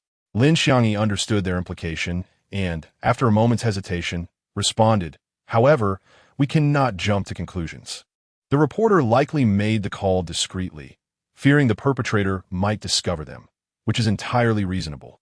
Xiao Yang shook his head in disapproval and remarked, "You see, the final utterance of R reveals a significant disparity in a person's reaction during extreme panic, indicating that something is undoubtedly amiss." Suddenly breaking his silence, Lu Wangshu inquired, "What do you intend to do next?" Xiao Yang replied, "I wish to revisit the scene of the incident. I have a lingering sense that something has been overlooked." Lu Wangshu responded, "I shall accompany you." With that, the two of them proceeded toward the door. Lin Xiangyi, standing still, watched as Lu Wangshu and Xiao Liang left the office side by side, feeling a surge of frustration. Despite her anger, she ultimately felt compelled to follow them. Xiao Yang drove the 3 of them to the scene of the crime. The previous day, the officers had cordoned off the area, erecting a barrier and stationing officers to prevent any tampering with the evidence. Upon seeing Xiao Liang's arrival, a colleague approached him, saying, "Captain Xiao, you're here." He nodded and, along with Lu Wangshu and Lin Xiangyi, crossed the barrier, striding confidently inside. As Lin Xiangyi entered the room, her gaze was immediately drawn to a large fish tank. She approached it and asked, "Why are all the fish in here dead?" Xiao Yang, overhearing her question, casually replied, "Oh, perhaps they perished due to a lack of care." Lin Xiangyi, with a hint of pride, responded, "It's evident you've kept fish before. I used to care for these little ones. They are remarkably easy to maintain, resilient to hunger, but not to the cold. Once during a snowfall, I left my fish by the window and forgot to bring them inside, and they tragically froze to death." Originally, Lu Wangshu, who was observing the spot where the corpse lay, was momentarily taken aback by her words. With keen interest, he inquired, "What did you just say? You mentioned that this type of fish is not frost-resistant?" Lin Xiangyi nodded and replied, "Indeed. It is evident that this fish must have succumbed to the cold. There is a distinct difference between fish that die from starvation and those that perish from freezing." Upon hearing this, Lu Wangshu exchanged a contemplative glance with Xiao Liang before sinking into deep thought. Although it was nearly June, the weather remained rather cool. The recent days had seen a succession of heavy rains, lending a chilly atmosphere. However, such weather should not be sufficient to freeze the fish in the aquarium to death. Unless, Lu Wangshu pondered and then stepped outside. Upon noticing his departure, Xiao Liang and Lin Xiangyi followed suit. Lu Wangshu made his way directly downstairs. Halting at the entrance of the residence below, he raised his hand and knocked on the door. Shortly thereafter, footsteps approached, growing louder until they halted before the door. An older woman opened the door, regarding the three strangers with a wary expression. "May I ask who you are looking for?" she queried. Xiao Yang retrieved his police badge from his pocket, unfolding it to present to the woman. Chapter 53. Murder in a Dream. Upon reviewing the evidence, the woman lowered her guard and remarked, "Oh, it is the police. How may I assist you?" "Good day. We are here to inquire about certain matters. May I ask if you noticed anything unusual concerning the household above yours yesterday?" Lu Wangshu inquired directly. Upon hearing his question, the woman began to lament. "Indeed, officer. There was an issue. It seems the air conditioning unit in the apartment above was leaking water into my home. I intended to ask the young lady upstairs to turn it off, as the weather wasn't particularly warm, but despite knocking for quite some time, no one answered the door. It was quite peculiar." Xiao Yang immediately probed further. "Approximately what time did you go upstairs to find a resident yesterday?" The woman pondered for a moment and replied, "I believe it was around 10 o'clock in the evening. My family and I had attended a wedding banquet, and upon returning home, it was nearly 10 when we discovered the leak from the air conditioning unit above." Lu Wangshu fell into deep contemplation. If it was indeed 10 o'clock, that would align precisely with the coroner's estimation of the time of death of the female victim. He surmised that the air conditioning had been activated in an attempt by the perpetrator to delay the decomposition of the body, thereby confusing the forensic examination regarding the time of death to serve their nefarious purposes. If the air conditioning had begun to leak before 10 o'clock, then it must have been running prior to that time. This finding corroborated Lu Wangshu's earlier hypothesis. Could it be that the female victim had met her demise before 10 o'clock? Xiao Yang then inquired, "Are you acquainted with the residents upstairs?" The woman hesitated briefly before responding. "We are neighbors both upstairs and downstairs, so of course I recognize them. However, I cannot say we are familiar. We merely exchange greetings upon encountering one another." "Have you seen this individual? Have you witnessed him visiting the person residing above?" As Jiao Yang spoke, he retrieved a photograph of Chun Cheng from his pocket and presented it to her. The woman leaned in, scrutinizing the image intently before shaking her head. "I do not know this man, nor have I seen him here. He is not the boyfriend of that female resident." "Boyfriend?" Jiao Yang was taken aback by this unexpected revelation. The female resident had a boyfriend? She nodded, affirming, "Yes, indeed. I have encountered him several times. However, it seems their relationship is rather tumultuous, as they frequently argue and break up, causing quite a scene each time." Jiao Yang pressed further. "Might you know where her boyfriend resides?" The woman pondered for a moment and replied, "I do not know. However, you could check the internet CAF and game hall downstairs, as well as several nearby KTVs. I have heard them mention these places during their disputes. They appear to frequent them." After expressing his gratitude, the three departed and arrived at a nearby game hall. Spotting an elderly gentleman sitting at the entrance, they approached him and inquired, "Sir, do you happen to know where Yi Yun's boyfriend is located in this vicinity?" Yi Yun was the name of the deceased woman. Casually, he handed over a photograph of Yi Yun to the elderly man before him.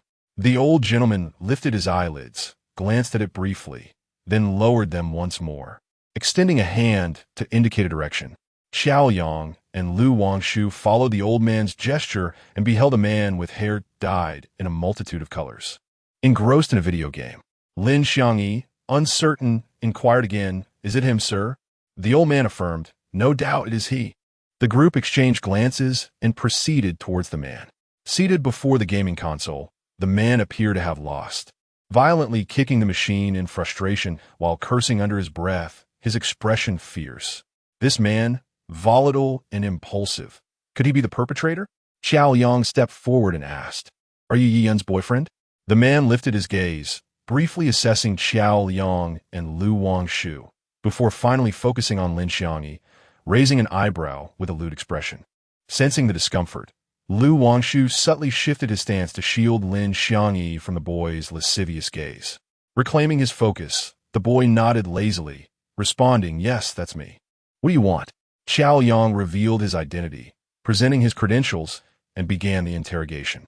"Hello, your girlfriend was murdered in her home last night. May I inquire if you saw her yesterday? Where were you throughout the day?" Xiao Yang pressed on. Yi Yun's boyfriend initially appeared taken aback. His gaze fixated on Xiao Yang with a mixture of disbelief and scrutiny, noting the latter's serious and earnest demeanor, which suggested no jest. The entire person stood there in a daze, and after a long while, he exclaimed in astonishment, "I have never seen her. A few days ago, we had a quarrel, and she threatened to break up with me. We have not been in contact since. Yesterday, I was here playing games, and later I went to karaoke with friends, then returned home to sleep. Did you spend the night alone at home? Is there anyone who can verify this?" Xiao Yang continued to inquire. Yi Yun's boyfriend, without a moment's thought, shook his head timidly and replied, "No, I have always lived alone." Looking at him, Lu Wangshu declared loudly, "You had better not conceal anything. Reveal all the facts you know. Otherwise, no one will be able to save you." Upon hearing this, Yi Yun's boyfriend was displeased, responding, "What do you mean by that? Are you suggesting that I killed her? You are Yi Yun's boyfriend, and just a few days ago, you quarreled. You have a motive for murder. So we certainly have reason to suspect you. We hope you will answer responsibly. If you withhold any information, you will bear the consequences," Xiao Yang stated. Upon hearing these words, Yi Yun's boyfriend seemed to grasp the gravity of the situation and quickly changed his tone, saying, all right, officer, I made a mistake. I will speak. Is that satisfactory?" Noticing his attitude had shifted, Lu Wangshu asked, "Did you see Yi Yun yesterday?" Yi Yun's boyfriend confirmed that he indeed had seen her, stating that he had gone to borrow money from her and that she was very much alive when he left. The sequence of events unfolded as follows. Yesterday afternoon, he was engrossed in playing arcade games in the gaming hall, only to exhaust all his funds. Reluctant to return home early, as solitude seemed rather dreary, he fortuitously encountered a few friends he often associated with, who invited him to join them for a night of karaoke. Upon receiving such an enticing invitation, he found it impossible to decline. However, he was devoid of any money to partake in the festivities. In a moment of inspiration, he thought of borrowing some funds from Yi Yun, who resided nearby. He concocted an excuse for his friends to proceed without him, promising to join them later. Subsequently, he arrived at Yi Yun's residence to request a loan. Upon recognizing him, Yi Yun's expression soured slightly as she inquired about his purpose for visiting. The frequent quarrels and tumultuous breakups between them could ultimately be traced back to her boyfriend's propensity for idleness, spending his days lounging at home devoid of ambition. She yearned for him to seek employment, thereby securing a stable future for them both. In contrast, her boyfriend perceived her discontent as a reflection of her materialistic and vain nature, often comparing herself to others. Just days prior, they had a fierce argument over these differences, parting on bitter terms. Now, her boyfriend sought her forgiveness, entering her abode with a demeanor of contrition, offering sweet words, pledging, and apologizing, hoping for her clemency. After all, they had shared many years together, enduring numerous trials, and human hearts are tender. No one can truly be heartless. Observing a softening in Yi Yun's demeanor, he continued to shower her with affectionate words. Moved by his display, Yi Yun found it within herself to forgive him. Seizing the opportune moment, he sought a pretext to borrow money from Yi Yun, vowing with utmost sincerity that he would certainly seek employment for her sake and earn a decent living to support her in the future. Naturally, Yi Yun was delighted to lend him the money. After receiving it, he concocted a fabricated tale and departed from her home, heading straight to the prearranged KTV. Upon arrival at the private room, he discovered not only a few of his friends, but also several unfamiliar women clad in revealing attire. Realizing the situation, He settled in and joined the revelry. After singing and drinking, as the hour grew late and everyone began to disperse, he took one of the women home. Since you have an alibi, why resort to deceit? Lu Wangshu inquired. Yi Yun's boyfriend appeared quite aggrieved, responding, "You are a police officer, and I brought a woman home." In a moment of guilt, I hesitated to speak the truth. Lu Wangshu and Xiao Liang exchanged glances. Observing Yi Yun's boyfriend, he did not seem to be lying, and all his social activities from the previous day had witnesses. Could it truly not be him? If not, then who could it be? Xiao Liang pondered before asking, "Do you recall approximately what time you went to see Yi Yun yesterday?" He replied, "In the afternoon." Chapter 54. I am not the murderer in the afternoon. Xiao Yang and Lu Wangshu exchanged glances once more. "How long did you stay at her house?" Xiao Yang inquired. Yi Yun's boyfriend took a moment to recollect, replying, "I was there for just over an hour. I received the money and reassured her before leaving." "When you departed, was the air conditioning on at Yi Yun's house?" Xiao Yang pressed further. "The air conditioning?" Yi Yun's boyfriend chuckled softly. "In this weather, she wouldn't have it on." "Are you certain?" Xiao Yang pursued the question. With firm conviction, Yi Yun's boyfriend shook his head. "I am absolutely certain it was off. She is remarkably frugal and never spends frivolously. Air conditioning, unless absolutely necessary, is not something she would use. Besides, with such pleasant weather, wouldn't it be redundant?" Lu Wangshu, lost in thought, caught sight of the familiar string of beads adorning Yi Yun's boyfriend's wrist. "That string of beads, isn't it similar to one that Yi Yun owns?" she asked. Xiao Liang and Lin Xiangyi, recalling Lu Wangshu's observation, remembered that the painting previously done by Chun Sheng was missing that very string of beads. Now, seeing Yi Yun's boyfriend wearing it, they wondered if it bore any special significance. Feeling slightly bashful under their collective gaze, Yi Yun's boyfriend explained, "This string of beads was a gift I gave to Yi Yun. It serves as a token of my affection." He added that when he confessed his feelings to Yi Yun, he had nothing to his name. All his savings amounted only to the cost of these 2 strings of beads. He purchased 2 strings of beads, presenting one to Yi Yun.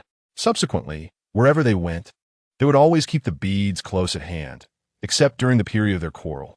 A few days ago, during an argument, she returned the beads to him, declaring a definitive end to their relationship and insisting they should not meet again. Later, when she approached him to borrow money, he managed to charm her back, and he placed the beads on her wrist once more. Upon hearing this, Lu Wangshu interrupted Yi Yun's boyfriend, inquiring, "So, does this mean that the beads Yi Yun is wearing were only put on yesterday?" He replied, "Yes. It was only yesterday afternoon, when I visited Yi Yun, that I personally put them back on her wrist." Xiao Liang, deep in thought, retrieved a photograph of Chun Sheng from his pocket and placed it before him, asking, "Do you recognize or have you seen this man?"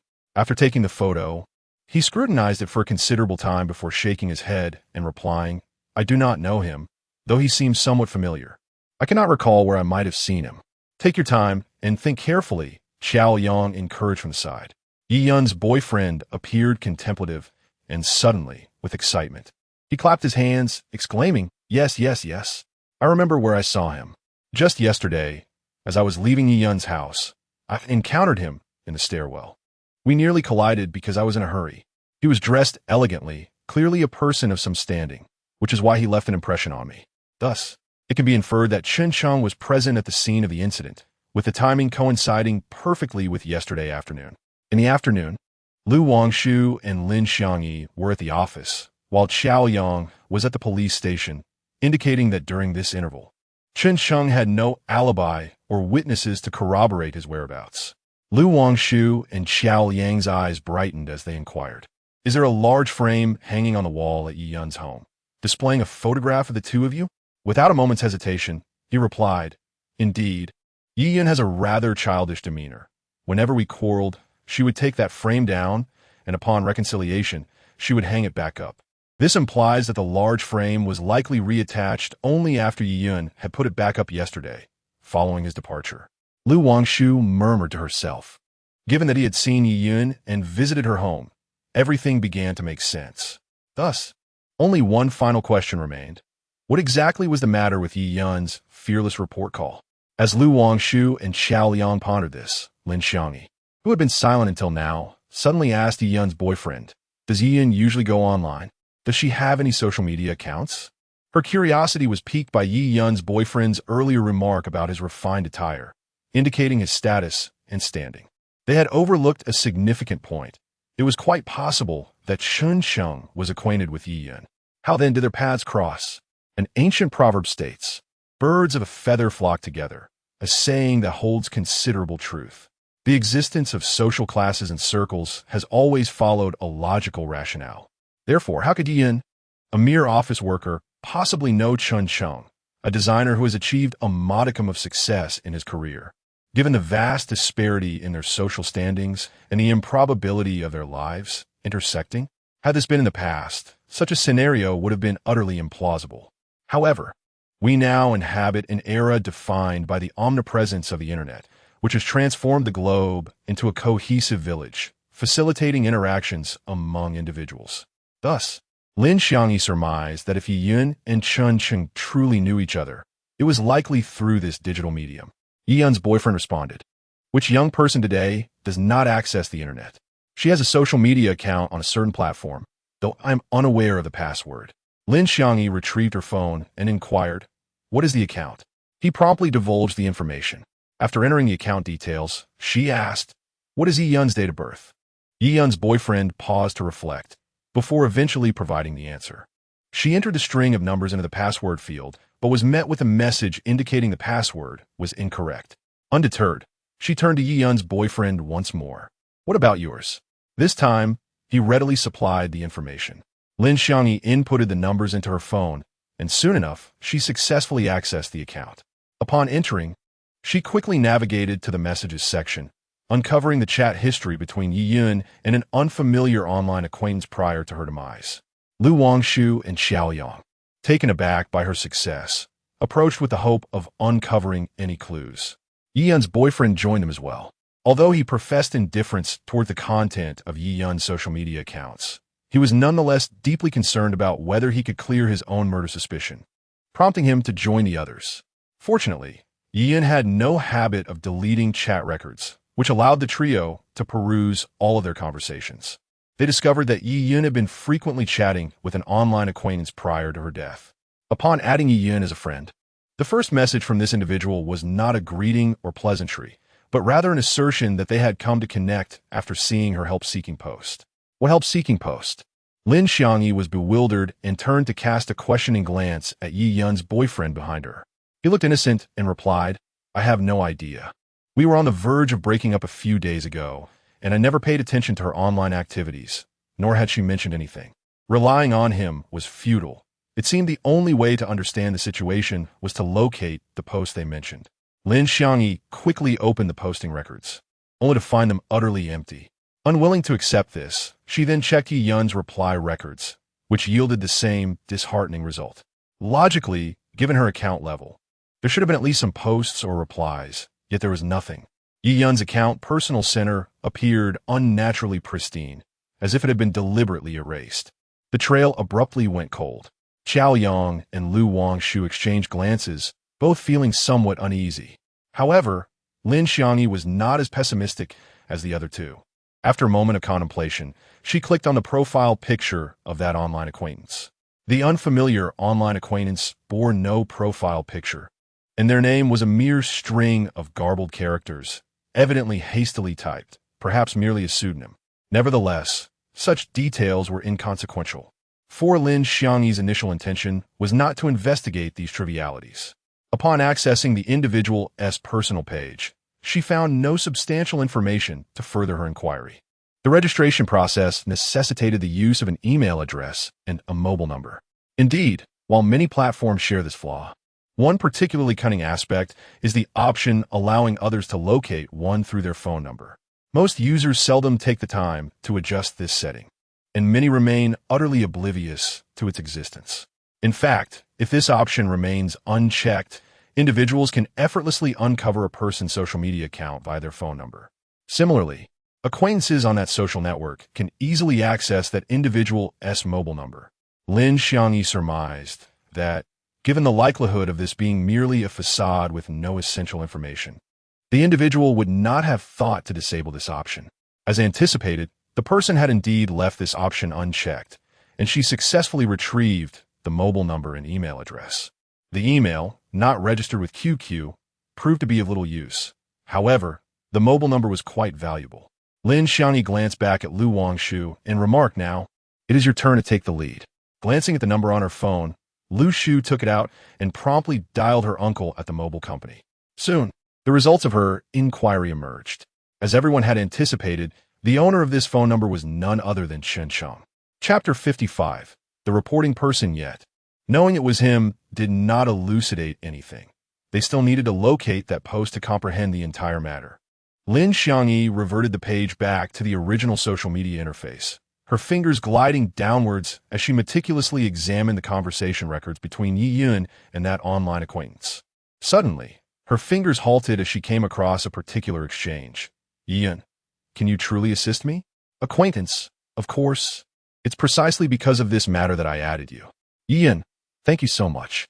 Rest assured, since you are helping me, I will not let you bear any risk." "Acquaintance, no worries. Let's discuss it further when we meet. Shall we rendezvous tomorrow at around 1:30 p.m. at the lunchtime CAF?" "Yi Yun, all right. See you tomorrow." After that, there were no further messages, nor any clues. Lu Shu Wang and Xiao Liang pondered over the chat records, each lost in thought. What exactly was Yi Yun seeking help for? What did they discuss in detail during their meeting? Both appeared somewhat perplexed. Lin Xiangyi then turned to Yi Yun's boyfriend and inquired, when she proposed a breakup, did she say anything unusual, or did she encounter any difficulties during that period? Yi Yun's boyfriend contemplated for a moment and replied, "Nothing particularly out of the ordinary.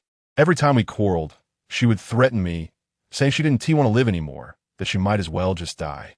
Suddenly, a thought flashed through Lin Xiangyi's mind. Could it be that the help Yi Yun sought in her online post was a plea for someone to end her life? Such a notion seemed utterly insane. Observing Lin Xiangyi's momentary distraction, Lu Wangshu inquired, "What troubles you, Xiangyi?" After a brief hesitation, she replied, "Do you think the content of the post Yi Yun made online seeking help could imply her desire for someone to end her life?"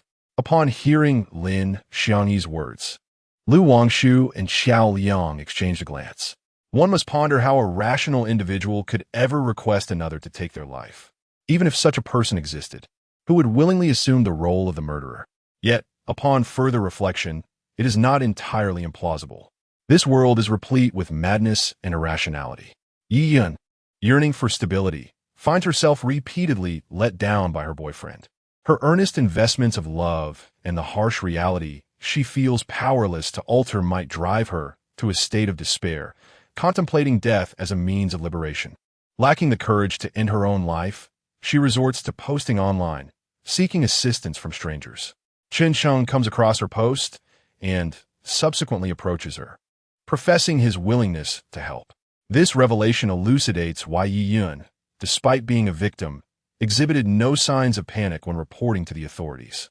All temporal evidence suggests that Chen Cheng was likely the last person Yi Yun encountered before her demise. However, Chen Cheng claims to have no acquaintance with Yi Yun, a blatant falsehood. His report to the police, alleging he killed someone in a dream, appears to be a calculated maneuver to exonerate himself. Even if his dream narrative aligns with reality, it is improbable that anyone would believe one could commit murder through mere thought in a dream. It must be acknowledged that Chen Cheng's cunning is indeed profound. Had it not been for Yi Yun's boyfriend coincidentally encountering him while ascending the stairs, this case would undoubtedly have transformed into an unparalleled enigma. However, the issue lies in the fact that Yi Yun's boyfriend's observation proved inconsequential. After all, he merely witnessed Chen Cheng entering the building that housed Yi Yun, with all subsequent conclusions merely speculation devoid of tangible evidence. At this juncture, Lu Wangshu exhaled deeply and earnestly began to analyze the situation with the two of them. If the incident occurred in the afternoon, then the report call received by Xiao Liang that evening could not have been made by Yi Yun herself. Yet, verified as it was, the voice on the recording unmistakably belonged to Yi Yun, leading to only one plausible conclusion. The call had been pre-recorded, and that segment of audio would serve as the most compelling evidence. Lin Xiangyi quickly grasped the implication, exclaiming, "Could it be that he made the call?" Lu Wangshu continued her train of thought, asserting, "It is entirely possible." That day, Chun Cheng feigned sleep as an excuse to return to his own room while the two of us remained outside on watch.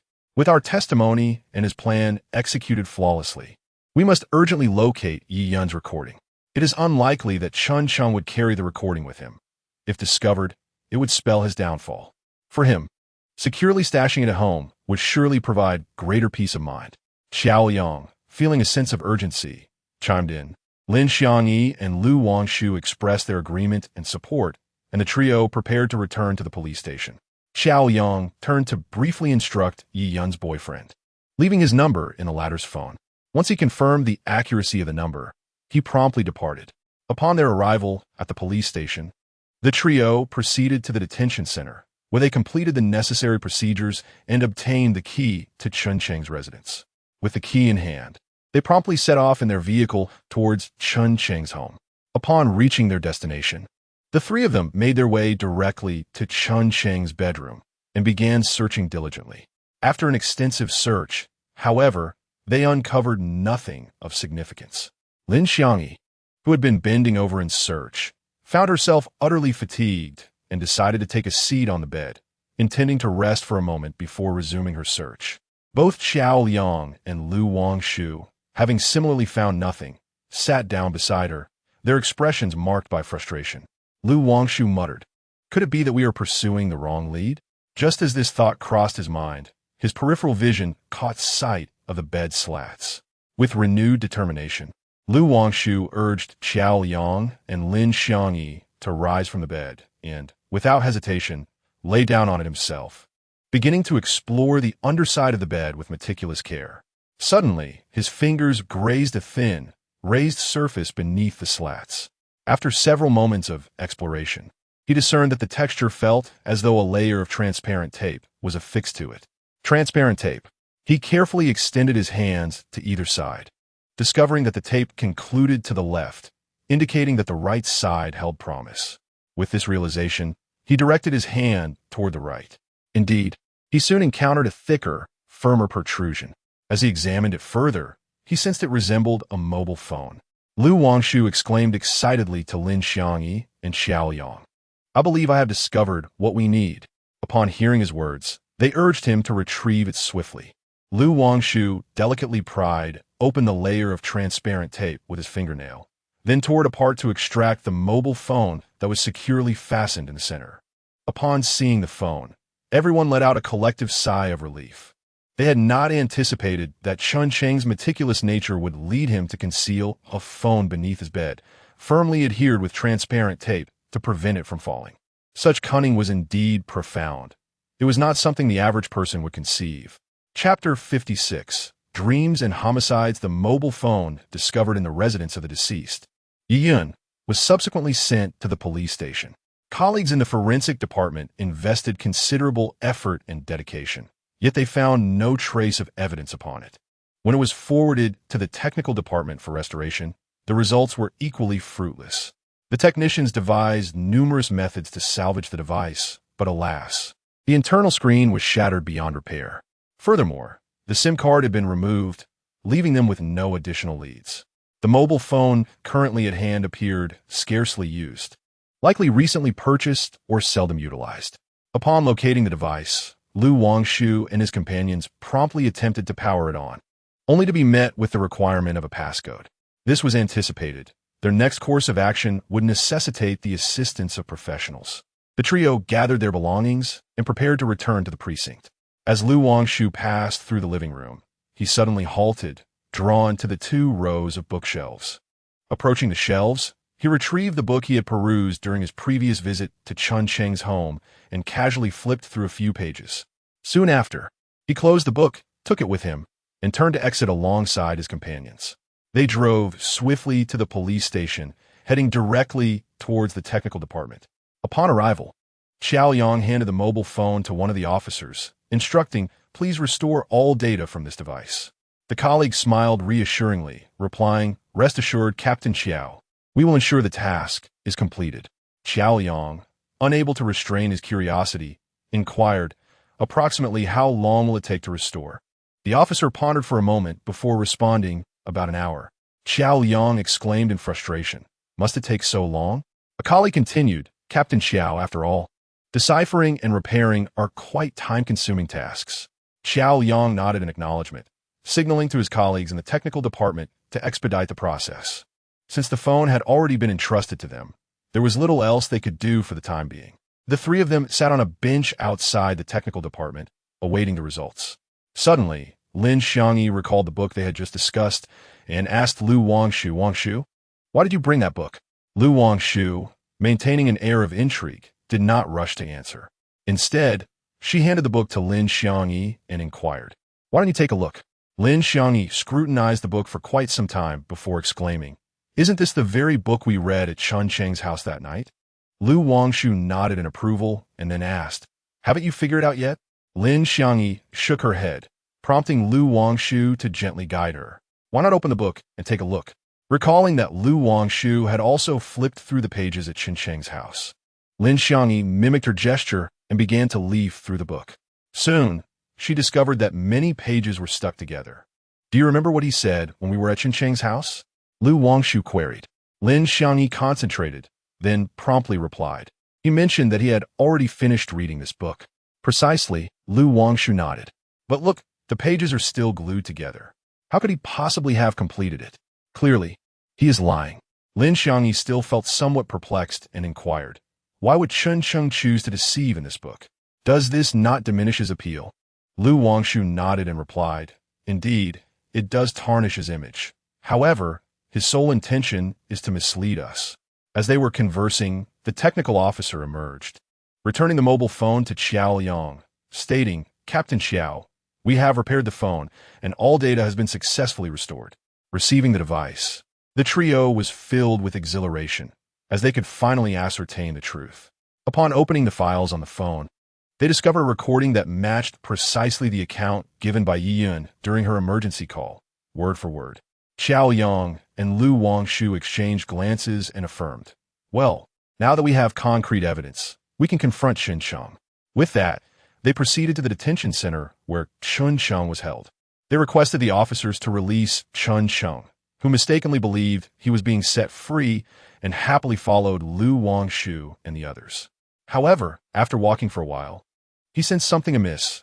This was not the route leading to the police station's entrance. Chun Cheng voiced his concern to Xiao Yang, who was ahead, asking, Officer, where are we headed?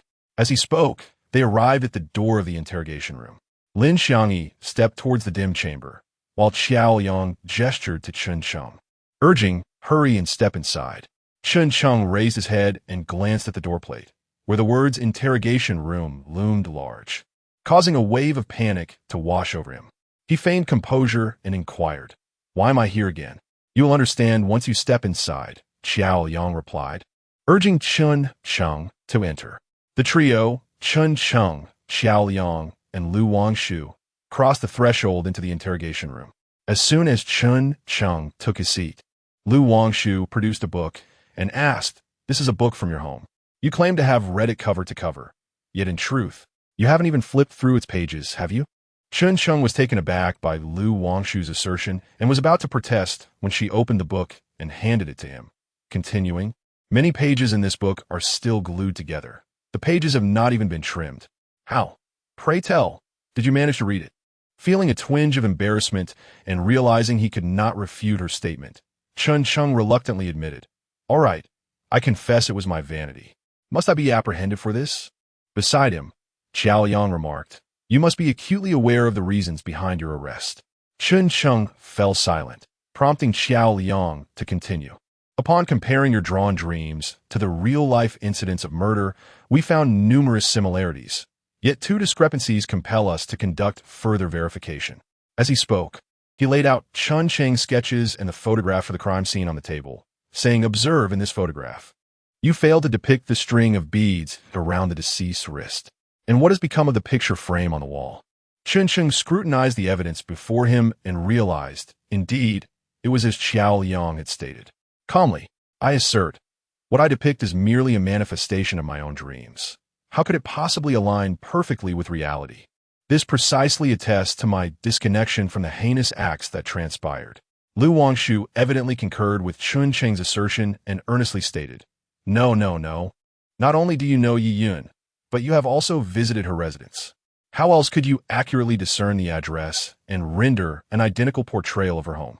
For a graduate of the architecture department, illustrating the arrangement of a room you have encountered is a trivial endeavor.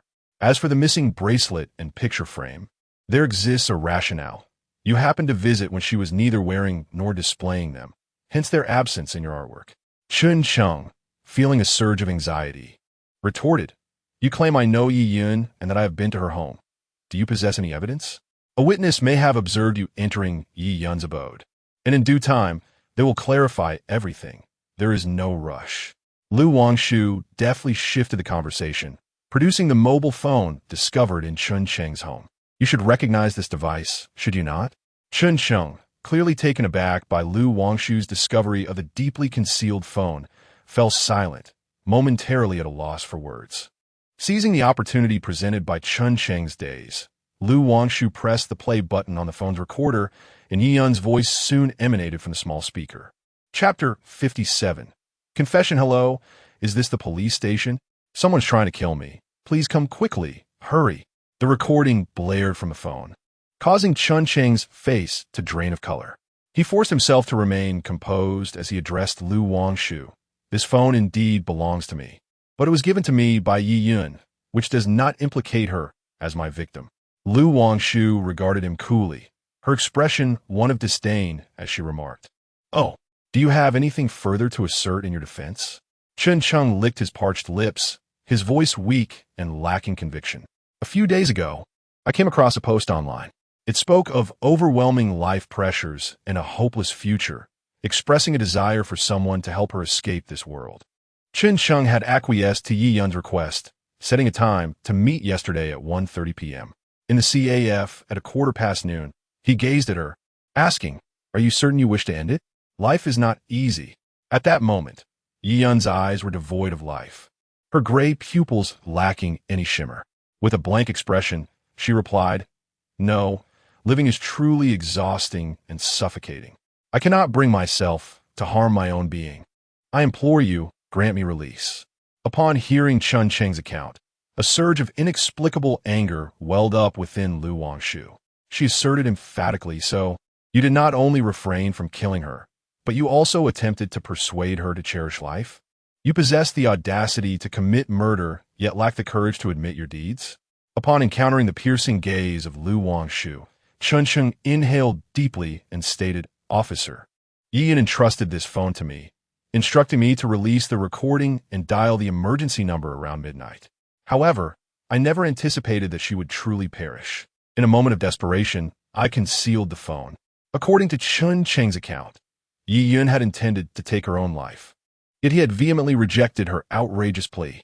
Despite her heartfelt entreaties, Chun Cheng reluctantly acquiesced to her series of requests. Nevertheless, should Yi Yun have met her demise, Chun Cheng would become the prime suspect. To prevent him from facing imprisonment, Yi Yun assured him that if he complied with her wishes, she would delete the posts and pre-record the emergency call. This would not only exonerate Chun Cheng, but also furnish him with an alibi. However, before Chun Cheng could finish his explanation, Lu Wangshu interrupted, remarking, "Yet, you fail to consider the multitude of flaws in Yi Yun's emergency call. Nor did you anticipate that we would discover this impeccably concealed phone in your home." Pausing momentarily, Lu Wangshu sneered once more, declaring, "Since you are unwilling to confess, allow me to elucidate your criminal proceedings."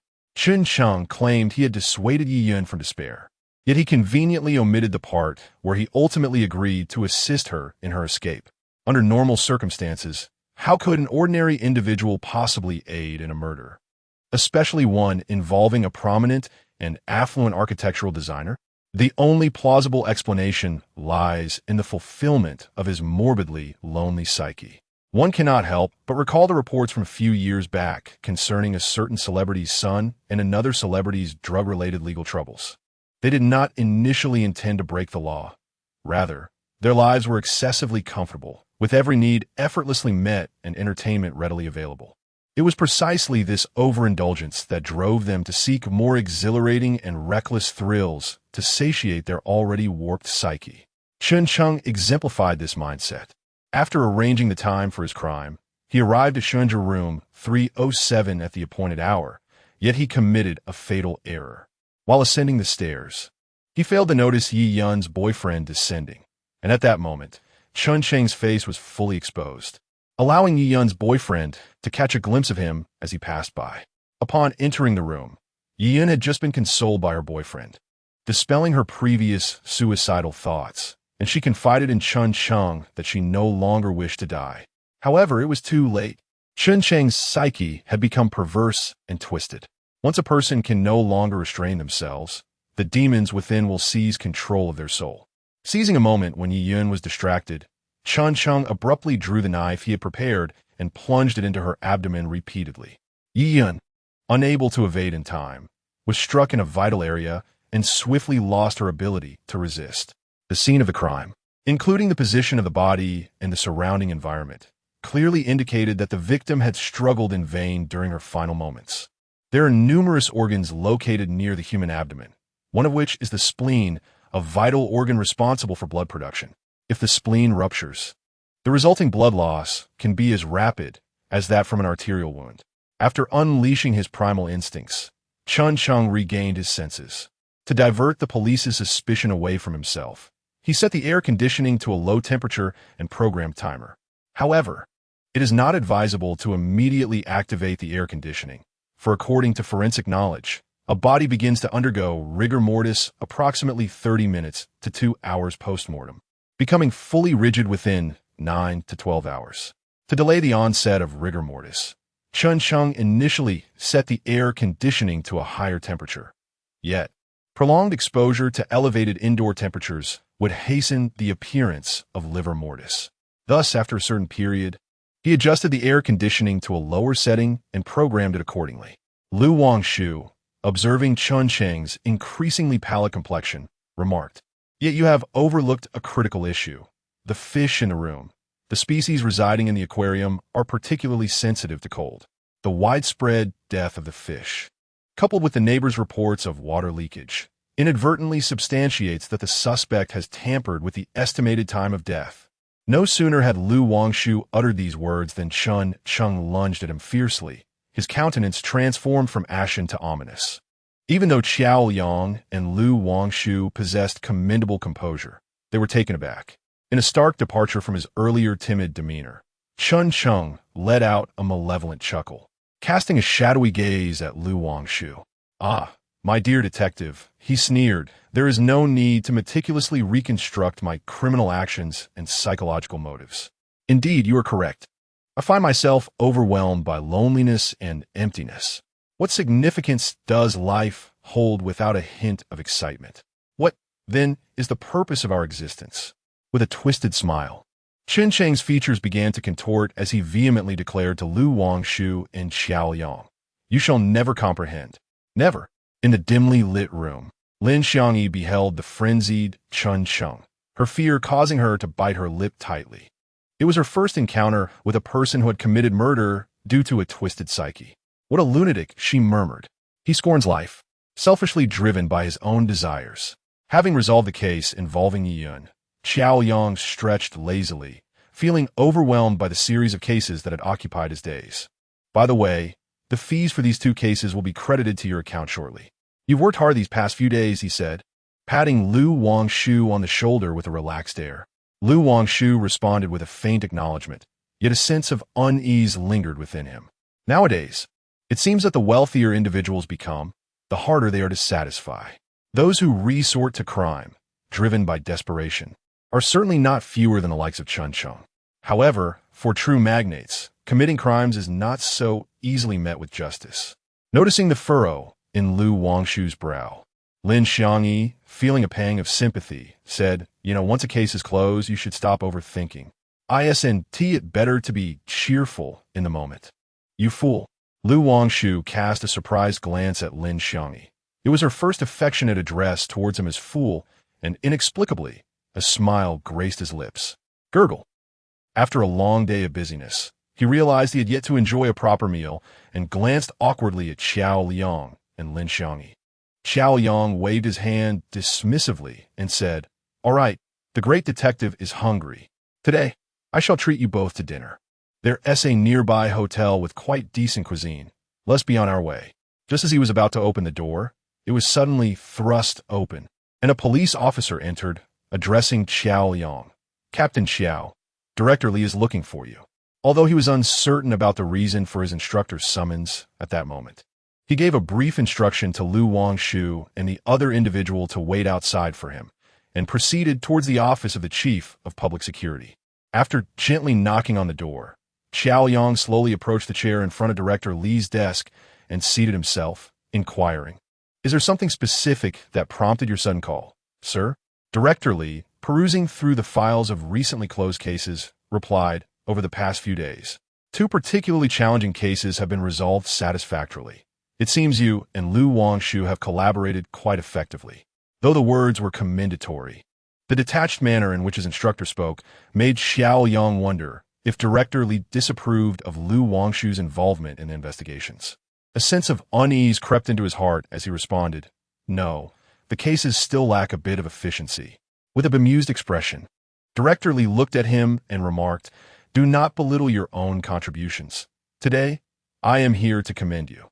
The recent cases have indeed been handled exceptionally well, surpassing the performance of other teams." After a moment's contemplation, Director Li continued, "Your abilities have significantly improved, and I am truly pleased for you. In the future, you may gradually take on more challenging cases, even those that are perplexing. However, for the next few days, I suggest you take some time off to rest and avoid overexertion." Xiao Yang's eyes brightened at the prospect. Having just concluded a case, he had longed for a proper respite, but had hesitated to voice his desire to Director Li. Upon exiting the chief's office, he quickly spotted the 2 individuals waiting ahead. To be frank, he was quite hungry at that moment, and had been eagerly anticipating a hearty meal. Within the hotel, the atmosphere buzzed with lively chatter. Lin Xiangyi silently placed a chicken leg into Wangshu's bowl, remarking, "You haven't been sleeping well these past few days, and your nutrition has suffered. Eat more to replenish your strength." Wangshu glanced at the chicken leg in his bowl with indifference, offering only a non-committal hum in response. Frustrated by his lack of engagement, Lin Xiangyi felt a surge of irritation. Observing this scene, Xiao Yang stifled a laugh, clearing his throat gently and feigning sorrow as he lamented, "Alas, some individuals are oblivious to their fortune, while I, a glaringly visible figure, am left without a single morsel to savor." Lin Xiangyi shot him an exasperated look and served him a chicken leg as well. Suddenly, Wangshu felt a gentle tap on his shoulder, accompanied by a subtle, refreshing fragrance, truly an instance of scent preceding sight. Turning to his side, he encountered a face that was both familiar and yet strangely foreign. Chapter 58. Pursuit. The stars weep in the heavens, while the roses wilt upon the earth. The cold wind blows, yet as long as you are by my side, the insects flit and the flowers slumber. A pair is truly beautiful. Fear not the darkness, but dread the shattering of one's heart. Regardless of weariness, be it from the east or the west, a woman strides briskly down the street. Following several days of overcast skies, the streetlights cast a dim glow, and the surroundings are enveloped in silence. Her steps are somewhat disordered, glancing back intermittently, then swiftly turning her head again, betraying her evident panic, as though someone lurks in the shadows behind her. The brightly lit community ahead illuminates the path before her, akin to a beam of light piercing through an endless abyss, gradually soothing her troubled heart.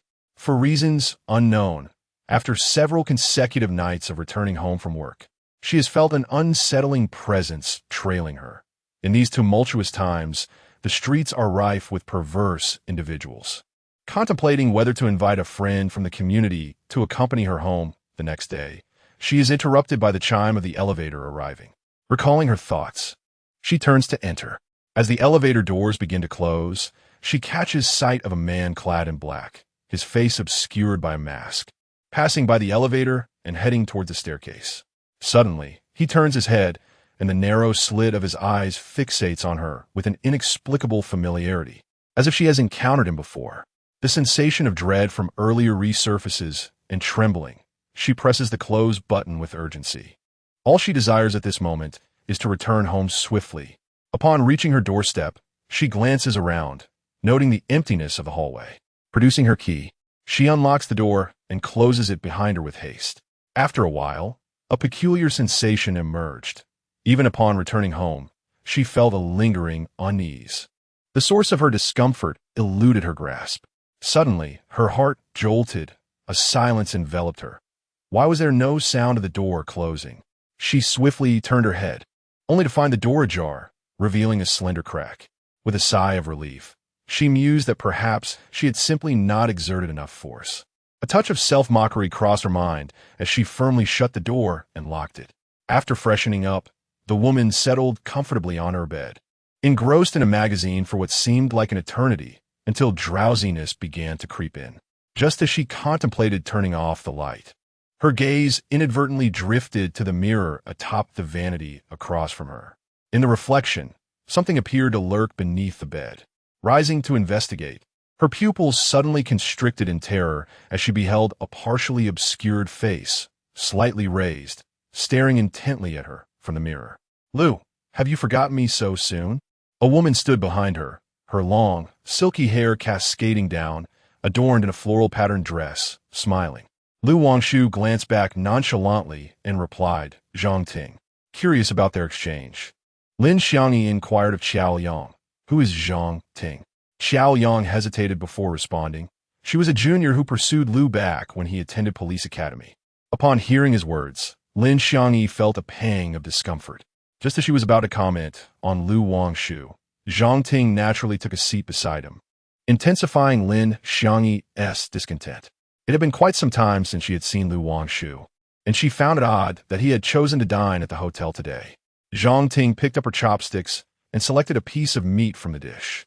After chewing a few bites, she remarked, "I recently took on a rather complicated case. Typically, I rely on takeout while reviewing materials at home. Today, I finally wrapped things up. Senior, you wouldn't be unwelcoming to me, would you? You still owe me a meal." Lu Wangshu chuckled softly and replied, "Not all. It is my utmost honor." Noticing Xiao Yang seated across from her and glancing at Lin Xiangyi, who was close to Dai Wangshu, she inquired, "This person looks quite familiar. Who is she?" "This is Lin Xiangyi," Xiao Yang responded. After pondering for a moment, Zhang Ting exclaimed in surprise, "Lin Xiangyi? Isn't she the host of that legal program?" Upon saying this, she took out paper and pen, placing them solemnly before Lin Xiangyi, and declared, "It is a pleasure to meet you. My name is Zhang Ting, and I am a lawyer who enjoys watching legal programs. Chonglin Road lies to the north of Yongzhou City and has recently undergone renovations.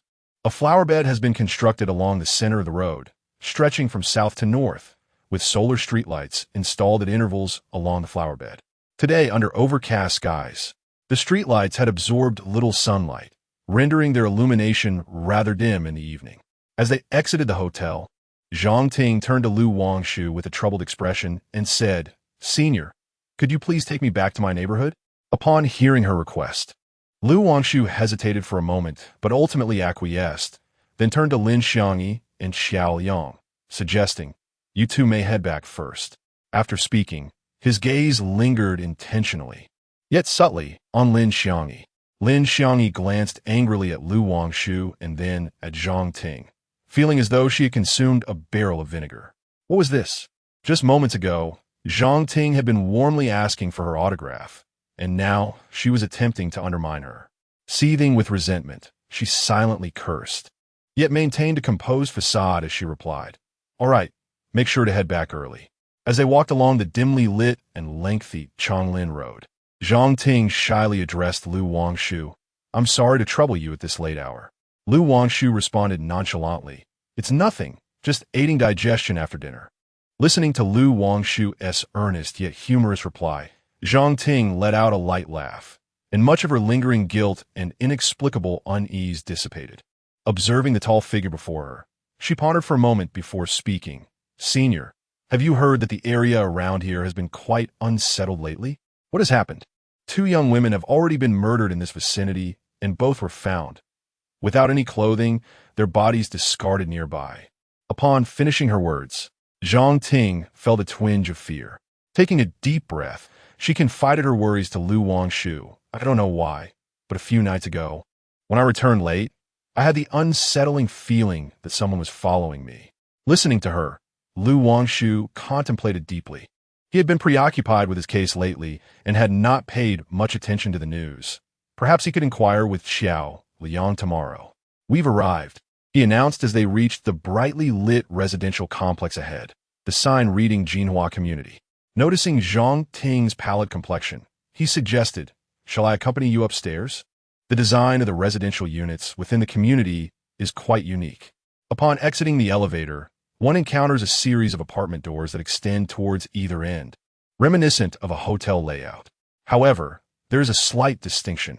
A protruding wall separates adjacent residences, and the hallway is devoid of surveillance cameras, featuring only motion sensor lights. After escorting Zhang Ting home, Wangshu turned around and noticed a figure clad in black vanish at the staircase. Having just exited the elevator with Zhang Ting, Wangshu was assured that the hallway was empty. During the brief interval from when Zhang Ting opened her door to when she entered, he remained outside. Even if another resident had ventured out, his peripheral vision would have detected their presence in a short corridor. Drawing upon his years of keen observation and the knowledge acquired at the police academy, he deduced that there was only one possibility. Someone had been lurking at the staircase in advance. Recalling Zhang Ting's earlier remark about feeling as though she was being followed, he sensed that the situation was far from simple. Zhang Ting resided on the second floor, yet she had a propensity for taking the elevator. Thus, Wangshu accompanied her in ascending to the second floor.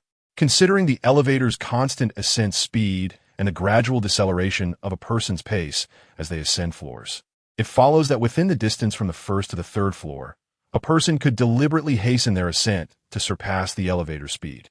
This raises a significant question. If someone had indeed followed and reached Zhang Ting's floor, successfully maintaining a precise distance from a residence, they must have been thoroughly informed in advance. His mind swiftly analyzed the sequence of events, prompting him to hasten his descent. The second floor was not far from the ground level, especially with the presence of a revolving door that would inevitably delay the man in black. Rushing downstairs, Wangshu cast a curious glance around. Aside from the plump man who had just entered, there was only a slender young man, clad in a shirt with a red collar, scanning a code at the vending machine to purchase items. Although perplexed, and having found nothing of significance, Wangshu had no choice but to return home, intending to inquire with Xiao Liang about the homicide near Chonglin Road the following day. Chapter 59, another homicide. As Wangshu descended the stairs after just awakening, he found the living room of the office illuminated by the flickering light of a mobile television, which was broadcasting the news. It had been quite a while since he had watched Lin Xiangyi's legal program, and a wave of nostalgia washed over him. Lin Xiangyi was tidying up the living room, and upon noticing Wangshu's distracted descent, raised an eyebrow at the hint of smugness on his face. It seemed he had enjoyed a delightful evening with that Zhang Ting. Irritated, she remarked, "Waking up so late? Are you unaware that today is a day for cleaning? Don't you realize neglecting cleanliness is detrimental to your health?"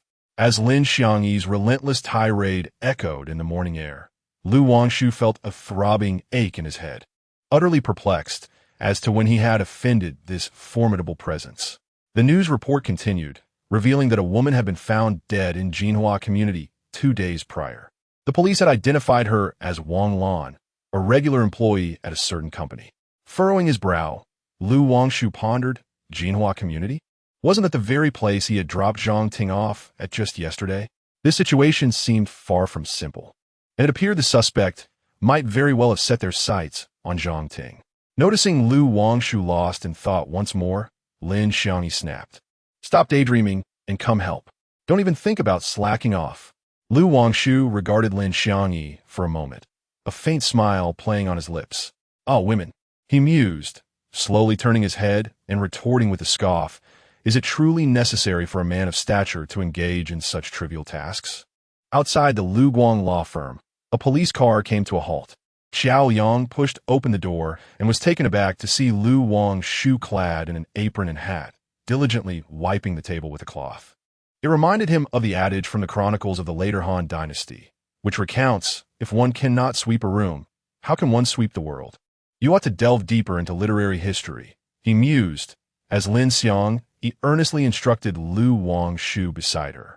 Having never seen Lu Wangshu in such attire, Xiao Yang stifled a chuckle and approached her, saying, "Old Lu, Director Lee mentioned I could take a few days off, but I've thought it over and find myself restless, always seeking something to occupy my time. By the way, are you aware of the recent murder case?" Lu Wangshu, her expression stoic, replied, "The case in Jinhua community?" Xiao Yang, astonished, responded, "How did you know?" She gestured towards the mobile television mounted on the wall, which was currently broadcasting news about the case. Xiao Yang slapped his forehead, feeling a slight flush of embarrassment. As a police officer, lacking such observational skills was indeed a bit shameful. "I was about to ask you, Lu Wangshu, how much you know about this case," he continued. After a moment's reflection, he added, "The Major Crimes Unit has been overwhelmed with this case in recent days. Even though I'm on leave, the captain can't simply ignore it." He glanced at the television again. Continuing, moreover, the current victim marks the third fatality, all young women aged between 23 and 30. The perpetrator's methods are not overtly brutal, yet they are exceedingly perverse. All three victims succumbed to asphyxiation, each bearing deep marks around their necks. Lu Wangshu took note of Xiao Yang's unsettling comment and inquired, "In what manner is it disturbing? What peculiarities surround the corpse?" Upon the discovery of the deceased, they were found entirely unclothed, which implies a state of nakedness. Nakedness? Lin Xiangyi, having overheard their conversation, felt a chill run down her spine upon realizing that all the victims were female. Could it be that they had suffered some unspeakable fate? Xiao Yang glanced at her and replied, "Not exactly. This is precisely the strange and perplexing aspect of the case. If they had all been sexually assaulted, extracting seminal fluid from their bodies would lead us directly to the perpetrator. However, that is not the case. If my conjecture is correct, there should be signs of trauma on their bodies." Lu Wangshu remarked. Xiao Yang nodded, affirming, "You are correct. The corpses bear shocking lacerations, indicating that the deceased endured profound humiliation and abuse during their lifetimes." Lu Wangshu removed her apron, stating, "Let's head to the crime scene shortly and search for clues." Observing this, Lin Xiangyi interjected, "I wish to accompany you. This concerns the safety of women everywhere." Accustomed to Lin Xiangyi's persistent attempts to tag along, Lu Wangshu conceded with a reluctant nod, indicating for her to prepare before they set off. They drove to Jinhua community, nearing midday, where residents were bustling in and out, most carrying bags of groceries. Suddenly, a police car came to a halt behind them, and a young, slender officer stepped out, striding purposefully towards Lu Wangshu and her companions. "Hello, Team Xiao." The young officer saluted Xiao Yang, who nodded in acknowledgement and introduced, "This is Xiao Lu, our new intern officer. Recently, our department has welcomed a wave of fresh talent, and I have tasked him with gaining some practical experience in case handling." Before long, the four of them ascended to the third floor of the residential building and arrived at the victim's residence, preparing to implement certain measures before entering the premises. Lu Wangshu surveyed the surroundings. The interior was adorned in a fresh and simple style, with items meticulously arranged, exuding an air of cleanliness and orderliness despite being uninhabited for several days. It was evident that the homeowner was not the type to frequent nightclubs or lead a chaotic personal life. Rather, she appeared to be a well-organized professional woman. Upon entering the deceased's bedroom, Lu Wangshu noticed that the foot of the bed faced a dressing table, which prominently featured a large mirror. The mirror reflected the bed quite clearly, while also allowing a glimpse beneath it. His gaze shifted to the bed, where apart from the outline of the deceased, the bedding was in utter disarray. The victim had been lying flat on her back, ultimately succumbing to asphyxiation during a struggle. Despite the chaotic state of the bed, Lu Wangshu discerned several peculiarities. He turned to Lin Xiangyi and inquired, "Are you familiar with this type of bedding?" Lin Xiangyi scrutinized the sheets and replied, "This fabric is quite smooth, but is rarely purchased on the market due to its poor quality, which leads to deformation and difficulty in restoring its original state." Indeed, Lu Wangshu mused internally, as he observed several fingerprints obscured near the foot of the bed, which should have formed a complete impression of a hand pressed against the bedding. However, at that moment, the deceased had lost the ability to resist, struggling on the bed and largely smearing the palm prints. Why are there fingerprints in this place? Lu Wangshu murmured. He approached the head of the bed, attempting to replicate the actions the deceased may have taken before death. Upon lifting his gaze, he noticed a mirror in front of the vanity. As if struck by a sudden realization, Lu Wangshu abruptly glanced beneath the bed, startling Xiao Yang, who was observing. "Old Lu, have you discovered something?" Xiao Yang inquired. Lu Wangshu pointed to the dust scattered around and said, "Hand me the flashlight." Upon receiving the flashlight, Lu Wangshu directed its beam towards the center and asked Xiao Yang, "Do you notice anything?" Xiao Yang glanced around, and suddenly enlightenment dawned upon him. The surroundings are covered in dust, yet there's a large clean area in the middle. It appears this is a case of home invasion murder, and the murderer is hiding under the bed. Lu Wangshu nodded and stood up, just then hearing Lin Xiangyi's voice. "Come quickly and take a look," Lin Xiangyi urged, pointing at the open wardrobe. The group approached the wardrobe, where clothes were neatly arranged in the center, yet several hangers remained empty. "Xiao Lu, go check the balcony to see if there are any clothes hanging," Xiao Yang instructed. Shortly after, Xiao Lu returned, reporting, "There are none. This is peculiar. For the other two deceased found outside in the nude, we have not discovered any missing clothing in the vicinity.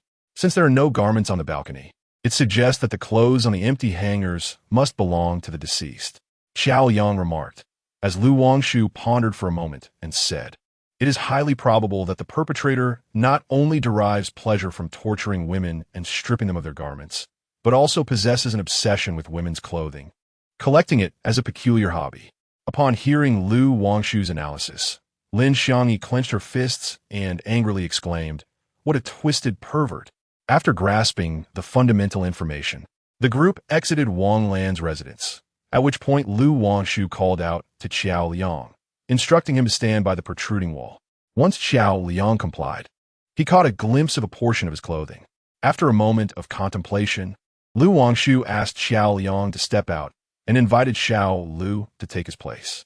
Now, Xiao Lu was entirely obscured from view, as though no one were present on that side at all. "What is it, Wangshu?" Lin Xiangyi inquired. Lu Wangshu did not respond directly, but countered her question. "Did you spot Officer Xiao Lu?" Lin Xiangyi shook her head. "Then did you see Xiao Yang?" Lin Xiangyi nodded. "This is bad." Lu Wangshu's expression turned grave. Zhang Ting might be in danger.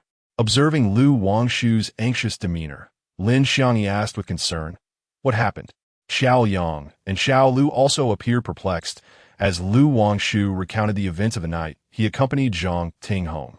As Lin Xiangyi listened, an inexplicable sense of relief washed over her.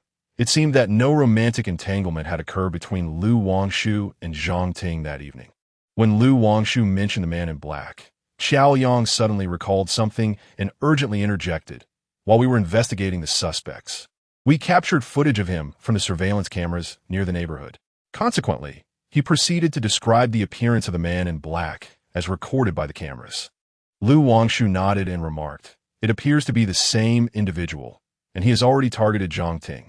After a brief pause, he continued, "I have a strong premonition that the perpetrator will strike again tonight. I have resolved to stake out, just as I did last time." "No, that is far too perilous." Lin Xiangyi objected vehemently. "This is not the same as the previous case. This time, the assailant is clearly a serial killer with a profoundly distorted psyche. I cannot allow Lu Wangshu to be in danger." Chapter 60. Ideological struggle. Lu Wangshu gazed intently at Lin Xiangyi, causing her to blush slightly. He remarked, "Xiangyi, this concerns the safety of countless women. I know you do not wish for any more women to be brutally murdered, do you?" Lin Xiangyi lowered her head, biting her lower lip, and after grappling with a series of internal conflicts, she met Lu Wangshu's unwavering gaze. She recognized that someone of his character would never disregard this matter. Reluctantly, she uttered, "When have you ever been persuaded? But you must promise me to prioritize your safety." Upon hearing Lin Xiangyi's words, Lu Wangshu nodded, feeling a warmth in his heart. Upon returning to the Lu Guang law firm, they finished lunch, and it was already 2 in the afternoon. A familiar luxury car came to a halt outside. Just as Lu Wangshu and Lin Xiangyi were preparing to leave for the police station to discuss specific matters, they noticed Zhou Henglu walking towards them. Lin Xiangyi cheerfully greeted him. "Hello, senior." However, Lu Wangshu looked at Zhou Henglu with a wary expression, his face darkening as he said, "What brings you here? You're not welcome. Leave at once." Zhou Henglu, who had intended to greet Lin Xiangyi and inquire whether she would consider returning to work, felt his temper flare at Lu Wangshu's words. "Isn't this the uncouth fellow from last time? Why the foul mouth upon your arrival? Does this place belong to your family?" Lu Wangshu coolly replied, "Indeed, this establishment is owned by my family." Zhou Henglu was momentarily taken aback, lifting his gaze to the sign that read Luguang Detective Agency. He had failed to notice it during his last visit, resulting in an embarrassing misstep, leaving him momentarily speechless. Lin Xiangyi found the banter between the two men amusing and remarked, "All right, my dear young Master Lu, it's quite childish of you at your age. Senior, please don't mind him. That's just how he is." Taking the cue from Lin Xiangyi, Zhou Henglu let out a cold snort and said, "Xiangyi, it seems you have somewhere to go." Lin Xiangyi looked at him and replied, "We were just about to hail a cab to the police station to inquire about the case." Upon hearing her words, Zhou Henglu disdainfully glanced at Lu Wangshu and remarked, "You don't even have a car? Isn't it a bit beneath you to work here? Let us go. I'm headed that way." Just as Lu Wangshu was about to retort, Lin Xiangyi shot him a few pointed glances, and with no choice, he climbed into the open car door, once again accepting Zhou Henglu's offer of a ride.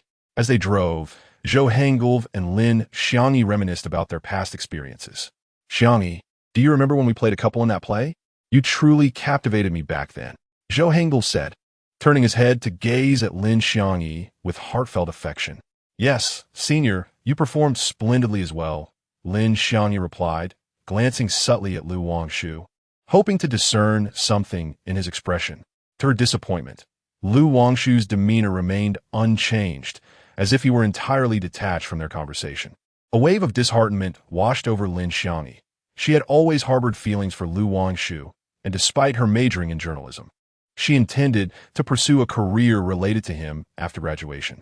However, the perpetually unchanged and emotionally inept Lu Wangshu wonders if he truly harbors affection for himself, if he genuinely cares for his own well-being. The vehicle suddenly came to a halt as the traffic light at the intersection ahead glowed red. Zhou Henglu opened the car window. Beside him sat a young delivery man on an electric bike. The murky sky hung low, adorned by the twinkling stars, while the gentle hum of insects filled the air, evoking thoughts of longing. A melodious tune wafted from the delivery man, reaching Zhou Henglu's ears. With a scoff, Zhou Henglu remarked, "Those who set such ringtones must be quite unsophisticated." Although Lu Wangshu did not comprehend the specific ringtone to which Zhou Henglu referred, his brow furrowed slightly, and his regard for Zhou Henglu plummeted to a negative value. He could not fathom the existence of someone like Zhou Henglu, who emanated an innate sense of superiority. The term arrogant seemed inadequate to describe him, as it was evident on the countenance of this pretentious individual. Lu Wangshu regarded him coolly and inquired, "Have you ever heard a story?" A hint of amusement danced at the corners of Zhou Henglu's mouth as he replied with interest, "How could I know if you don't tell me?" A peculiar smile graced Lu Wangshu's face as he declared, "Then let me share it with you." In the Song dynasty, there was a renowned literary figure named Su Shi, who was a close friend of the eminent monk Foin.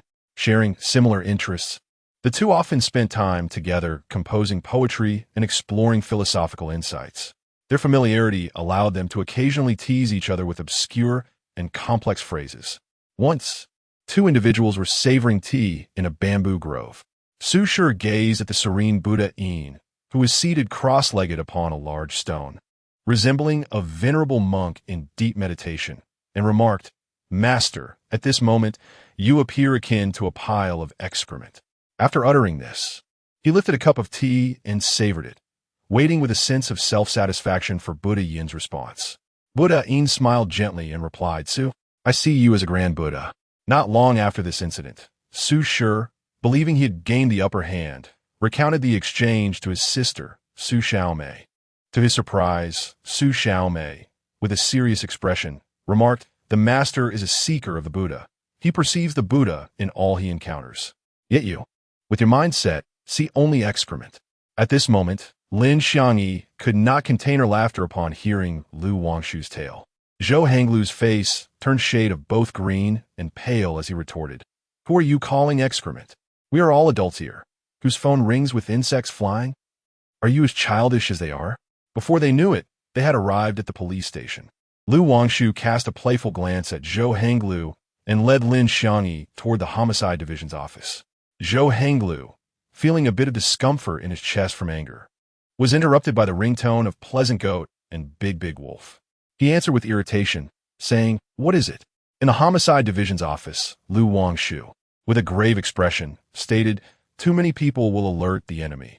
I shall conceal myself alone in a discreet spot downstairs. Indeed, however, old Lu, keep your phone on during the call. I will bring some individuals to hide in the bushes outside the building, and should anything arise, contact us immediately, and we will rush over," Xiao Liang solemnly declared. Lu Wangshu gazed at Lin Xiangyi and said, "You shouldn't go." Lin Xiangyi, immediately feeling indignant, retorted, "Why shouldn't I go? Do you have any idea how dangerous it is?" "It is precisely because of the danger that I cannot allow you to go," Lu Wangshu replied with unwavering certainty. Although rejected, Lin Xiangyi felt a warmth in her heart, surprised by his evident concern for her. Lu Wangshu looked at her earnestly and continued, "I fear your presence would heighten the risk." At that moment, Lin Xiangyi was overwhelmed by an impulse to seize the chair beneath her and strike him. "Stay composed. Be a lady." Taking a deep breath, she smiled brightly at Lu Wangshu and said, "Very well, I shall await your return, and do not forget the midnight snack." As she exited the Major Crimes Unit, the sky darkened, and the setting sun cast a gentle slant of light. Lu Wangshu climbed into Qiao Liang's police vehicle and waved goodbye to Lin Xiangyi. She silently watched the police car fade into the distance, suddenly gripped by an unsettling sensation. Her right eye twitched inexplicably, as if forewarning of impending misfortune. In the forensic laboratory, Qi Min retrieved the body of Wang Lan from the cold storage. Although the autopsy report had long been completed, the family was still unable to claim the body until the case was resolved. This time, Qi Min sought to conduct another examination of Wang Lan's remains, as he sensed something amiss. As a meticulous and diligent forensic expert, he could not permit even the slightest error. What, after all, felt so strange? The studio was rather small, and with the oppressive heat lingering from the day, beads of sweat began to form on Qi Min's forehead. Just as he contemplated turning on the air conditioning, he suddenly caught a faintly sweet, yet somewhat pungent scent in the air. His expression shifted as he leaned closer to the body, where the odor intensified. In an instant, he realized it was ether. Ether, known scientifically as C4H10O, is a colorless, transparent liquid that evaporates readily at room temperature. An excessive inhalation of this substance can induce dizziness, nausea, or even unconsciousness. Previously, while conducting an autopsy with his partner in the cramped space, the myriad of mixed odors had obscured his detection of the ether. After his partner completed the autopsy and departed, Qi Min had placed the body in the refrigeration unit. Subsequently, he returned to the workspace to continue his tasks. With his keen sense of smell, he had sensed a fleeting sweetness at that moment, yet he failed to comprehend its significance, a lingering mystery that puzzled him. Fortunately, the low temperature of the refrigeration unit preserved the remaining ether from evaporating, prompting him to prepare an additional autopsy report for Qiaoyang. As night fell, the darkness loomed like a monstrous creature with a gaping maw, lying in wait for its prey. Zhang Ting tidied the documents on her desk before exiting the office, eager to return home earlier than usual. The unsettling feeling she had experienced in recent days deterred her from lingering outside for too long. Meanwhile, Lu Wangshu crouched in the corner beneath the staircase, where the shadows allowed him to clearly observe those ascending the stairs. The reason for not seeking a more advantageous position that accommodates both the elevator and the stairs lies in the presence of a camera within the elevator, which could distinctly capture a person's silhouette. He surmised that the perpetrator would not dare to take such a risk. At this moment, Zhang Ting had already entered the building and was awaiting the elevator doors to open. Meanwhile, Lu Wangshu received a message from Qiaoyang. Suddenly, a foot appeared within Lu Wangshu's line of sight. He immediately leaned out to observe closely, only to discover it was merely a plump, elderly woman. In the ensuing moments, several individuals ascended, an elderly man clad in a Tai Chi outfit, a woman wielding a fan who had just completed a square dance, and a middle school girl exhibiting a certain eccentricity. Wangshu felt an urgency. He could not afford to wait any longer. Zhang Ting had already made her way upstairs, and it was illogical for a suspected assailant to remain absent. Was his deduction erroneous? Or was there a flaw in his reasoning? He meticulously retraced the information obtained from the previous victim. Suddenly, he inhaled sharply, recalling Qiao Yang's mention of a home invasion. If the assailant could infiltrate the residence, regardless of any extraordinary circumstances, it was inevitable that they would employ lock-picking techniques of considerable sophistication. Chapter 61. Bold speculation. Is it possible that the murderer infiltrated the room beforehand? Wangshu's audacious conjecture took shape, and an unsettling thought gripped his mind. He hurriedly made his way to Zhang Ting's residence.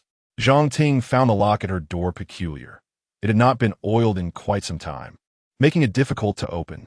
Yet today, the key slid in effortlessly. After spending some time in the living room engrossed in games and snacks, she prepared to take a shower. Slipping into her slippers, she entered her bedroom, and for reasons unknown, thoughts of Wangshu flooded her mind, causing her heart to race. Ever since her school days, she had harbored feelings for him. A faint smile graced her lips as she casually opened the cabinet to retrieve her nightwear. Suddenly, something shiny caught her eye. Peering into the darkness, she was met with the sight of a man's face, shrouded and fixed upon her with an unwavering gaze. Outside, Xiao Yang fidgeted among the trees, the summer season bringing with it a relentless swarm of mosquitoes. The chaotic sounds of footsteps emerged from his wireless Bluetooth headset. Could it be that Wangshu had discovered the murderer? Xiao Yang mused, yet Wangshu had not relayed any signals that required action, so he resolved to wait patiently. Gasping for breath, Wangshu felt as though he were summoning immense strength from within. Without hesitation, he propelled himself forward. Inside the room, Zhang Ting found herself devoid of any means to resist. She felt as though she were a fish on a chopping board, at the mercy of fate. The sky hung low and dark, stars twinkling brightly above, while the hum of insects filled the air. A deep male voice emerged from the figure cloaked in black before her. The man in black grasped her neck with one hand while tearing at her clothes with the other. Her vision blurred, and Zhang Ting's legs felt powerless as her pupils gradually dulled. In that fleeting moment, before losing consciousness, she recalled having heard that song recently. A loud crash echoed. The man in black abruptly released his grip, squinting his eyes into mere slits. With a forceful kick, Wangshu burst through the door, only to find the room engulfed in darkness. Cautiously, she pressed the switch beside her, discovering it was of no use. It seemed the assailant had cut off the main power supply. Wangshu attentively surveyed her surroundings. Her typically sharp vision proved invaluable at that moment. Qin Min entered the Homicide Investigation Unit, report in hand, and spotted Lin Xiangyi sitting there in a daze. Generally, outsiders were not permitted in the unit, leaving only the police involved in the case and their assistants. Lin Xiangyi should have gone home long ago, but an inexplicable sense of unease kept her waiting for Wangshu's return. "You are Team Qiao's assistant, correct?" Qin Min inquired, handing her the supplementary report. "Tomorrow, please inform Team Qiao that I have just discovered trace of C4H100 on Wang Lan's body." "C4H100? Isn't that ether?" Lin Xiangyi was taken aback, hastily accepting the report. Though she wasn't well versed in ether, she understood it to be a sedative. If ether was present on the corpse, it indicated that the assailant had not attacked directly. Instead, they had incapacitated the victim before committing the crime. With a psychologically disturbed perpetrator potentially armed with ether, could Wangshu evade such a fate? The thought sent a shiver down her spine, and she dared not ponder further. Upon witnessing Lin Xiangyi's anxious demeanor, Qin Min realized that he had delayed matters and, with a sense of remorse, remarked, "I only just discovered this. It is my oversight." Meanwhile, Xiao Yang was taken aback by Lin Xiangyi's message. If the assailant had ether on their person, even though Wangshu was astute and intelligent, she could easily fall prey to it if unaware. For this was a cunning predator, Xiao Yang hastily seized his phone to alert Lu Wangshu. Inside the room, a figure clad in black emerged silently from the shadows behind Lu Wangshu, brandishing a dagger poised to strike. In a sudden move, Lu Wangshu evaded, seizing the assailant's hand, twisting it to disarm the dagger, and pivoting swiftly to deliver a powerful kick to the assailant's abdomen before they could react. The assailant staggered back in pain, and Lu Wangshu swiftly followed up with a side kick to the assailant's face, sending them crashing to the ground. As Lu Wangshu retrieved handcuffs, preparing to restrain the assailant, the latter unexpectedly produced a vial from within their clothing and sprayed its contents towards her. With years of training at the police academy, coupled with her accumulated experience, Lu Wangshu recognized the substance as ether and instinctively held her breath. However, it was too late. She had inhaled a significant amount of ether. The effects of the ether took hold rapidly, and Lu Wangshu suddenly felt a wave of weakness wash over her vision blurring as her body began to sway. In her dazed state, she seemed to hear Qiao Liang calling out the word ether. The man in black rubbed his swollen face, feeling an overwhelming sense of anger. He was determined to play with the man before him, who was on the verge of losing his ability to resist, as well as the unconscious woman in the room. He envisioned dismembering them into the most exquisite pieces of flesh in history. From his pocket, he retrieved the lingerie he had just taken from Zhang Ting, bringing it close to his face to inhale deeply. The unique scent of each woman intoxicated him. Lu Wangshu crouched on the ground, feeling dizzy and nauseous, sensing that he could no longer endure. He yearned to convey a message to Qiao Liang, yet his mouth could not produce a sound, no matter how hard he tried. Out of the corner of his eye, he caught a glimpse of the man in black, aided by the light filtering through the window. He perceived a red collar around the man's neck. The man in black gazed mockingly at the barely surviving figure on the floor, picked up a nearby knife, and kicked Lu Wangshu down before thrusting the blade sharply into his abdomen. TSK, TSK, TSK, stabbing the same spot must be quite uncomfortable for you. Fear not. I am a good person. I shall find another place to make you feel at ease. With that, he withdrew the knife and aimed for a different area of Lu Wangshu's belly. To his surprise, the blade was thwarted by a hard object. He discovered a communication device on Lu Wangshu, the screen glaring with the name Captain Xiao. While the Green Mountains remain, one need not fear a lack of firewood. The man in black thought, casting a regretful glance toward the bedroom. This was prey he had long coveted, but alas, the net had torn. Outside, amidst the thickets, Qiao Liang heard the sounds of struggle and swiftly grasped the handgun at his waist, turning to his fellow officers with urgency. Follow me. Upon entering the building, Qiao Liang dashed towards the staircase on the right. At that moment, the elevator doors opened, and a young man clad in a red-collared checkered shirt emerged, carrying a black leather bag. Qiao Liang caught a glimpse of the young man, but dismissed it, continuing his hurried pace towards Zhang Ting's residence. At the city center hospital, the ambulance promptly arrived at the entrance, and the medical personnel swiftly unloaded the stretcher, rushing towards the emergency room. When Lin Xiangyi received Qiao Liang's call, her legs buckled, leaving her utterly devoid of strength. With reddened eyes, she quietly waited outside the emergency room. Qiao Liang stood nearby, overwhelmed with guilt. It's all my fault. I should have let old Lu face danger alone. Sigh. Lin Xiangyi shook her head and, with a quivering voice, replied, I understand how Wangshu is. Once he decides to stand guard alone, no one can dissuade him. In that moment, she resented herself for not being able to confront danger alongside him and loathed her own inability to fight by his side. In the early morning, a gentle ray of sunlight filtered through the curtains, illuminating the room. Outside, birds fluttered their wings, chirping joyfully.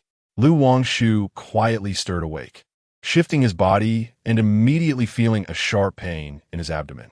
He inhaled sharply, turning his head to see Lin Xiangyi asleep with her head resting on the edge of the bed.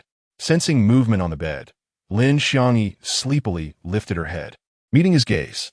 In an instant, she became fully awake, her nose tinged with a sense of sorrow as she coldly regarded him. Do you realize that if the assailant had aimed just a fraction differently, you would have lost your life? Lin Xiangyi's emotions began to unravel. You could bleed to death. Don't you realize that? Lin Xiangyi incessantly wiped away the tears that streamed from her eyes, determined not to let this villain witness her in such a pitiful state. A faint smile flickered across Lu Wangshu's pale face as he laboriously extended his hand to brush away the tears on her cheeks. Do not cry. You are already unappealing, and tears only worsen your appearance, he said with genuine concern. Lin Xiangyi abruptly halted her sobs, coldly removing Lu Wangshu's hand and stating, "You should take better care of yourself." The movement seemed to aggravate his injury, causing him to wince in pain, despite feeling a twinge of anger towards his words. Lin Xiangyi's heart softened at the sight of his frail condition. She gently assisted Lu Wangshu into a more comfortable position, speaking tenderly, "Rest well and don't move around. I will go downstairs to fetch breakfast for you." Shortly after Lin Xiangyi departed, Qiao Yang arrived at Lu Wangshu's hospital room, carrying an assortment of fruits. "Old Lu, are you feeling any better?" he inquired, placing the fruit on the nearby table. Lu Wangshu nodded and asked, "How is Zhang Ting?" "Rest assured, she merely inhaled too much ether and has fallen into a coma. She is not in serious danger," Qiao Yang replied, though his gaze shifted to Lu Wangshu with concern. "But you, when the lights were turned on, I saw you collapsed in a pool of blood."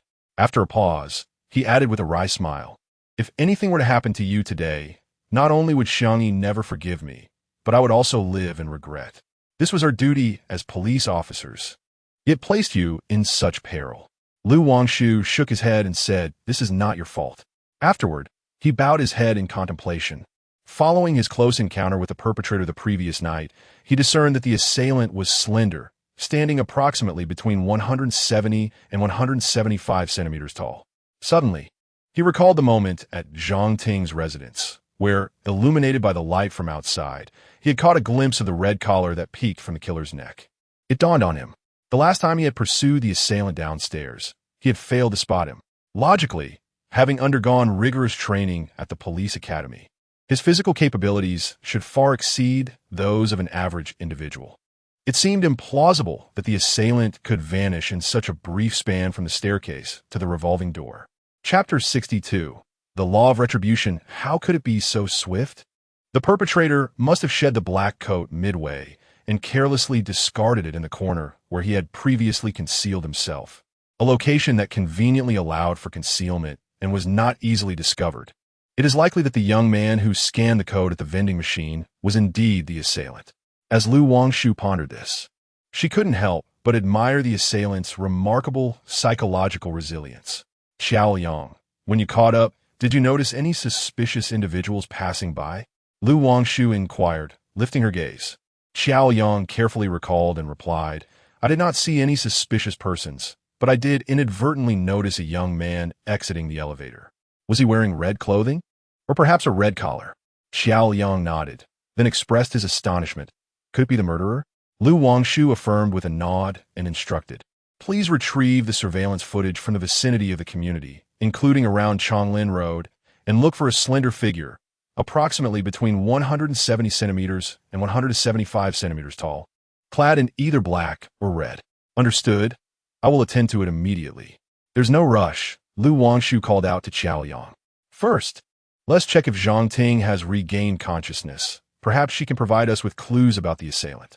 On the third floor of the Central Hospital's inpatient department, Zhang Ting had indeed awakened, sitting upright in bed. Zhang's mother was tenderly feeding her with a bowl of congee, while Zhang's father peeled fruit nearby.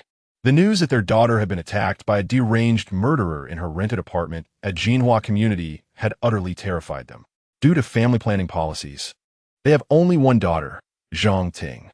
Although the regulations have since loosened, they lack the means to raise another child. If anything were to happen to Zhang Ting, their lives would be irrevocably altered. "Mother, I can manage on my own," Zhang Ting said, feeling a sense of embarrassment. "You are still quite weak. Allow your mother to take care of you," her mother replied with gentle concern. Zhang's father, peeling an apple, cast a reproachful glance at his daughter, saying, "I have told you long ago that once you found a job, you should return home after work. It's unnecessary to rent a place outside, especially for a girl. It's simply unsafe. And now look what has happened." "Dad." Zhang Ting recalled the events of the previous night, a wave of fear washing over her. Yet she continued, I am grown now. I cannot simply stay home and rely on you forever. What would others think of your daughter? At that moment, Officer Qiao Liang entered, greeting Zhang's parents softly. Good day to you both. I am Officer Qiao from the Yongzhou Public Security Bureau, and I would like to ask your daughter a few questions, if it is convenient. It is convenient. Without waiting for her parents' response, Zhang Ting interjected. Her mother hesitated, saying, You just underwent surgery yesterday and have only just awakened. Are you up to this? Zhang's father also furrowed his brow, somewhat reluctant. Unable to bear her parents' concerns any longer, Zhang Ting insisted, Mom and Dad, he is here to gather information about last night's incident. I want the police to apprehend the perpetrator who harmed me as swiftly as possible and bring him to justice. After receiving her parents' consent, Officer Qiao approached Zhang Ting's hospital bed and inquired, Could you recount the events of last night? Zhang Ting nodded and said, All right, but I can scarcely recall some details. I will share everything I remember with you. She recounted to Qiao Liang that she had seen the assailant in her wardrobe. Panic had engulfed her, and she failed to notice what the perpetrator sprayed at her. All she could discern was a sharp, acrid scent mingled with a heavy sweetness in the air. Subsequently, she felt dizzy and nauseous, her consciousness clouded, and her body drained of strength, eventually being laid upon the bed by the assailant. She heard him singing Insects Fly, a melody she had only encountered in her childhood, yet it felt as if she had heard it recently. After recounting the events of the previous night, Zhang Ting's expression grew grim. From her account, Xiao Yang gleaned a general understanding of the assailant's criminal actions, yet there was little valuable information beyond that. The only certainty was that the perpetrator had employed C4H10, along with that song, Insects Fly. Xiao Yang murmured, Could this be a clue? Wangshu, sipping the preserved egg and lean meat congee purchased by Lin Xiangyi, mumbled, Insects Fly? Lin Xiangyi paused, extending her hand with the chicken egg toward Wangshu, reproachfully stating, Insects Fly? Isn't that the very song Senior Zhou mentioned yesterday? And you even quoted him to berate someone? Upon hearing this, Wangshu abruptly set down his congee. A premonition surged within him that the assailant's identity was on the verge of revelation.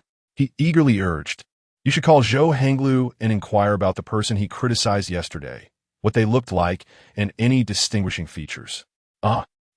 Lin Xiangyi momentarily failed to grasp the situation.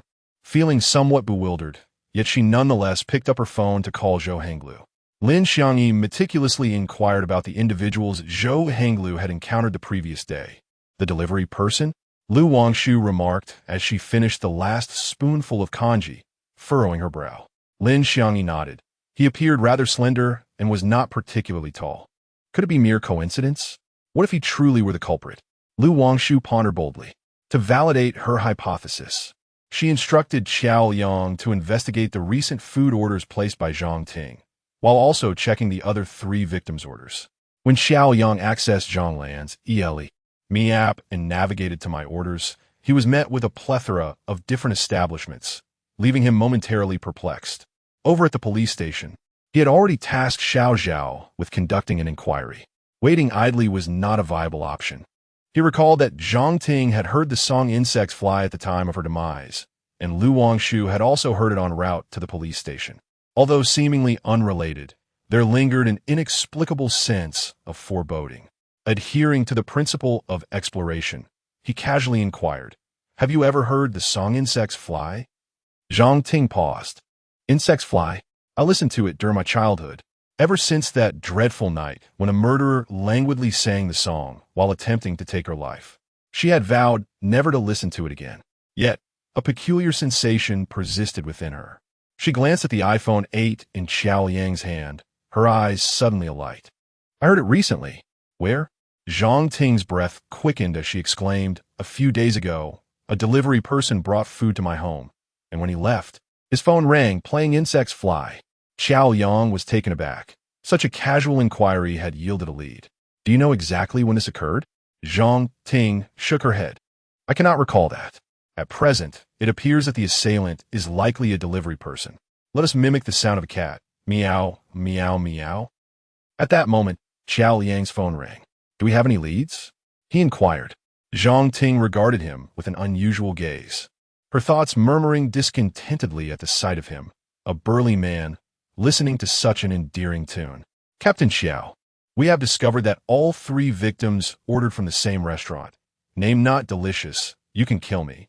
After hanging up, Xiao Yang was nearly certain that the perpetrator had exploited food delivery as a means to select their victims. If one were to liken the assailant to a hunter and the deceased a prey, then this restaurant served as the instrument of the hunt. It must be said that this particular foe is considerably more astute than those encountered previously. Xiao Yang cast a glance at Zhang Ting, who was equally intently observing him.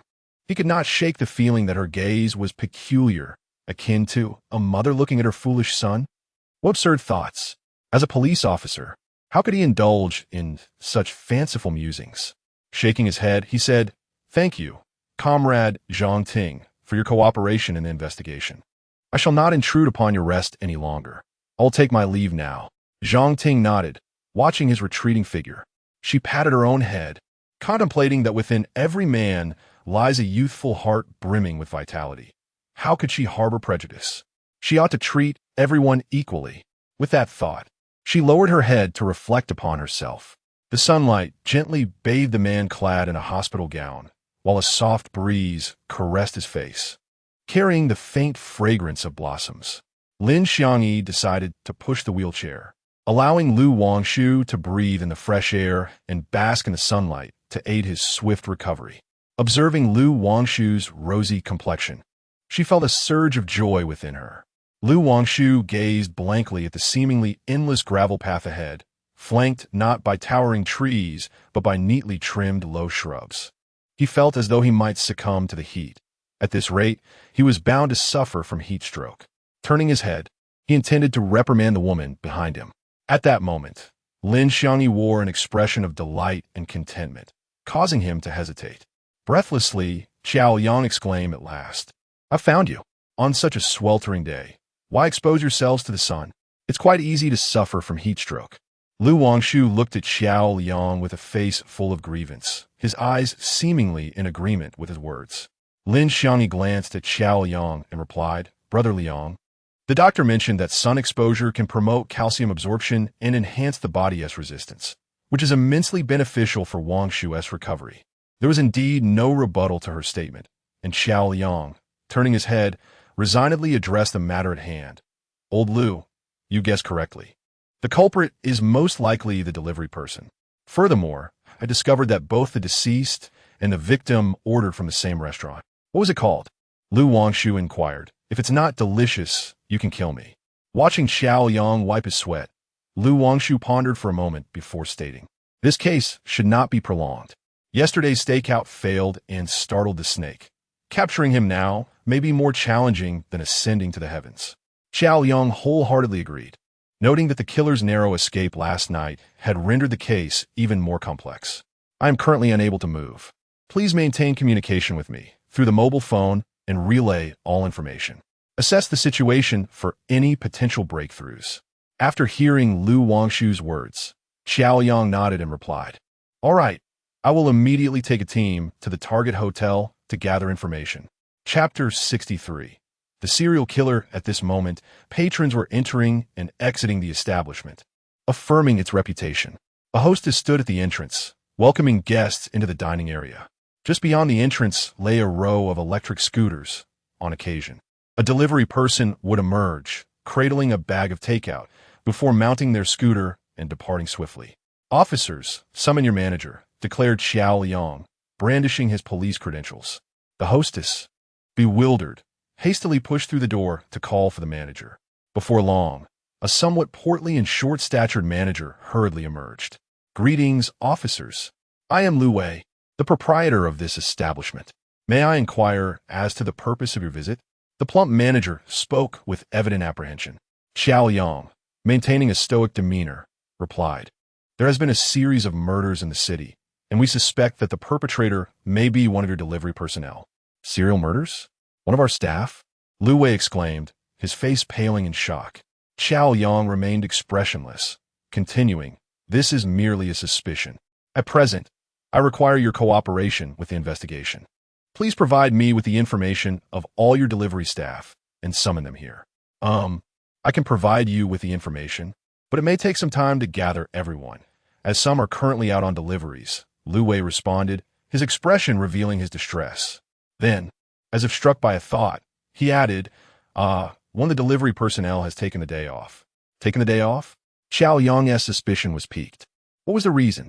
He mentioned feeling unwell today and unable to work, Lu Wei replied. What is his name? Chun Ming. Do you know where he resides?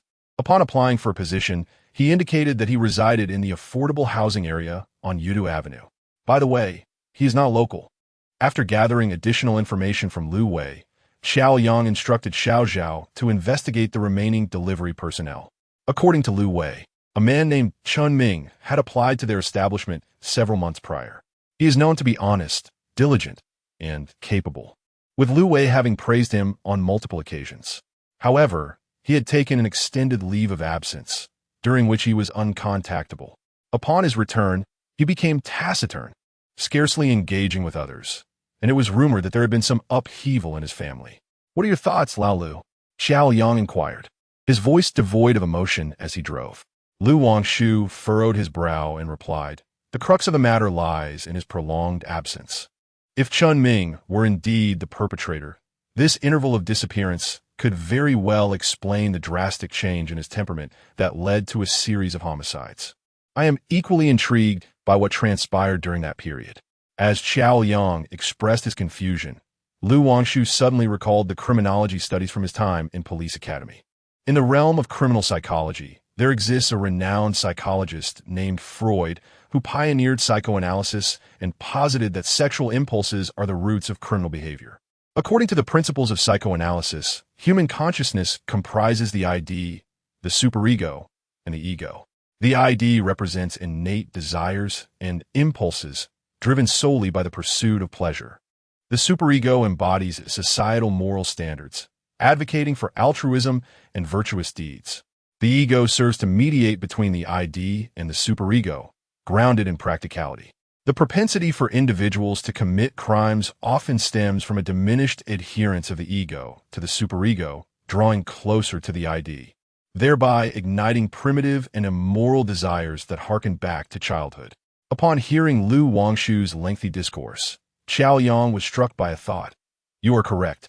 I recall that the theory of emotional disorder suggests that when one's long-term desires remain unfulfilled, profound emotional issues may arise.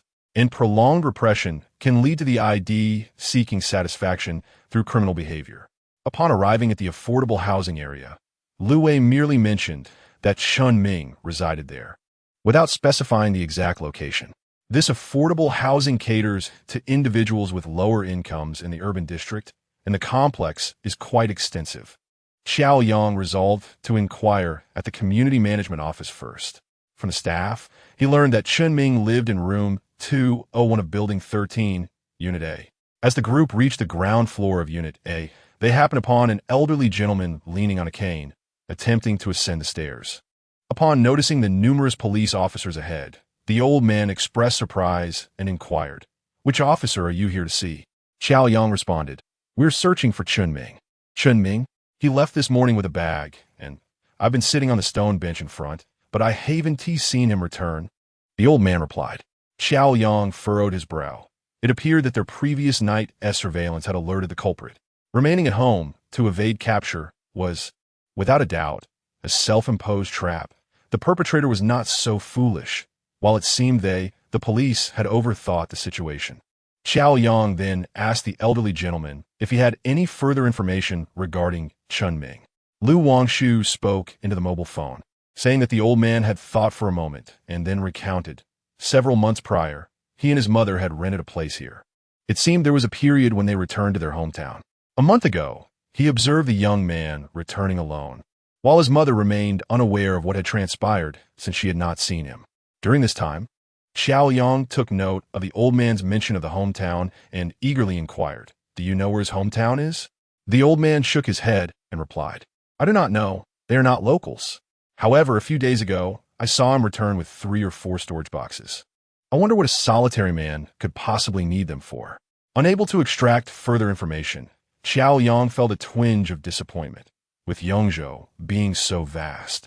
Where could the old man's hometown possibly be? Xiao Yang, Go to Chun Ming's house to see if there are any clues, Lu Wangshu instructed. Upon prying open the door to Chun Ming's residence, they encountered a modest two-bedroom apartment. The furnishings were rather simplistic, with everything from the decor to the daily necessities being inexpensive. In the center of the living room hung a black and white portrait of a woman in her 50s or 60s. As they ventured toward the bedrooms, Xiao Yang discovered that one of the rooms appeared not to be meant for sleeping, but rather for office use. The other room contained a large bed suitable for two, accompanied by a writing desk in front of it. Xiao Yang, locate those storage boxes. I suspect the deceased's clothing has been placed inside them, Lu Wangshu remarked. Xiao Yang suddenly realized that if they could find the deceased's belongings within storage boxes, it would confirm that the murderer was indeed Chun Ming. He hastily instructed the other officers to intensify their search elsewhere. No need to go elsewhere, he asserted. Lu Wangshu remarked as Xiao Yang, puzzled, inquired why. Lu Wangshu elucidated. Chun Ming possesses an unusual obsession with collecting women's clothing. He would even strip the deceased of their garments. How could he bear to keep them far from where he sleeps? Xiao Yang privately admired Lu Wangshu's logical reasoning and proceeded to meticulously search the room. Before long, he discovered 4 storage boxes beneath the bed, 3 of which contained sets of clothing, while 1 was empty. Xiao Yang instructed Xiao Lu to take the 3 boxes back to the police station, while he continued his search at Chun Ming's residence. Time swiftly passed, and aside from learning that Chun Ming's mother was named Li Huilan, Xiao Yang found no further significant clues, leaving him somewhat disheartened. Listening to Xiao Yang relay the information, Lu Wangshu appeared to discern no additional valuable insights. Yet he felt an elusive connection was missing. The vanished time, the hometown, Li Huilan. Lu Wangshu pondered the potential links among these 3 pieces of information. Suddenly, a thought struck him. Xiao Yang had previously mentioned Chun Ming's mother, and the elderly gentleman had also referred to her, while a portrait of Li Huilan hung in the living room. At last, Lu Wangshu recognized what he had overlooked. This was a family unit, comprising Chun Ming and Li Huilan, yet an essential figure, Chun Ming's father, was conspicuously absent. Integrating all the gathered information, Lu Wangshu realized that the narrative revolved solely around Chun Ming and his mother. Since no one had ever seen his father, it implied that he was no longer present. If the father was indeed absent, it was illogical for the household to display only Li Huilan's portrait. As if opening a long closed door, Lu Wangshu suddenly gained clarity. He realized where Chun Ming was hiding at that moment. Xiao Yang, stop searching. Head to Lijia village. I suspect Chun Ming is concealed there. Xiao Yang, somewhat perplexed, inquired. Why Lijia village? Lu Wangshu shared his previous thoughts with Xiao Yang, and then added, I suspect Chun Ming's father abandoned him during his childhood. It would have been impossible for Li Huilan to raise Chun Ming alone in the city, especially since they're not locals and only rented a place a few months ago. I understand. Xiao Yang's eyes sparkled with insight as he exclaimed. It is highly probable that Li Huilan hails from Lijia village in the city. I will gather a team and head there at once. At that moment, Xiao Yang was utterly in awe of Lu Wangshu's brilliance. Even amidst limited clues, he was able to meticulously identify a breakthrough. Truly a genius. Xiao Yang felt humbled in comparison. Lijia village. Several police vehicles roared in, stirring up a cloud of dust. A cat at the village entrance lay low, getting covered in dust from the passing police cars. The criminal investigation team had already mobilized, encircling several nearby exits. Both the national highway and the expressway had officers stationed to prevent the perpetrator from fleeing again. If the earlier assailant was a fearsome hunter, now he resembled a pitiful rat scurrying across the street. Upon learning Chun Ming's current whereabouts, Xiao Yang led a team of detectives wearing gas masks into the village. Alerted to the presence of law enforcement, Chun Ming fled towards the back mountain with a long knife in hand, adeptly navigating the terrain to evade capture by the detectives multiple times. Back mountain, Xiao Yang and his team conducted a meticulous search throughout the area. The area is densely populated with towering trees and flourishing shrubs, characterized by complex terrain interspersed with a labyrinth of rocky paths. As Xiao Yang pushed aside the branches ahead, preparing to navigate through, a sudden gunshot reverberated from behind him. He swiftly turned around to witness Chun Ming. who was about to strike him with a long knife, collapsing to the ground with a muffled groan. A chill of cold sweat cascaded down his back. Had that blade struck him, he would have faced not only death but perhaps a life-altering injury. Chapter 64. Solitude in the latest reports. The shocking serial murder case that has gripped the city has been solved. The perpetrator, a delivery worker named Chun, was apprehended during a police operation in Lee Family Village, where he violently attacked officers. In a swift response, the detectives shot the assailant, leaving him wounded and incapacitated. Various news outlets have been broadcasting the details of Chun Ming's capture. Wangshu took a sip of his medication, grimacing at the bitter taste. He would rather endure several more surgeries than take this medicine. I'd rather go through more procedures than swallow this, he complained. Lin Xiangyi poked his forehead, dissatisfied. What nonsense are you talking? Do you wish to get hurt again? If you do, I want to take care of you. Wangshu rubbed his head, silenced by her words, and obediently finished the remaining medication. Just then, Xiao Yang entered, followed by Zhang Ting, who had just been discharged from the hospital. Feeling better? Old Lu, it's thanks to you that the case was resolved so swiftly, Xiao Yang remarked with a smile. Zhang Ting placed a box of milk on the nearby table and gazed deeply at Wangshu. Thank you, Senior. Without your intervention, I might not have survived the encounter with the assailant. Wangshu offered a faint smile and replied, within my capabilities, it is only right to intervene. I cannot stand idly by. Lin Xiangyi observed Zhang Ting, an instinctual sense of rivalry stirring within her, not wishing to intrude on their exchange. She quietly took a tissue and naturally wiped the remnants of medication from Wangshu's lips. Zhang Ting watched Lin Xiangyi's gesture and then glanced at Wangshu's calm demeanor, feeling an inexplicable sense of disappointment. Senior, since you are free now, I would like to treat you to a meal as a token of gratitude another day. I have some matters to attend to, so I will take my leave first.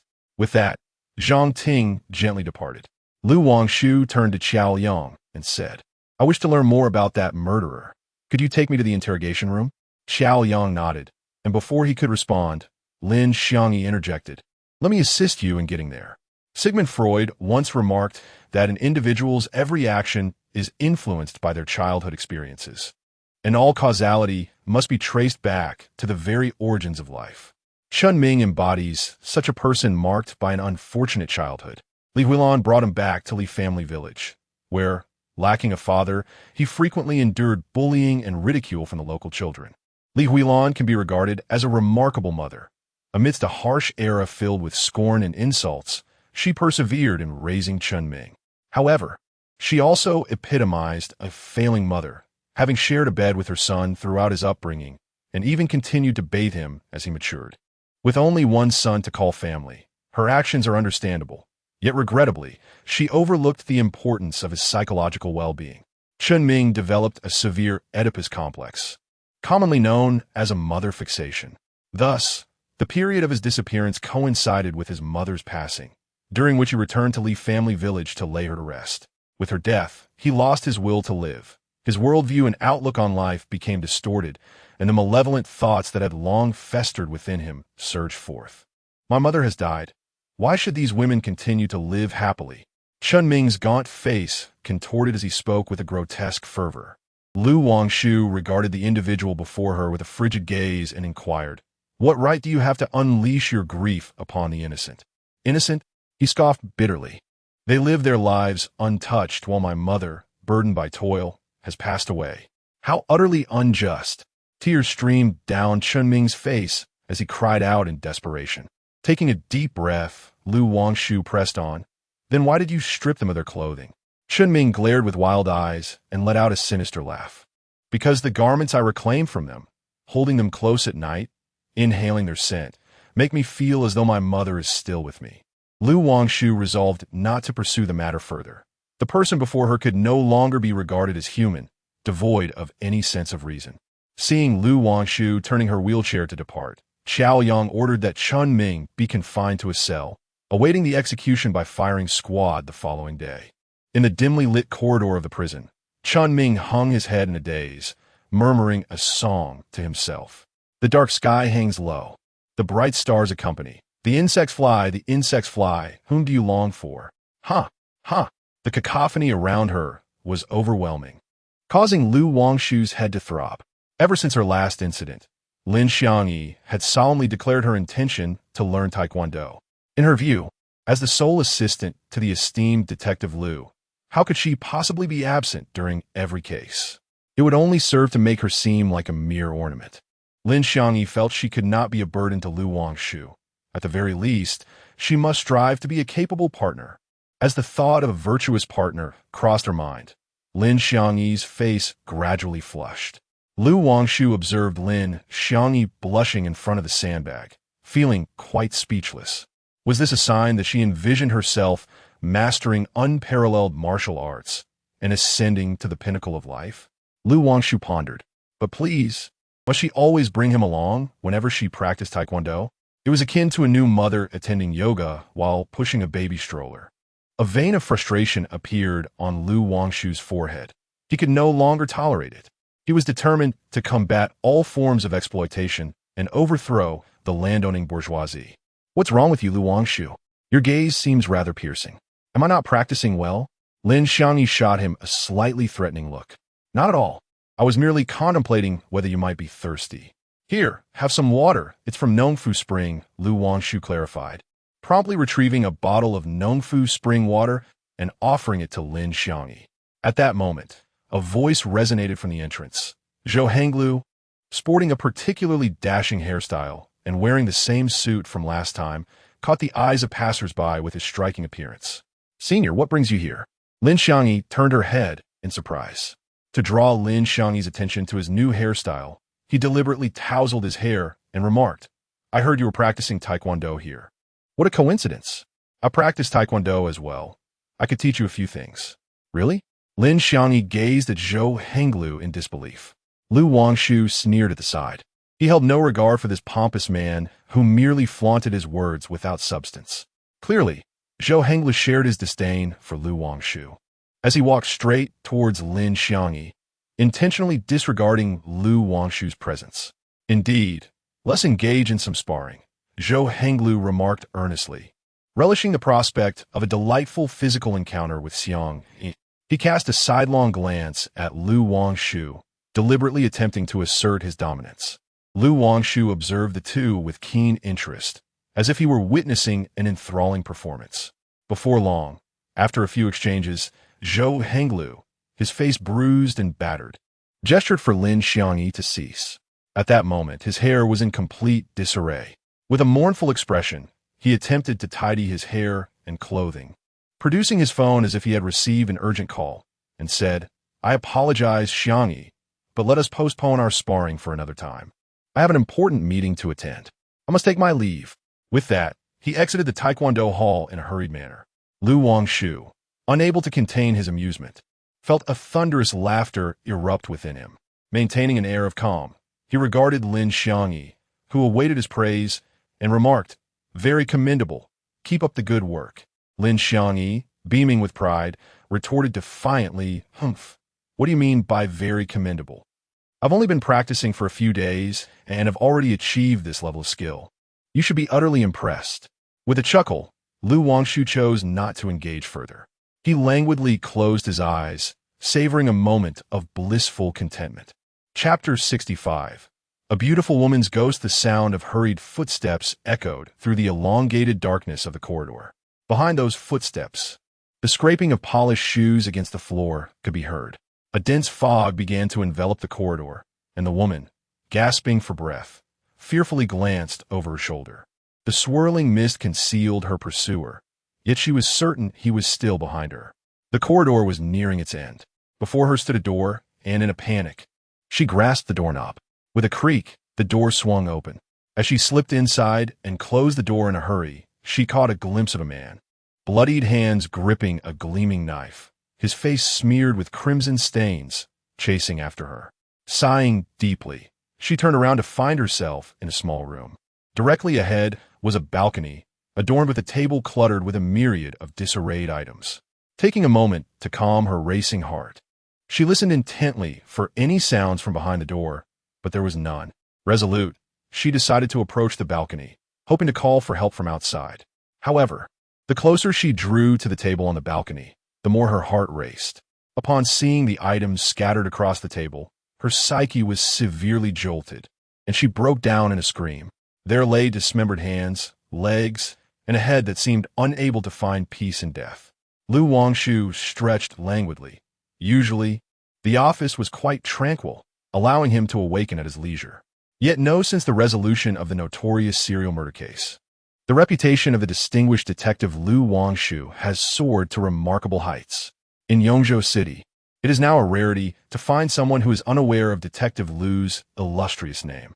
As he recovered from his injuries, an incessant stream of admirers and seekers of assistance began to flock to him, many opting to consult Wangshu before even reporting their cases to the police. This trend, however, is not without its concerns. Having completed his morning ablutions, Wangshu donned his dapper, Holmes-inspired overcoat and descended the stairs with an air of confidence. Lin Xiangyi gazed at him with palpable annoyance. Just then, a figure entered the office. Lu Gu, the newcomer, greeted, clad in a blue short-sleeved shirt and casual trousers. The young man sported a lightly stubbled face that accentuated his maturity and poise. Wangshu looked at him in surprise and remarked, "Gao Hang, I thought you were abroad? When did you return?" As Gao Hang sipped the water Lin Xiangyi had handed him, he replied, "I just came back recently. I've been wandering for too long, and I felt a lack of belonging." He then turned to Lin Xiangyi and smiled. "Is this your sister-in-law? She is quite lovely. You are indeed fortunate, my friend." Lin Xiangyi's cheeks flushed crimson as she stole a glance at Wangshu. Clearing his throat, Wangshu clarified, "No, she is a close childhood friend of mine and currently my assistant." Many times, Lin Xiangyi pondered upon the rationale behind Wangshu's prolonged single status during their school years. She recalled that during his time at the police academy, he was a figure of great renown, with his reputation preceding him even to her own school. According to his close friends, he was often followed by a throng of admirers, never lacking in gifts of snacks and love letters. Yet, she remained without a boyfriend. Lin Xiangyi cast a disdainful glance at Wangshu, her heart brimming with indignation. How could someone so devoid of sensitivity, with such low emotional intelligence, in a severe case of male chauvinism, elicit any sympathy? At this moment, she wished to convey 3 words to him, forever alone. "Gao Hang, what are you currently engaged in?" Wangshu inquired.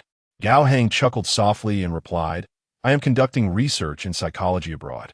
Upon my return, I established a psychological counseling center not far from here." Wangshu nodded in acknowledgement. "I shall pay you a visit one of these days."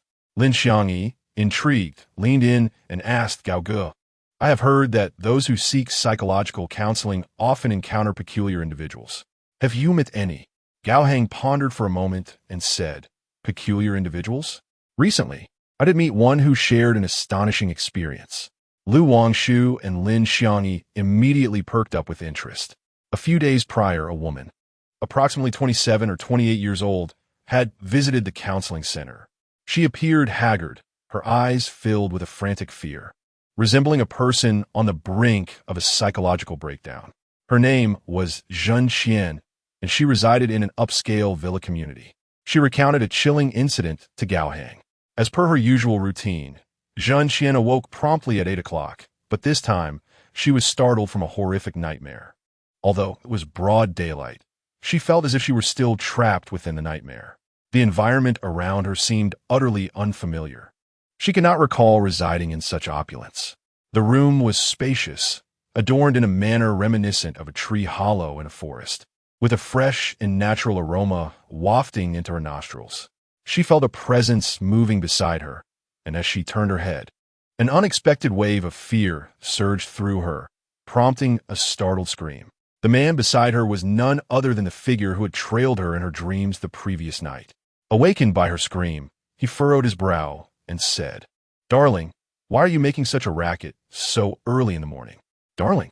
Zhen Qian found it hard to believe, gazing at the unfamiliar face before her, her mind racing to recall any details about this man. After a lengthy pause, she came up empty. Zhen Qian instinctively distanced herself from the man, her voice icy as she inquired, "Who are you?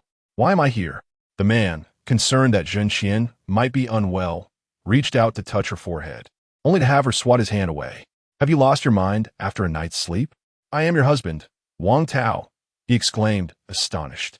Witnessing the guarded expression on Zhun Qian's face filled Wang Tao with deep sorrow.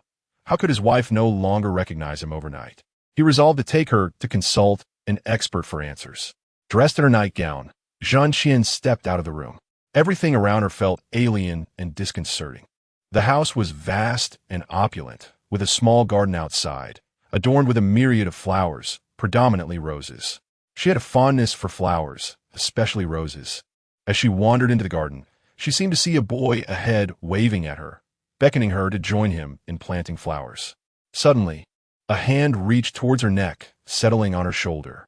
Startled, Zhun Qian took a few steps forward, turning to find Wang Tao, his face a mix of confusion, his hands suspended in the air. Qian, Wang Tao attempted to speak gently. Why don't we eat something first? I'm not a bad person. I will call your parents shortly and accompany you to the hospital, if that is agreeable. Upon hearing Wang Tao's intention to contact her parents, Zhun Qian slightly lowered her guard and followed him to the dining table. After consuming a glass of milk and a few pieces of bread, along with the peeled egg that Wang Tao had prepared for her, the doorbell soon rang. Zhun Qian's father, Zhun Jigua, and her mother, Zhang Xiaojun, entered. Seeing her actual parents, Zhun Qian's spirits immediately lifted. She rushed into Zhang Xiaojun's embrace, weeping uncontrollably, the prolonged tension and repression finally overwhelming her. You little rascal, have you been bullying my daughter? Zhun Jigua glared at Wang Tao. With an expression of innocence and helplessness, Wang Tao recounted the events of the morning. Observing his daughter's fearful demeanor in the presence of strangers, Zhun Jigua furrowed his brow, sensing that his daughter might be unwell. Chapter 66. Hallucination upon exiting the hospital. Zhun's parents exerted considerable effort to persuade their daughter to return with Wang Tao, even presenting her with their marriage certificate. They held a deep trust in Wang Tao. Ever since Zhun Qian married him, he had devoted himself entirely to her, demonstrating an almost excessive kindness. The past few years have been tranquil, with the young couple enjoying a harmonious life. Consequently, Zhun's father believed that the current predicament stemmed from Zhun Qian's own issues, rendering it unjust to blame Wang Tao. Zhun Qian numbly entered the Porsche driven by Wang Tao, gazing at the marriage certificate in her hands, realizing that she had wed him 4 years prior. However, the man at the wheel was someone she was certain she had only encountered in her dreams, having never interacted with him in reality. Do you have no recollection at all? Gao Heng gently inquired. Sitting on the seat, Zhun Qian shook her head, not in the slightest. After a moment, a look of panic crossed her face as she turned to Gao Heng. Recently, I suspect that I have been experiencing hallucinations. Hallucinations? A weight settled in Gao Heng's heart. After Zhun Qian returned home with Wang Tao that day, he had specially prepared a pot of duck soup infused with several nourishing herbs. The grand table, adorned with delicacies, was occupied solely by the two of them. Wang Tao handed her a glass of milk and spoke tenderly. Qian, perhaps you've been mentally exhausted lately, which has caused you to forget things. Eat well, and in time, you will feel better.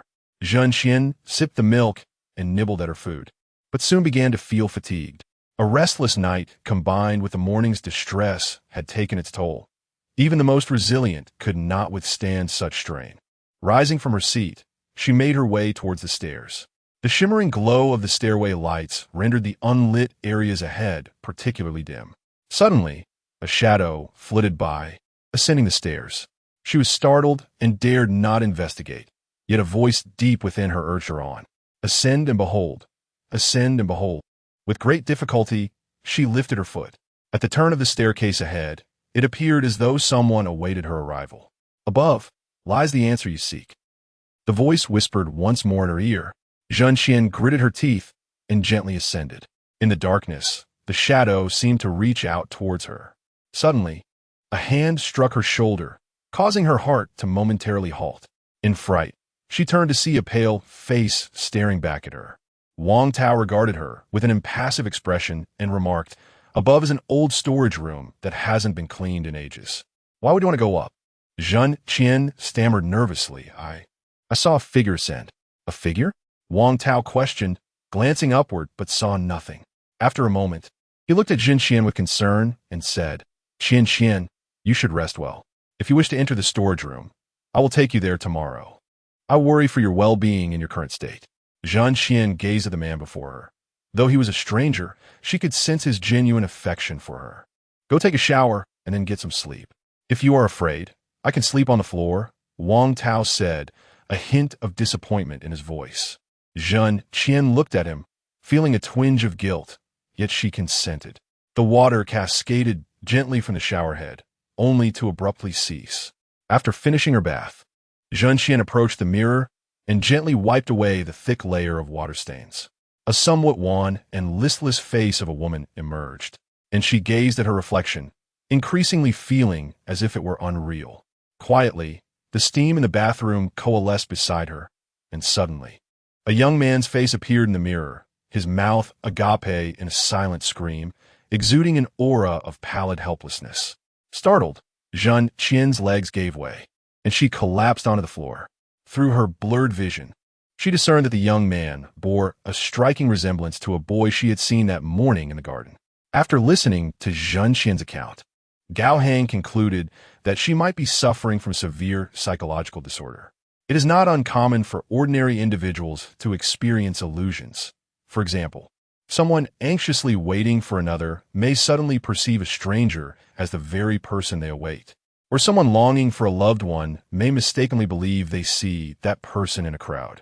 Additionally, one might hear noises when alone at home. These minor disturbances are categorized as illusions, which are negligible. However, Zhan Qian's experience was evidently more profound. The figures and faces she saw were vividly real. Have you ever experienced seizures or suffer from prolonged fever? Have you been evaluated for mental health issues? Gao Hang inquired, feeling somewhat abrupt in his questioning.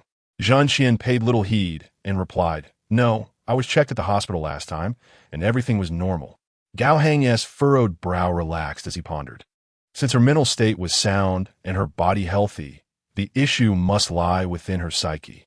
She experiences severe hallucinations, likely stemming from a period during which she encountered events too distressing for her to process. To shield herself, her subconscious has buried these memories deep within. There's a saying that time is the greatest healer. Over time, the subconscious gradually loosens its grip on the suppression of these events.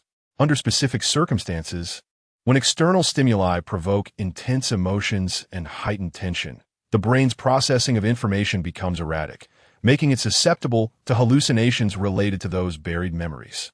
Many attribute such occurrences to encounters with ghosts, yet they possess a scientific explanation, Gao Hang stated earnestly. Zhan Qian, feeling somewhat anxious, inquired, What about the boy and the man I saw? Gao Hang took a sip of water and explained, This indicates that you have shared some time with him, leaving a profound impression, albeit concealed by your subconscious. After this, Gao Hang commenced psychological counseling with Zhan Qian, guiding her into a state of mild hypnosis to facilitate complete relaxation. Once he finished narrating the patient's story, both felt an insatiable curiosity. And then, what happened to Zhan Qian? Lin Xiangyi asked, intrigued. Gao Hang shook his head and replied, After this session of counseling, she did not experience any episodes for several days. Upon glancing at the clock, which indicated it was nearing noon, he stood up, preparing to take his leave. Hang, why not stay for a meal? Lu Wangshu urged. Gao Hang politely declined Lu Wangshu's kind invitation, saying, Thank you for your hospitality, but I have an appointment with a patient at 1 o'clock, and I fear I may not make it back in time. I shall visit again another day to have a meal. Lu Wangshu did not insist on keeping him, and thus saw Gao Hang to the door. After Gao Hang departed, Lin Xiangyi busied herself in the kitchen, while Lu Wangshu lazily reclined on the sofa, turning on the television with half-closed eyes. The film channel was screening a Chinese ghost story, and as Leslie Chung's melodious voice filled the room, Lu Wangshu found himself humming along softly, his lips moving to the rhythm of the song. On the road of life, dreams are like a long journey. The path is fraught with hardships. The winds and frost strike hard in the mortal world. How many directions do dreams hold? Seeking the center of a foolish dream, the road stretches endlessly. After dining, Lu Wangshu suddenly felt an urge to visit his father's archive room. Recently, he had been approached for assistance in various detective cases, ranging from extramarital affairs to theft, and even peculiar incidents involving lewd behavior. While his notoriety had risen, he couldn't shake the feeling that it was accompanied by a hint of ridicule. A sense of unease settled in his heart as he stepped into the archive room, meticulously browsing through the files. Suddenly, a blue file caught his attention. Curiosity piqued. He opened it to reveal the title, The Bizarre Disappearance Case of 512. The date was 2013, and the missing person was named Jiang Yan, who had yet to be located. Jiang Yan had disappeared at the age of 23, shortly after graduating from university. He was a person of remarkable ability and talent, having ventured into entrepreneurship at a young age. While other university students were still relying on their parents, he had already been earning tens of thousands a month. However, Jiang Yan was an orphan, adopted at the age of 8 by a family with the surname Jiang. Just a year after graduating, at the age of 23, he had become engaged. Lu Wangshu furrowed his brow upon seeing this. The name of his fiancée was obscured by ink. Following this was the record of Jiang Yan's disappearance investigation. However, to his dismay, some of the subsequent entries were also marred by ink, leaving him with scant information, only that Jiang Yan vanished at the corner of Sunshine Avenue in the northern part of the city center. Lu Wangshu recalled that in 2013, many old residential buildings near Sunshine Avenue in Yongzhou were demolished, resulting in a lack of surveillance cameras. After Jiang Yan's disappearance, he never reappeared, as if he had evaporated into thin air. Lu Wangshu noted that it was Jiang Yan's foster parents who reported the case, which struck him as peculiar. Logically, Jiang Yan, having graduated from university and engaged to be married, should have been living with his fiancée rather than his foster parents. Why then? Was it his foster parents who discovered his absence and filed the report instead of his fiancée? Lu Wangshu found himself increasingly intrigued by this case, convinced beyond a shadow of a doubt that it was a homicide. The reasoning was straightforward.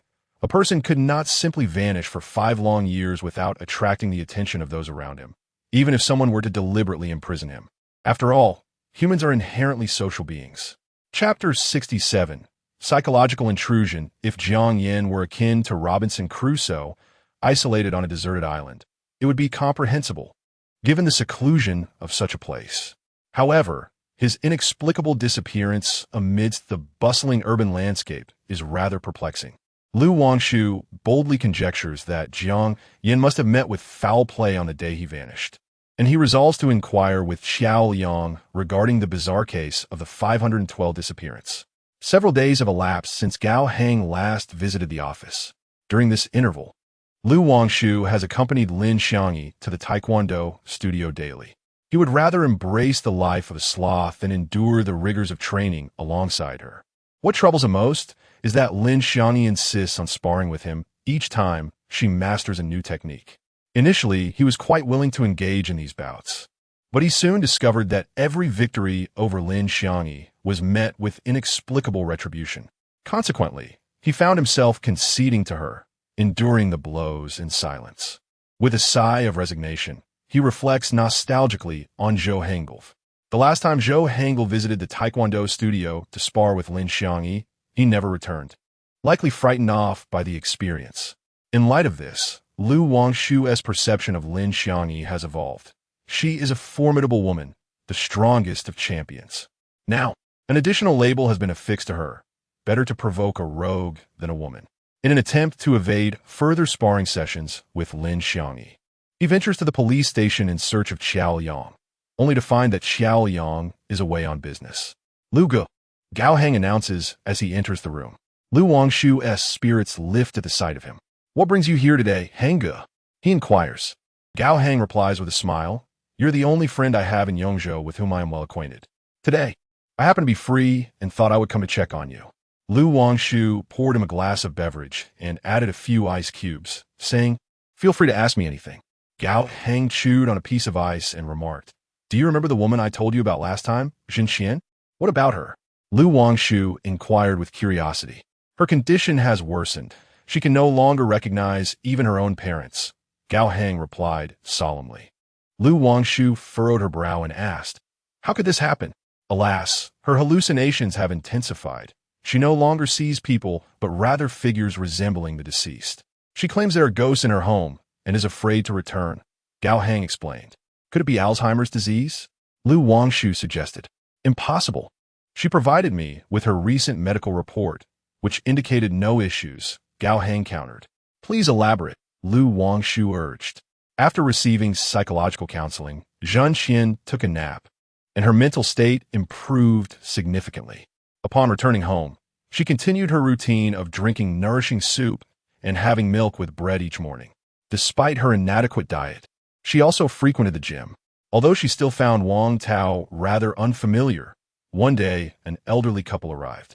Zhen Jigua and Zhang Ziaj had come to visit their daughter, bringing along some snacks and fruits. Wang Tao joyfully welcomed his in-laws, while Zhen Qian, hearing commotion downstairs, slowly made her way down. Qian, your parents are here, Wang Tao said with a smile. Zhen Qian gazed at the elderly couple before her, puzzled, and asked, Are they your parents? Wang Tao paused for a moment before clarifying. They are your parents, my in-laws. You're mistaken. My parents don't look like that, Zhen Qian retorted, a hint of anger in her voice. Now it was the turn of Zhen's parents to be astonished.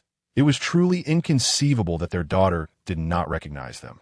Zhang Xiaojun, trembling, extended her hand and said, Darling, do not frighten your mother. You are the result of my 10 months of arduous labor. Zhen Jigua nodded and affirmed, My dear daughter, I am indeed your biological father. Zhen Qian fixed them with a cold stare and declared, I am perfectly aware of who my parents are. You are not. If you continue to impersonate my parents and take advantage of me, I shall report you to the authorities. The atmosphere in the living room became palpably tense. Upon seeing Wang Tao and these unfamiliar elderly couple, Zhen Qian was suddenly engulfed by a wave of fear. She felt her sense of security evaporate, and panic began to surge within her, accompanied by cold sweat. Her head throbbed painfully. She felt dizzy. A buzzing sound filled her ears, and her vision began to blur, rendering her surroundings surreal. As she gazed at the 3 strangers approaching, she seized nearby objects and hurled them in all directions. In her daze, she perceived the faces of the 3 individuals becoming grotesquely distorted. One of them opened a gaping maw and lunged at her menacingly. With a scream, she stumbled backward onto the staircase, teetering unsteadily. A thick fog enveloped her, obscuring reality. In this haze, the 3 strangers appeared dismembered, one head rolling away. While another's hand was it seemed as though she bore the brunt of their grievances. Zhen Qian could no longer endure the weight of it all and promptly fainted. Following that, she was haunted by grotesque visages, dismembered limbs, and severed organs, tormenting her both day and night. Gao Hang expressed his distress. Lu Wangshu found it peculiar. If there were no mental illnesses at play, it must stem from severe psychological issues leading to hallucinations. This was not beyond the realm of possibility. He took a sip of water and inquired, Brother Hang, have you ever perused a certain book? What book? Gao Hang asked. Psychological voyeurism, Lu Wangshu replied. Gao Hang pondered for a moment, as a faint recollection surfaced. Lu Wangshu continued, It posits that psychological issues can indeed give rise to hallucinations. The book recounts a case involving a bureau that embezzled a significant sum of money and subsequently fell under the scrutiny of a central inspection team. The bureau chief, plagued by guilt, found himself unable to eat or drink. His wife, witnessing his alarming emaciation, was as anxious as a cat on a hot tin roof. Hearing of a renowned psychologist in a certain city, she leveraged her connections to enlist his help. This psychologist had long since stepped away from clinical practice and was reluctant to make an exception for a mere bureau chief. However, due to the influence of the intermediary, who had previously aided him, the doctor resolved to assist the bureau chief. Initially, the chief was highly suspicious of the psychologist, but under the doctor's guidance and gentle hypnosis, he gradually managed to consume a small portion of rice, eventually regaining the ability to eat heartily. Trust began to blossom between the chief and the psychologist, his psychological defenses waning as he began to speak candidly under hypnosis. After the director embezzled a sum of ill-gotten money, he was plagued by a guilty conscience. Initially, he found it difficult to eat, consumed by the fear of being discovered. One day, he ventured out for an inspection, ostensibly to evade scrutiny from his superiors.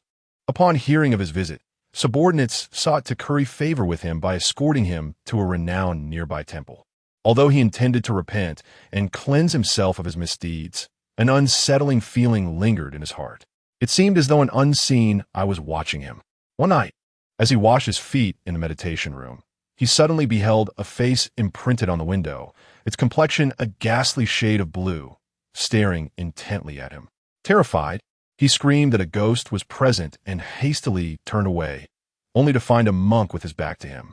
In a fluster, he exclaimed, "Master, there's a ghost outside." The monk, without turning around, gently removed his own head with his hands and replied, "A ghost? Is that so?" The director fled the temple at dawn and, upon returning, found himself unable to sleep soundly thereafter. Of course, there are no ghosts in the world. The apparition arose from his own guilty conscience. Wangshu remarked, and Gao Heng nodded in agreement. The specters of the subconscious are projected into reality, leading to auditory and visual distortions that manifest as hallucinations. Suddenly, Wangshu pondered a thought and inquired, "During your psychological counseling sessions, did you attempt hypnosis to uncover the root cause?" Gao Heng nodded, explaining, "She is currently in a state of extreme mental tension, her subconscious highly active and defensive. I dare not engage in deep hypnosis hastily. I must proceed cautiously and unravel the threads gradually." Wangshu felt a sense of oversight and furrowed his brow in contemplation. After a prolonged silence, he suddenly said, "How? Do you recall her mentioning that she had a nightmare, which she forgot upon waking? You should inquire about her dream. Dreams are often reflections of one's consciousness and subconscious." In that moment, Gao felt as though he had plummeted into an abyss, only to grasp a lifeline, and he exclaimed, "Lu, you truly are a genius. Your self-taught knowledge of psychology is remarkable." Wangshu smiled bashfully and replied, "Please do not elevate me. I am merely an amateur." Xiao Yang returned from Qingshui County in the dead of night, having been dispatched to investigate a large-scale viral infection outbreak in the area. Numerous individuals had contracted an unknown virus, traced back to a group who voluntarily registered with a pharmaceutical company for human trials, lured by a compensation of 10,000 yuan. After participating in the trials, these individuals were monitored by the company. When no side effects were observed over the span of a week, they began their journey home. However, a month later, a collective onset of symptoms such as coughing up blood and vomiting emerged, accompanied by skin lesions that proved to be contagious. Though the virus exhibited low transmissibility, its prolonged incubation period made detection challenging.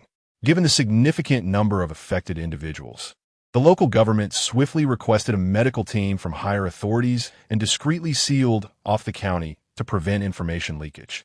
Due to Xiao Yang's previous efficiency in solving cases and his meticulous approach, the director assigned him to travel to Qingshui County to ascertain the situation and trace the source of the virus.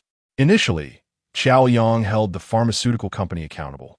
Yet the company's representative, wearing an expression of helplessness, informed him that they too were merely scapegoats.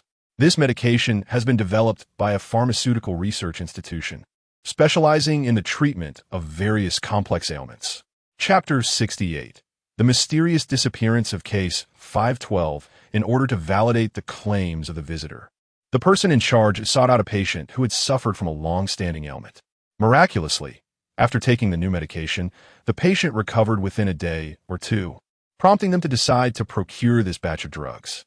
Their pharmaceutical company adhered to an unwritten rule that any newly acquired medication must undergo testing to ensure its safety. Later, Xiao Yang sought out the patient who had been cured, only to discover that the individual had recently passed away, the cause of death being this very new drug. Despite extensive investigation, the pharmaceutical research institution remained elusive. Xiao Yang lingered in Qingshui County for several days, yielding no results. If the source of the virus could not be identified, the repercussions of such information becoming public could lead to a significant uproar. During those days, Xiao Yang was as frantic as a tail set ablaze. Fortunately, the medical team worked tirelessly to analyze the virus's composition and successfully developed a vaccine. leading to the gradual recovery of the patients. The city authorities, not wishing for Qiao Liang to waste more time in Qingshui County, dispatched several junior detectives to remain on-site and summoned Qiao Liang back post-haste. Early the next morning, Qiao Liang sought out Lu Wangshu, interrupting the young master's peaceful slumber. A groggy Lu Wangshu glared at Qiao Liang with indignation. "Does your conscience not ache?" Qiao Liang, feeling sheepish, averted his gaze and scratched his head. Lu Wangshu, mistaking this for an apology, softened slightly. "Not all. My conscience is lively and well." In an instant, Lu Wangshu's expression turned icy. "Take your leave. I shan't see you out." With that, Lu Wangshu turned and ascended the stairs. Hey, I was wrong, old Lu. Qiao Liang quickly admitted his mistake and called Lu Wangshu down. "I have a particularly important matter for you to assist with," Qiao Liang said with a troubled expression. Seeing his demeanor, Lu Wangshu did not wish to press him further and inquired, "What is this particularly important matter?" Qiao Liang recounted the details of the recent major viral incident in Qingshui County to Lu Wangshu. Furrowing her brow, Lu Wangshu remarked, "This is clearly a criminal event. Has that organization uncovered any leads?" "I wish I knew," Qiao Liang replied, "but it seems as if this matter has vanished into thin air, leaving no trace whatsoever. I'm at a loss." At that moment, the sound of the door opening announced the arrival of Gao Hang. "Lu Gu, would you prefer to hear the good news or the bad news first?" Gao Hang exclaimed eagerly upon entering. Qiao Liang looked at him with curiosity. Lu Wangshu introduced, "This is my childhood friend Gao Hang, who has recently returned from abroad." Turning to Gao Hang, she added, "This is Officer Qiao, the captain of the criminal investigation team at the police station." Gao Hang saluted Qiao Liang and promptly extended his hand, saying, "Hello, Officer Qiao. It is a pleasure to meet you." Qiao Liang shook his hand and nodded. "Hello. There is no need to call me Officer Qiao. You may simply refer to me as Qiao Liang." After their pleasantries, Lu Wangshu turned to Gao Hang and said, "Please share the good news first." Suddenly, Gao Hang's expression grew serious as he stated, "Zhan Qian's condition has stabilized. Following her dream, I attempted deep hypnosis and discovered that her subconscious is somewhat amiss." "What do you mean by amiss?" "Deep within the recesses of her subconscious lies a memory that has been preserved remarkably well. However, I have discerned that this memory bears some peculiarities, as if it has been subtly undermined by external forces." Lu Wangshu furrowed her brow, gesturing for Gao Hang to continue. "The memories residing in the subconscious resemble a shattered mirror, fragmented into countless shards of glass. Her recollections have become disjointed into numerous segments. As I pressed further for clarification, I discovered that some of these fragments continued to splinter off from a significant earlier moment." "Have you uncovered anything particularly noteworthy?" I inquired. "Indeed," he replied. "Although her subconscious reveals a chaotic tapestry of memories, I managed to identify a specific fragment, a source of her hallucinations, associated with a man's name, Jiang Yan." "Jiang Yan? Jiang Yan?" Lu Wangshu and Qiao Liang exclaimed in unison. Gao Hang, startled, stammered, "Yes, Jiang Yan, what of it?" Lu Wangshu recalled the blue dossier she had encountered in her father's archive. The case of the bizarre disappearance, numbered 512, prominently featured Jiang Yan as the central figure. Qiao Liang, his brow furrowed in contemplation, remarked, "Jiang Yan is the subject of a perplexing disappearance case from 5 years ago. To this day, he remains unaccounted for, neither seen nor heard from. I stumbled upon this information while reviewing unsolved cases at the police precinct." Lu Wangshu hastily inquired of Qiao Liang, "Do you know who Jiang Yan's fiancée is?" Qiao Liang nodded, stating, "The records indicate that Jiang Yan's fiancée is named Zhan Qian." "Zhan Qian?" This time, it was Lu Wangshu and Gao Hang who responded in unison. The enigmatic disappearance from 5 years prior now begins to resurface, hinting at an impending revelation. Lu Wangshu felt as if an invisible hand had been urging her to unravel one unsolved mystery after another in the darkness. With the sudden appearance of the fiancé of the missing person from the bizarre 512 case, she was confident that she could crack the case, even if it had transcended 5 tumultuous years. "Qiao Liang, I wish to investigate this case and require your assistance," Lu Wangshu declared resolutely to Qiao Liang. Qiao Liang, in agreement, nodded. I will go to the police station to gather information and share my findings with you. Observing this, Gao Hang interjected. Since it is a case of disappearance, may I offer my assistance? Lu Wangshu nodded, patted his shoulder, and replied, You were the first to interact with Zhen Qian. Continue her treatment and, if necessary, visit her home. Lin Xiangyi had just emerged from the kitchen and was somewhat taken aback by the lively atmosphere in the living room. Brother Liang and Brother Hang, what are you having for breakfast? I just prepare a large spread. Come and eat. Upon hearing Lin Xiangyi's words, Xiao Yang and Gao Hang exchanged envious glances towards Lu Wangshu. Their stomachs growled in unison, and without a hint of embarrassment, they rushed to the dining table to devour the meal. Meanwhile, Wang Tao drove Zhen Qian back to the hospital. After registering and undergoing a scan, the doctor scrutinized the report before him, appearing somewhat perplexed. Your wife exhibits no mental issues, yet I have detected. Before the doctor could finish, Wang Tao interrupted, glancing at Zhen Qian and saying, You're still unwell. Rest here for a moment while I speak with the doctor. After a while, Wang Tao emerged with a grim expression, indicating that the conversation had not proceeded smoothly. You need to consult a psychologist. I shall take you to see David shortly, who is a renowned psychological expert from abroad, Wang Tao stated. Zhen Qian shook her head in refusal, responding, There is no need. I consulted a psychologist a few days ago, and I am feeling much better now. You sought out a psychologist? Wang Tao exclaimed in astonishment, his tone becoming a bit harsh. Why did you go to a psychologist without my knowledge? Are you aware of the dubious characters that exist outside? It is one thing to seek medical attention, but this pertains to your mental state. What if he were to hypnotize you? Zhen Qian was taken aback by his tone, her face paling slightly. Observing her reaction, Wang Tao softened his tone and gently remarked, Qian, I am not scolding you. It is simply that you are too naive. Sighing, he added, Gao Hang received a call today from Zhen Qian. Is this Dr. Gao? A stranger's voice echoed from the other end of the line. This is Gao Hang, he replied with curiosity. I am Wang Tao, Zhen Qian's husband. I have been informed that Qian has been receiving psychological treatment from you during this period. Is that correct? Mr. Wang Tao, greeting. Your wife has indeed been under my care for psychological treatment. Very well, Dr. Gao. Are you available tomorrow to treat my wife at our residence? Gao Hang recalled the words spoken to him by Lu Wangshu earlier that day, and without further hesitation, he replied, Certainly, I shall arrive tomorrow. The following day, outside an upscale villa community, the doorbell chimed melodically. Wang Tao rose to answer the door, revealing none other than Gao Hang. Dr. Gao? He inquired. Gao Hang not dead? And under Wang Tao's guidance, he entered the residence. The expansive hall was akin in size to a luxurious office building, adorned with a row of floor-to-ceiling windows on the right side. One of these windows featured a door handle, leading to a garden flourishing with an array of flowers, a testament to the homeowner's evident fondness for blooms, particularly roses. Wang Tao prepared a pot of exquisite Long Quan tea. Gao Hang was a connoisseur, accustomed to indulging in both coffee and afternoon tea during his time abroad. Although his knowledge of tea ceremonies was not profound, his extensive experience with various fine teas allowed him to discern their types solely by flavor. Indeed, the Long Quan tea was remarkably delightful. After savoring a sip, Gao Hang found himself yearning for more. Wang Tao's demeanor shifted perceptibly as he observed Gao Hang. His initial wariness began to dissipate.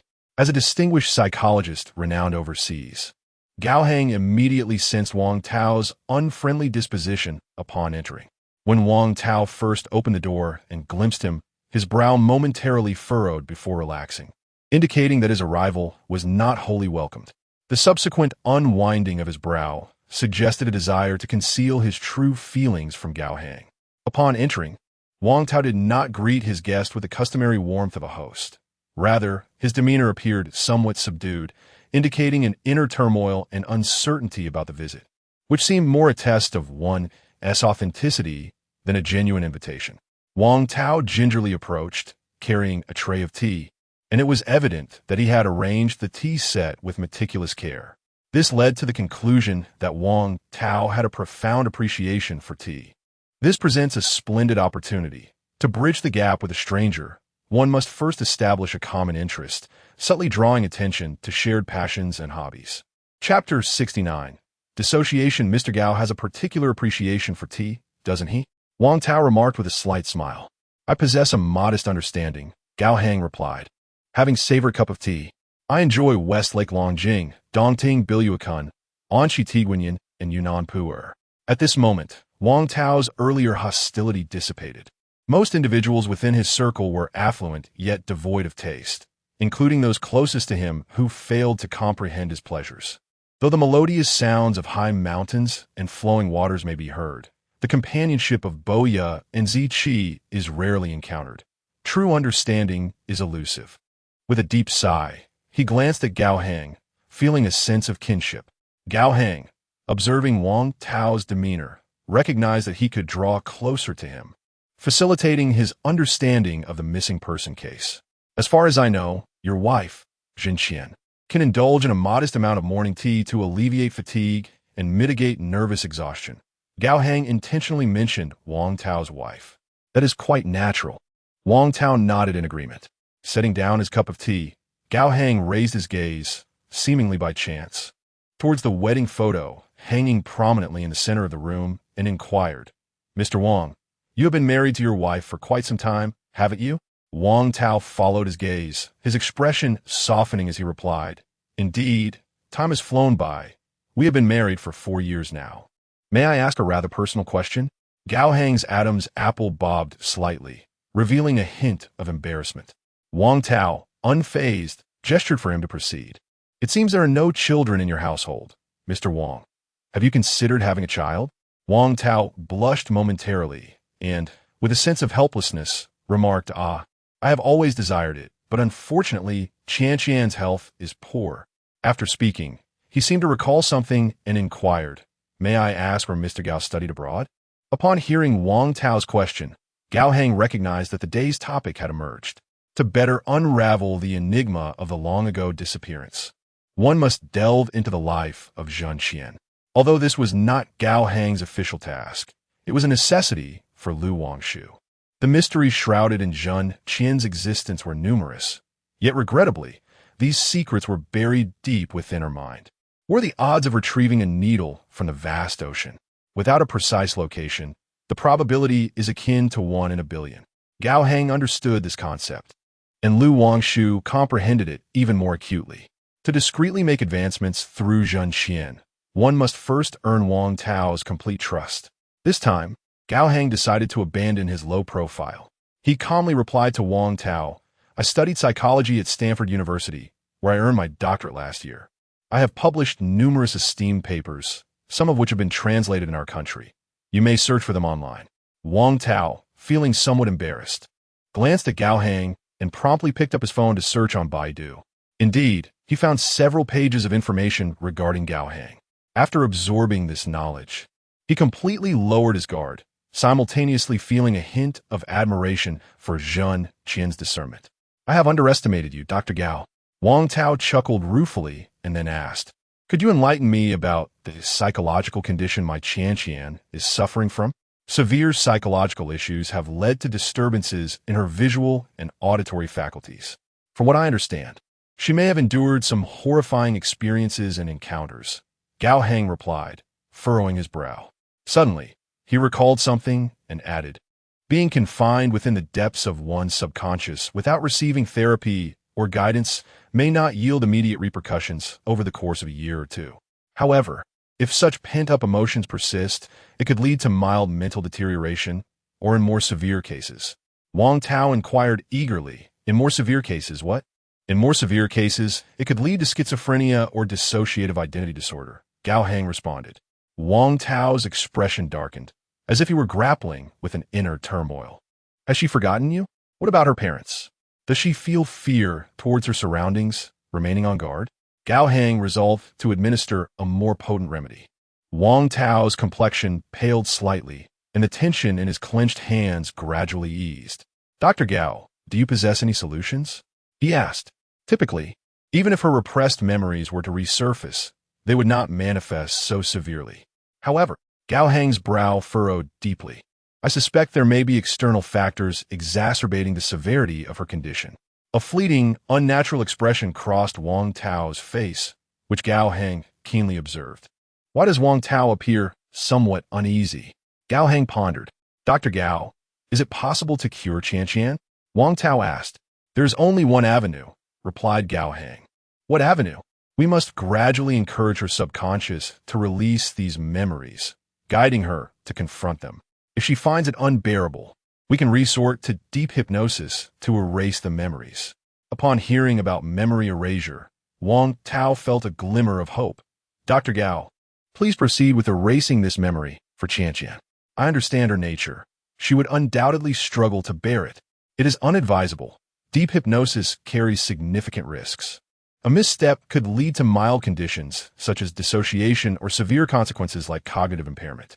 Upon hearing Gao Heng's words, Wang Tao's complexion fluctuated between ashen and pallid, reminiscent of an individual riding a roller coaster, experiencing the highs and lows of emotion.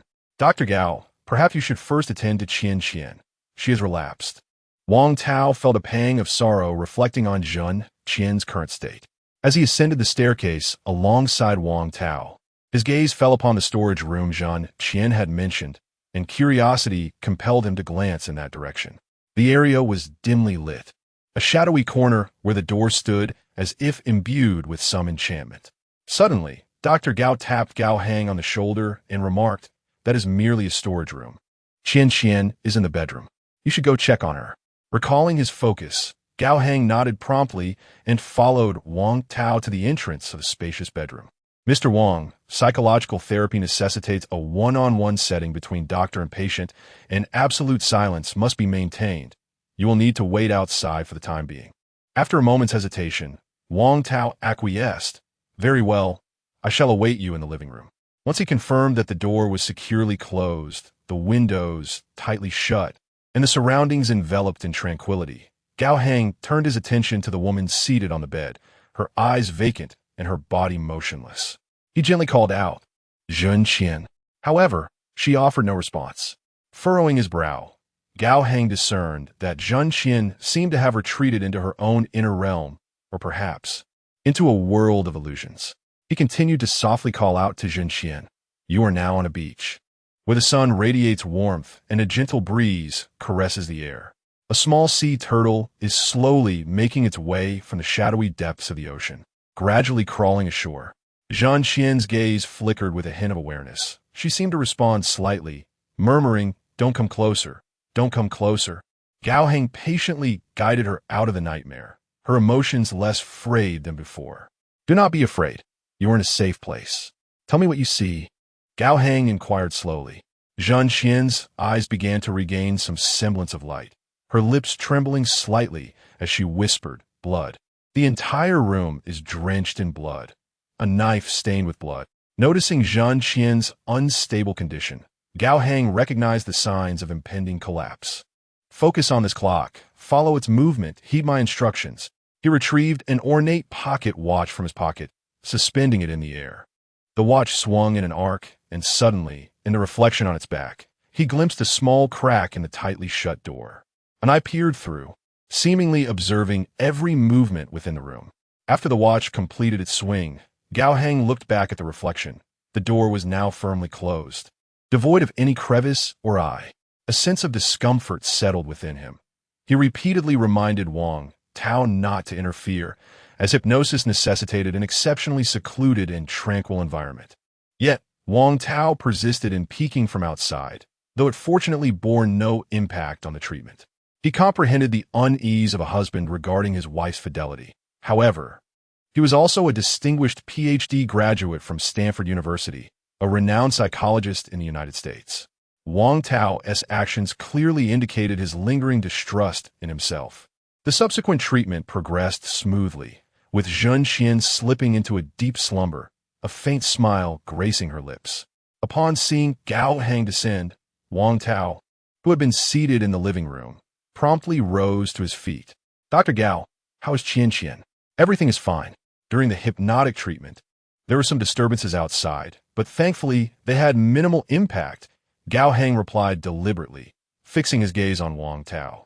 Wang Tao's expression remained unchanged, seemingly oblivious to the situation, as he eagerly stated, "As long as Qian Qian is all right, I will arrange for a dedicated psychological treatment room next time and hope the doctor can come when available."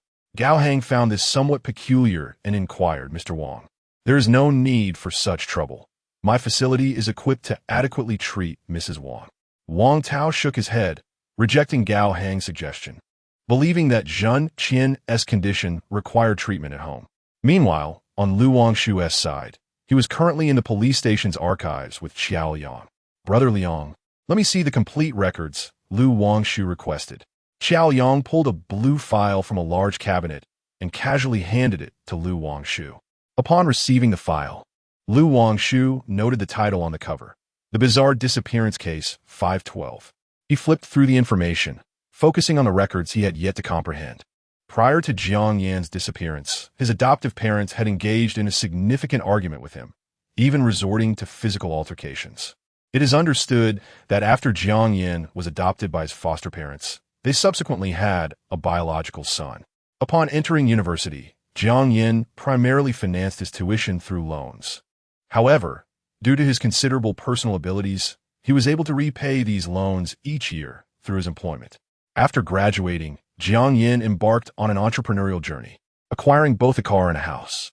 Yet his foster parents, invoking years of nurturing, demanded that Jiang Yan transfer ownership of his car and house to their biological son.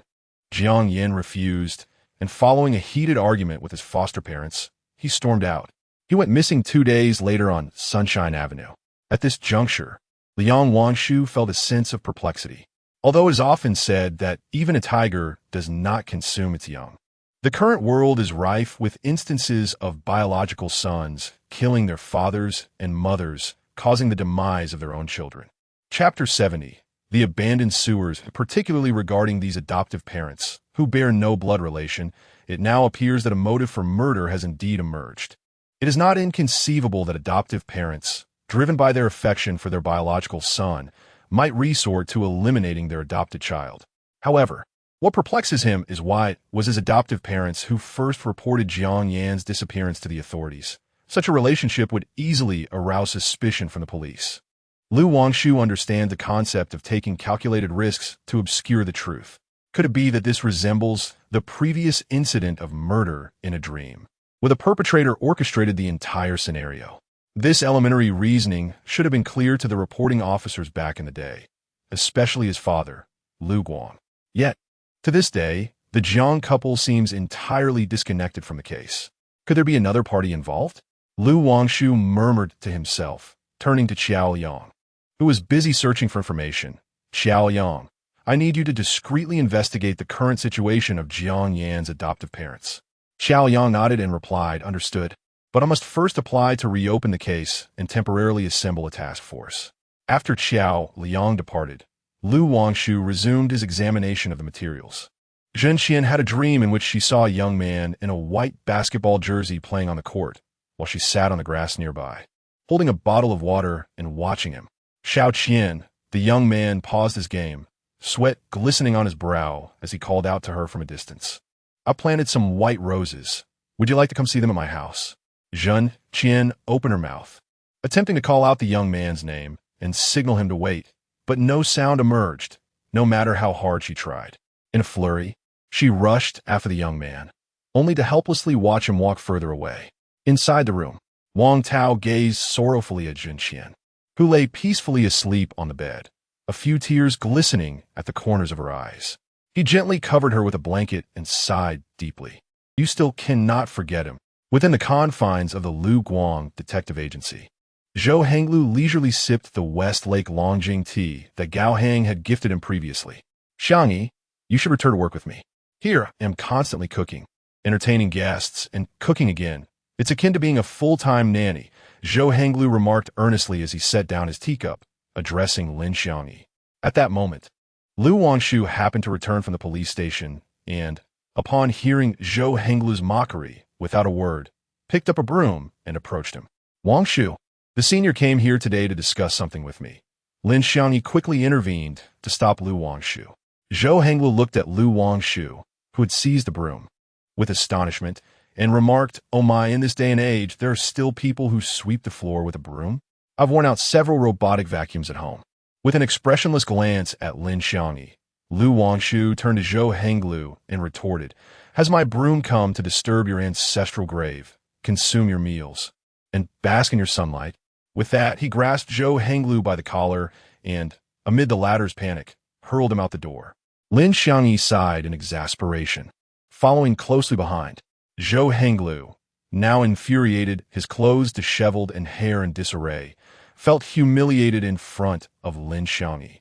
He glared furiously, vowing that he would not rest until he avenged this slight.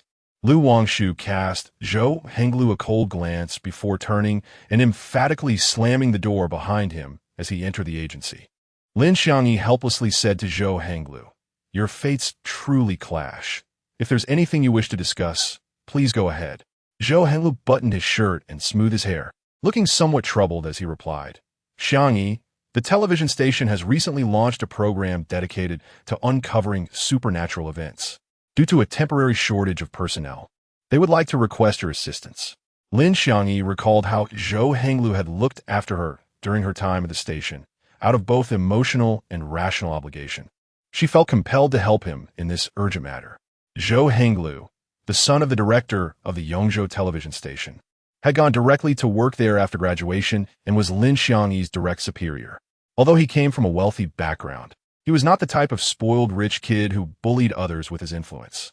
On the contrary, Zhou Henglu possessed commendable character and adhered to a philosophy of freedom and respect in matters of romance. Lin Xiangyi agreed to Zhou Henglu's request and inquired, "What exactly do you need me to do?" Recently, a journalist visited an abandoned sewer in the northern suburbs, where eerie sounds have been reported, causing widespread anxiety among the residents of the area. It is said that some individuals have claimed to have seen ghostly apparitions during the day, while others reported witnessing phantoms crawling on the ground at night. Those who encountered these sights were so terrified that they required hospitalization, and our reporters have conducted interviews with them in the hospital. The hospitalized individuals described seeing a ghastly figure, decomposed and bleeding from all orifices. Consequently, the streets of the northern district have become deserted at night, resembling a desolate wasteland. Upon hearing Zhou Henglu's account, Lin Xiangyi chuckled dismissively. Since she began working at the Lu Guang firm, she has encountered numerous bizarre occurrences alongside Lu Wangshu. Such supernatural phenomena involving deities and spirits are largely fabricated by human hands. As the saying goes, while people are aware that ghosts can be terrifying, ghosts are also keenly aware of human hearts. If one carries no guilt, there is no reason to fear a midnight knock at the door. If the heart is devoid of specters, how can one fear the supernatural? Xiangyi, prepare yourself. Tonight, Ui and Xiao Zhao shall venture into the abandoned sewer in the northern district to uncover the truth. After making this declaration, Zhou Henglu bid farewell to Lin Xiangyi and departed in his luxurious vehicle. Upon entering her home, Lin Xiangyi informed Lu Wangshu of Zhou Henglu's request for her assistance. Lu Wangshu furrowed her brow and replied, "Are you certain you wish to go? A television station that specializes in sensationalism could easily recruit anyone for such a stunt. Why did Zhou Henglu specifically choose you?" Lin Xiangyi shot him a glance and remarked, "Do not harbor any prejudice against the senior. Although his words may be harsh, he is truly a good person. The reason he sought my assistance this time is that the television station is genuinely short-staffed. Yet, despite this assertion, if it were someone else requesting your help, it might be acceptable. However, it is precisely the affluent Zhou Henglu that I find untrustworthy." Lu Wangshu felt a twinge of resistance within. A peculiar smile appeared on Lin Xiangyi's face as she teased, "Are you feeling jealous?" Lu Wangshu's heart skipped a beat, his pulse quickening, and with a slight flush, he nonchalantly replied, "I am merely concerned for your safety, worried that you might fall for his tricks and end up counting his money." Lin Xiangyi, visibly annoyed, shot him another glare, thinking stubborn as a dead duck. As dusk gradually descended, after their dinner, Zhou Henglu arrived in his luxurious car, which exuded an air of prestige, to pick up Lin Xiangyi. Despite Lu Wangshu's deep reluctance, he allowed Lin Xiangyi to go. In the vehicle, Zhou Henglu turned to the young Zhao in the passenger seat, who was holding a small camera, and instructed, "In a moment, you will film as we walk, staying behind Lin Xiangyi and me. Try to capture the darker, more eerie areas. If any rats or cats make a commotion, avoid filming those animals." He then turned to Lin Xiangyi in the back seat and continued, "You should walk ahead and keep a vigilant eye on your surroundings, especially for any ghostly figures reported by witnesses." As they made their way to the abandoned sewer in the northern part of the city, Zhou Henglu sensed that someone was trailing them. But the rearview mirror revealed only a handful of pedestrians and a few cyclists. Strange. Murmuring softly, Zhou Henglu came to a halt in the open space not far from the abandoned sewer. The surroundings were eerily quiet, occasionally interrupted by the soft rustling of sparrows nestled in the trees, while the wind whispered through, creating a gentle rustle. In this bizarre atmosphere, recalling the tale Zhou Henglu had narrated earlier that day, Lin Xiangyi felt an unsettling sense of foreboding, as if the very flora and fauna were conspiring against her. The trees, shrouded in darkness nearby, loomed like shadowy figures peering into the abyss, watching her intently. "Let us proceed and investigate," Zhou Henglu thought to himself, though a hint of trepidation lingered within him. However, seeing Lin Xiangyi by his side, he steeled his resolve and stated, "Xiao Zhao, you may now activate the night vision camera." Xiao Zhao nodded in agreement, and the trio, armed with flashlights, ventured toward the forsaken sewer. The abandoned sewer stretched infinitely, and as Zhou Henglu directed his flashlight ahead, he found that the light seemed to be swallowed by the encroaching darkness. Scattered debris littered the ground. Remnants of refuse lay decayed from years of neglect, suffusing the air with a pungent stench of rot. Clang! A soda can clattered in the distance, gradually rolling toward the three under the beam of their flashlight. "Perhaps it is merely the wind." Zhou Henglu swallowed hard, speaking with little conviction. Xiao Zhao, trailing behind, held the camera in one hand and the flashlight in the other, his voice quivering as he remarked, "Boss, we discovered prior to our arrival that the sewer has only this exit. Where could the wind possibly be coming from?" Lin Xiangyi's complexion appeared somewhat pallid as she gazed at Zhou Henglu, remarking, "It seems there is no wind behind us, and if it were the wind, it would not be rolling towards us." Zhou Henglu's expression darkened, yet despite his unease, he resolved to press on with the investigation. To bolster the morale of his companions, he mustered his courage and declared, "All right, let us not frighten ourselves. It could merely be a rat. Let us venture inside and see for ourselves." Upon reaching the stationary soda can, Zhou Henglu shone his flashlight around, revealing nothing but litter, a few shattered stones, and walls adorned with moss. There was little to fear. Nothing was amiss. A sigh of relief escaped Zhou Henglu's lips. The trio continued onward, the path no longer straight but twisting and turning. And the sewer space felt more confined than when they first entered. "Do you hear any sounds?" Lin Xiangyi inquired, as she seemed to detect faint whimpering. "I don't hear anything." "What sounds?" Zhou Henglu halted, responding with curiosity. From the depths of darkness ahead, there emerged a cacophony of ghostly wails. Sending a chill down Zhou Henglu's spine. "Switch to another flashlight and see what lies ahead," he instructed, gesturing for Xiao Zhao to produce the portable spotlight. As the blinding beam pierced through the shadows, the trio beheld numerous silhouettes, large and small, swaying towards them. "Quickly, use the night vision camera," Zhou Henglu whispered urgently. "Boss." Beneath our feet, Xiao Zhao's face was a mask of sorrow, appearing almost green under the dim light. Zhou Henglu and Lin Xiangyi glanced down at his feet, where a decaying hand clung desperately to Xiao Zhao's pant leg. Lin Xiangyi illuminated the area with her flashlight, and the sight that met their eyes sent shivers through all three, as if their very souls had left their bodies. Chapter 71.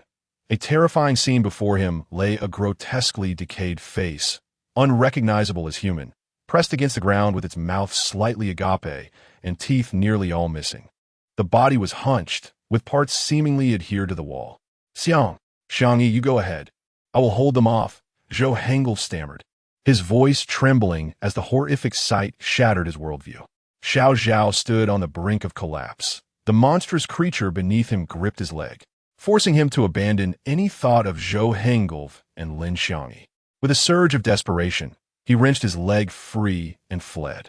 as Lin Xiangyi turned to escape. She felt as though the disfigured creature whispered a plea for help. While racing toward the manhole, Zhou Hengulv glanced back, only to see dark figures quickening their pace toward them.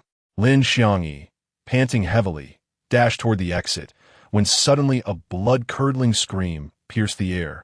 It was Xiao Zhao's voice. Xiao Zhao was the first to break free from the dilapidated sewer. When Lin Xiangyi hurriedly emerged, she found herself enveloped in darkness, utterly alone. Where has Xiao Zhao gone?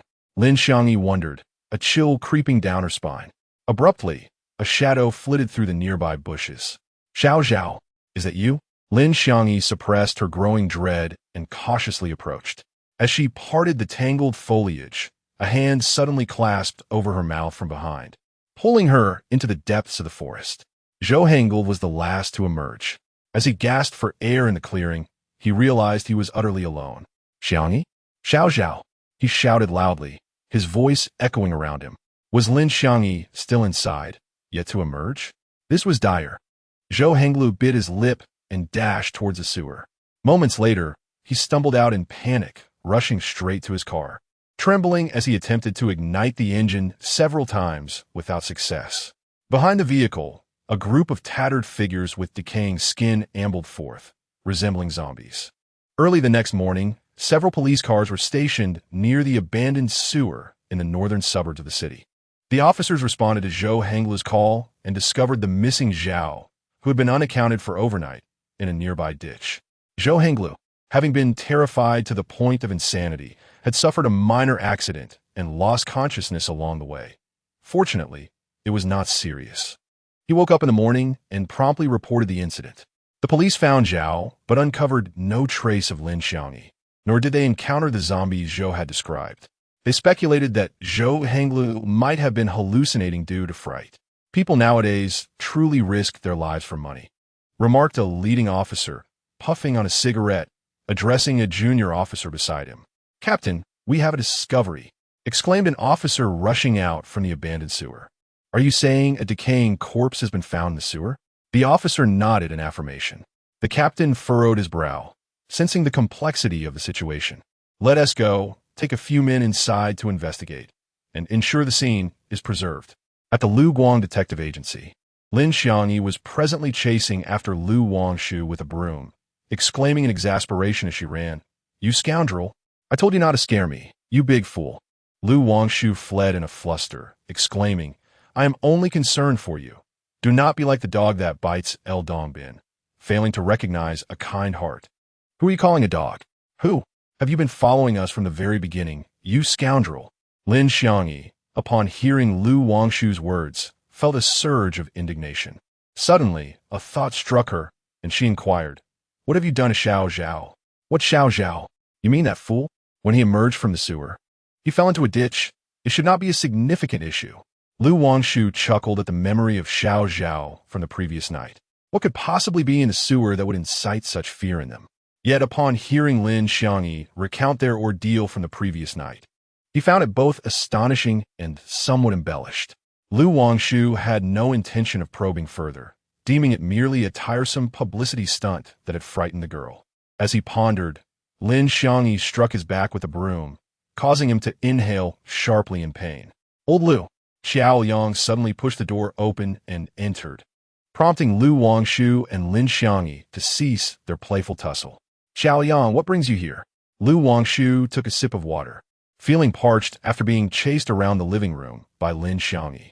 Being old acquaintances, Xiao Yang unreservedly sank into the sofa. After Lu Wangshu returned from the police station yesterday, he had sought out the director, assuming that the prolonged absence of progress in Jiang Yan's missing person case would deter experienced officers from taking it on. To his surprise, the director not only welcomed his initiative but also encouraged him to investigate. However, the director cautioned him not to become overly engrossed in this enigmatic case, emphasizing the importance of maintaining focus on his current duties. "I dispatched a subordinate to investigate Jiang Yan's adoptive parents and uncovered certain matters." Xiao Yang inquired, "What matters?" After Jiang Yan's disappearance, the newly established company was sold by his adoptive parents, and all the proceeds were given to their soon-to-graduate son, Jiang Chengkai. "What happened afterward?"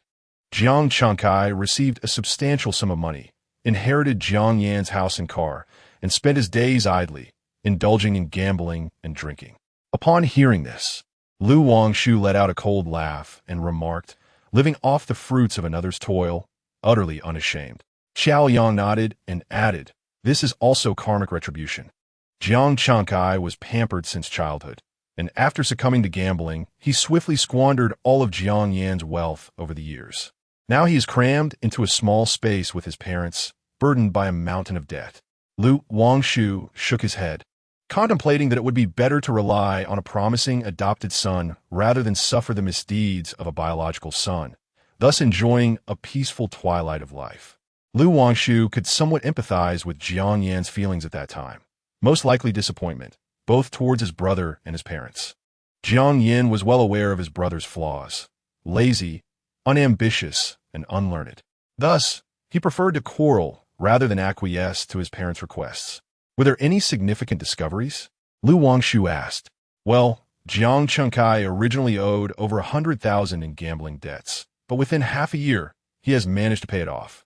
Jiang's parents have not yet retired, and their salaries could not possibly cover Jiang Changcai's debts so quickly, Xiao Yang said, his face a mask of confusion. Lu Wangshu's mind rapidly analyzed and digested this information, sensing that the situation was far from simple. It is implausible for Jiang Changcai to amass wealth overnight. He is merely a mindless, corpulent maggot. I suspect the issue lies with the Jiang family's parents, Lu Wangshu remarked casually. Xiao Yang glanced at Lu Wangshu, touching his nose, and inquired, Old Lu, do you have any suggestions?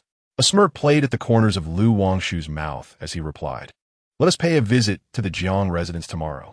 At the break of dawn the following day, Lu Wangshu, Xiao Yang, and Lin Xiangyi set off in a car toward the Jiang household.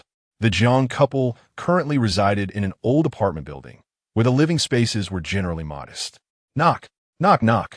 Hearing the sound of knocking, Father Jiang assumed it was his son returning home, as Jiang Changcai often forgot his keys when leaving. Today, however, his son seemed to have returned rather early. Typically, his knocks were thunderous, echoing throughout the entire building.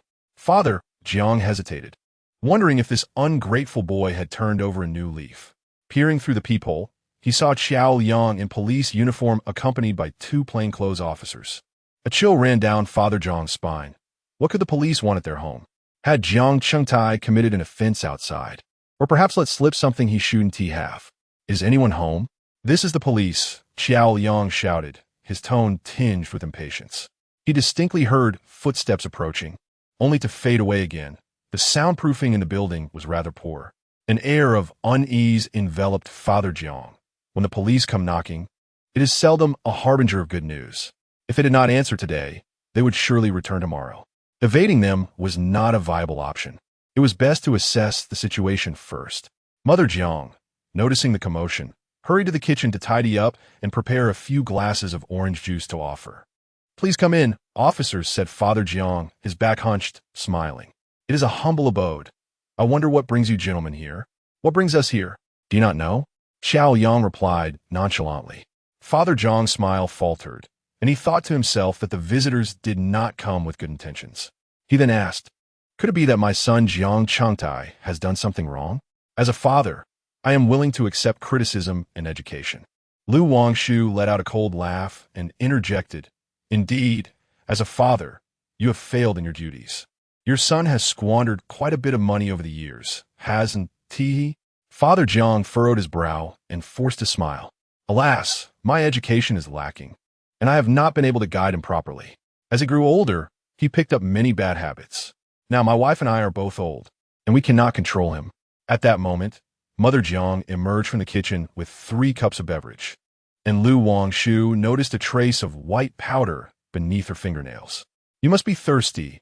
Please have some drinks, Mother Jiang said with a smile.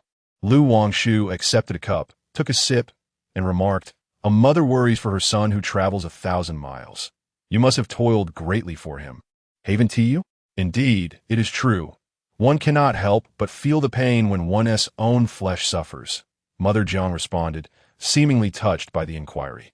Lu Wangshu set down his drink and said, let's speak plainly. We are here to investigate the case of Jiang Yan's disappearance. Upon hearing Lu Wangshu's words, father and mother Jiang exchanged glances, secretly relieved, yet their expressions turned to one of astonishment as they said, "Isn't the case of Yin settled 5 years ago?" At that time, so many officers were dispatched to search, yet there was still no trace.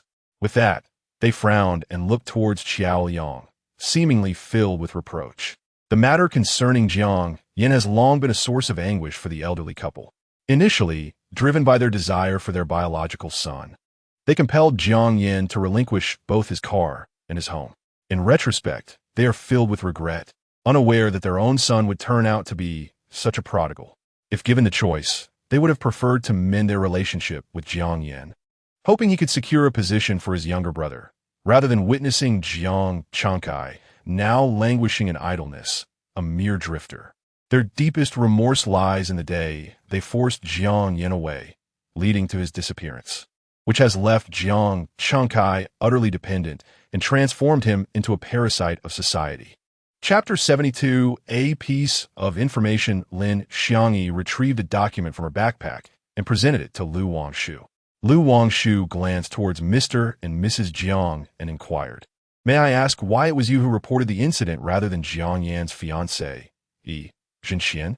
Mr. Jiang's expression grew increasingly complex as he replied, "After our argument with Yin that day, we reflected on our actions and recognized our shortcomings. One must always consider matters from another's perspective." He paused, wiping away a tear, and continued, "I realize our demands were perhaps excessive. Yin has never resented us for favoring our biological son. Rather, he has been exceptionally kind to Changkai. I have reflected on this, which is why I attempted to call Yin to apologize. That day, Mr. Jiang was unable to reach Jiang Yin by phone, so he reached out to Zhenxian. Strangely, her phone was turned off. Assuming their son was merely upset with them, the couple resolved to visit Jiang Yin's new home the following day to offer their apologies. Yet, upon arrival, they knocked for an extended period with no response, and calls went unanswered.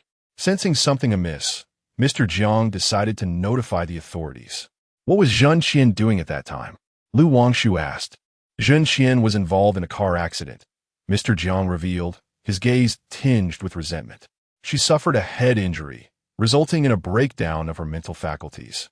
Although she eventually recovered, she lost her memory. You seem to harbor considerable grievances against Zhenxian, Lu Wangshu observed, gazing intently at Mr. Jiang. Mr. Jiang's countenance darkened as he replied, "Whether Zhenxian has truly lost her memory is of little consequence to me. However, the fact remains that while our son remains missing, she immediately turned to another man, and I have heard that she was pursued by him during her university years." Who is that man? Wang Tao. Unable to extract any further valuable information, Lu Wangshu and the others decided to take their leave. At that moment, Lu Wangshu noticed a small amount of white powder at Aunt Jiang's waist, resembling flour. "Aunt Jiang, your beverage is quite delightful. Did you make it yourself?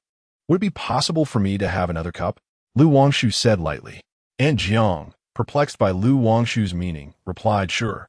I'll just go to the kitchen and pour you another cup. No need to trouble yourself. The cup I just had is still here." "I'll accompany you to the kitchen," Lu Wangshu smiled. Aunt Jiang instinctively glanced at Uncle Jiang, seemingly indecisive. Observing this, Uncle Jiang promptly smiled at Lu Wangshu and said, "My wife tends to be a bit fussy about her tasks. Allow me to take you instead." Lu Wangshu perceived the couple's unease and thought, indeed, there is something amiss between them. Upon arriving in the kitchen, Lu Wangshu appeared to assist Uncle Jiang in pouring orange juice, while discreetly surveying the surroundings. He noticed 2 bags of flour in the kitchen. One was loosely tied, while the other had a slightly open mouth with a few clumps of flour inside. Lu Wangshu finished the orange juice in one go and handed the cup to Uncle Jiang, who quickly rinsed it and turned to find Lu Wangshu already standing at the kitchen door. Stealing a glance at the 2 bags of flour, Uncle Jiang escorted Lu Wangshu out.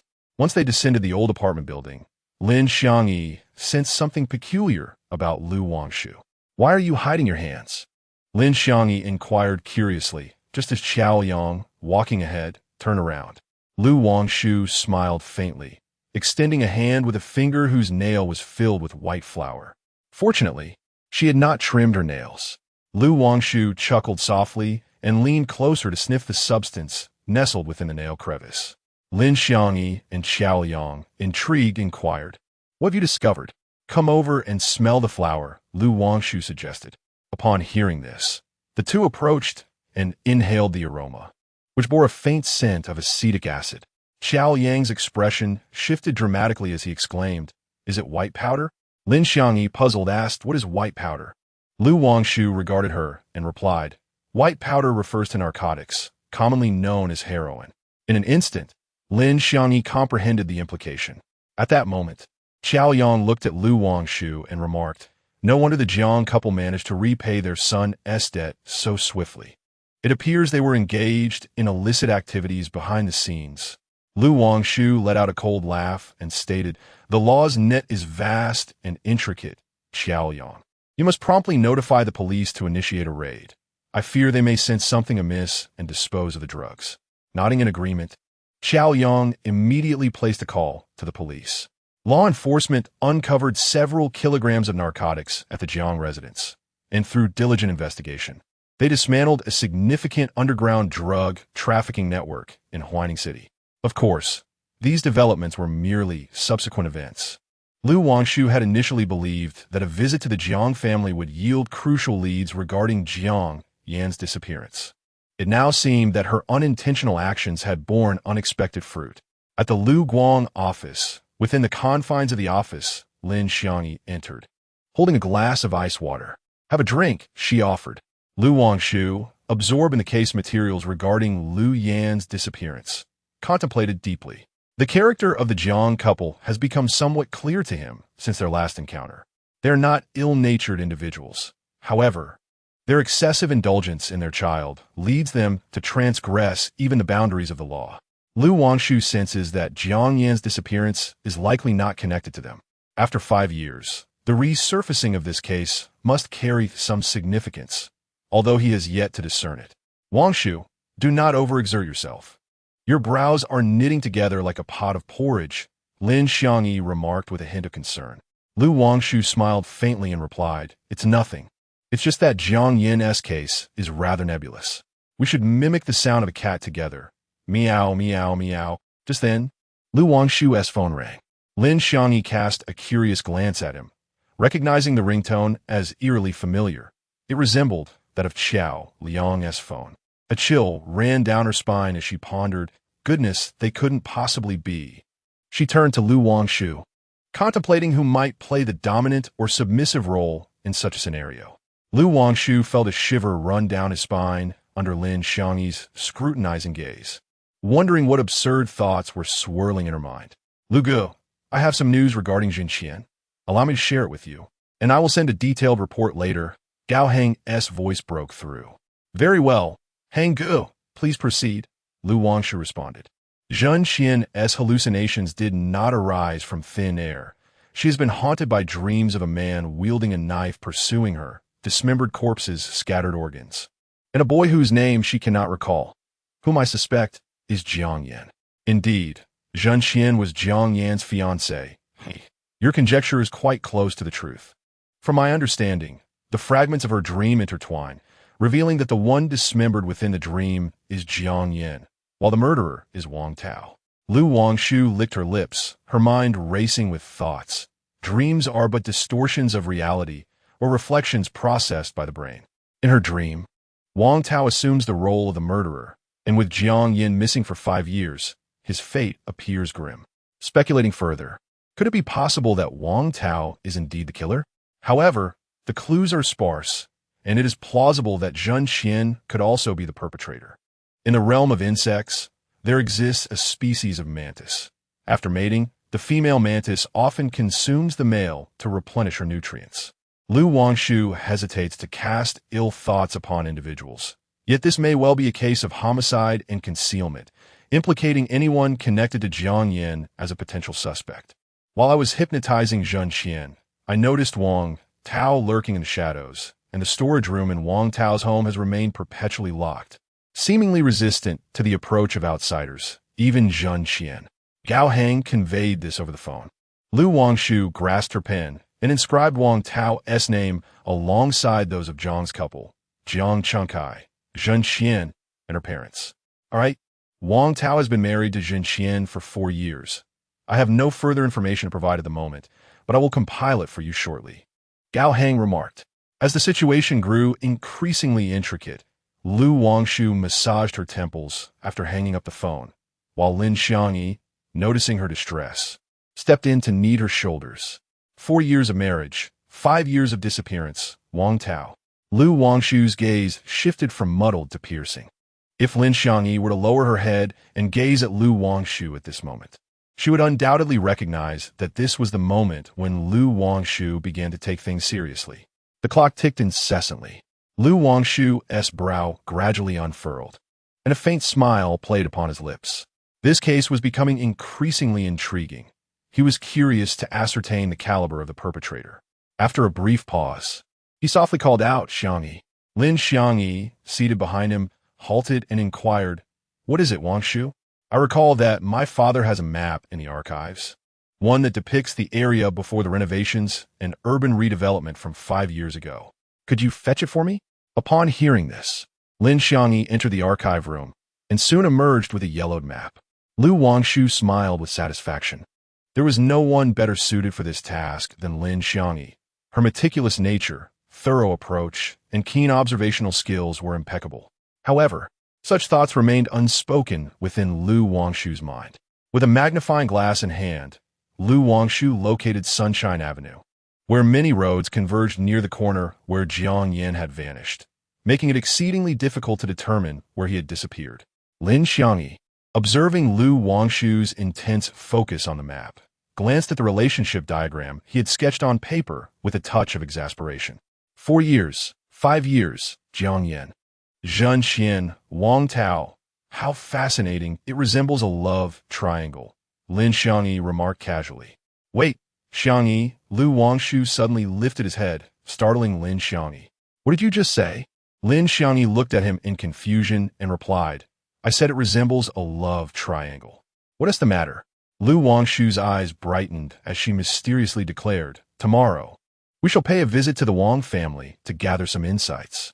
The following day, Lu Wangshu contacted Xiao Liang in advance and, accompanied by Lin Xiangyi, proceeded to the Wang residence.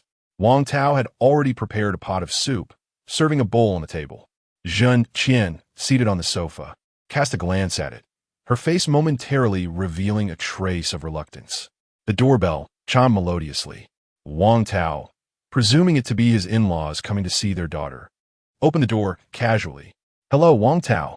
I am Xiao Liang from the city police department, and this is my assistant. Xiao Liang gestured towards Lu Wangshu and Lin Xiangyi. Wang Tao furrowed his brow and inquired, Officer, is there something you need? We're here to inquire about the case of Lu Yan's disappearance from 5 years ago. Xiao Liang replied nonchalantly. Lu Yan? A flicker of discomfort crossed Wang Tao's face as he responded. Wasn't that case already closed 5 years ago? Xiao Liang scrutinized Wang Tao and stated, Recently, the police department has intensified efforts to resolve unresolved cases. We kindly ask for your cooperation. Reluctantly, upon hearing Xiao Liang's words, Wang Tao had no choice but to invite the three into his home. Chapter 73. Enshrouded in mist upon the entrance of the three individuals, Zhen Qian hastily rose and seated herself aside, yielding the central position of the grand sofa to Xiao Liang and his companions. Observing Zhen Qian's demeanor, which bore no semblance of a gracious hostess, Wang Tao offered an awkward smile and remarked, This is my wife, Zhen Qian. She has been unwell lately. I hope the officers can understand. Lu Wangshu gazed at Zhen Qian, who had long been described by Gao Heng, and now, at last, she beheld the woman in person. However, it seemed that, as Gao Heng had suggested, Zhen Qian had forgotten many things, and Lu Wangshu could sense her unfamiliarity with this home. The three officers savored the tea, which was of exquisite by Lu Ochan. Wang Tao promptly prepared a pot of tea and carefully presented it. Xiao Yang surveyed the villa, noting the signs of recent renovations. Wang Tao, how long have you resided here? Xiao Yang inquired, casually accepting the tea Wang Tao offered. 5 years. It has been a while. I hope I do not bore the officers, Wang Tao replied as he handed the last cup of tea to Lu Wangshu. 5 years. Lin Xiangyi mused with curiosity, asking, if I may be so bold, did you own this house before your marriage? Wang Tao paused momentarily, then nodded, explaining, I am several years older than my wife. While she was still in university, I was already engaged in business. With that, he made his way to the dining table, where a bowl of soup awaited, lest it grow cold. Zhen Qian remained seated, lost in thought, her expression distant. Officers, please hold on a moment.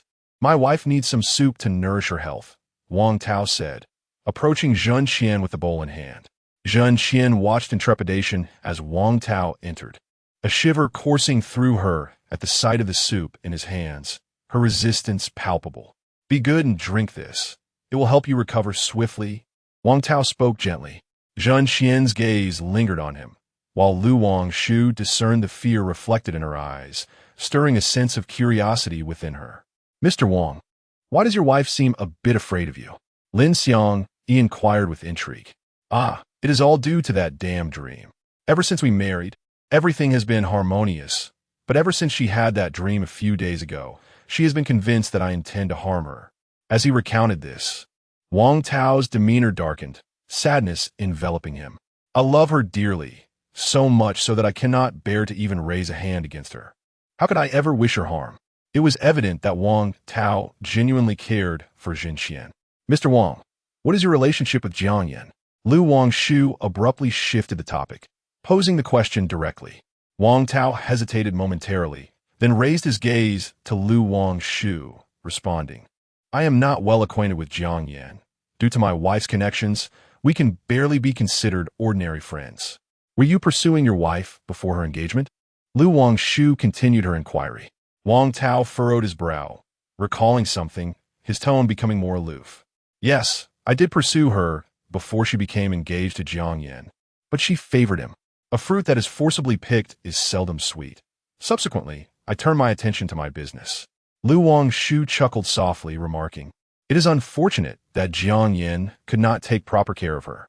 It seems that you and your wife are indeed a match made in heaven. Upon hearing Lu Wangshu's compliment, Wang Tao's expression softened slightly, yet it quickly darkened again. You are called Zhen Qian, correct? Do you recognize this person? Lu Wangshu took out a photograph from his shirt pocket, and the person depicted was Jiang Yan. Zhen Qian accepted the photograph from Lu Wangshu and gazed at the youthful face smiling brightly at her, a visage she had encountered in her dreams countless times. Unbeknownst to her, tears began to cascade from the corners of her eyes. Through her blurred vision, she seemed to perceive the young man, joyfully leading her to a secret garden that belonged solely to them. Xiao Qian, look at the white roses I have newly planted. Aren't they exquisite? Once they bloom, I shall gather them to weave a bouquet to adorn your head, making you my little princess. After uttering these words, the young man leaned in gently to kiss her lips. She vividly recalled that kiss, sweet and infused with a hint of mint. Officer, this approach seems rather inappropriate, Wang Tao remarked, his expression darkening. Lu Wangshu offered a faint smile, confirming his suspicions that to unravel the mystery of Jiang Yan's disappearance, the investigation must pivot towards Zhen Qian, with particular scrutiny on Wang Tao. Xiao Yang narrowed his eyes and said, Wang Tao, this is a necessary investigation. Please cooperate with the police. Wang Tao swallowed his words, feeling increasingly unsettled. As Zhen Qian continued to examine the photograph, a dense fog suddenly clouded her vision. In her panic, she beheld a bloodied head lying beneath her feet, its eyes wide open, filled with a deep-seated resentment directed at her. Lu Wangshu observed that something was amiss with Zhen Qian before her. Her gaze was not fixed on the photograph, but rather cast downward, her expression etched with fear, and her lips moved in a silent incantation. Lu Wangshu listened intently. It seemed she was murmuring about her head and imploring not to be blamed. Wang Tao noticed Zhen Qian's body trembling incessantly, her demeanor appearing quite unwell. He hurried over, enveloping her in a comforting embrace, reassuring her, I am here. Do not be afraid. Upon departing Wang Tao's residence, the trio prepared to return to the office. Lao Lu, I failed to grasp your intentions at Wang Tao's today, Xiao Yang remarked as he drove. Lu Wangshu replied nonchalantly. I merely assessed the two individuals who might harbor motives to harm Lu Yan. Surely, if Lu Yan were truly to perish, the body would not remain undiscovered for 5 years. After all, this is a bustling city like Yongzhou. The stench of decay would be quite pronounced. Xiao Yang expressed his impatience. Lu Wangshu offered a faint smile and replied, It is not impossible to remain unaware of a body or its odor. Have you ever observed the refrigerated meat section in a supermarket? Xiao Yang paused in realization, then slapped his forehead, exclaiming, Indeed, how foolish of me. I beg your pardon. However, it was Lin Xiangyi, who had been silent for quite some time, who spoke next. If someone has deliberately concealed and frozen a body, it must necessitate a particularly large freezer. Who do you think is capable of hiding it? Lu Wangshu refrained from answering, lowering her head in contemplation. As it stood, the Jiang couple appeared to be unlikely suspects, and Jiang Changkai was even less probable, leaving only Zhen Qian and Wang Tao as possibilities. At present, it seems that Zhen Qian's suspicion has intensified, leaving Lu Wangshu perplexed as to why Zhen Qian frequently utters the phrase, do not blame me. He recalls the report from Gao Hang, which documented Zhen Qian's account of her dream, wherein she mentioned both do not blame me and eyes filled with resentment. Xiao Yang, investigate Jiang Yin, Lu Wangshu suddenly declared. But isn't Jiang Yin dead? Xiao Yang was about to inquire, yet he quickly grasped Lu Wangshu's implication. Upon arriving at the entrance of the Lu Guang law firm, Lin Xiangyi glanced at Xiao Liang, who had yet to descend, and asked, Brother Liang, shall we not share a meal together? Xiao Yang chuckled and replied, No, I shall merely grab a cup of instant noodles to tide me over. There is a mountain of work awaiting me at the bureau. I'm swamped. You must take care of your health, Lin Xiangyi remarked, no longer insisting, and followed Lu Wangshu into the firm. The following morning, Gao Hang pushed open the door to the firm, finding Lin Xiangyi engaged in her tasks in the living room. Brother Gao, what brings you here? She asked, somewhat surprised. I'll wait for him here, Gao Hang replied, his expression unnerving as if burdened by unspoken thoughts. All right, please have a seat. I'll fetch you a glass of water. No sooner had Lin Xiangyi finished speaking than Lu Wangshu descended from the upper floor. Brother Hang, what brings you here? Lu Wangshu inquired, puzzled. I thought it was Xiao Yang when I heard sound from downstairs. Gao Hang took a sip of water, furrowing his brow as he said, I have been treating Zhen Qian, but recently I have noticed fluctuations in her condition. At times she appears normal, while at others she seems dazed. Lu Wangshu gazed at him, perplexed, and inquired, How could this be? Uncertain, Gao Hang replied. Every time after her treatment, her condition appears remarkably well, yet upon her return, her illness deteriorates again. I suspect some external force is influencing her. After listening, Lu Wangshu lowered his head and paced back and forth, harboring doubts that there might be deeper secrets surrounding Jiang Yan's case. Suddenly, Lu Wangshu's phone began to vibrate. Old Lu, didn't you send a few subordinates to investigate Jiang Yan yesterday? There's new information, came Xiao Yang's voice. What's the situation? Lu Wangshu responded. Jiang Yan maintained contact with a female acquaintance before and after his engagement to Zhen Qian. Some have claimed to have seen him and this girl together in a hotel room, Xiao Yang explained. What a scoundrel! Lin Xiangyi, who was nearby and overheard the conversation on speakerphone, interjected with disdain. Is there more to uncover? This information alone is not particularly helpful for the case, Lu Wangshu remarked, furrowing his brow. Zhen Qian was pregnant, but she miscarried due to Jiang Yan's actions, Xiao Yang added. After ending the call, Lu Wangshu instructed Xiao Yang to visit Zhen Qian's parents' home to inquire about her whereabouts during Jiang Yan's disappearance. Lin Xiangyi expressed her indignation. Such a man deserves to go missing. The child that lived within his mother's womb has perished because of him. He deserves retribution. Lu Wangshu sighed softly, shaking his head. He turned to Gao Hang and said, Brother Hang, Zhen Qian is of utmost importance now. I hope you can do your best to treat her and help us uncover more clues. Gao Hang nodded and said, I will do my utmost. Rest assured. At the Municipal Public Security Bureau, within the forensic laboratory, Chi Min gazed upon the cadaver brought from the abandoned sewer in the northern part of the city, his brow furrowed and his gaze piercing. When this decayed body had been delivered a few days prior, he discerned that it was a recent death. The putrid flesh was not merely the result of decomposition, but rather the consequence of an unidentified virus. Initially, Qin Min harbored concerns regarding the contagious nature of this novel virus, but later realized that it was not easily transmissible. Once it invaded the human body, its incubation period would extend, and when the opportune moment arrived, it would swiftly lead to death.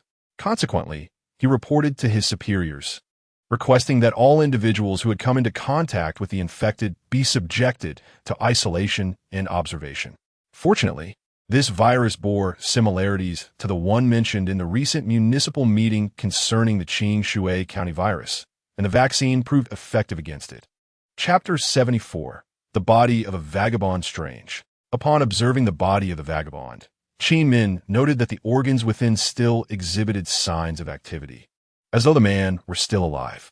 At that moment, a figure entered the forensic room. "Captain Guan, what brings you here?" Qin Min turned, somewhat perplexed. Guan Zhong, the deputy captain of the criminal police team, was an undeniable workaholic, having crossed into his 30s without ever marrying. "Is there anything unusual about the body?" Guan Zhong inquired in a measured tone. When the corpse first arrived, it was in an advanced state of decay, yet the flesh appeared remarkably fresh. The estimated time of death is around 4 or 5 in the morning. There are no remnants of food in the stomach, nor any waste in the intestines, suggesting he has not eaten for several days. Qin Min replied, gently lifting the vagabond's abdomen with his tools. What is peculiar is that this virus seems to sustain his organs, preventing deterioration and allowing them to function. Guan Zhong chuckled softly, remarking, "Now this is intriguing, reminiscent of a cinematic survival crisis. Could it be that someone is experimenting with the T-virus?" After saying this, he regarded Qin Min, a troubling premonition beginning to brew within him. "Report, Captain Guan.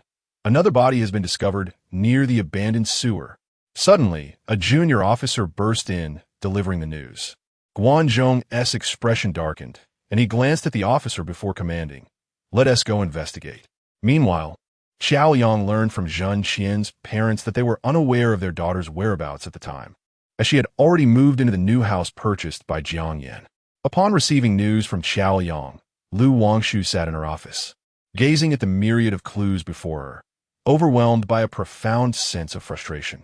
The case had lingered for 5 long years, and the path to resolution seemed increasingly elusive. Where, indeed, lay the direction to crack the case? Distracted, Lu Wangshu turned her eyes to the window, where gardeners were meticulously pruning branches and watering the flowers along the street. She averted her gaze and opened a file, which contained the treatment report provided by Gao Hang during his last visit. To her surprise, Lu Wangshu noticed a peculiar passage indicating that Zhen Qian had repeatedly dreamt of roses, accompanied by Gao Hang's annotations. Suddenly, the recollection struck her at Wang Tao's residence. There was also a garden predominantly filled with roses. "No longer can I confine my thoughts to the present environment," Lu Wangshu mused. "Since this is a case from 5 years ago, I must align my thinking to that time. Xiangyi, help me locate any florist near Sunshine Avenue in Yongzhou from 5 years ago," she called out decisively. Hearing Lu Wangshu's voice, Lin Xiangyi hurriedly consulted a map. "Yes, there is only one florist near Sunshine Avenue," she responded, pointing to a specific location on the map. Lu Wangshu's eyes sharpened with focus. The florist was fortuitously situated near the corner where Jiang Yan had vanished. "Xiangyi, come with me. Let us see if the florist still exists," she declared, rising abruptly and taking Lin Xiangyi's hand as they made their way outside. Lin Xiangyi felt a slight tremor run through her body. After all this time, it was the first occasion he had held her hand, albeit inadvertently. Yet, a flicker of joy and sweetness blossomed within her heart. Upon exiting the office, Lu Wangshu turned to Lin Xiangyi with a hint of curiosity and inquired, "Are you feeling anxious?" Not at all," Lin Xiangyi replied, somewhat awkwardly. "Then why are your hands sweating?" Lu Wangshu observed. Lin Xiangyi found herself at a loss for words. It was hardly appropriate to divulge to Lu Wangshu that this was her first time being held by him, and her heart was brimming with excitement and joy. "What a fool!" Lin Xiangyi pouted, silently chastising Lu Wangshu for his lack of understanding of a girl's feelings. "Let's hurry up. Why so many questions?" Lin Xiangyi retorted. Her cheeks flushed with embarrassment as she shot him a glance. Wangshu shrugged, displaying a look of helplessness. Upon reaching Sunshine Avenue, they found themselves amidst a bustling crowd, a vibrant commercial hub teeming with life. As summer had now graced the season, the girls on the streets donned ultra-short shorts, low-cut tops, and skirts. Occasionally, a few young men were captivated by the attire of the girls, yet their gazes were merely feasting upon the sight. Any hope of a more intimate encounter was left to the crowded buses, which offered the perfect opportunity. At this moment, Wangshu and Lin Xiangyi had squeezed onto a bus, with a confined space, combined with the vehicle's swaying motion, inevitably led to accidental collisions between men and women. At the front of the bus, a man of diminutive stature, with a rather unsavory appearance, seemed to be waiting for someone to step into the aisle, only to jostle his way onto the bus once it began to move. His shifty eyes scanned the surroundings, seemingly in search of a target, and suddenly, those lecherous eyes lit up upon spotting Lin Xiangyi in the center. Lin Xiangyi leaned against the seat, gripping the handle above her. A lecherous man squeezed into the crowd, discreetly unzipping his pants.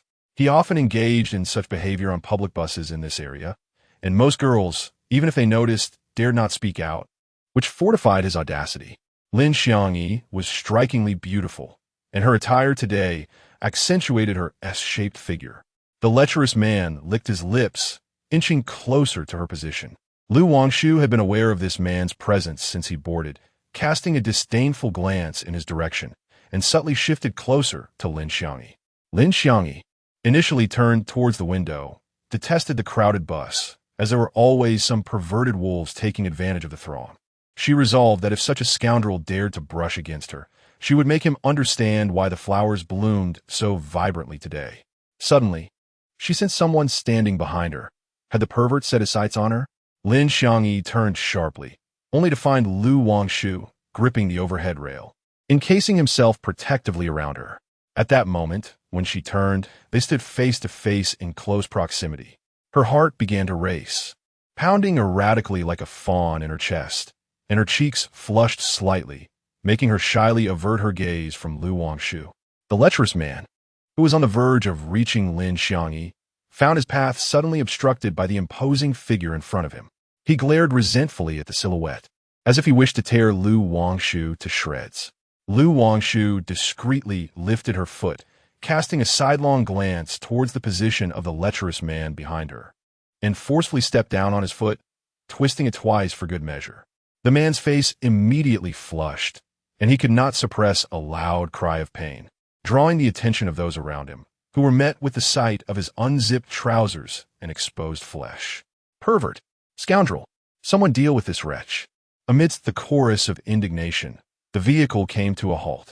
Wangshu shielded Lin Xiangyi as they exited the car, while the lecherous man was subdued by the crowd, and the driver was calling the authorities. "Did you come to protect me because you saw him approaching?" Lin Xiangyi inquired, looking up at Wangshu with a bright smile.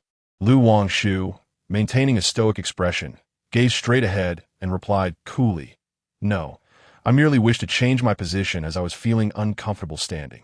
Lin Xiangyi's smile faded, and she glared at Wangshu, muttering under her breath, "You're clearly protecting me, you terminally ill case of male chauvinism." Arriving near the corner where Jiang Yin had vanished, Wangshu and Lin Xiangyi turned in circles, yet the flower shop remained elusive. Wangshu suspected that the shop had long since closed. At that moment, Lin Xiangyi halted a passerby and asked, "Excuse me, is there a flower shop nearby?" The passerby glanced at her and replied, "There is no flower shop, but about 50 meters ahead, there is a milk tea shop that sells flowers." "Thank you," Lin Xiangyi said before following Wangshu towards the milk tea shop ahead. As she pushed the door open, a delightful fragrance of roses enveloped Wangshu. She noticed a glass booth nearby, filled with a myriad of rose varieties. "Welcome. Are you here to purchase flowers for your girlfriend?" the attendant inquired with a warm smile. Wangshu felt a blush creep onto her cheeks as she replied, "I am not here to buy flowers. I am a private investigator seeking your boss." "Your boss? Please hold on for a moment," the attendant responded, quickly making her way to another room. Shortly after, a middle-aged man, approximately in his 40s or 50s, emerged, gazing at the two with curiosity. What brings you here? He asked. May I inquire if you have been running this flower shop for 5 years? Lu Wangshu pressed eagerly. The man nodded, saying, Indeed, I've been operating this flower shop for 5 years, but due to dwindling business, I also started a side venture selling milk tea. Lu Wangshu produced a photograph of Jiang Yin from her pocket and handed it to the man. Do you recognize him? She asked. The man examined the picture closely, then replied, I know this young man. He used to frequent my shop to purchase flowers and seeds. Wasn't he reported missing? I heard he is yet to be found. Yes, I would like to know if he visited your shop to buy flowers before his disappearance, Lu Wangshu inquired. I'm afraid I cannot recall. It was several years ago, and the police never contacted me regarding it. I only learned about it later through television news, the man explained. Growing increasingly anxious, Lu Wangshu pressed. Could you please think carefully? When was the last time this young man came to your shop to buy flowers, and in which direction did he leave? 5 years have elapsed since the case, a span too lengthy for Lu Wangshu, who now finds himself wagering on the last disappearance of Jiang Yin, which coincidentally transpired while purchasing flowers from the shopkeeper. The final occasion? It seems to have been in the afternoon after he ventured northward. The elder man lowered his head, meticulously recalling the details. Jiang Yin had consistently frequented his shop for roses, and he distinctly remembered that on his last order, Jiang Yin had purchased a considerable quantity, stating it was to apologize to his girlfriend. Given their familiarity, Jiang Yin had directly settled the payment, instructing the elder to deliver the flowers to his residence. However, when the elder arrived that evening to deliver the blooms, he rang the doorbell for an extended period, yet received no response, and his calls went unanswered. This incident remained vividly etched in his memory, for it was from the proceeds of that last order of roses that he later acquired the funds to establish his bubble tea shop. I returned home, assuming the young man had been delayed by some matter, but little did I expect that he would never come to collect the flowers, the elder lamented. Upon hearing his words, Lu Wangshu's mind swiftly interconnected all the information. He was now certain that Jiang Yin had vanished on the very day he ordered the flowers. Since he had not returned home, it was evident he had ventured elsewhere, and the flower purchase must undoubtedly be linked to Zhen Qian. Chapter 75. A significant role, he speculated that Zhen Qian must have played a pivotal role in this matter. Xiang Yi opened her phone's map to ascertain the direction in which Jiang Yin had departed. Lu Wangshu turned and promptly addressed Lin Xiangyi, asserting that by methodically narrowing down the scope of the case, they would eventually uncover the location of Jiang Yin's disappearance. Upon locating the area, they discovered it comprised solely a high-end villa district. Isn't this the place we visited last time, Wang Tao's residence? Lin Xiangyi exclaimed in surprise. Lu Wangshu's gaze sharpened, sensing that the truth was drawing ever closer. After inquiring with the flower shop owner, Lu Wangshu and Lin Xiangyi returned to the Lu Guang law firm. At that moment, the sun dipped low on the horizon, and twilight was swiftly approaching. Lin Xiangyi ventured into the kitchen to prepare dinner for the evening. Since commencing her employment at Lu Guang law firm, she had seldom returned home for meals, opting instead to remain at the office to cook for Lu Wangshu. Prior to her arrival, Lu Wangshu had subsisted on takeout or lay idle, leading a life even more lethargic than that of salted fish. Hello, is this Lu Guang law firm? I'm looking for Lu Wangshu. At that moment, the office had yet to close, and a youth of about 15 or 16 entered, holding a package. This is Lu Guang law firm. What business do you have with my boss? Lin Xiangyi emerged from the kitchen upon hearing the voice. The boy handed the package to Lin Xiangyi, stating, This is something someone entrusted me to deliver to Lu Wangshu. Lin Xiangyi accepted the package, her curiosity piqued. Who gave it to you, and what do they look like? The youth, with a swift motion, reached out towards Lin Xiangyi and remarked, That individual mentioned that upon receiving the package, you would provide me with a gratuity. The contents of the package contain crucial evidence pertaining to your recent investigation. Lin Xiangyi's expression gradually shifted to one of gravity as she turned and called out loudly, Wangshu, come out here at once. Upon hearing Lin Xiangyi's words, Lu Wangshu furrowed his brow and inquired, We are currently investigating a case. Could you disclose which case it pertains to? The peculiar disappearance case of Jiang Yin. The youth responded, pocketing 100 yuan before departing with evident satisfaction. Lu Wangshu, clutching the package, returned to the office and began to unwrap it. Inside, he discovered a note and 2 medical reports. He picked up the note that read, Zhen Xian is not the murderer. Wang Tao is not an accomplice. Lu Wangshu's gaze sharpened as he pondered who could have sent the package and how they could possibly know of his suspicions regarding Zhen Xian. He had long considered that Zhen Xian became aware of Jiang Yan's rendezvous with another woman, which ultimately led to her miscarriage. In an effort to atone and apologize, Jiang Yan had ordered a bouquet of roses from florist. However, Jiang Yan never returned, having arranged a meeting with Zhen Xian, who then took advantage of his unguarded moment to end his life. Driven by a tumultuous mixture of love and hatred, Zhen Xian murdered her fiancé, subsequently suffering a car accident that left her memory impaired. Seizing the opportunity, Wang Tao entered her life, and they wed. Lu Wangshu's contemplation of this scenario stemmed from a statement made by Zhen Xian during her hallucinations. Nevertheless, he remained acutely aware of the numerous flaws in his theory. Gathering her thoughts, Lu Wangshu picked up the medical documents beneath her. Among them was the record of Zhen Xian's previous miscarriage, dated after Jiang Yan's disappearance. Another sheet detailed Zhen Xian's recent hospital examination. Lu Wangshu's pupils constricted as she noted the prescription indicating Zhen Xian had been taking Anton for an extended period. She recognized Anton, also known as benzhydrosulfonic acid, a medication prescribed for Parkinson's disease. Long-term use in ordinary individuals can lead to memory impairment, brain damage, and in severe cases, even induce schizophrenia.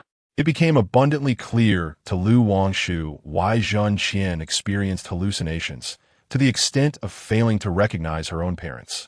Lin Xiangyi, observing Lu Wangshu's grave demeanor, inquired, "Have you uncovered something?" "I have identified the perpetrator," Lu Wangshu replied, lifting her gaze with a subtle smile curving her lips. In a certain apartment building, Xiao Yang was just about to lounge on the sofa when he received a call from Lu Wangshu. "Old Lu, what's the matter?" He yawned. "Xiao Yang, if someone were to administer Anton to a normal individual over an extended period, leading them into a state of mental confusion or even a tendency toward schizophrenia, would that be considered illegal?" Lu Wangshu inquired calmly from the other end of the line. Xiao Yang replied nonchalantly, "Regardless of whether it's a relative or friend, such actions are indeed unlawful. Once there is evidence, the police can make an immediate arrest. Prepare yourself. We are going to apprehend Wang Tao first thing in the morning," Lu Wangshu declared. "Ah," Xiao Yang exclaimed in surprise. "Wang Tao? Surely not," Lu Wangshu asserted. "I suspect he has been administering Anton to Zhen Xian, resulting in her memory deterioration and confusion." The following day, in a prestigious villa district of Yongzhou, at Wang Tao's residence, "Xian Xian, after you drink this glass of milk and finish your egg and bread, you should rest for a while. This afternoon, Dr. Gao will come and treat you." Wang Tao lifted a glass of milk, blew on a spoonful, and extended it towards Zhen Xian. Expressionless, Zhen Xian gazed at Wang Tao and replied, "I do not wish to drink milk. I still have the soup from noon." Wang Tao was momentarily taken aback, but then smiled, saying, "Stop joking. This will aid in your recovery." "I said, I do not drink milk." Zhen Xian's voice suddenly escalated, her demeanor frantic. Wang Tao's expression darkened as he stared at her, attempting to persuade her to relent. Zhen Xian regarded him coldly and stated, "From the very beginning of my treatment with Dr. Gao, he informed me that I had been consuming medication that could lead to memory decline, yet you insist on giving me milk and soup daily. What are your intentions?" Wang Tao looked at her and burst into laughter, saying, "I give you these for your own good." The doorbell chimed insistently. Wang Tao set the milk down and, while walking to the door, declared, "You must drink this milk today and tomorrow as well, and the day after." Upon opening the door, he was taken aback to find several police officers before him. "Officers, I have fully disclosed everything regarding Jiang Yan's disappearance." Xiao Yang sneered and said, "I suspect you have been administering Anton to your wife for an extended period, which has severely compromised her safety. I now have the authority to arrest you."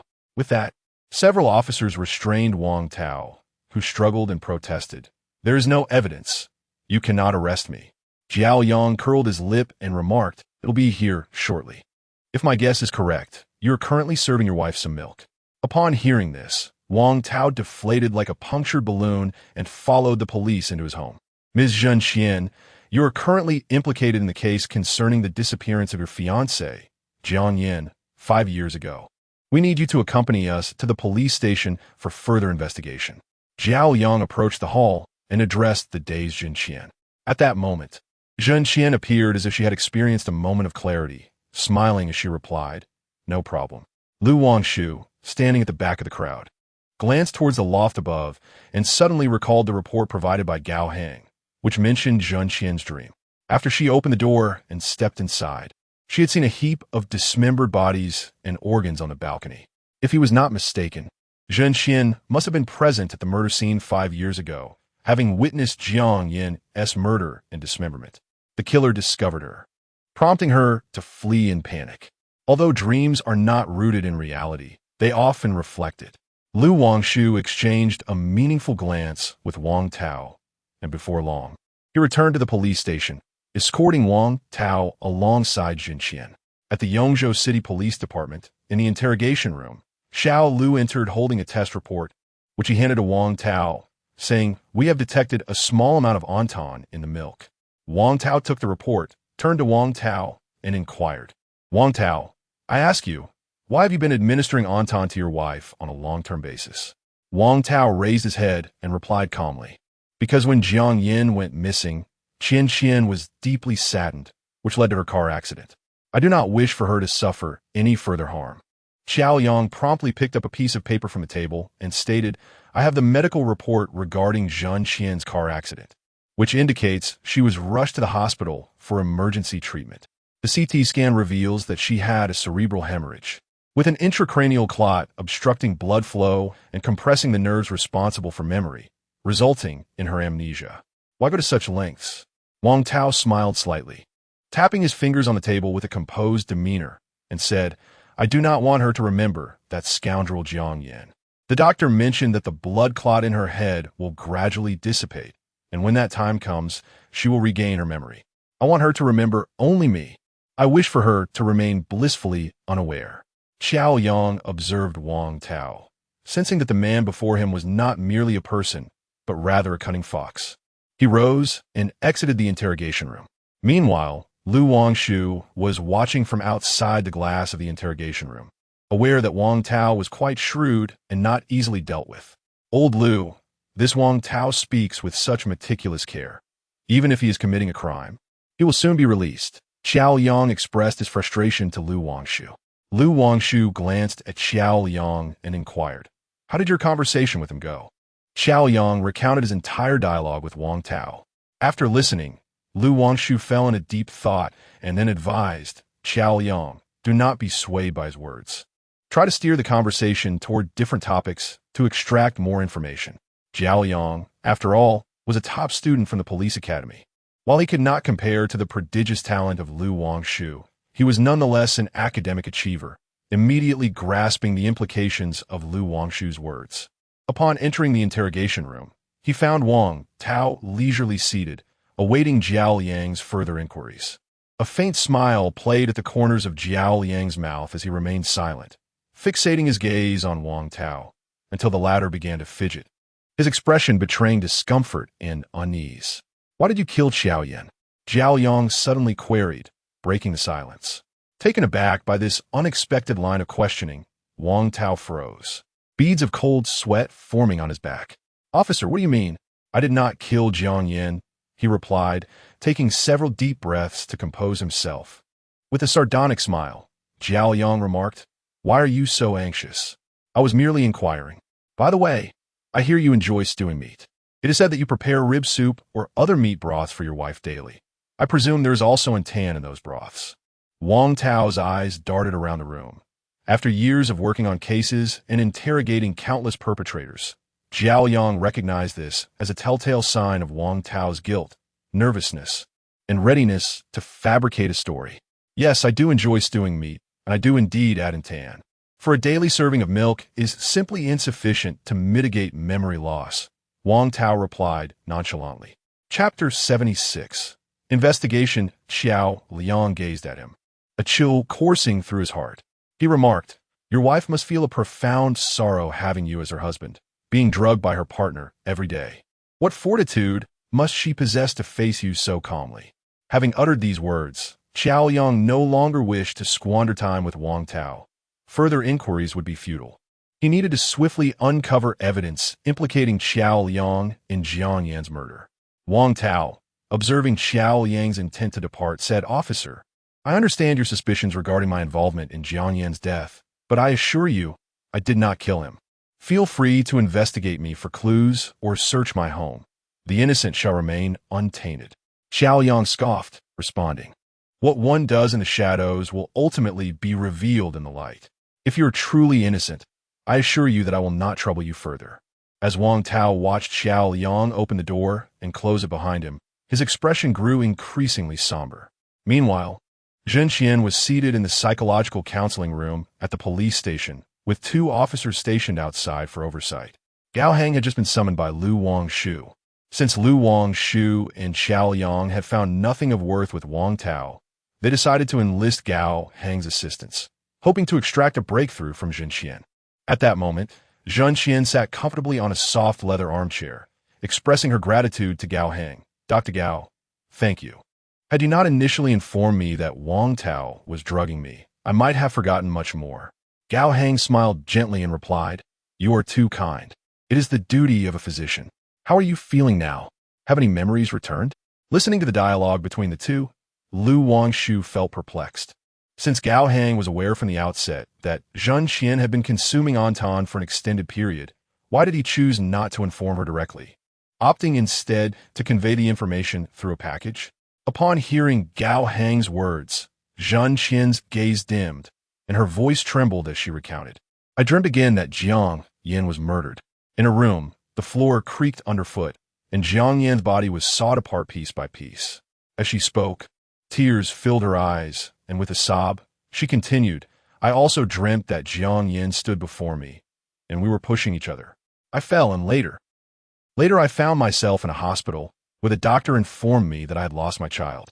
"Did you dream of Wang Tao?" Gao Heng softly inquired. At the sound of his question, Zhen Qian ceased her weeping, her face reflecting fear, her eyes brimming with terror. She opened her mouth, yet no sound emerged. Suddenly, Lu Wangshu recalled something and looked at Zhen Qian, saying, "Did you know that the last time you saw Jiang Yan, he personally ordered a batch of your favorite roses to apologize to you? That day, he approached you with sincerity, yet you both ended up arguing. Jiang Yan truly loved you. He never dated another woman, yet he still came to apologize." Xiao Yang cast a curious glance at Lu Wangshu, but fortunately, Zhen Qian remained oblivious. Lu Wangshu continued, his tone turning icy. "Are you still unwilling to confront the truth? Why do you believe Jiang Yan is blaming you? It is because you witnessed his murder in its entirety, but you lack the courage to intervene, and fear has obstructed your love for him. Thus, you find yourself engulfed in self-reproach, your conscience unsettling you, compelling you to perceive Jiang Yan's gaze filled with resentment." As Zhen Qian absorbed Lu Wangshu's poignant words that pierced her heart, she could no longer contain the sorrow that welled up within her, and she wept freely, repeatedly exclaiming, "This is not a dream. It turns out this is not a dream. Not a dream." After a considerable time, Zhen Qian's emotional breakdown began to subside, and she gasped for breath as if expelling years of pent-up anguish. Lu Wangshu's tone softened, and he gently inquired, "Zhen Qian, Jiang Yan must not have perished in vain. Please tell me, what truly transpired at that time?" Zhen Qian, her face contorted with difficulty, shook her head and replied, "What I just recounted is all I can remember. The same as what I shared with you earlier. I am sorry, but I cannot recall anything more." Lu Wangshu turned to glance at Gao Heng, who understood the unspoken message and recognized that this was the opportune moment for deep hypnosis. Having released her emotions through her outburst, Zhen Qian's subconscious defenses had diminished. "Very well, I shall not press you further. Let Dr. Gao assist you with relaxation therapy, and we shall return to you tomorrow." With that, Lu Wangshu and Xiao Yang exited the psychological treatment room. Before long, Gao Heng's deep hypnosis proved remarkably successful. As Zhen Qian emerged gently from the treatment room, he informed Lu Wangshu at the doorway, The attic of Wang Tao's house is the crime scene. Indeed, The initial points of suspicion had revealed themselves to be problematic, yet the lack of evidence hindered any search of Wang Tao's residence. Wangshu and Xiao Liang exchanged knowing glances and swiftly organized a team to head to Wang Tao's home.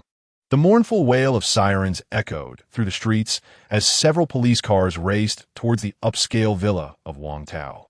Xiao Liang, Wangshu, and the rejoined Lin Xiangyi swiftly entered the small room after an officer pried open the attic lock. A musty odor, the result of years without cleaning, assaulted their senses. And as the bright, incandescent light illuminated the space, clouds of dust danced in the air. The officer rubbed his nose, casting an apologetic glance at the three. "Let us search around and see if there are any concealed corpses or hidden passages," suggested Xiao Liang. In that moment, the room was engulfed in an eerie silence, broken only by their footsteps. Lin Xiangyi felt a chill creep up from beneath her feet, having heard that this was a crime scene. The thought of Jiang Yin being dismembered here sent shivers down her spine. The attic was quite small, with sturdy redwood flooring beneath them. The furnishings were sparse: a small window, a worn-out table, and a pile of miscellaneous items. After searching diligently for some time, Wangshu found nothing, leaving her with an unsettling feeling. At this juncture, Xiao Liang, like the others, had also unearthed no evidence of a concealed corpse or potential hidden passage. "Old Lu, could it be that the body is not here?" Xiao Yang recalled Wang Tao's deliberate suggestion to search his home as he had exited the interrogation room. Wangshu frowned. Despite her agile intellect, her thoughts felt as tangled as a knotted rope, unable to comprehend the situation. After approximately an hour and a half, Wangshu turned to Xiao Yang and remarked, "The body may not be here." Xiao Yang's expression was somewhat grim as he indignantly remarked, "That Wang Tao is indeed a cunning old fox. After 5 years, he has already dealt with everything that should have been addressed in this case. No wonder he appears so unperturbed.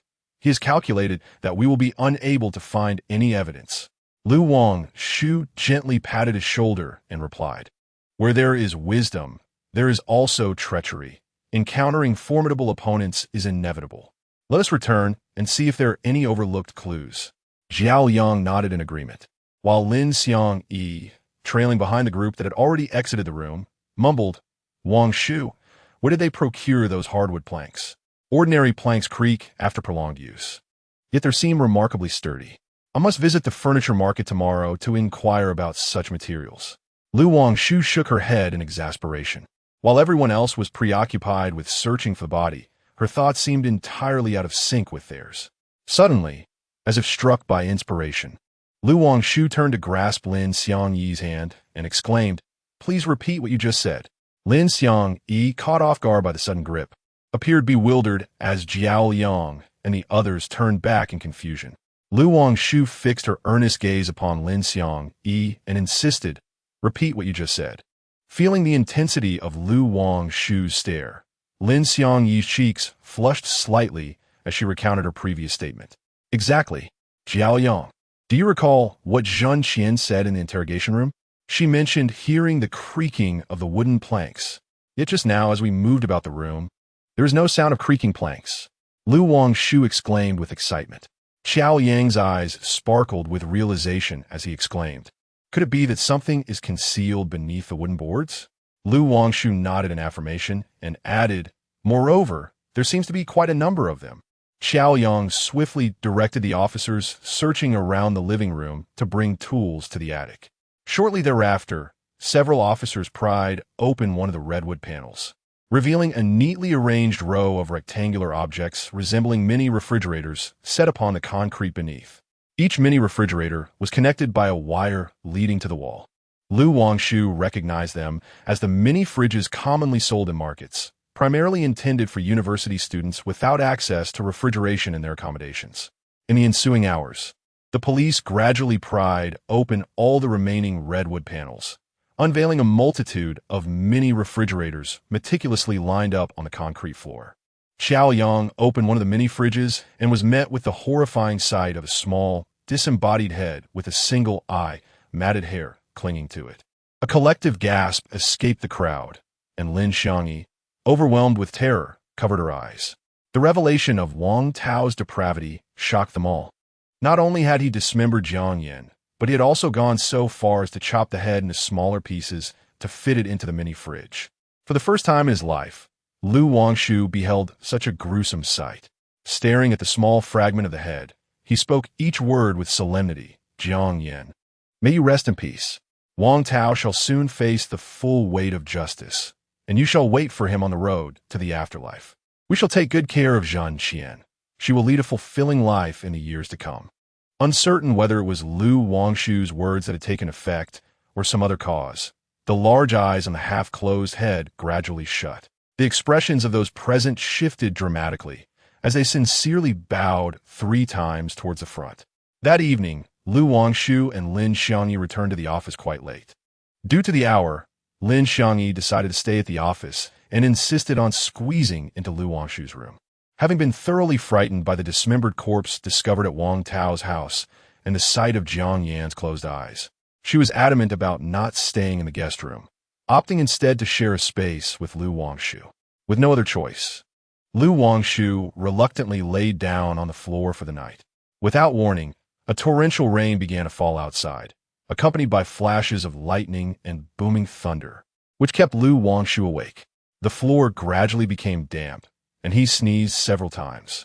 Lin Xiangyi, noticing his restless movements on the floor, suppressed her embarrassment and, after a moment's hesitation, mustered the courage to say, "Why don't you come up here and squeeze in with me?" Lu Wangshu was taken aback, nervously stammering that might not be appropriate. Lin Xiangyi shot a glance at the fool on the floor, raised her hand to draw an invisible line across the bed, and pointed beside her, saying, "You sleep here, and under no circumstances are you to cross this line at night, or you'll be back on the floor." Chapter 77. Execution of the death penalty. Lu Wangshu quickly rose from the floor, finding it far too uncomfortable to sleep on. It was foolish to forego a bed when one was available. With this thought, he climbed into bed, casting a glance at Lin Xiangyi, whose face was flushed as though it might bleed. He turned on his side and closed his eyes. A myriad of romantic novel scenes flashed through Lin Xiangyi's mind. The male protagonists, when pressed against the female leads, would often ponder the beauty beside them, thinking that to indulge was beastly, yet to abstain was even more bestial. Consequently, the male lead would take the female lead. Lin Xiangyi felt an overwhelming sense of anxiety, stealing glances at Lu Wangshu intermittently. At dawn the next day, Lu Wangshu stretched comfortably, rubbing his drowsy eyes. Upon turning, he was startled to find Lin Xiangyi glaring at him with dark circles under her eyes. He exclaimed, You didn't sleep well?" Lin Xiangyi coldly acknowledged with a curt